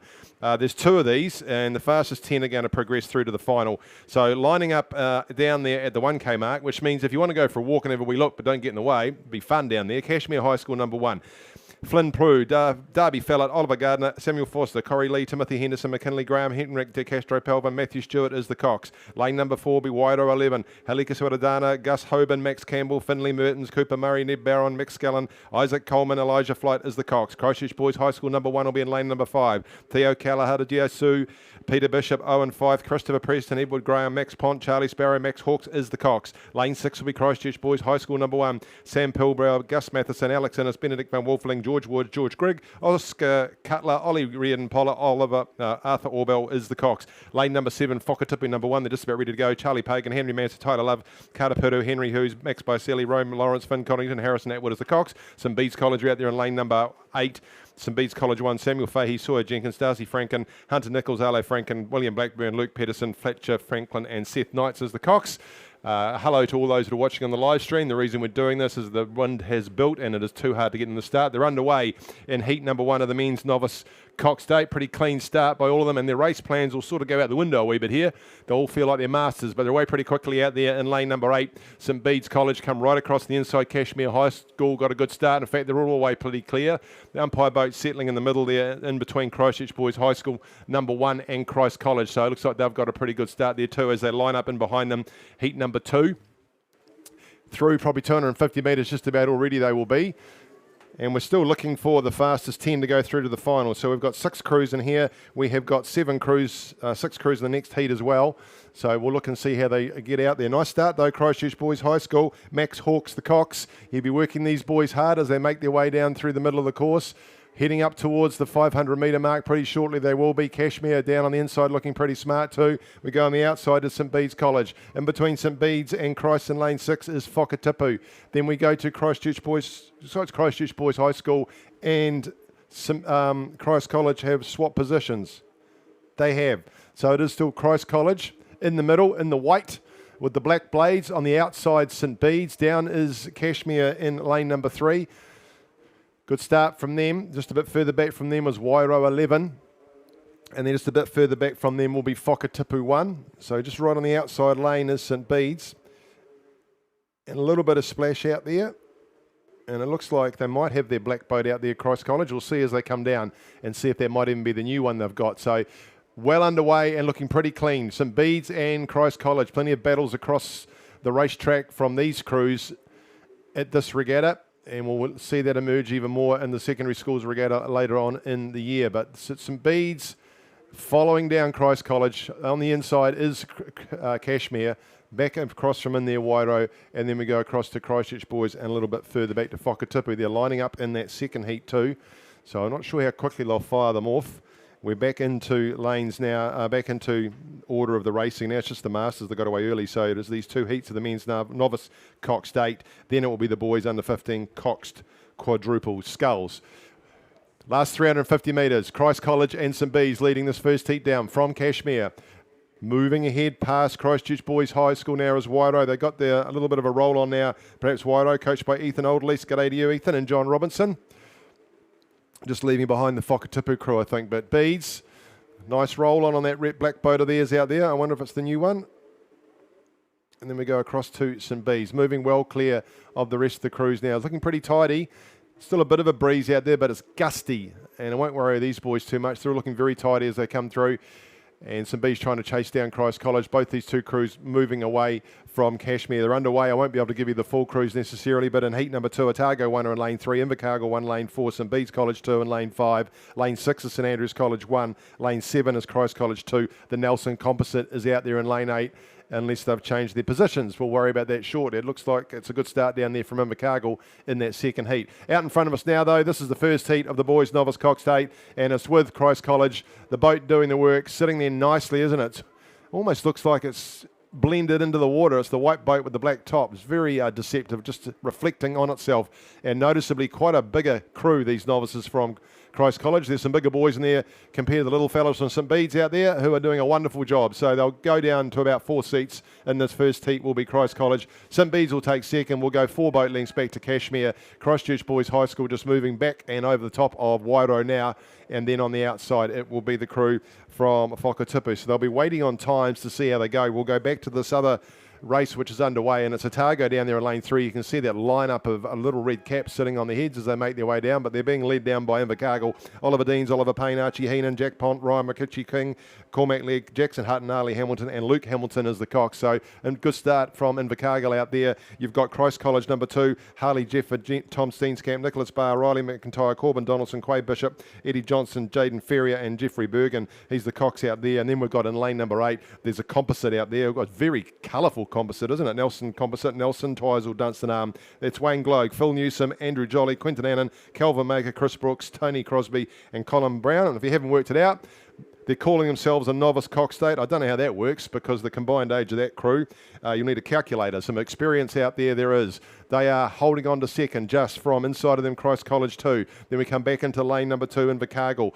Then it is just outside of them St Bede's College 2, Angus Taylor, Kinging Nixon, Lewis Mortel, Louis Yates, Connor Smitty, Billy Ryan, Archie Mace, Jack Lugerson and Lockie Manson doing a good job out there. Though just ahead on the outside of them is, and a bit further back probably by another boat length, will be St Andrews College, Freddie Allen, Isaac Overcomer, Archie Foster, Toby Mitchell, Harry Kempthorne, Louis Cooper, Guy Hardy, Charlie Bell and Ashton Cody.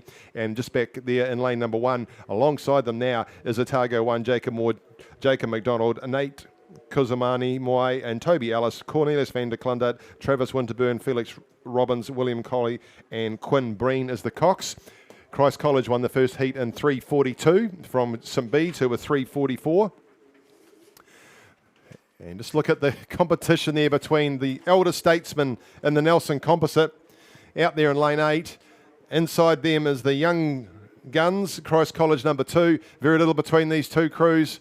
And this the experience of those old Wiley customers. They're used to racing 1,000 metres. And they're just pulling ahead of Christ College here. How they made it into a novice 8 is beyond me, but we'll go with what the judges say. Invercargill holding on nicely onto 3rd. We go back to St Bede's on the inside to Otago, and just a bit further back is St Andrews College 1. So the novices, Nelson, Tysel and Dunstan Arm are going to go out to 5 seats on the line over the crew from Christ College number 2. So that'll be interesting tomorrow when they get to 2Ks, gentlemen. We'll see how good your tickers are then. Then it is Invercargill, hold on to 3rd, back to St Bede's, and we come to Otago. And completing the field in this second heat of the men's novice coxed 8 is the crew from St Andrews College.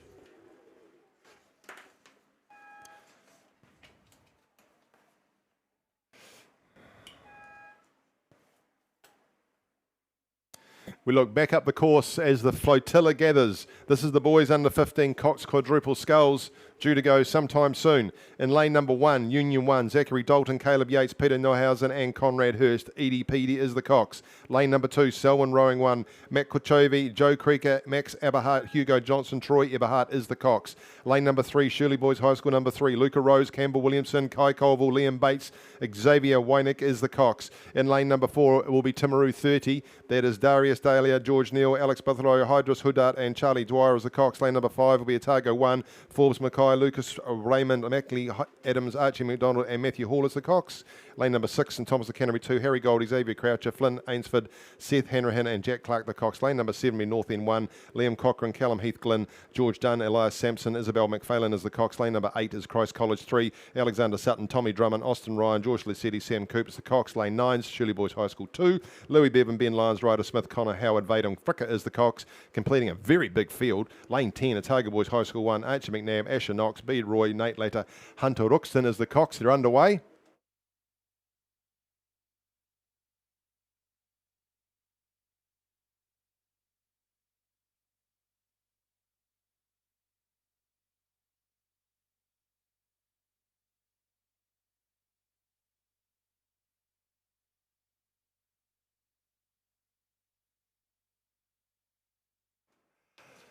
Down they come in the middle of the course. Otago out looking pretty solid there. Next to them on the inside will be Timaru 30. They won't be upset by these conditions. Right on the outside though, Otago Boys High School. You can see them there in the white with the blue hoops. This will be like Otago Harbour for them. They'll love this. Or Dunedin Harbour. We come across 2 from them. Christ College 3. Really noticing a big lift in the Christ College sculling program this year. And still sitting pretty handily placed there. But it is with Otago. Just in from Otago, Timaru 30. Down to Union 1 in lane number 1. Again, this is the boys under 15 Cox quadruple sculls. This is heat number 1 of 2. 1, 2, 3, 4 and 5 go through to the A final. The rest will be through to the B final. So we're looking at Otago going through. We are looking at Timaru 30.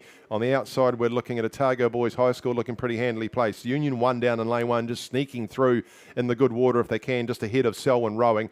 A bit further back there, unfortunately, for Shirley Boys High School in lane number 3. We'll go right across ahead of them, Shirley Boys High School number 2. They're pretty evenly placed, those 2 crews. And it is North End 1 out the back door a little bit, unfortunately for them. Heat number 2 is making its way down. They are underway. Heat number 2, I'll give you the lane straight away. Lane 1 is Wairau 11, lane 2 is Whakatipu 1, lane 3 is Kashmir High School number 1, lane 4 is Oamaru 22, lane 5 Christchurch Boys High School 1, lane 6 St Thomas of Canterbury 1, lane 7 is Wanaka 1, lane 8 is Shirley Boys High School 1, lane 9 is Nelson 1, lane 10 in the second heat, which is through 250 metres, is Otago Boys High School number 2, Otago Boys High number 1, still sitting third in the one that's out in front of us. So Otago right alongside them is Timaru 30.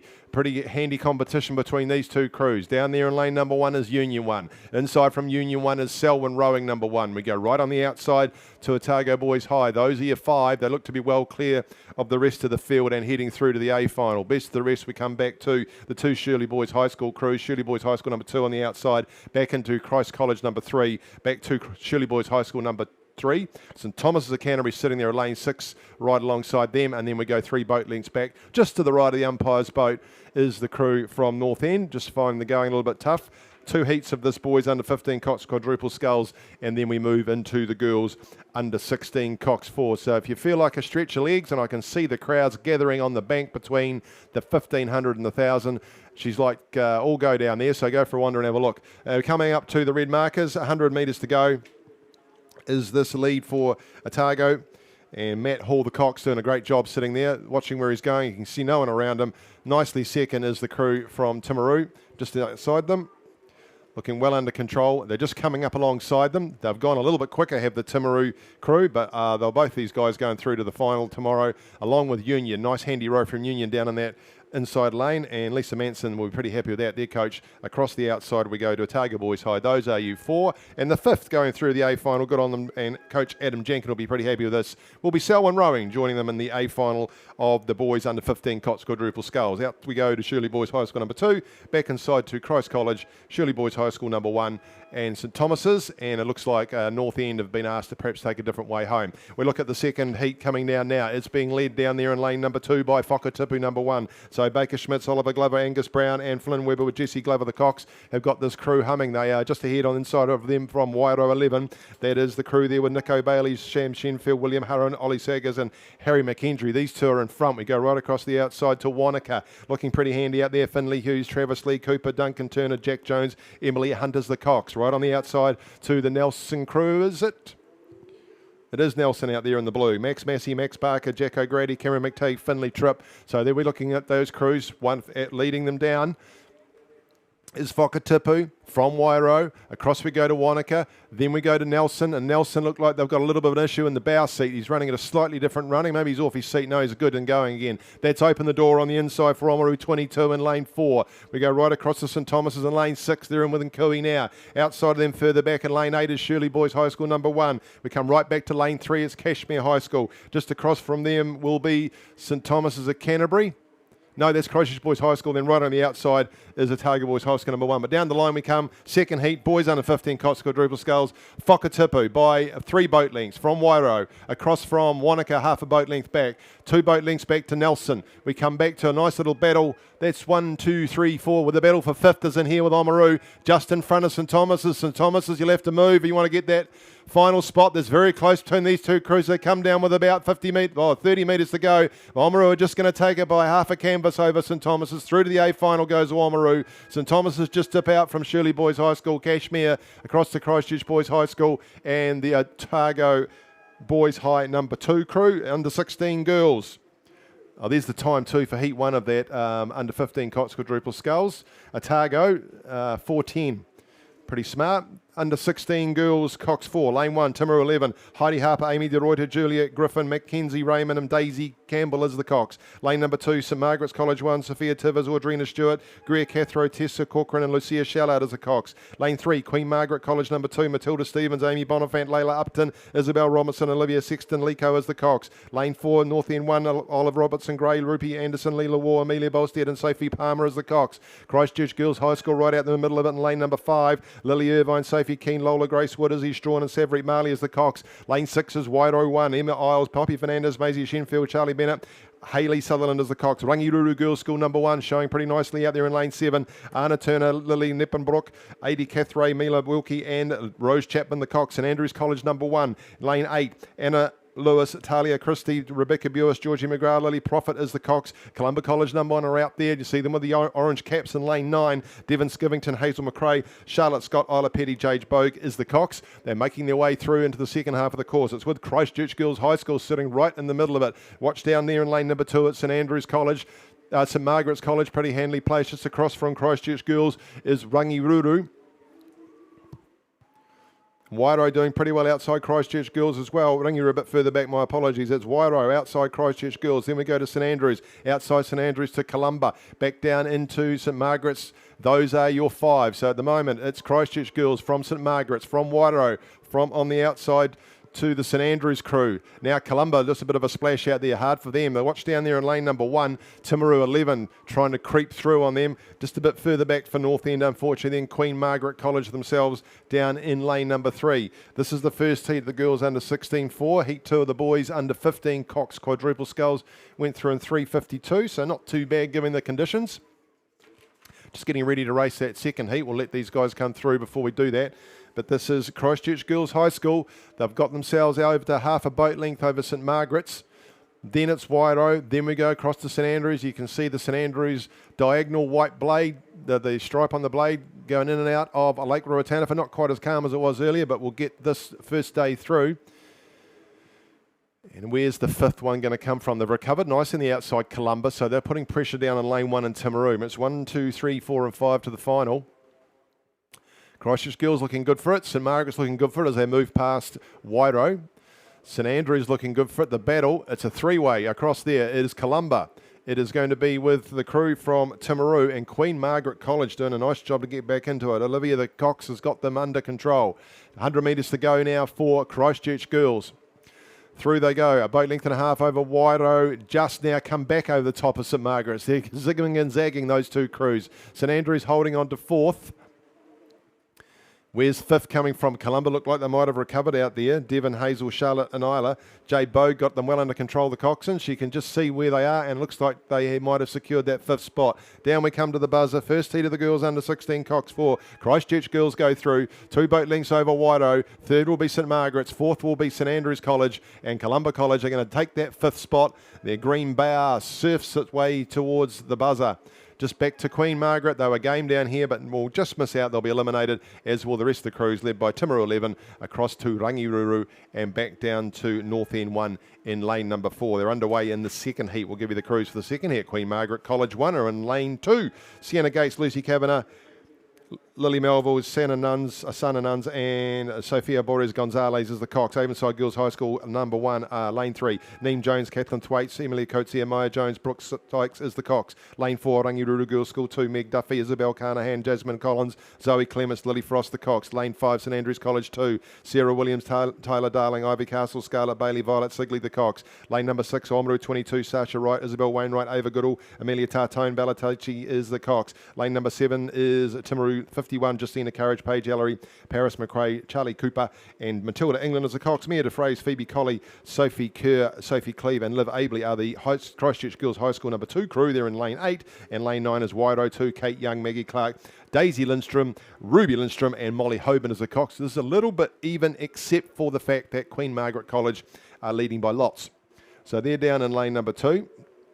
Nice showing from them, and look straight across to right on the outside, Wairo number 2. So these are your 2 crews leading them down. The battle will be in the middle. Remember, looking for 1, 2, 3, 4 and 5 to go across in the second heat of the girls under 16, Cox 4. And it is Oamaru starting to push ahead of the chasing crews, just ahead of Christchurch Girls High School. Back we go to Timaru. Then we go to St Andrews College number 2, right alongside the crew from Avonside Girls. And looking for Rangiruru number 2 out there. I cannot see them. Where are they? They're not there. That'll be why I can't see them. Let's get a time for Heat 1. It's still coming. Women's Novice Cots Quadruple Sculls will be the next race, race 141. So we're at race 140. Just a reminder too that if you want to camp on site, particularly for Māori, self-contained campers and caravans, please register at the Secretary's office. It'll be like Butlin's holiday camp out there once we get this going. We're offering a limited number of campsites for self-contained motorhomes and caravans for the regattas. $30 per night for 2 people. Please register at the Secretary's office.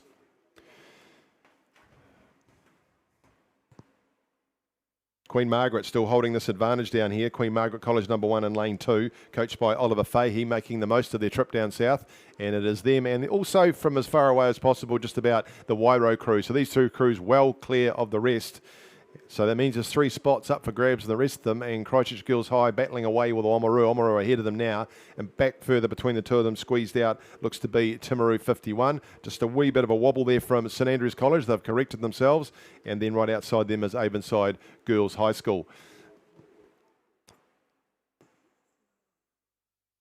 So looking to get through on time as quickly as we can. These races don't take as long, so that helps. The first heat of the girls under 16-4, Christchurch Girls High School going through in 4:12:32. And just looks like it might have settled a wee bit out here, particularly here at the finish. So nice conditions here for Queen Margaret College as they go across and take the line in the buzzer. Ooh, I'd say around about now. Wairo are just going to go down through the 3 more boat lengths to go. Then we've got 6 boat lengths back to Christchurch Girls High School and Oamaru, and pretty clear where that 5th spot's coming through for me. It looks like it is going to be with the crew from Timaru. Timaru 51, Matilda England. Glances across to her left, she will see that just a little bit further back is St Andrews College number 2 and the crew from Avonside Girls High School.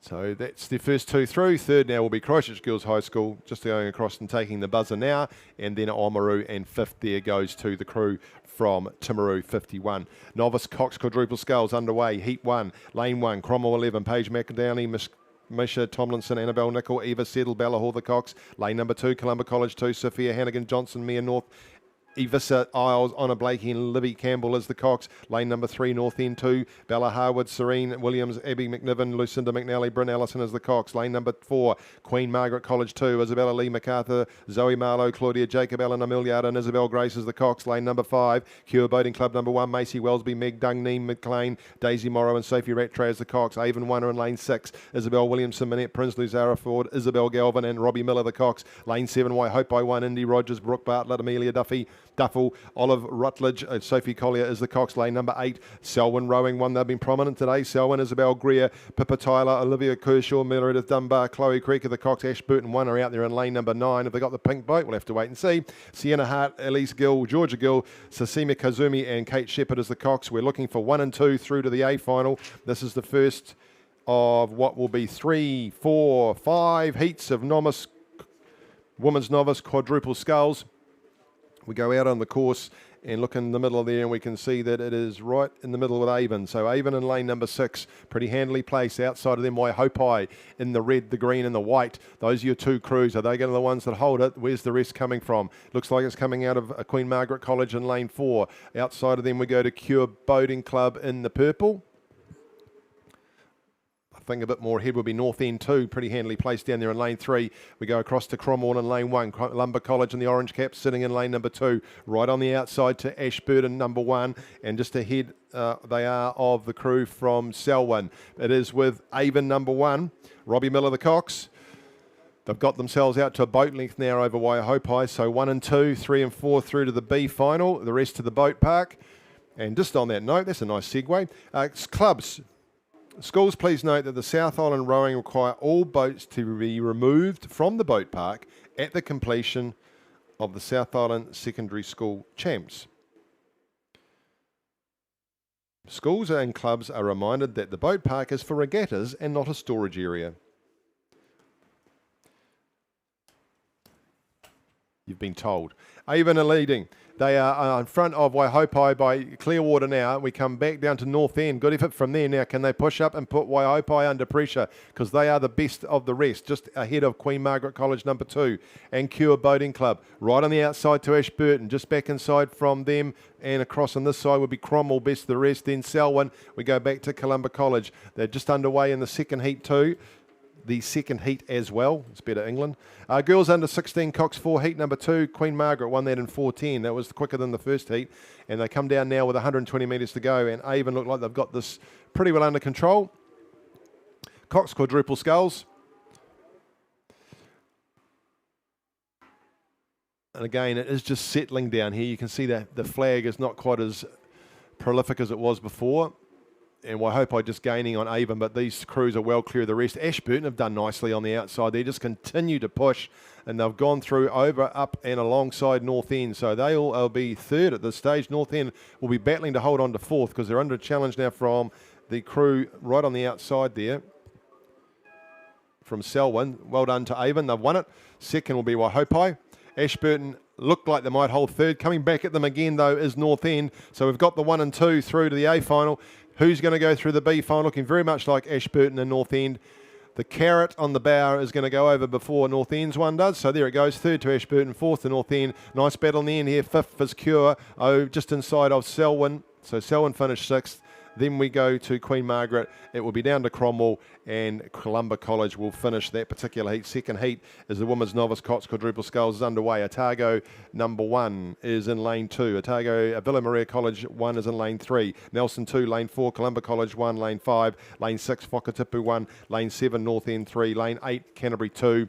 And it is with lane 9 is St Margaret's College 1. Whakatipu doing a great job out there in lane 6. It's Whakatipu 1, Geneva Moran, Sienna Reid, Evie Clark, Pippa Julian and Bella Notton. They have got a pretty handy advantage chasing them down though in lane 3. Villa Maria College 1, Magdalene Bennett, Maggie Smith, Isabel Ingalls, Georgia Mitchell, Kiara Cooney is the Cox. That's your second place. In the middle there, lane number 5.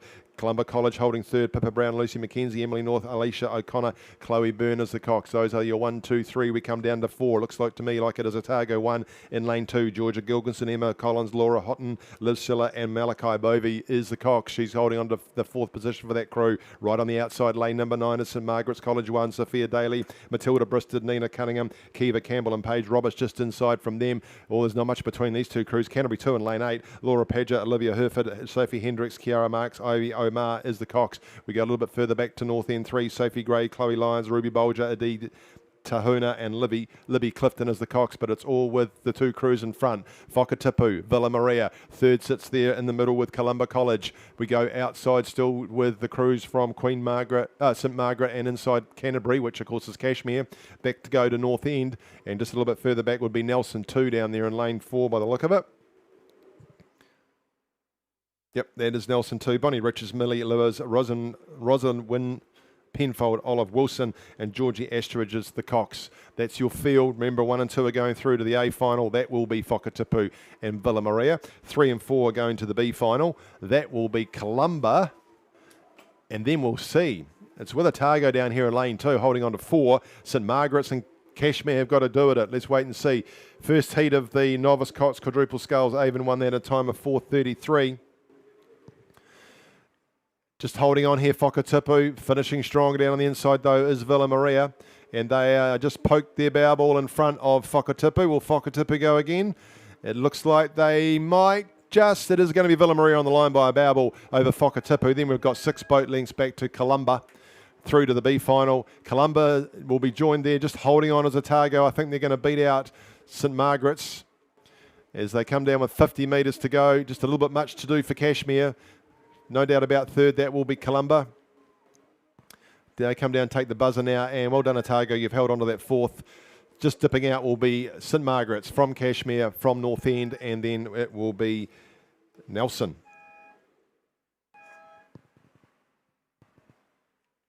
Race 143.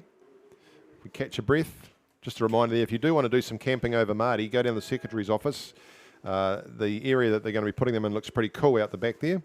And just some reminders there about the boat park clearance. Spare boat storage at Mardi Cup will be at a premium, so schools are asked to only bring the boats they need for competition. And another note too, because of the number of competitors we're expecting for Māori, all singles will need to be stored on trailers as there won't be any racks available for single storage. Great shot on the live stream. Look at that. Race 143. That's how we start a 1K race, and a bit of a challenge for some of these crews too, because they're used to being held, and you're not held at the 1K starts. You're just manoeuvring yourself around to get into position. So the race you're watching, get ready down there, and if you look up the course that we can see is the third heat of the women's novice Cox quadruple sculls, and they're underway in lane 2. St Andrews College 1, Maddie Harding, Alex Hyler, Lucy Sidey, Isla Sullivan, Georgia Elwood is the Cox. Lane 3 is Otago Girls High School 1, Margot Milne, Daxia Grant, Eva Gardner, Ella Glover, Ruby Merriman is the Cox. Lane 4 is Union 2, Lily Mulholland, Naomi Scully, Irvine, Coco Joseph and Samantha Foote with Lisa Summer as the Cox. Lane 5, right in the middle of the course, Queen Margaret College 1, Adia Shirley, Portia Finnegan, Sophia Ollison, Matilda, Melinda Brown and Alice Davey as the Cox. Very even across the field from these crews, not much to separate them. Timur 11 in lane 6, Sylvie Campbell, Scarlett Moyer, Genevieve Wiggins, Evie Arthur and India Payne is the Cox. Marion College 1 out there in lane number 7. You can see the blue and the red of that crew. Amelia Kelly, Jordis Kramer, Kiva Harrison, Sonia Jenkins and Jasmine Chum as the Cox. Whakatu number 3 are in lane 8. Isabel Thompson, Ruby Weber, Mila Walker, Mila Matua Caresa and Izzy Carr as the Cox, and Nelson out there in the blue boat just in lane number 9. Abby Jerem, Tosca Allen, Brooke Gilsillan, Erin Gleeson and Elsa Knight. Starting to see some separation coming now. It's down in those first 2 lanes, St Andrews College and Otago Girls, enjoying the conditions out there. Then we go across to Queen Margaret College, pretty handily placed there in lane number 5. Outside of them is Timaru 11. You can see the green hull of what is a Craighead crew. Then Marion, and then we go across to Whakatipu and Nelson. So leading them down, St Andrews and Otago Girls. We're looking for 1 and 2 to go through. 4:29 was the time in the second heat. So just a little bit slower than that first heat. Conditions look a little bit harder down the top end of the course compared to where they get the finish here. Heat number 4 is lining up, and then there will be heat number 5, and then we're moving into some singles. So a little bit more challenging for the singles down to the start, but I'm sure they'll do their best.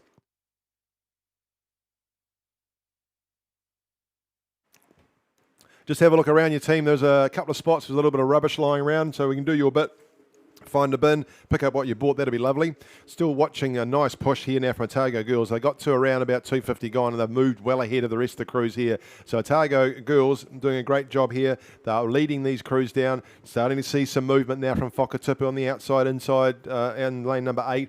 Lane number 7, Marion going with them. Timaru 11 just inside from them, and across to that Otago crew that's leading. Trying to stick with them is St Andrews College, but it is still with the crew from Otago Girls. Sometimes takes these crews a little bit of time to get some rhythm going after a 1K start. It can be a little bit frantic, and you can see that starting to come on the outside now. Lane 8, just watch that Whakatipu crew and see if they can shorten that gap between them and the rest. Inside of them is Marion, and Otago have had it their way for the last 250. Will they hold on to it? It looks like it's starting to close up a wee bit. Then we go back from Marion on the inside of them to Timaru 11. Nelson 1, not far off them. Back we go down inside to St Andrews College, across to Union, and then it is just right next to Union, Queen Margaret College, number 2, just to the left of the umpire's boat as you look down the course.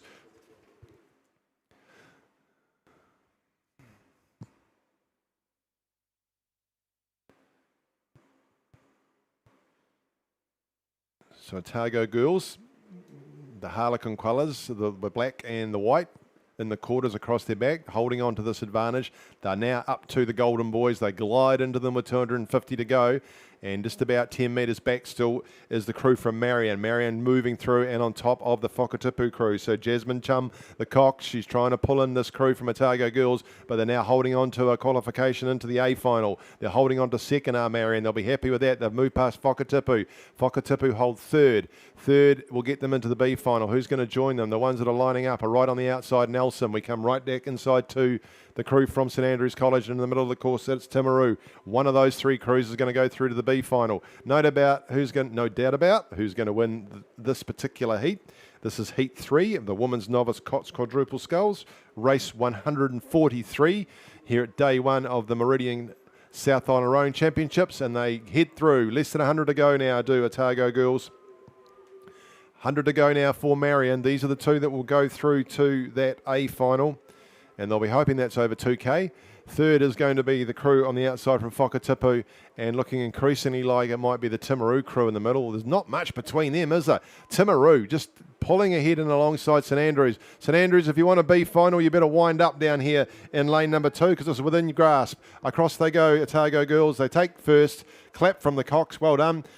Second is going to be Marion. Third will be Whakatipu, and they've just pushed a bit further, have Timaru. They'll take out third, fourth, and into the B final. I think Nelson are trying to come back at them out there in lane number 9. A little bit of work to do.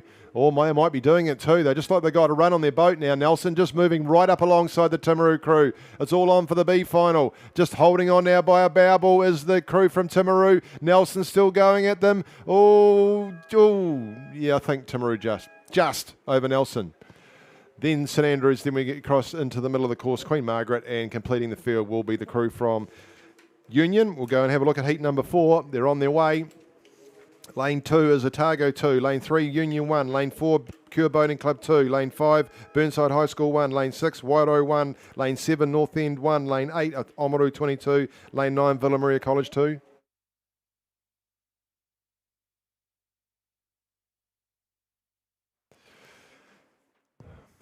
And look on the outside, it's Oamaru 22. I know this lake pretty well. Pippa McMillan, Hunter McClay, Matilda Isbister, Grace Webster, Greg Dixon is the Cox. They're in lane 8, and they look to me like they're leading them down just over North End in lane number 7. Zoe Cleghorn, Harper Harricks, Annabelle Webster, Isabel Frost, Taylor Nutting, just right alongside them, and maybe just poking a bow in front is Wairau 1, Julie Mackay, Laura Anderson, Lena Bailey, Georgina Musgrove, and Annabelle Ray. Those two are then right next to the Burnside crew, Emerald Lou, Noisa Butani, Miriam Lemon, and Isabella Heat with Evie Nathan as the Cox. That's where the battle's going to come. You've got it is with Oamaru. It looks like they've moved into second now, have Burnside just right next to North End. Wairau in between them. We then go back to lane 3. That's Union. Annalise Bowden, Alana Newsom, Rada Smith, Macy Rochford, and Jemima Nola. They've then got Daylight back on the outside too. Villa Maria College number 2. Zara Casey, Chloe Regay, Hannah Bolstead, India Reid, and Ruby Shepherd Smith. Back we go down to Otago 2 in lane number 2, Sharencia Chan, Lily Bovey, Riley Elliott, and Stella AB with Olivia Duffy the Cox, and then back to Cure Boating Club number 2, just sitting in front of the umpire's boat. Molly McGregor, Jacqueline King, Ashley Abernathy, and Evie Malata with Dylan Laverley the Cox. Still with Oamaru. They've got 2 boat links now over the crew from North End. You're going to have to battle to get up there, Burnside. Get moving. Back from them is Wairau. Then we come back to Union. Right back to Villa Maria. Just in front of them in the middle actually is Cure Boating Club. And then we go into Otago 2. Under 100 metres to go. Oamaru got this all sorted out there in lane number 8. They're going through. Who's going with them? The advantage sits there with North End. Taylor Nutting the Cox. She's got some work to do. She looks across the left to hold off this challenge from Burnside. I think they will, though. Oamaru have got less than 40 metres to go to get themselves through to the A final of the Women's Novice Cox Quadruple Sculls. Second is going to go to the crew from North End. There are 2 boat links back from Oamaru. Another 2 boat links back to Burnside. Will head through to the B final along with Wairau out there in the green and white. Just getting a little bit choppy from them as the breeze starts to come up a little bit. And then we come back inside to Union. Further back to Cure, outside to Villa, and then completing the field will be the crew from... oh no, they've stopped. They'll need to move because the other one's coming. That's Otago 2 down lane number 2. And rattling their way down the course is heat number 5. St Margaret's College 2, lane 2. Timaru 20, lane 3. Avonside Girls High School, lane 1, lane 4. Oamaru 23 in lane 5, Canterbury 1 lane 6, Whakatipu 2 in lane 7, Invercargill 1 lane 8, Christchurch Girls High School in lane number 1. Whakatipu are leading this 5th and final heat. They'll be wanting to get them underway because there's a flotilla of singles to make their way down, and who knows what the conditions will do. So again, we're looking at 1 or 2. Whakatipu have got this over Oamaru 23. Canterbury 1 / Cashmere right next to them. We come across to Timaru. Then we go right on the outside to Invercargill. And back across we come to Avonside Girls High School. Then it is with St Margaret's College number 2 in the red and white. Just completing the 4th heat. Well done to you, Otago, getting across the line. Excellent effort. Good to finish these races. But Whakatipu 2, Charlotte Galavasi, Liv Holzman, Gwyn Baldwin, Sophie Cliston and Sophia Brown. They're doing a great job out there. Oamaru moving right and clearly in that second position with Charlie Burnett, Kaya Rawson, Millie Patterson, Annabelle King, Isla Capley. Kashmir are going to have to push at them. They're working hard. Zoe Ross, Jessica Hill, Emmy Mola, Evie O'Driscoll, Catalina Mahari is the Cox. These three crews well clear. Looks like the fourth spot clearly into the B final is with Timaru 20. That's Caitlin Stark, Rihanna Rickard, Zara Rawcliffe, Emily Gardner. Sophie Scarlett is the Cox. And it is still with that push in there from Oamaru. Coming at them is Kashmir. No doubt about who's going to win, and it's going to be Whakatipu. Oh, just got a little bit dirty there to Kashmir trying to chase down the Oamaru crew. Oamaru have got the run on them. They'll take out second. Kashmir will head through to the B final along with that Timaru crew. Then on the outside will be Invercargill, Keely, Katie, Lola, Georgia. Valerie Muniz is the Cox. Back we come down on the inside, Damon side girls, Grace, Bridie, Logan, Eve and Emily. Then back into the St Margaret's College number 2, Daisy, Raffair, Georgie and Georgia, with Prue the Cox, and right on the outside it'll be Christchurch Girls High School number 1, Ava, Chloe, Isla, Annabelle and Bonnie Giddens as the Cox. They're underway in the men's intermediate single sculls. Lane 2, Shirley Boys High School, Nirvana Garrity. This is a bit easy to call. There's a scratching in lane number 2. Lane number 3 is St Thomas's of Canterbury 2, Hunter Taylor. Lane 4 is Whakatipu number 3, Liam Major. Lane 5, Kashmir High School number 1, and that's Sammy Lyons. Lane 6, Burnside High School 1, Mitch Cowan. Lane number 7 is Timaru 31, Sterling Heffernan. Lane 8, Whakatipu 4, Liam Feely. Lane 9 is Dunstan number 2, Harper Rule. And lane 10 is Wairo 14, Tom Dunn. Time for heat 4 of the women's novice Cox quadruple sculls, Oamaru 4:39. Back to the men's intermediate single sculls. The progression here is 1 and 2 through to the final.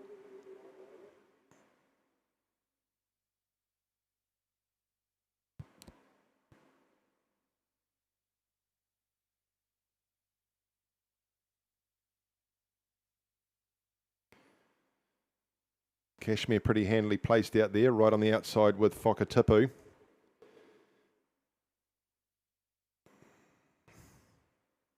And it looks like St Thomas's of Canterbury, Hunter Taylor doing pretty well out there as well. So Hunter Taylor leading them down from across 2 lines, 2 to Sammy Lyons, just holding second maybe from Whakatipu out there in lane number 8.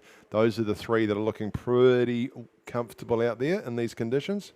Then we go back to Liam Major from Whakatipu, just outside of him, Mitch Cowan, lane 6 from Burnside, right across to Tom Dunn from Wairo.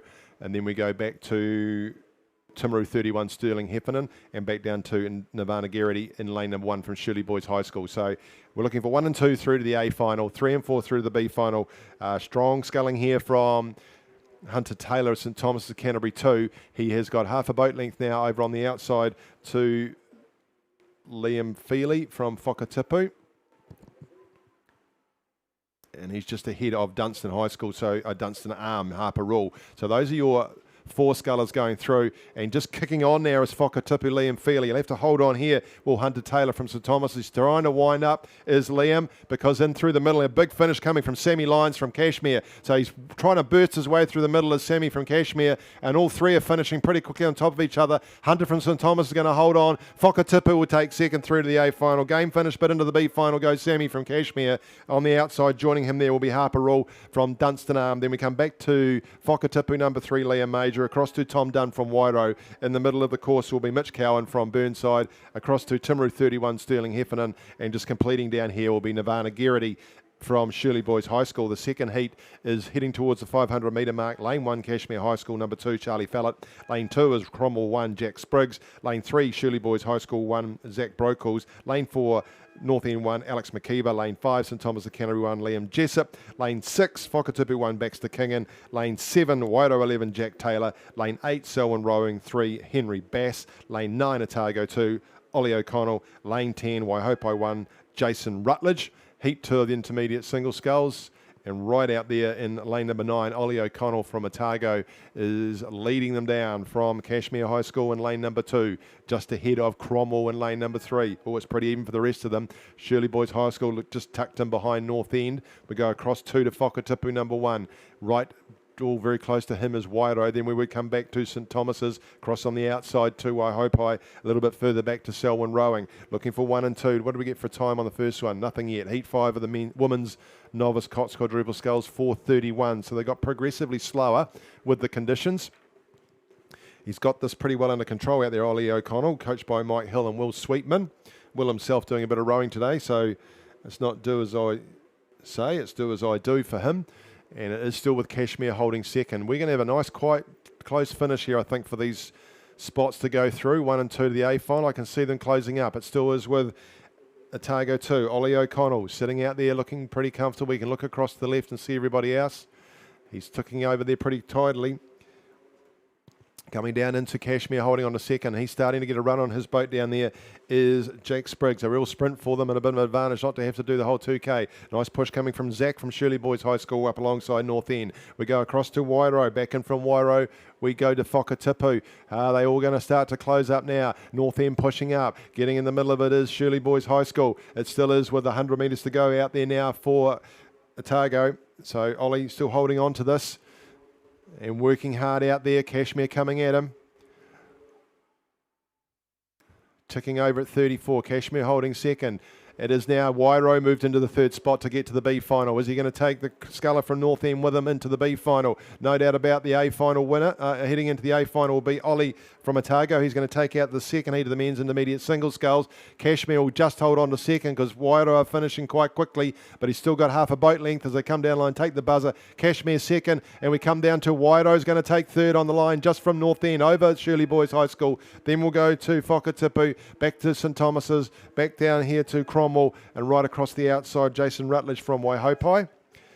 4:32 was the time in the first heat of the men's intermediate single sculls. That third heat is making its way down now. Lane 1, Selwyn Rowing, number 2, Fergus Johnston. Lane 2 is Otago Boys High School 1, Jack McCaskill. Lane 3, Canterbury 1, Nat Renoff. Lane 4, Union 1, Blake Waterhouse. Lane 5, Otago 3, Ashton McNee. Lane 6, Wanaka 1, Jasper Lambert. Lane 7 is Avon 1, Henry Robertson. Lane 8 is Whakatipu 5, Ruben Davis. Lane 9 is Timaru 30, Parker Anderson. Out there in lane 10, well, he's supposed to be, but I can't see him, is Gabe Scott from North End 2. I can see Timaru right out there. You see the blue cross on the back of the Timaru white singlet. And just inside for him is Whakatipu. That's Ruben Davis. Then we come right back inside to Canterbury 1, which is Nat Renoff. So those are your three scullers well out in front, I think. Then we would go to Wanaka in the middle there, Jasper Lambert. Inside for him is Otago 3. Then we come back to Selwyn Rowing down there in lane number 1, Fergus. Otago Boys High School in lane number 2, and then just a bit further back to Avon number 1 out there in lane 7. So it doesn't look to me as if we've got the North End sculler out there.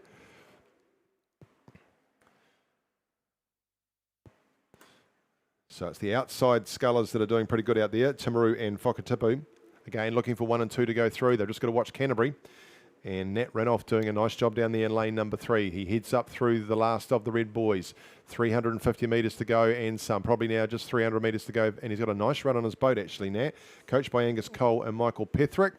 And look at these three scullers lining up now to try and turn 3 positions into 2. He starts to wind up on the outside, does Ruben Davis. Going with him is Parker Anderson. They're pacing each other out there. They glance across the left. They can see Nat Renoff from Canterbury. Right back across into lane number 6 is Jasper Lambert. He'll be looking to tie up that second spot into the B final. He's holding on to 4th at the moment. He can see Otago 3, Ashton McNee, starting to challenge him on the left-hand side. Across we go into Otago Boys High School, Jack McCaskill in lane 2. Selwyn Rowing and down here in lane number 1. Into the middle of the yellow boys, into the business end we go. He's still holding on to an advantage out here is Nat from Canterbury. On the outside it's Whakatipu and Timaru. Those two may be lining up for the second spot. He's trying to steal a wee bit of a march on Timaru is Whakatipu, trying to move into that second. You can see he's just ticked his hands up now and moving just a little bit quicker. He's coming back at him now as Parker. Parker's trying to wind up and roll over the top of Whakatipu. Canterbury still leading as they come down with 100 metres to go. There's nothing between these three scullers. Oh, he's winding up as Parker. Look at him go out there. Canterbury might respond shortly and see if he can get himself through. Whakatipu now starting to move a bow ball in front of Timaru and across to Canterbury. They're both sitting at around about 40 on the outside now. You'll have to move Canterbury. You might have left it too late. Whakatipu holding the advantage by a bow ball over Timaru, and these two look like they'll go through to the A final. He's going to finish third now as Canterbury. Through to the B final goes the Canterbury sculler, Nat Renoff. Now he's out on his feet. Is Parker Anderson sit up? Well done. They go through Whakatipu and Timaru. Third goes to Canterbury. The fourth spot in the middle here is going to be with Otago. Just outside of him will be Wanaka. We come down to Otago Boys High School, Selwyn Rowing. In the middle of the course there is the Union Sculler. And just out there in lane number 7 will be Henry Robertson from Avon. Heat 2, 424. Two more heats of the men's intermediate single sculls team. Then we move on to the men's club doubles, the women's club doubles, and then we've got the men's Premier 8, the women's Coxed 8, men's under 19 Coxed 8, and women's under 19 Coxed 8. So still plenty of racing to come down. The clue to that is if you look down the course, you can still see a rather large armada. You can see that we're just about ready to go in heat number 4, the men's intermediate single sculls, especially if you're watching at home. Nice shot there of Aidan O'Doherty from Dunstan Arm. Look at how poised and ready to go he is. So just watch the start, not being held, just drifting a wee bit. He's been asked to come up, and he did touch up, nicely executed. Just inside of him as you're looking at Samuel Lindors from Selwyn Rowing, Waihopai 2, Tristan Duffel. Then we go across to Shirley Boys High School, Liam Savage. They're off. Nice start. Oh, just missed on the start a wee bit. Shirley Boys High School, Liam. Don't worry about that. I know what that's like. Cashmere High School, number 4, Daniel O'Keefe is in lane 5. Wairo 12, Paddy Girling. Lane 7, Nelson 1, Lars Nyhold. Lane 8, Burnside High School, number 3, Tyler Rogers. Lane 9, Otago 1, Vincent Holloway. And lane 10, Christchurch Boys High School 3, Nick Dampier Crossley. They look like they're all away pretty cleanly to me. And good to see a lot of people will just move down the bank to have a look and see these races up close. You won't get a better start, opportunity to do it.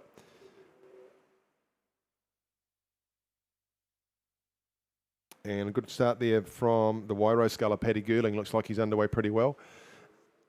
We can tell you that Heat 2, time was 4:24. Heat 4, they'll be starting to lengthen now, be well through their start sequence. And it is Wairo. Just 2 across from Wairo is the Burnside High School sculler. And then 2 across from him, Christchurch Boys High School, number 3. And there's a Waihopai sculler on the outside lane, so I'm not sure if he's actually in the race or he's on his way home. Samuel Lindors has started pretty handily down there for Selwyn Rowing as well. And then we go across to Cashmere, Daniel O'Keefe. Through 250, they're heading up towards the halfway mark. It goes pretty quickly for them. Tristan Duffel was meant to be in lane 3. He's not. Okay, so he's on the outside lane. So that's Tristan Duffel from Waihopai, right on the outside lane. And so lane 3 looks like it's pretty clear. So we've got Aidan from Dunstan, he's just sitting there in lane 1. Samuel from Selwyn, pretty well lined up with Cashmere. Across to the sculler from Wairo, across to Burnside, across to Waihopai, starting to make a move out there. Inside from him to Christchurch Boys High School, then Otago, and just to the right in the middle there is Lars from Nelson, as they line them up in the second heat. The 5th heat, in fact.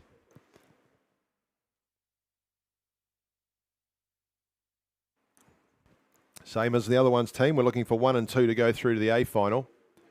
And you can see the Wairo sculler is looking pretty handily placed, as is Samuel Lindors from Selwyn, and Aidan O'Doherty from Dunstan has moved in the last 250 metres to go right up alongside Samuel. So those 2 scullers now looking like they are sitting in front, with Wairo sitting 3rd. Then we would go the nice run on the outside here from Waihopai. Tristan, I'm pretty sure that's him out there in lane 10.5.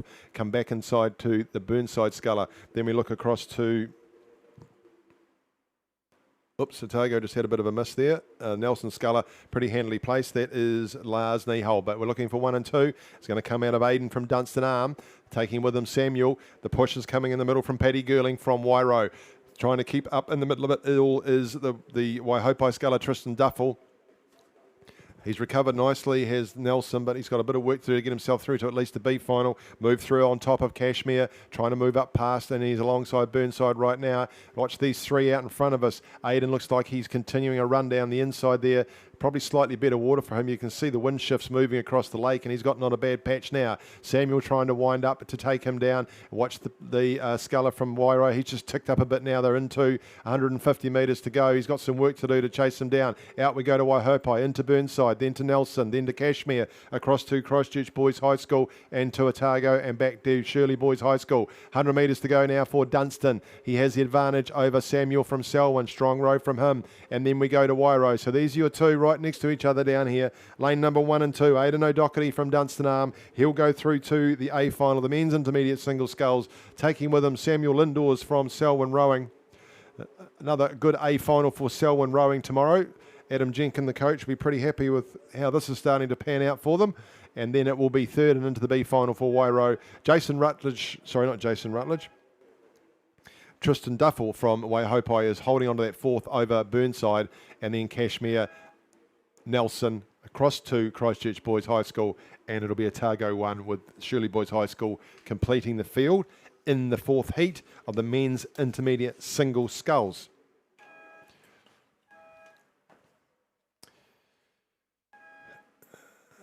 Lost property, missing. Size 43 Mocha Birkenstocks. Missing at the boat launching area. Why you would take Birkenstocks and leave them there is beyond me. Please take to the lost property. So if you found a pair of size 43 Mocha Birkenstocks down at the boat launching area and they don't fit your feet and they're not yours, please take them to the lost property. Heat 5 is underway. Lane number 1, Whakatipu 2, Cameron Hall. Lane 2, Kashmir High School number 3, Cameron Taylor. Lane 3, Otago 5, Ethan Shirley. Lane 4, Burnside High School 2, Felix Rowe. Lane 5, Cromwell 2, Stian Lungvik. Lane 6, Dunstan Arm 3, Boston Irving Dowling. Lane 7, Timaru 51, Jaeger Sims. Lane 8 is Christchurch Boys High School 2, Seth Flynn. Lane 9 is Wairau 13, Blake Pitts. And lane 10, Star Boating Club number 1, Matthew Kavanagh, all the way from Wellington. Welcome, Matthew. Good to see you here. And you look to be making the most of it because you're well positioned on the outside there. If you don't know Star Boating Club colours team, have a look out there on the outside lane and you'll see the navy blue and white hoops. That is Star Boating Club. So he's got a pretty handy place out there. Has Matthew, you come back into lane number 3 and you see Ethan Shirley from Otago with a red cap on. Then we go a little bit further back to Blake Pitts from Wairau. Into Kashmir High School, Cameron Taylor in lane 2.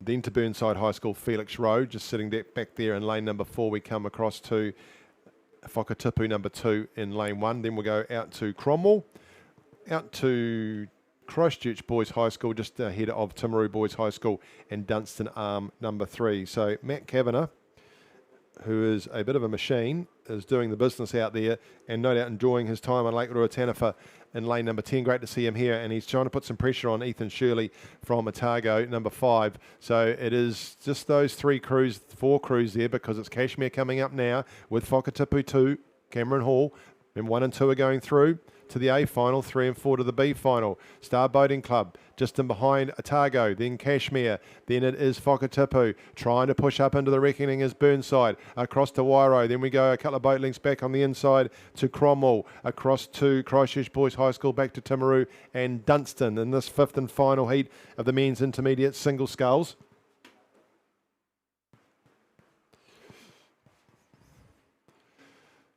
Has it under control, has Ethan from Otago.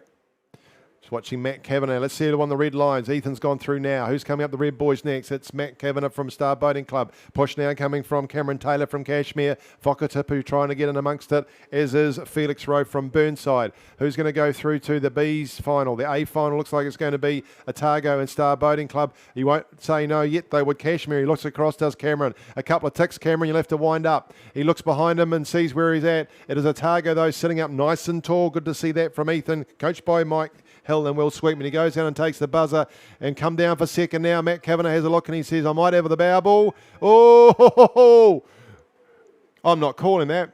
That's a photo.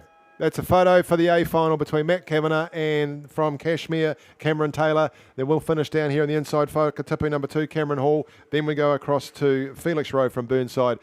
Here we come to Cromwell. Across we go to Wairau. Then it is Christchurch Boys High School, Timaru and Dunstan. Ooh, no doubt about who won it. I'm not sure about who's going to get the photo. We'll wait and see when we find out. I'll let you know. Club double sculls, men's club double sculls. They're on their way. Lane 1, Ashburton 1, Geordie McGillan, Caleb Armstrong. Lane 2, Burnside High School 1, Lucas Cochrane, Riley McMorrin. Lane 3, Dunstan Arm 2, Jacob Harrison, Jed Tisdall. Lane 4, North End 1, Egud Hager and Villy Steenkamp. Lane 5, Avon 2, Jamie Soper, Samuel Edwards. Lane 6, Canterbury 2, Mark McDermott, Noah Visser. Lane 7 is Christchurch Boys High School 1, Toby Brook, Will Cunningham. Lane 8, Nelson 1, Ryan Flintoff, Ollie Hawkins, and lane 9 is Oamaru 24, Stuart Isbister, Jet Rogers, and St Andrews College number 1, Oliver Barker, Tag Maloney are out there in lane 10. Team, we're looking for 1, 2, 3, 4 and 5 to go through to the A final. The rest will head to the B final. They're being led down by Dunstan Arm number 2, just I think from Ashburton down there in lane number 1. We go right on the outside and we look at Nelson and Oamaru right in the mix. Oamaru 24, Nelson are ahead of Oamaru. Right in the middle of the course competing in there is the crew from Canterbury. So I'm giving it to Dunstan at this stage.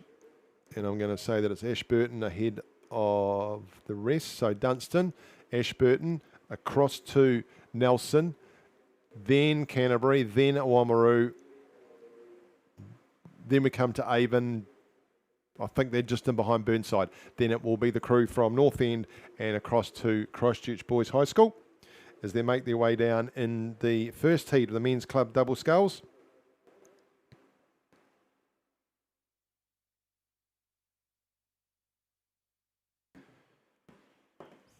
This is the first of 2 heats of the men's club double sculls. They're heading up now into the business end. There's probably 300 metres to go. And we're looking for 1, 2, 3 and 4 and 5. So at the moment we can see Ashburton, we can see Dunstan, we can see Nelson, we can then see Canterbury. Those are 4. Where's the 5th going to be? On the outside, it looks maybe it's going to be between Oamaru and Burnside High School to get through into the A final. That's where the battle is. Ahead they are of North End and Avon and Christchurch Boys High School, and on the outside St Andrews College. So just holding on to that 5th spot now currently. Oh, maybe I think Oamaru have got it. So we're still looking at Nelson have moved nicely right up alongside Dunstan. Back we come to Whakatipu. Then we go to Canterbury, just alongside Oamaru. Some work to do for Burnside to get into that 5th spot. North End, Avon, Christchurch Boys High School, and on the outside St Andrews College. So Nelson have pushed nicely here. Ryan Flintoff, Ollie Hawkins coming up towards the Red Boys. They've gained and they have to get out of the way. Look, I didn't realise that. We'd had a bit of a capsize. That must have been in the previous race. And they've got that one out of the way pretty quickly. Well done. Oamaru will stay clear of them as they head through, but Nelson will take this out. Nelson will hold on to the first position in the Heat 1 of the men's club double sculls. Second will go to Dunstan. Third will be Ashburton down here, across to Oamaru, and then it will be Canterbury holding on to the 5th spot, and through to the A final they go. Following them back down then will be Burnside, across on the outside to Christchurch Boys High School, right across to St Andrews, and then Avon heading just in behind North End down here in lane number 4. Well through the courses, Heat 2 of the men's club double sculls, Otago Boys High School 1 in lane 1, Jude Smiley, Jackson Templeton. Lane 2, Oamaru 22, Ralph Henderson, Cooper Lynch. Lane 3 is Canterbury 1, Sam Clark, Tim Chapman. They should be pretty strong. They are. They're right out there. And then we go to Timaru 30 in lane 4, Oliver Fahey, Hooper Kelly Smith, St Andrews College 2, lane 5, George Lewis, Isaac Setter, Whakatipu 1, lane 6, Finn Henderson, Louis Dela Cruz. Lane 7, Avon 1, Jack McStay, Henry Church. Lane 8, Shirley Boys High School 1, Silas Freeman, AJ Jordan. Lane 9, well in the mix out there is Dunstan Arm number 1, Ben Thompson, Dylan Acton, Nelson 2, Cooper Nichols and George Maloney. So we're sitting down here with Oamaru and Canterbury and Dunstan are the 3 crews out in front. Then we come back to Avon. There's your number 4 crew. For the qualification, we're looking for 1, 2, 3, 4 and 5 to go through to the A final, the rest into the B final. So still Canterbury and the crew from Oamaru. Timaru looking pretty handily placed right next to the Avon crew. So those are your 5 crews right on the outside. Still sitting in third would be Dunstan. So we look at Canterbury. Second is Oamaru gaining on them. Third is Dunstan. We come across to Avon and Timaru battling for that 4th and 5th position. The pressure on Avon will come from on their inside Whakatipu, Finn Henderson and Louis Dela Cruz. On the outside we go to Shirley Boys High School number 1. Back we come to Otago Boys High School 1. Then in the middle of the course, St Andrews College will be the best of the rest. And ooh, there you go. Heat 5, men's intermediate single sculls. Otago 4:28.47. Second, Matt Kavanagh from Star Boating Club, 4:33.61, just finishing ahead of Kashmir in 4:34.12. Out here though, men's club double sculls, heat number 2. Canterbury have pushed through. They're going to hold this lead, this handy advantage for Sam Clark, Tim Chapman. They're pretty strong, coached by Michael Petherick, Angus Cole. They'll just about get out to clear water over Oamaru. Head through to the A final they will. Taking with them and finishing third on the outside will be Dunstan Arm. We come down on the inside to Timaru 30, Oliver Fahey and Hooper Kelly Smith. And the 5th spot there will go to the Avon double of Jack McStay and Henry Church, just finishing ahead of Whakatipu. And if you're not aware of the change in rules, team, you can see the Dunstan single sculler, T6. He's heading back to head to base now that he's in his, that's Boston Irving Dowling, heading back to get himself into position. So that's the finish of the club doubles, men's club double sculls. Just going over the line there is Otago Boys, and on the outside Shirley Boys High School. And here's St Andrews about to finish up there in lane number 5. Women's club doubles we are into now. The heats of them, there are 3 heats of the women's club double sculls. Lane number 1, Canterbury 2, Georgia Wynyard, Toby Rees. Lane number 2 is Union 2, Kirsty Marnie, Lisa Manson. Lane 3, Timaru 11, Sophia Lawless and Ella Lynch. Lane 4, Dunstan Arm 3, Kate Spriggs, Alia Cunningham. Lane 5 is Marion College 1, Jen and Brennan and Olive Burak. Lane 6, Columba College 3, Ruby Hefford, Sophie Thode. Lane 5, Wairo 1, Amelia Hardy, Trinity Rose Lock. Lane 8 is Dunstan Arm 4, Elizabeth Engstrom and Lola Ritchie. Lane 9, Otago Girls 2, Mila Hall, Millie Hoata. Lane 10, Waihopai number 4, Billy Joe Crooks, Mackenzie Milne. They make their way up towards about 350 metres to go. It's all with Canterbury 2, and right next to them is Union number 2.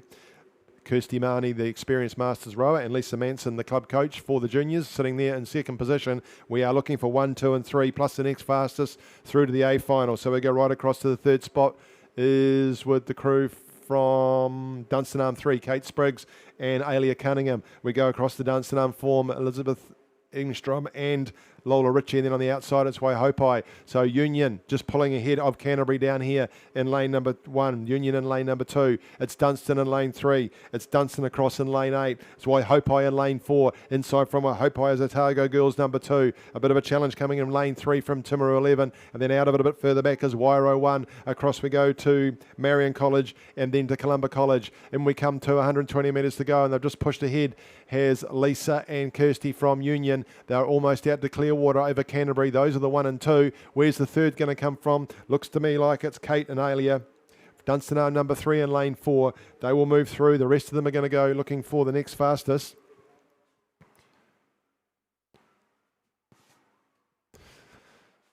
And well clear now. A nice finish here from Union. They'll be pretty happy with that. Taking Canterbury with them. Canterbury and Dunstan finishing nicely down there to get themselves through the A final. Next fastest will be a timing issue for the rest of them, and then it'll be 4, 5 and 6 plus the 2 next fastest, the B final. 2nd to Canterbury. 3rd will be Dunstan. Across on the outside, 4th will be Dunstan Arm number 4, finishing 4th, just over the top of Timaru 11. Outside to Otago Girls number 2, to Waihopai. Back we can go to Marion College, across to Wairo, and inside from them will be Columba College number 3. Heat 2 of the men's club double sculls. The Canterbury pair, Tim and his partner, Sam, went through in 3:44. Women's club double sculls making their way down. This is the second of what will be 3 heats. And then we've got 4 8s making their way down. Heat 2, Lane 1, Queen Margaret College 1, Zara Magasiva, Elma Steinfeld. Lane 2, Honorary 22, Bridget Spittle, Sophie Spittle. Lane 3, Christchurch Girls High School 1, Charlotte May, Emerson Lowe. I know Brian will be watching. Lane 4, Columba College 2, Sarah Stevens, Anika Laser. Lane 5, Dunstan Arm 2, Amy Patterson, Lucy Clark. Lane 6, St Andrews College 1, Xanthi Ward and Katie Taggart. Lane 7 is Union 3, Ika Sato, Christy Lee Jackson. Lane 8 is Otago 1, Maya Still and Brianna Patterson. Well, I hope I won her in lane 9, Leela Jack, Ella Norman. Watch that double.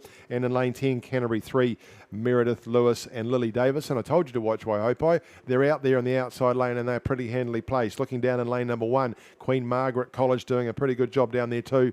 We go across to Dunstan Arm, just ahead of Columba College. So Dunstan Arm 2 ahead of Columba. 1, 2 and 3 to go through. So a good start there from Waihopai and Queen Margaret. and the Dunstan double. Those are your three. Who's going to challenge them? They're moving further ahead as they make their way down. The last heat is making its way clear, and it looks to me to be confirmed, team, but I have a sneaking suspicion that the 8s might be going from the 2K. Let's wait and see. That'd be good, wouldn't it? Good for me. So Waihopai still doing a good job down here. Queen Margaret College holding on to that first position. They've snuck through. They've had a good day out, have the Wellingtonians down here. Dunstan just squeezed between them. I think Waihopai have moved into second over Dunstan, but there still is 3 of them to go through to the A final, plus the next fastest. So next fastest is going to come from on the inside.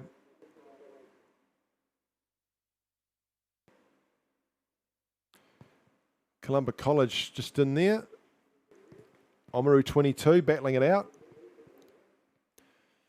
Christchurch Girls High School just a little bit further back there, as is the Otago double, and alongside outside them is Canterbury number 3. So all clear who's in front though. It is Dunstan and Waihopai. Back we come to lane 1, Queen Margaret College. Clear water between them and the rest of the crews. And so the rest of them will be battling out for time. So let's have a look at the time in that first heat. Lisa and Kirsty from Union going through in 4:19. 3 seconds ahead of Canterbury on the line. Up we come to the Red Boys. It is Waihopai who are now leading. They come up to Leela and Ella, coached by Danny Young. Through they go, 100 metres to go. Dunstan coming through, the 100 metres to go now. And Queen Margaret College in the same lineup with them. Close finish for second and third. Then it will be Columba down to Oamaru, crossing the outside, just a couple of boys being bashed out there by Canterbury, back inside to Otago.